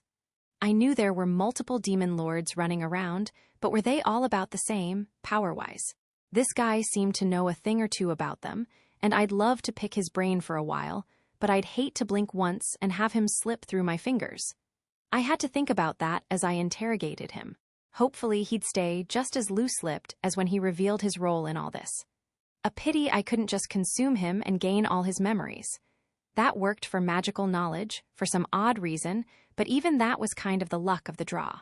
I could always extract skills from that, though, which almost seemed like cheating. Speaking of that, I quickly decided to use my sticky steel thread skill to keep Gelmud in place before he got any funny ideas. He had already been levitating into the air, chanting something, probably attempting to fly off, I assumed, but that was no problem now. Damn you, he shouted, attempting to unravel himself as I approached him silently. Stop, get away. Hey, Orc Lord, over here, help me. Now he was seeking salvation from the very Orc Lord he called a fool and a dunderhead a moment ago. Talk about a lost cause. I always respected a leader who had the high regard of his staff, but I hated the opposite, especially when they treated the people under them as disposable. I was merciless against that. He probably had a lot of juicy skills on him. No need to waste any more time. But having the chance to speak to Gelmud beforehand made the thought of eating him more than a little unpleasant. The heaps of corpses that now surrounded him made his heart cry out in pain. I'm hungry. Hungry? You, a high orc kid, why don't you just die already, you worthless brat? All of us are starving now. O great magic-born, grant us your mercy. Don't touch me, you'll get your grime all over my clothes, Wait, you, is it all right if I eat this? Of course, no need to restrain yourself. Eat until you've had your fill so you can grow big and strong. Thank you, O great magic-born, I will never forget this. It is fine. From today forward you may consider me as your father. Ah yes, let me give you a name. Your name shall henceforth be. Scenes from the past flashed in his mind. Memories of the first time he was picked up by the magic-born who adopted him. And now he was following his adopted father's orders, hoping to repay the favor any way he could. The two shared the same mission, to transform the forest of Jura, this bountiful place, into a second paradise for the orcs. So they could abandon their own starvation-racked, disease-ridden homeland, so barren of anything that even the demon lord no longer paid it any mind. If he could only gain control of the forest, his father would have his talents recognized by the demon lord. He would become part of the demon lord's leadership, and once that happened, he promised that he would provide aid to even more of his allies. But to do that, he needed power. He needed to consume the higher-level races of the forest, gain more strength, and build a new paradise for the orcs, a safe haven to build upon. The forest's blessings would ensure their comrades never had to think about starving again. The other races might suffer, perhaps, but they would have to accept that survival of the fittest. That absolute, incontrovertible law applied to them, too, in the end. This war, after all, was a struggle to find the seeds capable of survival. It should have all worked out that way. If only you would have evolved into a demon lord already. What did he mean? What did his father, Lord Gelmud, want from him? For the one called the Orc Lord, All he could do was stare at his adoptive father, with his dull, yellowish eyes. Gelmud, paralyzed by fear, fired bolt after bolt of magic at me, materializing them out of thin air despite having his hands restrained. A very skillful act, but it didn't help him. They harmlessly bounced off my multi-layer barrier. The bolts counted as a melee attack, I guess, so they couldn't penetrate my defense at all. I knew that from my previous analysis, so I knew I no longer had to bother predatoring them. The former sneer on his face was replaced with a gasp of despair. "Damn it," he shouted. "Help me, Orc Lord, I mean Geld." Ah, so he had named the guy after all. I suppose he wanted to conceal his relationship to the Orc Lord, for reasons I couldn't surmise. He said he was forbidden to meddle before, which I imagined had something to do with it. That, at long last, stirred the Orc Lord to action. Did he want to help Gelmud? Well, all right, he was free to do whatever. I promised Trainee that I'd take him out anyway. It looked, externally speaking, that he was little more than Gelmud's puppet, but I didn't care. It wasn't like picking off the guy behind the scenes was gonna neatly end all of this. I had no reason to hate this orc. But that didn't mean I could let him live. Watching him as he closed the distance between us, I gauged the situation. None of this felt threatening in the least. I couldn't estimate his magic stores since I hadn't made physical contact with him yet, but I figured it wouldn't be too far from Benimaru's. And that was still around half of Ifrit's. If I gave this a serious effort, it shouldn't be too tricky. My main concern was what would happen once all these orcish soldiers were leaderless. Well, it's about time you stood up, you good-for-nothing idiot. Ha ha ha, I don't know who you think you are, but you're about to get a taste of real strength. Get him, Geld. Show him what it means to defy me and... With a wet, squishy-sounding thud, Gelmud's order was cut off mid-sentence. His head rolled along the saturated ground a few feet. The Orc Lord had done a marvelous, if somewhat forceful, job of chopping it right off his shoulders. Crunch, splish, splorch. Gross, he's eating the dude. The Orc Lord, upon walking up to Gelmud, had not hesitated a moment in using his meat cleaver, like weapon to decapitate the man. Once that was done, he started to slash away, carving the body into small, bite-sized pieces that he immediately hurled into his mouth.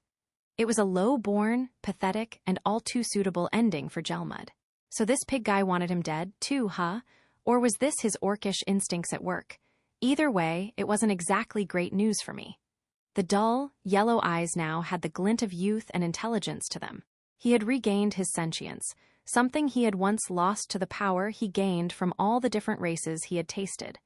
I wasn't anticipating this. Talk about biting the hand that feeds you. The resulting aura was like nothing I had experienced so far today. Confirmed. The Orc Lord's magical energy has expanded in quantity. He has begun the evolution process to a Demon Lord Seed evolution complete. The individual Geld has completed the evolution to an orc disaster. Ooh, that was the world language talking, wasn't it? Neat. Wait, stay focused, man. He's really done it now. There I was, figuring I could whip him any time I wanted, and now look. Cut me a break, man. This was completely my fault. I knew I shouldn't have gotten so cocky. Gelmud was so much weaker than I anticipated, and I figured killing the main guy behind all this would wrap everything up, neat and clean. Boy, was I wrong. Too bad I didn't kill him when I had the chance. Okay, new rule from now on. When you can kill a guy, just do it. I'd have to keep that in mind. No point making mistakes if you never learned anything from them, after all. But getting back to the point. What should I do with this guy? I couldn't stew in my own juices forever. He's gonna have to be taken down, one way or the other. Things were now moving along by themselves, regardless of what I thought. Reality wasn't willing to wait for me. Graerg, I am an orc disaster, the Devourer of All. My name is Geld, the Demon Lord. To Geld, I suppose, he was just bringing to fruition what Gelmud wanted for him this whole time. Gelmud wanted him to become a Demon Lord, and he simply selected the quickest way to evolve into one. Just as Gelmud wanted. No servant could have been more loyal to his master, and I sadly didn't notice that in time. All I could do there was groan out, what a monster. His eyes were now youthful, full of sparkling energy and intelligence. His mere presence was intense, severe, on a scale like nothing Gelmud had ever achieved. This was a demon lord, a monster whose magic energy had multiplied into something almost overwhelming. He certainly deserved the title. The world language suggested this was a demon lord seed, too. The real evolution had yet to happen, maybe. I better kill him right now, I realized, or else he really would become a disaster for the world. Benimaru and the other ogres were positioned for battle. They could see how much of a threat the demon Lord Geld was. Their easygoing smiles were gone, replaced with stern, serious frowns. Sir Rimuru, Benimaru said, let us handle this. Shion, meanwhile, didn't even bother to speak. With a flash, she whipped out her large sword and swung it home, putting all her strength behind it, enhanced further by the extra skills Steel Strength and Strengthened Body. Geld attempted to block it with one meat cleaver, equipped hand. Even for him, it wasn't quite enough. He brought up his right hand now, too, doing his best to resist Shion's incessant attack. You think some dirty pig can be a demon lord? Shion shouted as she landed another strike from up high. Don't you dare believe that. Korobe's expertly crafted blade now had a visible aura around it, as it landed with a dull thud against the demon lord's body. Both took a step back before clashing once more. Longsword slammed against cleaver, raining sparks upon the battlefield. It looked like an even match, but before long, the differences between the two became clear. Every muscle on Geld bulged, his very armor pulsing as if it were part of his body. It was the demon lord who won out in the end. His muscle outclassed Shion's, even with strengthened body and all of that. The evolution had greatly enhanced his physical body. It made me want to sigh in despair.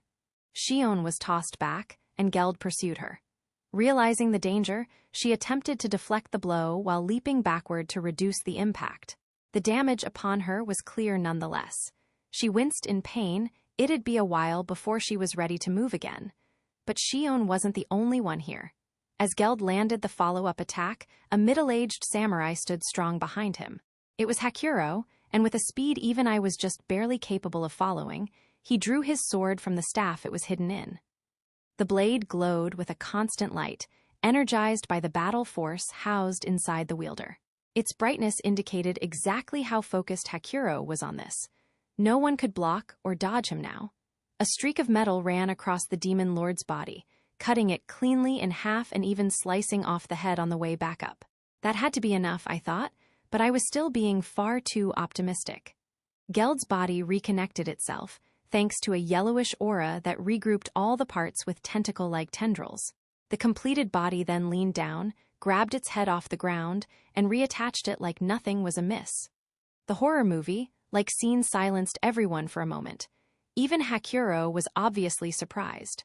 Now I knew the most fearsome thing about the demon Lord Geld was his otherworldly healing skills. For now, this monster wouldn't have any resistances, but once he gained them, he'd be impossible to kill. Then, Demon Wire Bind. Zoe used his sticky steel thread to apprehend Geld. He had been lurking within Hakuro's shadow, waiting for the perfect timing to restrain the demon lord's moves. Get him, Benimaru, he shouted. Benimaru was already on the move, suddenly unleashing a hellflare strike. Only a small dome opened around Geld. Whether he was deliberately keeping it small or was short on energy after deploying 4 of them, I didn't know. Geld, restrained, had no means of escape from the barrier as it became engulfed in high-temperature flames, doing their level best to incinerate the demon lord. The power of the heat was unaffected by the size of the dome, giving us a guaranteed death. Or so we thought. Several seconds later, the dome was gone, and Geld was just casually standing there. Benimaru grimaced at the sight. Hellflare was a powerful move, yes, but it was designed for efficiency. It was focused on doing its deed within only a couple seconds. It was incapable of keeping the burners on for extended periods of time like Ifrit could. Generating Ifrit-style temperatures with relatively little energy was an impressive feat, don't get me wrong. But a target with enough resistance could easily focus on defending itself to survive the blast, I suppose. If Benimaru could make it last longer, the flames would eventually overcome any resistance or regenerative skills. That, or maybe he could focus further to make the fire even hotter, capable of burning anything in the world. But no, it wasn't wholly ineffective, though. Geld had no heat resistance, his skin was burned horribly. The resistance his aura offered was all that kept it from being a lethal blow. He had probably gained something along the lines of self-regeneration, like what I had in slime form. The burned skin was already sloughing off, with new skin being generated from underneath.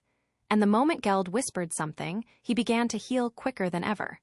He must have inherited or seized Gelmud's own healing skills. Combined with his own inherent abilities, he could probably heal almost as fast as me with ultra-speed regeneration.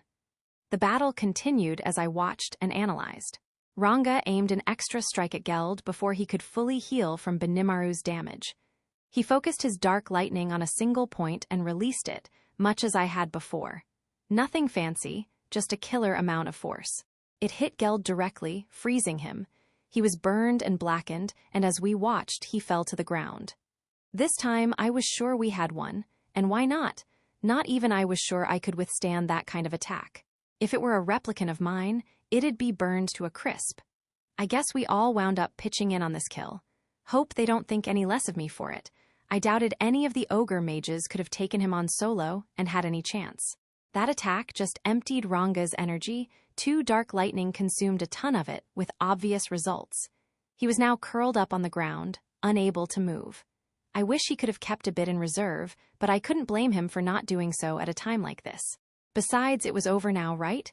Then I heard something. So this is pain. The blackened, charred demon lord was back on his feet. Guess not, then. No way, I whispered. This monster was totally beyond all common sense. I wasn't sure this was reality any longer. Before my eyes, the demon lord had just ripped off both his arms and eaten them. An orc general ran up to him. My lord, let my body join yours. They nodded at each other, and that was that. The orc general was killed, then casually cannibalized. Man, and with every bite, that charred skin fell away, revealing yet another fresh layer underneath. Then he grew entirely new arms, driven by the muscle and fiber gained from what he consumed. He could use that to cast self-regeneration on himself as many times as he wanted, I imagined. Talk about an incredible healer.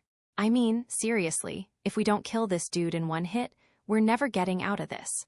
Or maybe we'd have to render him into nothing but atoms to finish him. The one thing we knew for sure, though, was that my 5 strongest underlings could pool their abilities together, and that still wasn't enough. Then the demon lord let out a guttural battle roar. Not enough, he screamed, his yellow aura coursing across his body. More, let me eat more, consume them all, Chaos Eater. Like sentient tendrils, the yellow aura extended its way toward the nearby piles of bodies. They instantly corroded their flesh, consuming them whole. If anything, it was this yellow aura that was the true driver behind Geld's power. It was another application of his unique ravenous skill. Part of that skill involved rot, something that could literally rot anything that it made contact with. If the target failed to resist it, it was corroded and killed if it was organic. Fearsome indeed.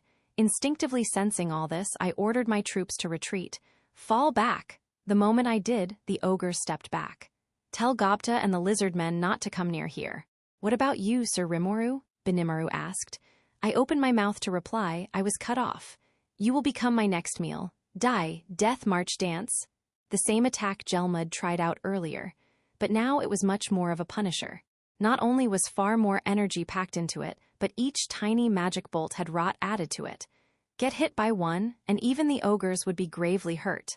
I had to do something. I was no longer able to keep my body from quivering. This was something that came from instinct. I just couldn't stop. Is this fear? No, this is joy. Oh, so I'm overjoyed. Yes. From deep within my body, I was quivering in a frenzy of joy, and there was nothing I could do to stop it. A foe that even 5 of my strongest fighters couldn't handle. And yet, there wasn't a trace of fear in my heart. The depression I entered this battle with was a thing of the past. Now, this demon lord had elevated himself in my mind. He was my enemy. Sorry, I thought you were just a pain in the ass earlier. Now I'm serious. A flurry of magical bolts flung themselves toward me. I used Predator to consume them, and then the tendrils of yellow wrapped themselves around me. The demon Lord Geld's Death March dance bolts danced around in the air, as if self-conscious, before coming in to swallow me. It was infused with Chaos Eater, and it had a mission to carry out. In another moment, the elastic tendrils were around me. Even if they were still on the other side of my multi-layer barrier, it still didn't feel very pleasant. Yeah. You want to consume me? Well, all right. Do it if you can. Worked up as I was, my instincts commanded me to flash a weak smile. If you want to eat me, you'll just get eaten first. Silently, I removed my mask and put it in a pocket. It was time for my clash with the Demon Lord Geld. An impartial observer would probably assume that I'd have a hard time defeating the Demon Lord. But slowly, I took out my sword, the yellow aura still around me. I didn't like that aura, but it wasn't dealing me much damage. I didn't have resist rot in my arsenal, but it must have been dealing melee damage upon me, nothing I couldn't cover for with ultra-speed regeneration. Closing the distance between us, I slashed at Geld. He cleanly blocked me with his meat cleaver, sending me somersaulting. I should have expected as much. I couldn't take Shion in a sword-on-sword clash, and she just lost to this guy. And Hakuro, who was on another plane of existence from me swordsmanship-wise, could do little against him. I tried another slash, moving at hyperspeed to confuse my foe, trying to find any weakness I could from every angle I could think of. I knew it was pointless, but I couldn't stop going through the cycle. Whenever I was blocked or swatted away, I just kept going back, testing it all out. It assured me of one thing: I was weak. I thought back to the 5 fighters I had directly under me, as well as Shuna and Korobe. They had each inherited part of my skills, and in terms of using them, they were already far more expert at them than I was. A refresher. Ranga, Dark Lightning, Control Wind. Benimaru, Dark Flame, Control Flame. Hakuro, Hasten Thought. Shion, Steel Strength, Strengthen Body. Soi, Shadow Motion, Replication. Shuna, Analyze and Assess. Korobe, Research. Even among the most typical of skills, the differences were obvious. The ones they inherited were either downgrades or incomplete versions of my own. Absolutely a step down in all ways, but they were using them all far more effectively. If I fought each one-on-one, I was pretty sure I could win. Several at once? No way. That was how strong my fighters had become. And despite that, the Demon Lord Geld probably could take them all in one go and win. My sage analysis of the battle results told me so. They all lacked a truly decisive weapon, and sooner or later they'd run out of energy and lose. This wasn't a foe I could beat if I fought normally. Emphasis on normally. The ogres could use their skills far more deftly than I could. Why was that? For Hakuro, that was mainly just his high level at work, but what about the others? There were a few reasons. They mixed the skills with their own arts, or their instincts allowed them to unleash their full potential without holding back. They had adopted the skills for themselves, and they could use them more efficiently than I ever could. That's what made them strong. Through my sage-based simulations, I knew I'd have trouble defeating several at the same time. But was that really the case? And really, was I weak at all? To answer that, let's start with an assumption. Most of my skills were wrested away from other monsters. I wasn't born with them, so I needed to start by understanding exactly what they were in the first place. You aren't automatically handed a driver's license just because you're tall enough to sit behind a steering wheel. And you sure couldn't expect to win a professional race that way. But when I found myself transferred to this world, I did already have a skill or two. The skills I was born with, ones I could use as freely as snapping my fingers. So all I needed was a single order. All right, great sage. Smash that foe for me. Received, switching to auto battle mode. And there was my answer. The Demon Lord Geld was overjoyed. Monsters with some actual backbone to them, and 5 at once. Any monster formidable enough to make Geld feel pain would be more than welcome inside his stomach. He could eat the strongest he could find, and that would put him even farther down the road to Demon Lord evolution. Just as he was about to swallow them up, another monster blocked his way. Geld was hungry. He had taken severe damage, and he needed flesh and blood to heal himself. That was why this monster in his way riled him up so much, this strange creature wearing a mask. Worthless minion, he thought. He bore almost no palpable aura and looked like just another human. He had seen him sprout wings and fly, however, so there was no doubting his monster origins. The Demon Lord intended to kill this thing, along with the 5 tidbits he already had in his sights. But it was so strange, Geld's attack seemed to do nothing. He would lose his 5 snacks before long. Now this monster was standing before the Demon Lord, all alone. It removed his mask, revealing its true face, though it was more girl-like in appearance than anything, with hair as silvery as the moon. It looked cute, but the smile on its face was one of pure evil, almost like it was looking forward to this upcoming battle. The moment the mask was off, the aura it held back began wafting across the area. Geld sensed something was off. My imagination. I cannot even comprehend the bottom of this aura.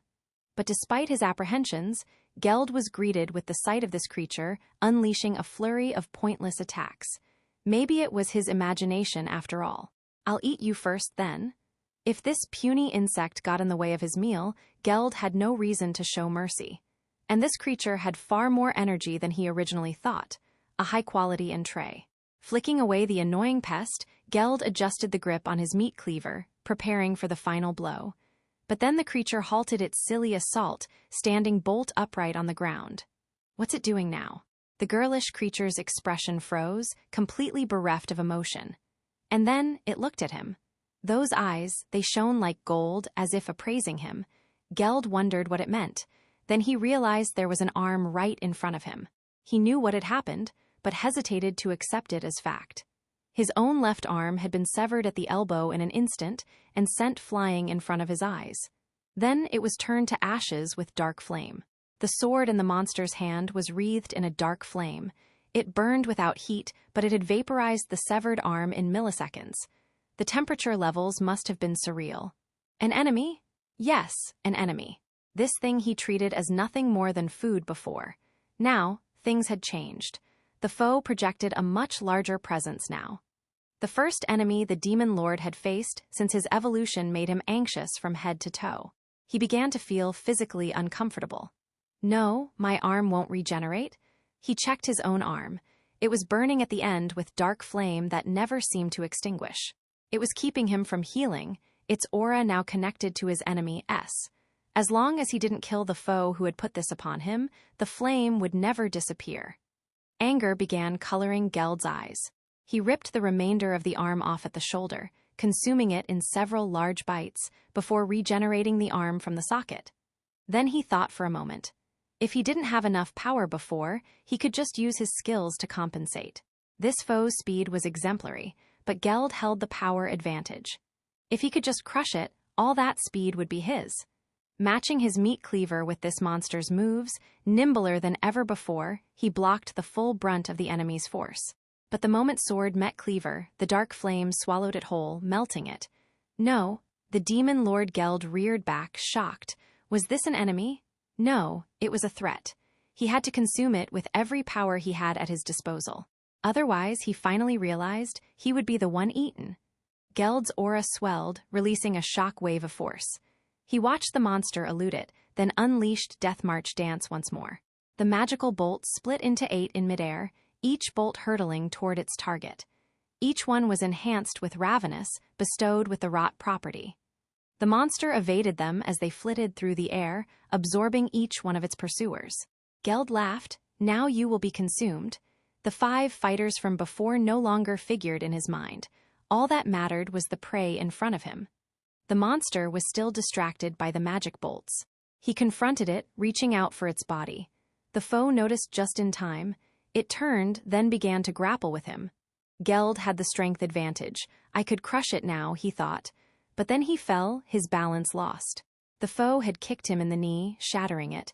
This innocent little girl. It was unimaginable, how quick the strike, how brutal the impact. Geld refused to let go. Gah ha ha ha ha, I like it. I'll eat you just as you are.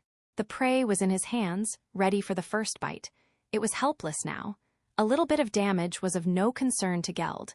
Even that shattered knee was already regenerated, good as new. The Demon Lord filled his palm with the yellow aura, preparing to infuse it into his prey. Ravenous allowed him to rot his foes directly with a single touch, arresting all their life functions and converting them into more nutrients for him. Every fiber of his being desired to eat this creature, every ounce of energy poured toward his rot skill. And in a moment, his opponent would stop resisting, as its body slowly melted into nothing. Things have unfolded just as I thought. With the full support of the great sage unique skill, I was now fighting with my skills at maximum efficiency. I was making complete use of them, but it wasn't because I had leveled up or anything. I wasn't fighting so much as I was letting the sage do the fighting for me. It was a totally optimized approach, leaving everything to good old Sage. Just as I figured, it demonstrated perfect mastery of my skills. Once I knew I couldn't overpower Geld, I placed a multi-layer barrier over my sword and imbued it with dark flame. This kept the sword from deteriorating over time, greatly boosting its attack force along the way.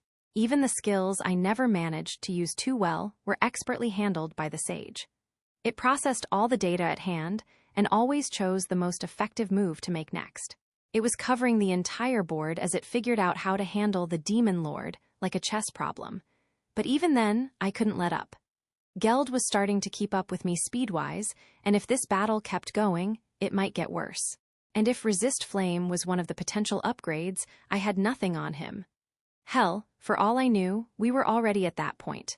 And besides, everything I had for myself applied equally to the Demon Lord Geld. He had only just evolved. He was unfamiliar with whatever he had just inherited.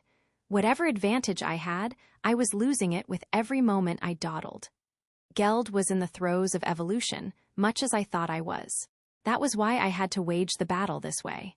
Grappling with him was exactly what the Sage predicted. It would prove difficult to burn Geld to a crisp with dark flame only. He healed so quickly that it'd take too much time to completely burn him up. It might be possible if we could capture him in a flare circle, though, and that was why I had to subdue him first. So I had instantly overwhelmed my opponent, inviting him to fight using the skills he was most familiar with. The Demon Lord fell for it beautifully, accepting my test of strength. Just like the Sage predicted, Geld wanted to rot me, then consume me. If I could deploy a flare circle before then, I won. I had to hand it to the Sage. It had read the guy like a book. But now the one possibility I had given a passing thought to, the one the Sage dismissed as too infinitesimally unlikely to happen, became reality. Gah ha ha ha, flame doesn't work on me, you know. I had locked myself in a ranged barrier with him. The flare circle was now underway, and the Demon Lord Geld, who was supposed to be bursting into flames now that it was several thousand degrees around us, was instead heartily laughing in my face. I hate it when these worst-case scenarios become reality. Report: enemy confirmed to have resistance to flame, requesting immediate alterations to plan. The Great Sage came back online, sounding the same as always, even if I imagined it sounding a tad unnerved. This was terrible. Horrible, really. Right at the climax of it all, my enemy had just checkmated me. But why, though? There was still no anxiety or concern in my heart, as if I had hoped this would happen all along. "Oh, really?" I said, flashing a proud smile. "Because you might be a lot happier succumbing to the flames soon." The Chaos Eater that served as Geld's aura was starting to make its way through my multi-layer barrier. It didn't hurt, but it was making me intensely uncomfortable as it wended its way around my skin. And yet, I still felt nothing but joy. It was what I wanted. He was my enemy, and he had to give me this much at least. "I got this," I silently told the Sage, retaking control of my body. The Sage, while taking over, had allowed me to observe Geld at close range. Taking full advantage of the break, I had accelerated my thoughts 1,000 times to consider what to do if the unlikeliest of events occurred. A computer that never makes mistakes tends to see everything as a probability. It seeks efficiency, cutting away anything it deems redundant. That was why I was here. I was a ball of inefficiency, a former human with a deliberately incomplete thought process. "So don't be disappointed, partner," I whispered in my heart as I sneered at the Demon Lord. "You were perfect. Just leave the rest to me." This guy wanted to consume me. That prediction came true, at least. And that meant I had an opening. A little while back, I was a tad over-optimistic, reasoning that I should have eaten the Demon Lord back when I still had the chance. Right, and I was, at the core, a slime. I had exactly 3 intrinsic skills: absorb, dissolve, and self-regeneration. They were gone now, merged with assorted other skills, but I also had a unique skill, Predator, that was an enhanced version of them all. It suited me perfectly as a slime. Nothing could have worked better with my inner essence. I doubted that my evolved ultra-speed regeneration was any less incredible at healing than whatever the Demon Lord was sporting. Which meant that if we started consuming each other, I was bound to win in the end, right? Report: the probability of you executing Predator first is... The probability doesn't matter. Quit worrying. I told you to leave the rest to me, did I? Either the demon lord Geld rots and kills me, or I consume him first. It couldn't have been any simpler, and I was ready to do it, even if my chances were exactly 0%. Why? Because that was my plan from the very start. The demon lord, apparently pretty sure of his own victory, was now trying to melt me, looking every bit as elated as I was. I could take advantage of that, pretending to be rotting away, weakening as my body fell apart and over him, from my opponent's palm through his arm. And by the time he noticed, the operation was underway. Letting my instincts take the wheel, I had engaged my enemy the way that slimes naturally do. Concern now crossed his face. He tried to peel me off, but he couldn't. I was already all over his body. You see now. Sorry, but all that strength of yours doesn't mean too much now, does it? GNH, no. What are you trying to? Ha! If you thought you had an exclusive license on consuming stuff, you're wrong. Nailed him, and Geld knew it. He winced at my words, but I still wasn't necessarily at an advantage. We were, for the moment, at a stalemate. He was using his healing skills to resist my predation, and I was using ultra-speed regeneration to keep afloat over his rot attack. We were eating away at each other, like an Ouroboros come to life. The great sage was too much of a perfectionist to ever come up with something like this, but it was exactly what I wanted. Whichever side consumed the other was the winner. The rules were so easy to understand, and getting myself into this situation in the first place was a requirement if I wanted to win. It wasn't that I came up with the idea after the sage's tactics failed. I just followed my instincts, and this was what resulted, really. Instead of relying on unfamiliar, unseasoned skills, I relied on whatever my instincts willed for me, at the root, and executed what they told me. The slime's absorb and dissolve skills had been merged into Predator, and so I was doing what those instincts wanted for me. I am, after all, a predator. Geld, your ravenous is a powerful, unique skill, I'll grant you that. But you're not a predator, you're a scavenger. You can eat anything, which is incredible, but I'm adapted for catching and consuming. And that gives me the advantage. If we're gonna keep eating at each other, I'll be the one to gain new skills from it first. My predacious instincts will it to be done. I can analyze and obtain skills even from living creatures, but you, Geld, you can only steal them from their corpses. And that's what will decide this. It was hard to say how much time passed. We were still consuming each other. I concentrated on predation, assured of my victory, when I started to hear the strangest voice. I can't afford to lose. I ate my own comrades. I can't afford to lose. I have to become a demon lord, because I ate Lord Gelmud. I can't afford to lose. My comrades hunger. I can't afford to lose. I must eat until I am full. The thoughts flooded my mind. They belonged to the demon lord, I assumed. Talk about stupid. Think whatever you like, I've already won. But I can't afford to lose. I ate my own comrades. I committed a terrible crime. I can't afford to lose. Look, can you forget it already? Let me tell you. This world's all about survival of the fittest, and you aren't fit enough. So you're gonna die, but I can't afford to lose. If I die, I leave the sins of my crimes to my comrades. I don't mind if I alone am sinful.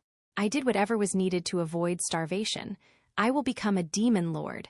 I will accept all the hunger in the world, so no one else has to feel this famine. I know I can. I am an orc disaster, the consumer of all. And you're still gonna die. But don't worry, I'll eat up all those crimes for you. You what? Eat my crimes? And not just yours. I'll eat the crimes of all your friends, too. The crimes of all my friends. How greedy of you. You think so? Yeah, I am greedy. Does that make you feel better? If it does, then just rest a bit and let me eat you already. I couldn't afford to lose, but I am tired. It is warm in here, greedy one. You know there will be no tranquility down the road you travel. But you are still willing to take on my crimes. I thank you. My hunger is sated. He was Geld, the orc disaster, and now his consciousness had vanished within me. Confirmed, the orc disaster has disappeared. The unique skill Ravenous has been absorbed and merged with the unique skill Predator. So I win. There was no way someone as hungry as he was could beat me without starving himself in the process. I opened my eyes, carrying the weight of him and all his orcish comrades on my back. In the quiet, I declared my victory. I have won, I said. Rest in peace, orc disaster Geld. I could hear the cheers from the goblins and lizardmen, along with cries of anguish and despair from the orcs. Their conquest was over. They knew it, and from the thoughts they shared as they cannibalized one another before, they knew it was all caused by Gelmud's nefarious plans. What bothered me most was that the person or persons controlling Gelmud were quite likely still alive. He talked about having a demon lord patron backing him up, and there was no way to tell if that was the truth or not. I'd probably need to be careful, but careful about what? I had no idea, and I could hardly leave these orcs to their own devices. We had problems left to solve. The next day there was a very important meeting, one that would go down in history as the one that established the Great Forest of Jura Alliance. Chapter 7. The Great Forest of Jura Alliance. The man sat alone, relaxing in an impossibly ornate room. He smiled, which was visible through his mask. Elegantly, he waved a hand in the air, directing his servants to exit the chamber. They bowed to him, every motion carefully practiced, and left without a word. Just as they did, a jovial-sounding voice resonated from the previously empty sofa against the wall. "Well, so much for Gelmud, huh? After all the help we gave, he screwed everything up right at the last minute." The voice belonged to Lopla's, bizarre clothing and eerie-looking mask still intact. The news he brought was grim, but he didn't sound particularly affected as he walked up to the man. "It is not an issue. He died without breathing a word about our relationship." "True, 'nough," Loplas observed as he took a seat across from his conversation partner. "But after all that work setting it up, it's gotta hurt that it didn't result in a new demon lord, isn't it? You wanted a demon lord that serve as your faithful servant, rather than having to work as equals with the others. That was the whole point, yeah?" The man gave Loplas a fatherly nod. "It would be a lot easier," he observed, "if you were willing to take that role for me." "Ooh, no thank you. Can't say I'm up for taking on that kinda responsibility, no. Those guys are a bunch of monsters. If something went wrong, it'd be my neck on the line. I mean, the last demon lord that was born. Demon Lord Leon. The human Leon Cromwell. Yeah, they could feel the temperature palpably drop around them. The one thing that any would-be demon lord had to bring to the table, above everything else, was strength. Real strength. Nobody in this world was stupid enough to call themselves demon lords. Anyone who attempted it would attract the ire of the current ones at the top of the food chain and probably not live for much longer. But there were some out there who could rile a demon lord, then actually fend them off in battle. These were also recognized as demon lords for the force they so clearly wielded. But for the past few centuries, no demon lord had been born with such latent strength. The last one was the former human Leon Cromwell. His almost eerie charm allowed him to attract an army of magicborns to his side, one after the other, before he declared himself the lord of his little frontier territory. This enraged one nearby demon lord, known as the Cursed Lord, and he immediately declared war on Leon, only to be beaten back at great loss of life. Not by Leon's army, but by Leon himself, acting alone. That was enough to make the Demon Lord title permanent. Such a debut, based purely on shows of force, was a rarity. In most cases, if you wanted to safely stake your claim to the title, you needed the backup of at least 3 current lords. That way, if anyone tried fighting the new candidate, they'd have to tangle with his allies at the same time, so the theory went, at least. Then a demon lord came along who figured he could game the system a little. Instead of engaging in tense negotiations and forming alliances with other demon lords, why not will a demon lord to life who was perfectly willing to do whatever you asked of it? It was a tempting thought, even if it risked the ire of one's peers. That was how this plan worked, then, to make the new demon lord birth look as natural as possible, so no one could possibly question its authenticity. Gelmud was key to that, and it was also key to make sure his own ambitions were stoked as much as possible along the way. "Well," the man said, ignoring the sudden chill in the conversation, "enough of Leon.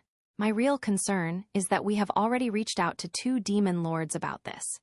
I am sure they will be very disappointed to hear that the plan failed at this rather late stage.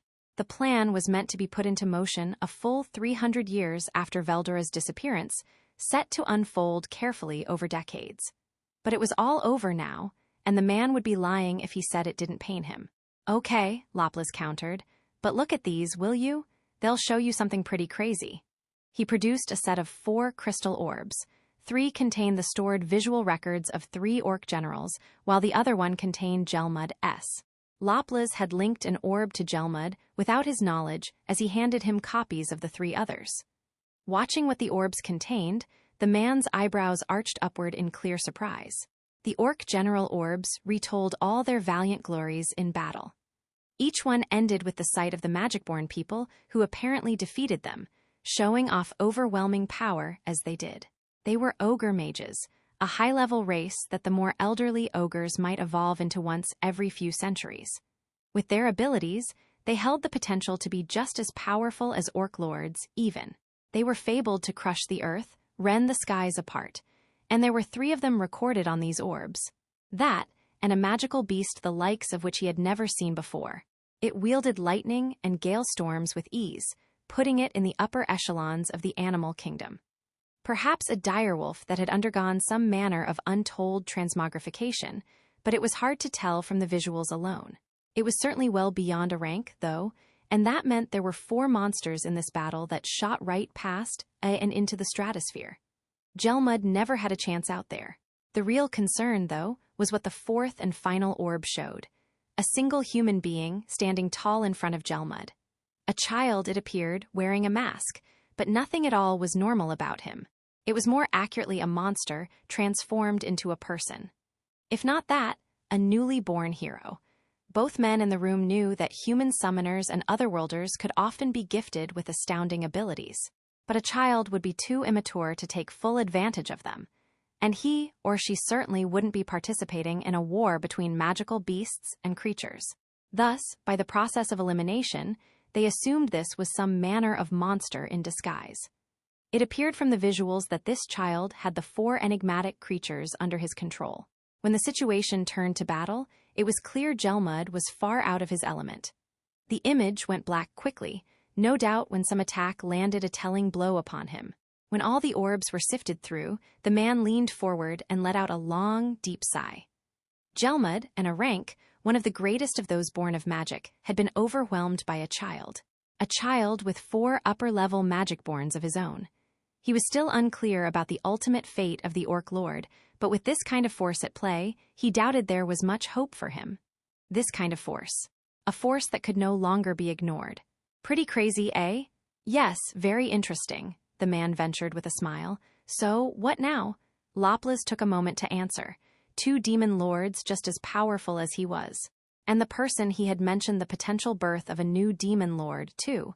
There was much to consider. Well, keep the ship afloat for now, is what I'd say.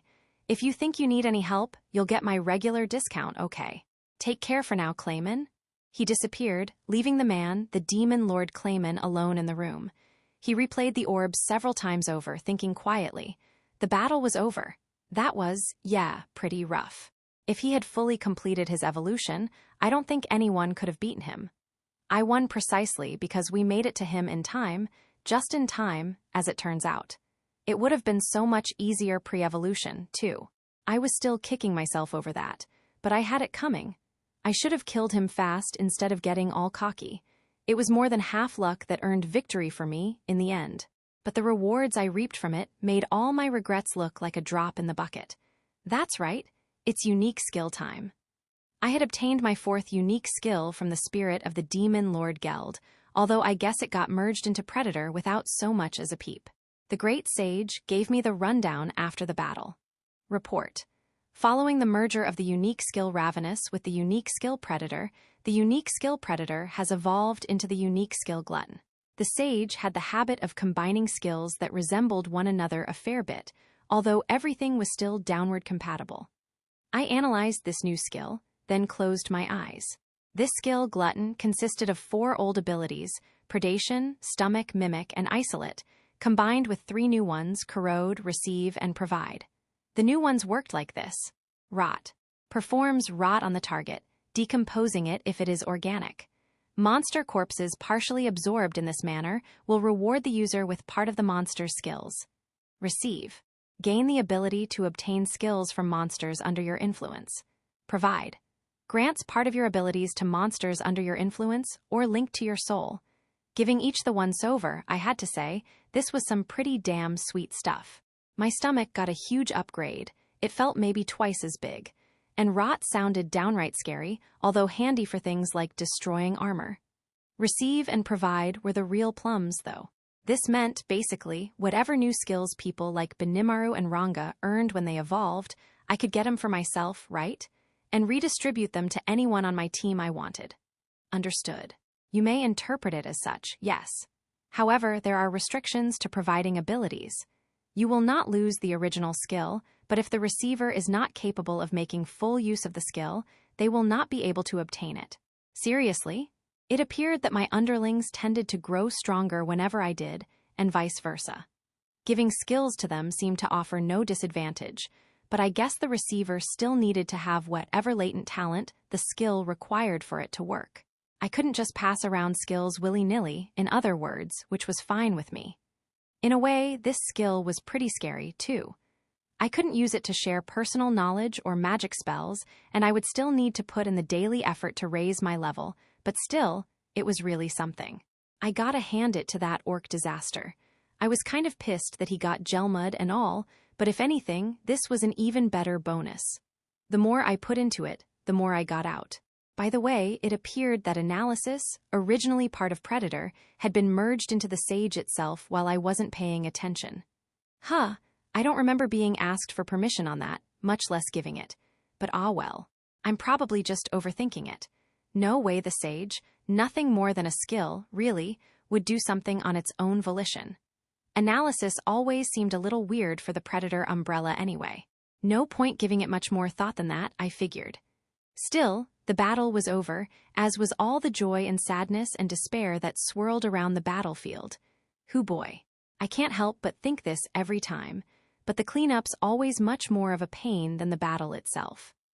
The day after the demon Lord Geld fell, representatives from all the races were gathered inside a temporary tent pitched in the central part of the marshes. On my end, I was with Benimaru, Shion, Hakuro, and Soi. Ranga was inside my shadow, as per usual, and I was sitting on Shion's lap in slime form. I had pretty much revealed what I really was when I defeated Geld, so there was no point hiding it now. Trainee was here to represent the immobile Treants. She had appeared without me having to toss a thought communication her way, claiming she caught the waves the two of us released or something. What a case. She was hiding just as much power as I was, I supposed. From the lizard men, we had the chief, the head of the chief's guard, and her assistant. Gabble was currently in a cell somewhere on charges of treason. Son of the chief or not, they couldn't exactly let his acts go unpunished. As idiotic as he was, a lot about him piqued my interest. But I was still in no position to provide unsolicited advice on his treatment. The goblins were represented by each chief of the assorted villages, somewhat huddled at the far corner of the table as they marveled at all the high-level monsters surrounding them. That was understandable, given how there was a dryad in the room, something they never would have imagined seeing even if they lived to be 1,000 years old. Finally, from the orcs, there was the sole surviving orc general, along with 16 chiefs from their tribal federation. The mood was understandably gloomy among them, given how they were the main catalyst of all this. Whether the Orc Lord had seized their minds or not, it wasn't like they were completely free of responsibility. They must have known that, judging by the hangdog looks on their faces. It wasn't just guilt driving them, either. They were near the end of the food supply they had brought with them. Zoe told me they carried little with them, and Geld the Demon Lord didn't offer much to them, either. They were in danger of starving all over again, except this time, they weren't under the spell of a unique skill that kept them pressing forward, cannibalizing one another to do so. That certainly wasn't normal orc behavior. In fact, being freed from the spell made some of the orcs faint immediately from malnutrition. Their current situation cast a pall over the entire tent. The orcs had no meaningful reparations to offer. Everyone knew, even if they had asked. Their whole impetus for going to war, in fact, was the desperate starvation they faced in their homeland. There were still around 150,000 left, and I doubted they had the ability to feed themselves at all. All those soldiers, and they still lacked the will to continue warring. Nothing summed up their mental state better at the moment. Without Ravenous, they really would starve, and my peek into Geld's memories taught me even more. I had mentioned the number 150,000, but those survivors also included women, the elderly, and children. In other words, the entirety of every orc clan was right there, in the marshes. The issue was a famine. The lands ruled by demon lords were generally safe zones with bountiful arable lands, protected by the great powers of those who ruled over them. Even if a monster or magical beast stirred up trouble, the Magicborns who served the demon lord would ensure that law and order ruled the day. All of that, of course, came at a cost, in this case, high taxes. In exchange for living among fertile lands, the citizens were required to give up a healthy percentage of their harvest on a yearly basis. And the orcs, who tended to multiply quickly when they had the resources, were an indispensable part of demon lord lands, their labor keeping the farms and mines humming along smoothly. Failure to pay these taxes, though, meant death, though not at the hands of the local demon lord himself. The lands were dangerous. Many monsters attacked it, seeking bounties for themselves. If anyone didn't pay their due to the lord wasn't obliged to protect them. And that was that. The orcs were normally able to take care of themselves well enough. Even if an attack killed off half, they reproduced so quickly that their numbers were right back to normal before long. But the current famine made it impossible to pay their tax to the demon lord, or lords, as it happened.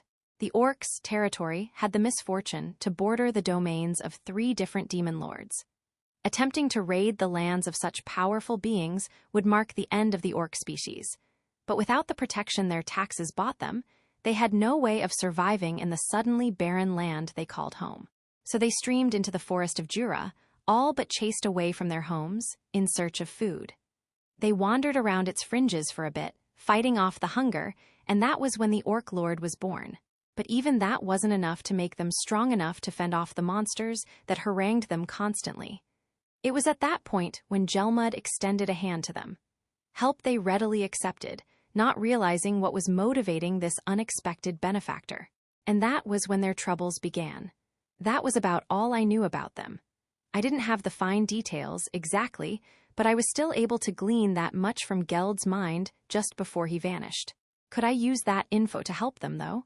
The thought weighed heavily in my mind, just like it did in everyone else's, as we got started. Hakura would serve as mediator. I asked the Lizardman's chief guard to take the position, but she refused. The role is too weighty for me, she protested. It felt weird to have the losing side in charge of the negotiation, so I threw the responsibility at, asked Hakuro to handle it, since he was practically born for it anyway. Once he declared the meeting underway, silence fell. No one dared open their mouths, instead turning right toward me. What a pain. I really hate meetings. Companies that hold lots of meetings never actually accomplish anything. The important stuff should be left to people capable of handling it, really. But well. Well, I began, before we get down to business, I'd like to tell all of you what I know at this point. Everyone's faces tensed up. I tried my best to ignore it as I discussed what I learned from Geld's memories, as well as what Zoe had researched for me. The reason why the orcs took up arms, and the current state of their affairs. The orc delegation looked at me wide-eyed. I guess they weren't expecting this to come up. As I continued, some began shedding tears. Perhaps they didn't think they'd have a chance to give their side at all. Perhaps they were prepared to die on the spot. Then I gave Hakuro a look, indicating that I wanted to move on. In that case, he said, I would like to make sure all of us are on the same page when it comes to the casualties wrought by this invasion. The conference slowly sprang into action, the lizardmen going first. As they reported their numbers lost, the orcs hung their heads, unable to speak. Well then, Hakuro ventured, do you have any demands you wish to make of the orcs, chief? I'd never been in a war myself, so I wouldn't know, but when it came to asking for compensation, the winning side had a lot of say in how that worked. No way I'd have the confidence to run a conference like this. Not particularly, the chief replied. This victory was one we earned through none of our own doing. It came thanks to the aid of Sir Rimuru. Thus, he essentially forfeited the right to ask for reparations. Not that he could have expected to get much out of them. So were the orcs up next? I turned to their chiefs, wondering what they would say. Please, allow me to speak. the orc general suddenly shouted, all but rubbing his head against the rough ground as he bowed to me. All of us here, we wish to make up for this disaster with our very lives. I know even that is not enough, but there is nothing else we could possibly pay you. He was ready to die, I could tell that much. This monster, ranked A- or so, would no doubt provide us all with a wealth of magicules to harness, and he wanted to put that on the table in exchange for our forgiveness. I had no interest in this, and it was beside the point anyway. I was really starting to resent this meeting. All these procedures and formalities were eating away at the time we could spend actually talking matters over. Well, screw it. Let's try things my way for a sec. One moment, Hakuro said, apparently noticing my intentions. I believe Sir Rimuru has something to say. The orc general fell silent, looking straight at me, so did everyone else. I was never a fan of being the center of attention, but I couldn't exactly say so. I began. I'm gonna have to admit that I'm not very good with big meetings like this. So let me just say what's on my mind right now, and maybe we can all mull that over for a little while, all right? First off, I want to make one thing clear. I have no interest in charging the orcs with any crimes or whatever. I went on to explain my reasoning. Staging an invasion of the forest was, if you had to rate it on a scale of naughty or nice, pretty naughty. Whether Gelmud was using and abusing them or not, the moment they said yes to him, they were accomplices. But it was also clear that the forest offered their only possible hope for survival. All the races here might have decided to do the same thing in their shoes. Simply asking us to accept their presence was, I suppose, tough. It would be like asking our neighbors to hand over their land. Nobody would simply roll over and say yes to that, and that was doubly true for the survival of the fittest types around here. There was no point debating over what was now firmly in the past. Right then, we needed to talk about what would happen next. We couldn't spend all day dwelling on apologies and reparations, and such. Plus, I promised Geld I would take on all the orcs' crimes for him. Maybe it was pushy of me, but I wanted to make sure everyone knew I was serious about that. That is my thought about this, I said, and I'm sure you all have your own thoughts, but I see no need to punish the orcs for anything. I say this because I promised the demon Lord Geld as much. I have taken on all the crimes committed by the orcs, and if any of you have a problem with that, I'd like to hear it. The orcs stared at me, clearly shocked. Benimaru, I said, ignoring them, your homeland was annihilated by their hands. Do you take issue with this? I do not, my lord, and I doubt any of my fallen comrades would. The sole, immovable rule that links all monsters together is that only the strong have the right to survive. We faced up to them without fleeing, and thus we were prepared for the worst. And, Sir Rimuru, we would never have an issue with the decisions you make. The other ogres nodded in agreement. Everyone appeared to be with me. I then turned to the lizardmen, but the chief spoke before I could. We, too, have no complaint with your stance. There is one thing I wish to ask, however. No complaints? Really? I was kind of expecting some. He was more sympathetic to their plight than I thought, maybe. What is it?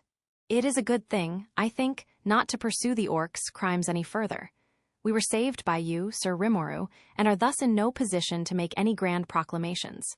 However, there is one thing I wish to be fully clear on. The chief stopped and looked straight at me. Are you suggesting, Sir Rimuru, that we accept the entire orc population's right to live in this forest? And here we go. It was an obvious question, and it came at a critical time. I am, I said as graciously as I could. Instantly, the meeting erupted into a commotion. The orcs, shocked, discussed whether such a thing was even possible. The goblins were screaming incoherently, some foaming at the mouth. Trainee watched silently, gauging the situation with a hostile eye. Only my ogre mage friends remained undisturbed. Silence, Hakuro shouted, finally bringing order back to the tent after a prolonged furor. He had waited for everyone to get over their initial surprise before giving the command. I understand what all of you are thinking, I said, and I understand how the thought makes you nervous. And you're right, I have no idea whether it's possible or not, but I think it is. Like I said, I just want you to hear me out. So I began talking about my idea. The vision of a great forest of Jura alliance, a proposal that would have been dismissed as a hopeless dream at any other time. Even if we let every orc in the marsh off the hook right now, they were still doomed to starve. The straggler forces, left without stronger leadership, would form small raider bands that strike the lizardmen and goblin villages before long. They had nothing to eat, no place to live, and nothing about this conference would mean anything until we tackled that fundamental issue. Hence this alliance. The lizardmen had plentiful water and seafood resources. The goblins had living space. We had a wealth of manufactured goods. The orcs, in exchange, could provide their labor resources. Their settlements would have to be spread out among us all to some extent. They numbered in the 6 figures, after all. But I was sure we could maintain decent lines of contact. We'd need to put some in the mountains, some in the foothills, some by the river, and some deeper in the forest. My team and I could provide technical home-building assistance, although we still wanted them to handle their own affairs otherwise. We were already short on labor in my town. We didn't have the capacity to look out for others. If anything, my ulterior motive here was to obtain more stout men to beef up our own workforce. The land the ogres ruled over was now free, of course, and I figured we'd build a town there sooner or later. Forest land extended well into the nearby foothills, offering a wealth of resources to harness. It'd have to wait until my town was finished, but by then, I wanted the orcs to be proficient enough that they could build their own. Then, all the dispersed orc populations would have someplace to live together again. Everyone in the tent listened attentively as I explained. "That about covers it," I said. "We will form a great alliance among the peoples of the Forest of Jura and build cooperative relationships with one another. It'd be pretty neat if we built a nation composed of multiple races, I think, but..." Unlike before, the conference was now filled with a sense of excitement. The attendees' enthusiasm was starting to pervade the room, as if I had just taken their anxieties and replaced them with a flickering sense of hope. Shion straightened herself up, like she was presenting me as a prize, which I didn't really appreciate. I forgave her, though. It meant she was pushing her breasts against me, which was pretty nice, after all. I always have an open mind about that sort of thing. The orc general was slow to react. "Us, building a town, it is all right for us to join in this alliance? Not like you got anyone or any place to return to, do you? We'll get you someplace to live, but you gotta work, all right? No room for lazy orcs around here." "Yes, my lord." The orcs immediately stood up and took a knee, overcome with an emotion that drove tears to their eyes. Of course, we will dedicate our very lives to the tasks ahead." The lizardman chief nodded. "We have no objection. If anything, we would love to cooperate." He kneeled as well, imitating the orcs, and the goblins hurriedly took action to follow suit. Was this the rule when forming alliances here, or, I dunno. I attempted to copy their lead and hop down to the floor, but Shion tightened her grip on me. "What are you trying to do, my lord?" "Oh. I thought this was a ceremony or something." "Oh dear, Sir Rimuru, it certainly is not." I wasn't sure why she was speaking to me like a wayward child, but I must have been embarrassing her. And the ogres, judging by the looks they shot at me. She stood up, placed me on a chair, and then fell to one knee before me, accompanied by Benimaru and the rest. "Very good," Trainee said. "As a warden of the forest, I, Trainee, make the following declaration. I hereby recognize Sir Rimuru as the new leader of the Forest of Jura, and the Great Forest of Jura Alliance hereby established under his good name." Then she kneeled, too.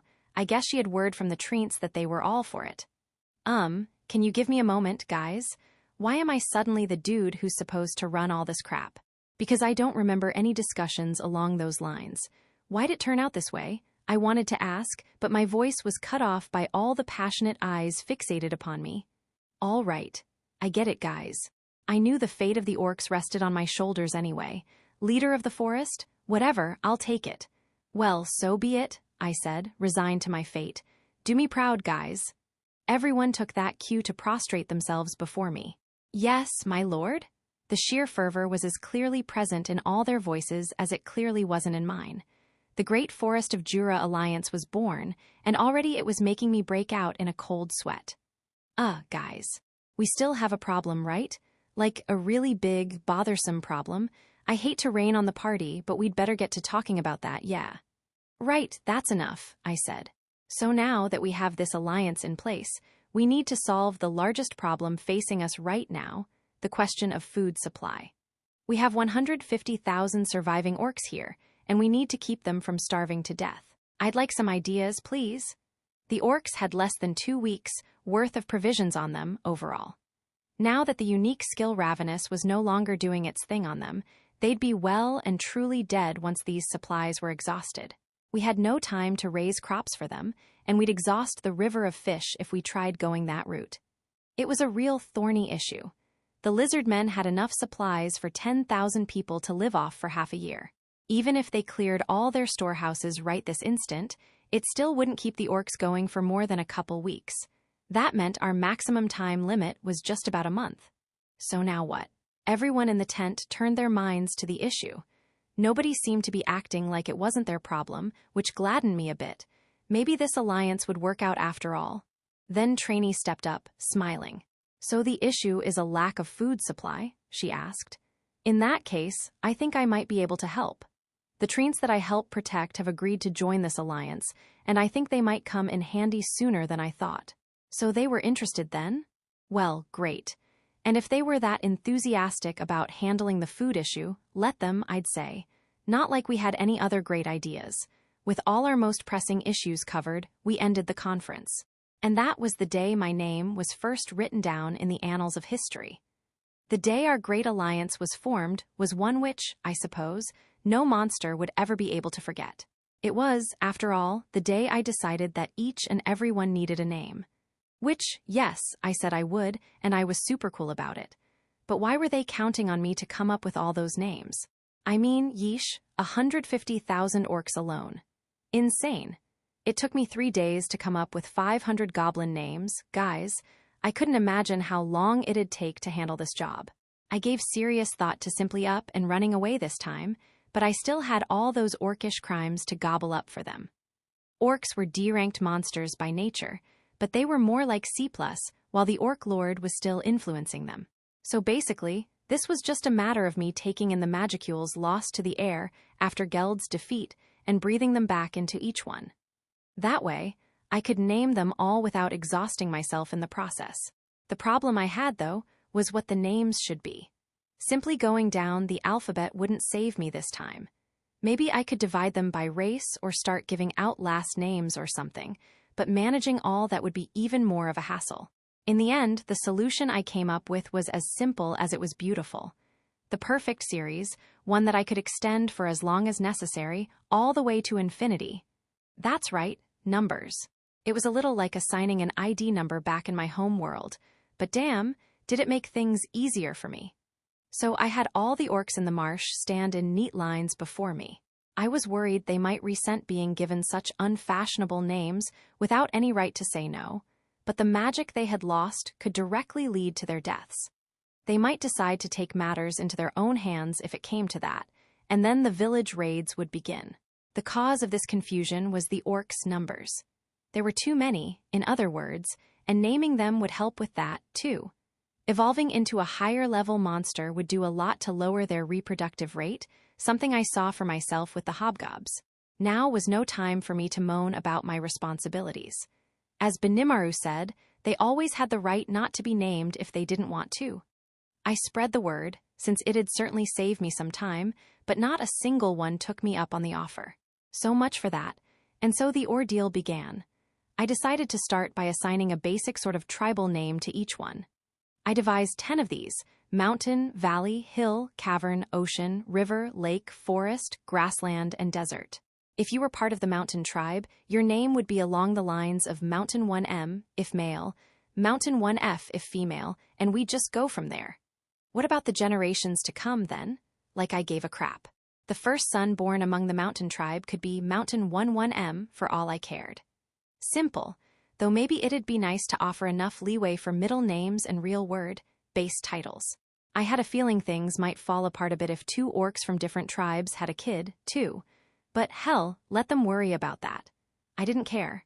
And so I consumed some magic lost from each orc and used it to name each one in succession. They were already lined up by tribe, males and females separated, so things actually went pretty quickly. It still took time, but I no longer had to think up fancy names, so at least it was efficient. Wherever each orc was among the lines they formed, those were their names.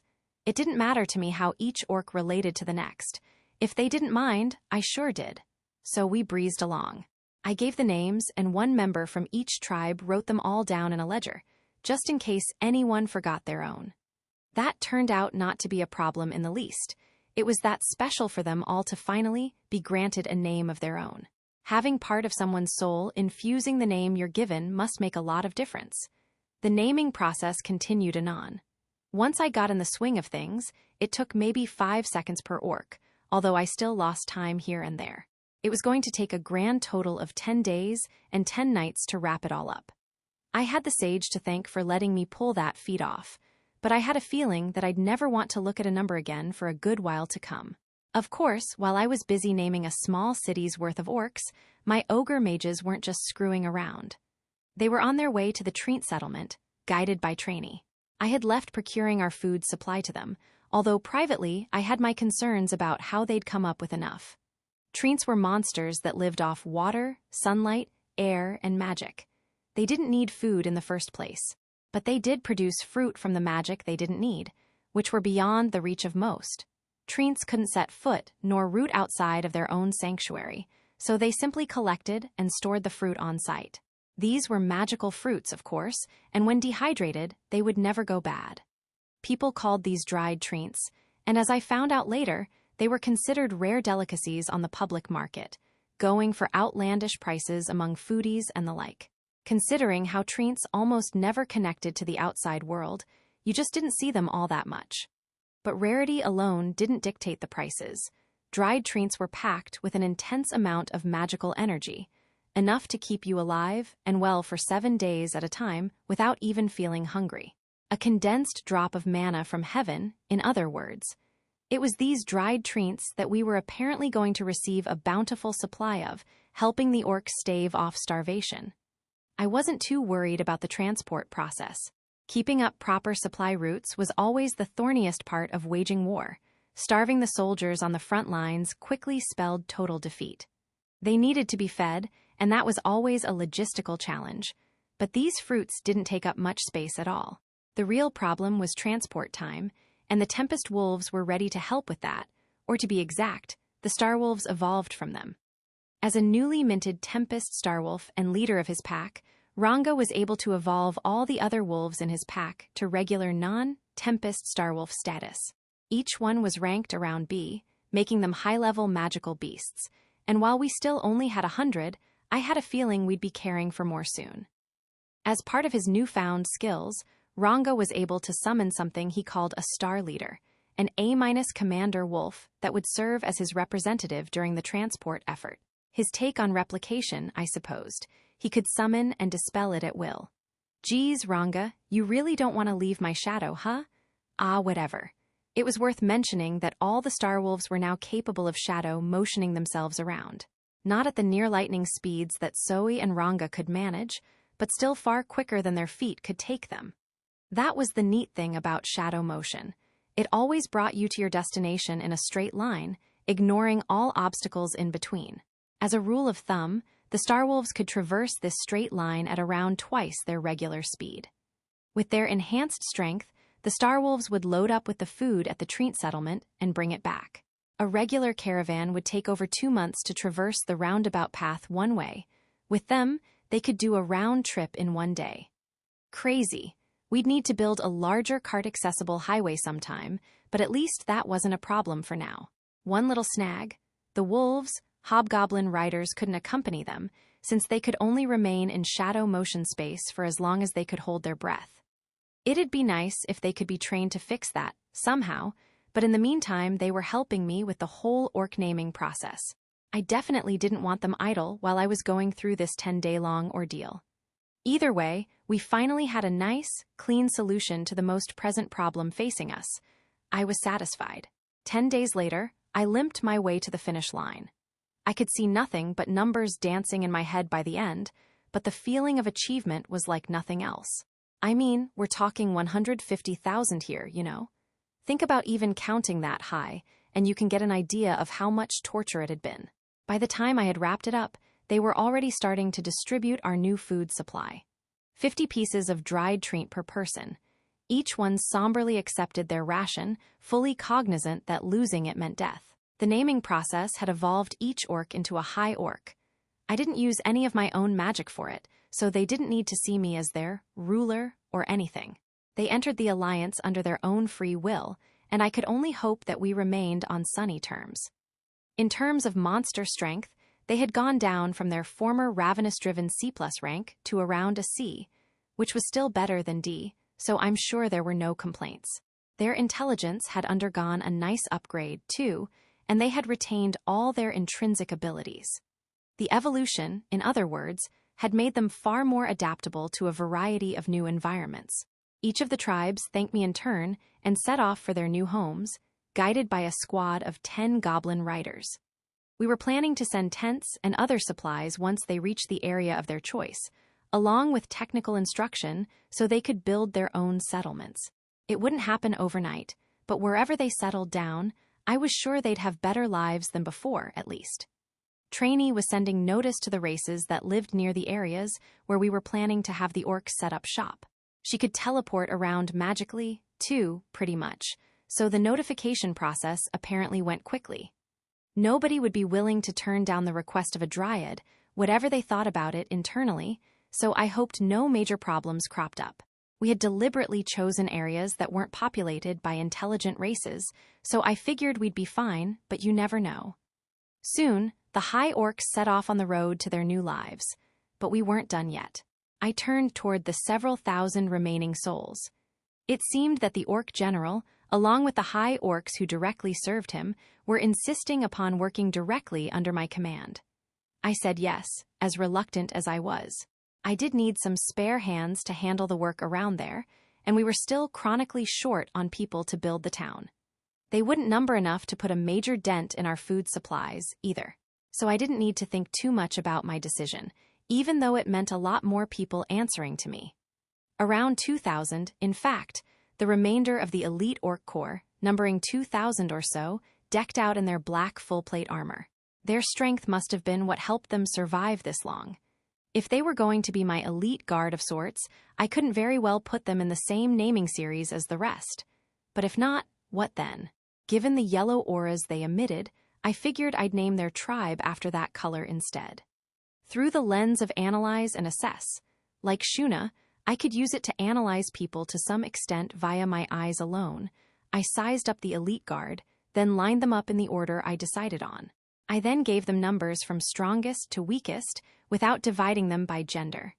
Such was the birth of what would later be called the yellow numbers. That left only the orc general to tackle. I had a feeling I'd have to contribute some magic of my own into this one. Fortunately, I already had a name picked out. Hopefully, he'd be able to pick up where the previous orc lord left off. I hereby declare that you shall inherit the will of the orc disaster. You shall be called Geld from now on. Yes, sir. Our eyes met. His overflowed with tears. And the moment I gave the name, the orc general's body was wrapped in a yellow aura as he began to evolve. At the same time, I could feel the magic flowing out of me. Oh crap, not that much. Once more, I was back in sleep mode. I have taken the wrong path, but I am happy now. In the end, I was fulfilled. Lord Geld, I will take your name and your will. May you rest in peace. Indeed, there is no need for you to suffer any longer. You did not warn your father, and no one will blame you for that. I am here precisely because he survived back then, and your crimes will disappear as well. Yes, my lord, by the name I have taken up, I swear to protect the one who has taken all our sins for himself. Indeed, I trust you will. All the magic I put into that sent me into a deep sleep again. I suppose the exact level of consciousness I retained depended on how much magic I spent. I felt like I had some kind of weird dream, but I couldn't remember what it was. You'd think I would. I don't need to sleep any longer, so any dream was bound to be pretty valuable. Couldn't do much about it then, though.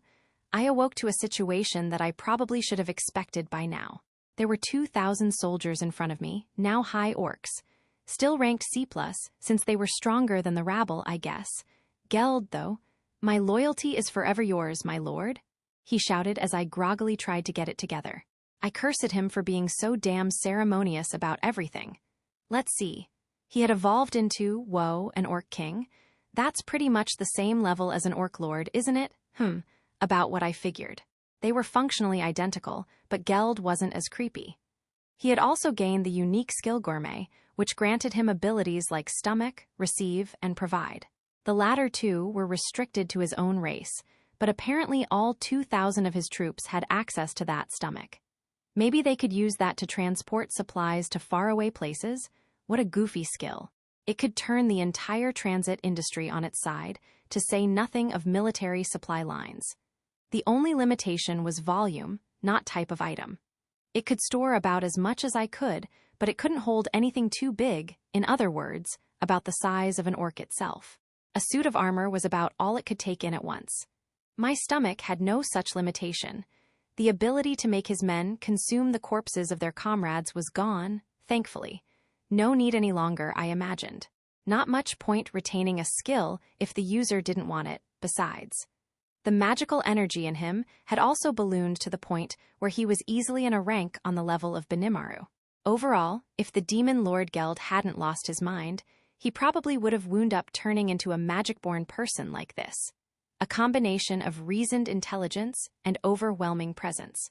I was glad to have more powerful people on my side, but would it really pay for him to follow someone like me? I reminded him that this wasn't exactly a salaried position, but Geld simply smiled and said that was no problem. Well, if he said so, I'd feed and clothe him at least, and if he decided to strike down his own path later, that was fine. I kinda doubted he ever would, though. Thus, the grand naming project ended. Before I took my leave, I decided to wish the Lizardman chief a fond goodbye. Hey, sorry we never really got a chance to talk amid all this nonsense. Hope we can keep this ship sailing smoothly, huh, Chief? Ah, hello there, Sir Rimuru. There's no need to call me Chief like that. It puts me on edge to hear it from you, he exclaimed in surprise. I knew the monsters had other ways of identifying themselves, but I wasn't delicate enough to pick up on that junk. His not having a name really annoyed me. Well, yeah, but I know. You're Gabble's father, right?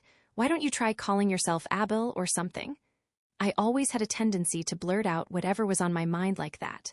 What? He exclaimed, half in shock. And so, in the midst of a little friendly chit-chat, it came to pass that I named the Lord of all the lizardmen who walked the earth. Not every lizardman who existed. Nothing that big again. Just the chief, I figured, and maybe others later, as kind of a reward for their exploits in battle or whatever. That I inadvertently transformed him into a dragonoot just because he didn't like Chief, well, who'da thunk. Everything was now well and truly wrapped up. Only about 3 weeks had passed, but I felt like I was now a battle-hardened veteran. Really, I'm pretty sure I fought harder than anybody else in the marshes. These death matches were really trying on a body. Let's just go home and relax a bit. Gabble was marched up to his father, Abil, the chief. He had been hauled off to jail the moment the battle had ended, given 1 morning meal and 1 evening meal a day, and otherwise nobody said anything to him. That had continued for 2 weeks straight. His crime of rebellion was obvious to all, and he had accepted this punishment without complaint. He had had the best of intentions when he did the deed, but the results had almost brought the lizardmen to the brink of extinction. This was all his fault. He recognized that, and he could neither make excuses for it nor intended to. He figured he would receive the death penalty, and the thought did not particularly bother him. But when he closed his eyes, he could remember the incident. It was more shocking to him than anything, and it made the betrayal of the one who believed in him seem like a petty detail by comparison. It was the Magicborn disguised as a human being completely dominating him, and then taking on the demon lord himself. Even now, he could perfectly recall the sweet little child, his silvery hair flowing in the wind. It almost moved Gabble to tears, the sight of this creature standing strong to protect him. Any pain and anger he felt at Gelmud for turning his back on him was immediately whisked away. All that Gabble had left was his near-worshipful adulation for this creature. But what was even more shocking was the way he then transformed into a slime. The very slime he had dismissed as a low-level piece of garbage. That's right, low-level. He was, but he wasn't too. That slime was special. Not in a unique or a named way, even more special than that. If he ever got the chance, Gabble wanted to ask, "Why did you help me?" This slime named Rimuru had no reason to rescue this worthless, completely bamboozled lizardman, this utter buffoon. It was the one thing Gabble thought about for those 2 weeks. Now he was in front of the chief. He turned his face upward, finding it hard against the heavy atmosphere surrounding him. His father stood there like a grand boulder, and his eyes opened wide. The chief was brimming with youth, such was his newfound strength. Despite his father's power, Gabble dared to defy him just because he had a name and his father didn't. He realized his eyes had deceived him all along, and now he mourned that fact. His father seemed far stronger than he remembered. It didn't seem possible. Gabble looked up, locking eyes with him, though the chief betrayed no emotion. One look at his cold, calculating eyes was all Gabble needed. Ah, he'll put me to death. The leader of the herd must never show any weakness.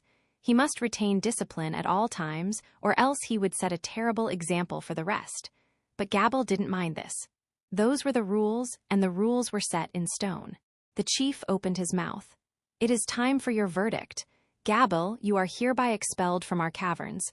You may never call yourself a lizardman again, and you are forbidden from ever returning here. Leave us at once." Huh, what did he say? He was taken by his father's royal guard and shoved outside the caverns, tossed out on his rear. "You forgot this," the chief said from behind the entrance as they left, throwing something at Gabble. "Take it." It was a long, thin object, wrapped in cloth, that was part of his belongings. When he picked it up, the weight immediately told him what it was. The vortex spear, a magic weapon, and one of the lizardmen's greatest treasures. Tears fell from Gabble's eyes. He turned to his father as he tried to say something, but nothing came out. He was no longer part of them.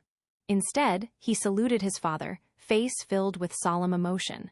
And as he hung his head, Gabble almost thought he heard his father's voice. "Gabble, as long as I, Abel, am still healthy, the lizardmen will be safe. You may live as you please from now on, but whatever you do, you must put every fiber of your body into it. Remember this well." "Why, yes, my lord. I will become a fighter worthy enough to gain your praise, as I serve underneath our Savior." With this unspoken reply, Gabble turned and walked away, straight ahead, without another word. He still felt lost, but he had resolve in his heart as he began to walk the path only he could take. After a while, Gabble's way was blocked by a familiar-looking settlement. "We were awaiting you, Sir Gabble." It was the 100 knights under Gabble's direct command. "WH, what are you all doing here? I have been exiled from our people." "It doesn't matter, sir. We are here to serve none but Sir Gabble. If you have been exiled, then so have we." The rest smiled and cheered their agreement. What fools, Gabble thought. The tears almost flowed from his eyes again, he just barely kept them in. Now was no time for crying. He tried to summon up all the dignity, all the majesty he inherited from his father, letting out a hearty laugh. "Ah, you people are incorrigible. Very well then, follow me." And so Gabble walked ahead with his people, with confidence where none existed before. It would take another month before the small force met with Rimuru again. Final chapter. A relaxing spot. I was resting in my room. Over 3 months had passed since I returned. All kinds of things had happened since, but I was taking a moment to reflect on all the chaos of a time gone by. After I left Abel behind, I decided to exercise my shadow motion skills and head home first. It turned out to be pretty useful, whisking me back far more quickly than expected. I was quickly mobbed by townspeople awaiting good news, so I made sure to tell them everyone was safe, going into further detail with those who were interested. Once they learned the town would have a few new members soon, people immediately set to work. Their anxieties were gone as they got down to business setting up beds for the upcoming move-in. Nobody voiced any complaints as they prepared the town. It wasn't long before Benimaru and his kindred returned. They were soon joined by the goblin riders who guided the high orcs across the forest for me. Like the rest, they too settled back to their posts, back to the old routine. The town was coming together at breakneck speed. The high orcs, who had reached town in less than a month's time, had learned their jobs in a flash, guided by the dwarves and the better-trained goblins. "Train 'em well enough," Kaijin told me, "and they could form a corps of engineers as strong as what the dwarves have." With all this new labor, we were able to tackle jobs that had been shunted to the wayside before. The town experienced a construction boom, fueled by a steady stream of resources entering and leaving the area. We had dismantled the tents we no longer needed, sending them off to the orc settlements. The goblin riders must have done their jobs well. Each of the orc tribes took root in their new lands, crafting the fundamentals needed for life. The journeys they took between our town and their homelands kept them in contact with us, as they helped ferry the needed materials back and forth. We were in the midst of a true trade system, one where each settlement sent their specialty products to us, and we replied in kind. It wasn't much evolved from the barter systems of ancient times, but the orcs were actually thinking and taking action for themselves, which I loved seeing. They were in no shape for large-scale agriculture yet, but I was sure it would happen before long. Speaking of that, while we didn't have many types to work with yet, we had managed to grow some pretty hardy potatoes, capable of growing even in harsh environments. They were fairly nutritious, and as long as you weren't too picky, they could be the staple of anyone's diet. We spread these plants around, teaching the high orcs how to cultivate them, and who knew? Maybe they'd be able to sustain themselves in 2 years or so. Geld was a huge help in moving those tents and plants around. The stomach that his gourmet unique skill provided was perfectly suited for small-scale resource transfers. The forwarding service he offered quickly became a vital part of the transit network we were building between the high orc settlements. His stomach had a lot of restrictions associated with it, but it was still almost like cheating at life. And Geld himself was helping transport larger objects that his stomach couldn't, stomach. Whatever we could take apart and fit in there, following his instructions and suggestions, we did. That did the job perfectly for things like tents and bulkier materials. The Starwolves did their part, too. They roamed the lands, making the most of their shadow motion, and even inspired Geld to train himself to withstand the skill's rigors. It didn't take him long, with the kind of dedication he showed to all his work, and while he couldn't trigger shadow motion himself, he could hop on a Starwolf and have them take care of the jump for him. After that, things went fast. A delivery run to the mountain areas that took several months on foot could now be finished in a round trip of 24 hours. It helped all the settlements stay closer in contact with us than ever. A kind of express mail, maybe. I was even able to write some content on wooden boards and send them to each orc colony, like a sort of neighborhood circular. Nobody else was exactly literate yet, so I didn't want to rely on that too much for now. We'd need to work on that too. Thought communication only worked at so much of a distance. Still, we now had solid links between all the settlements. Life was starting to become more stable, and time passed. Along the way, a group of goblins had arrived, bringing their vassals along. I might as well name these guys, too, I thought. I was the one who told them all not to look down on other races, after all, and I had to live up to that. If I merely let them live there without taking that extra step, I risked creating a class-based society. These guys had kind of a greenish tone to their skin, so I decided to go with green insert number here. All that naming, though, yeesh.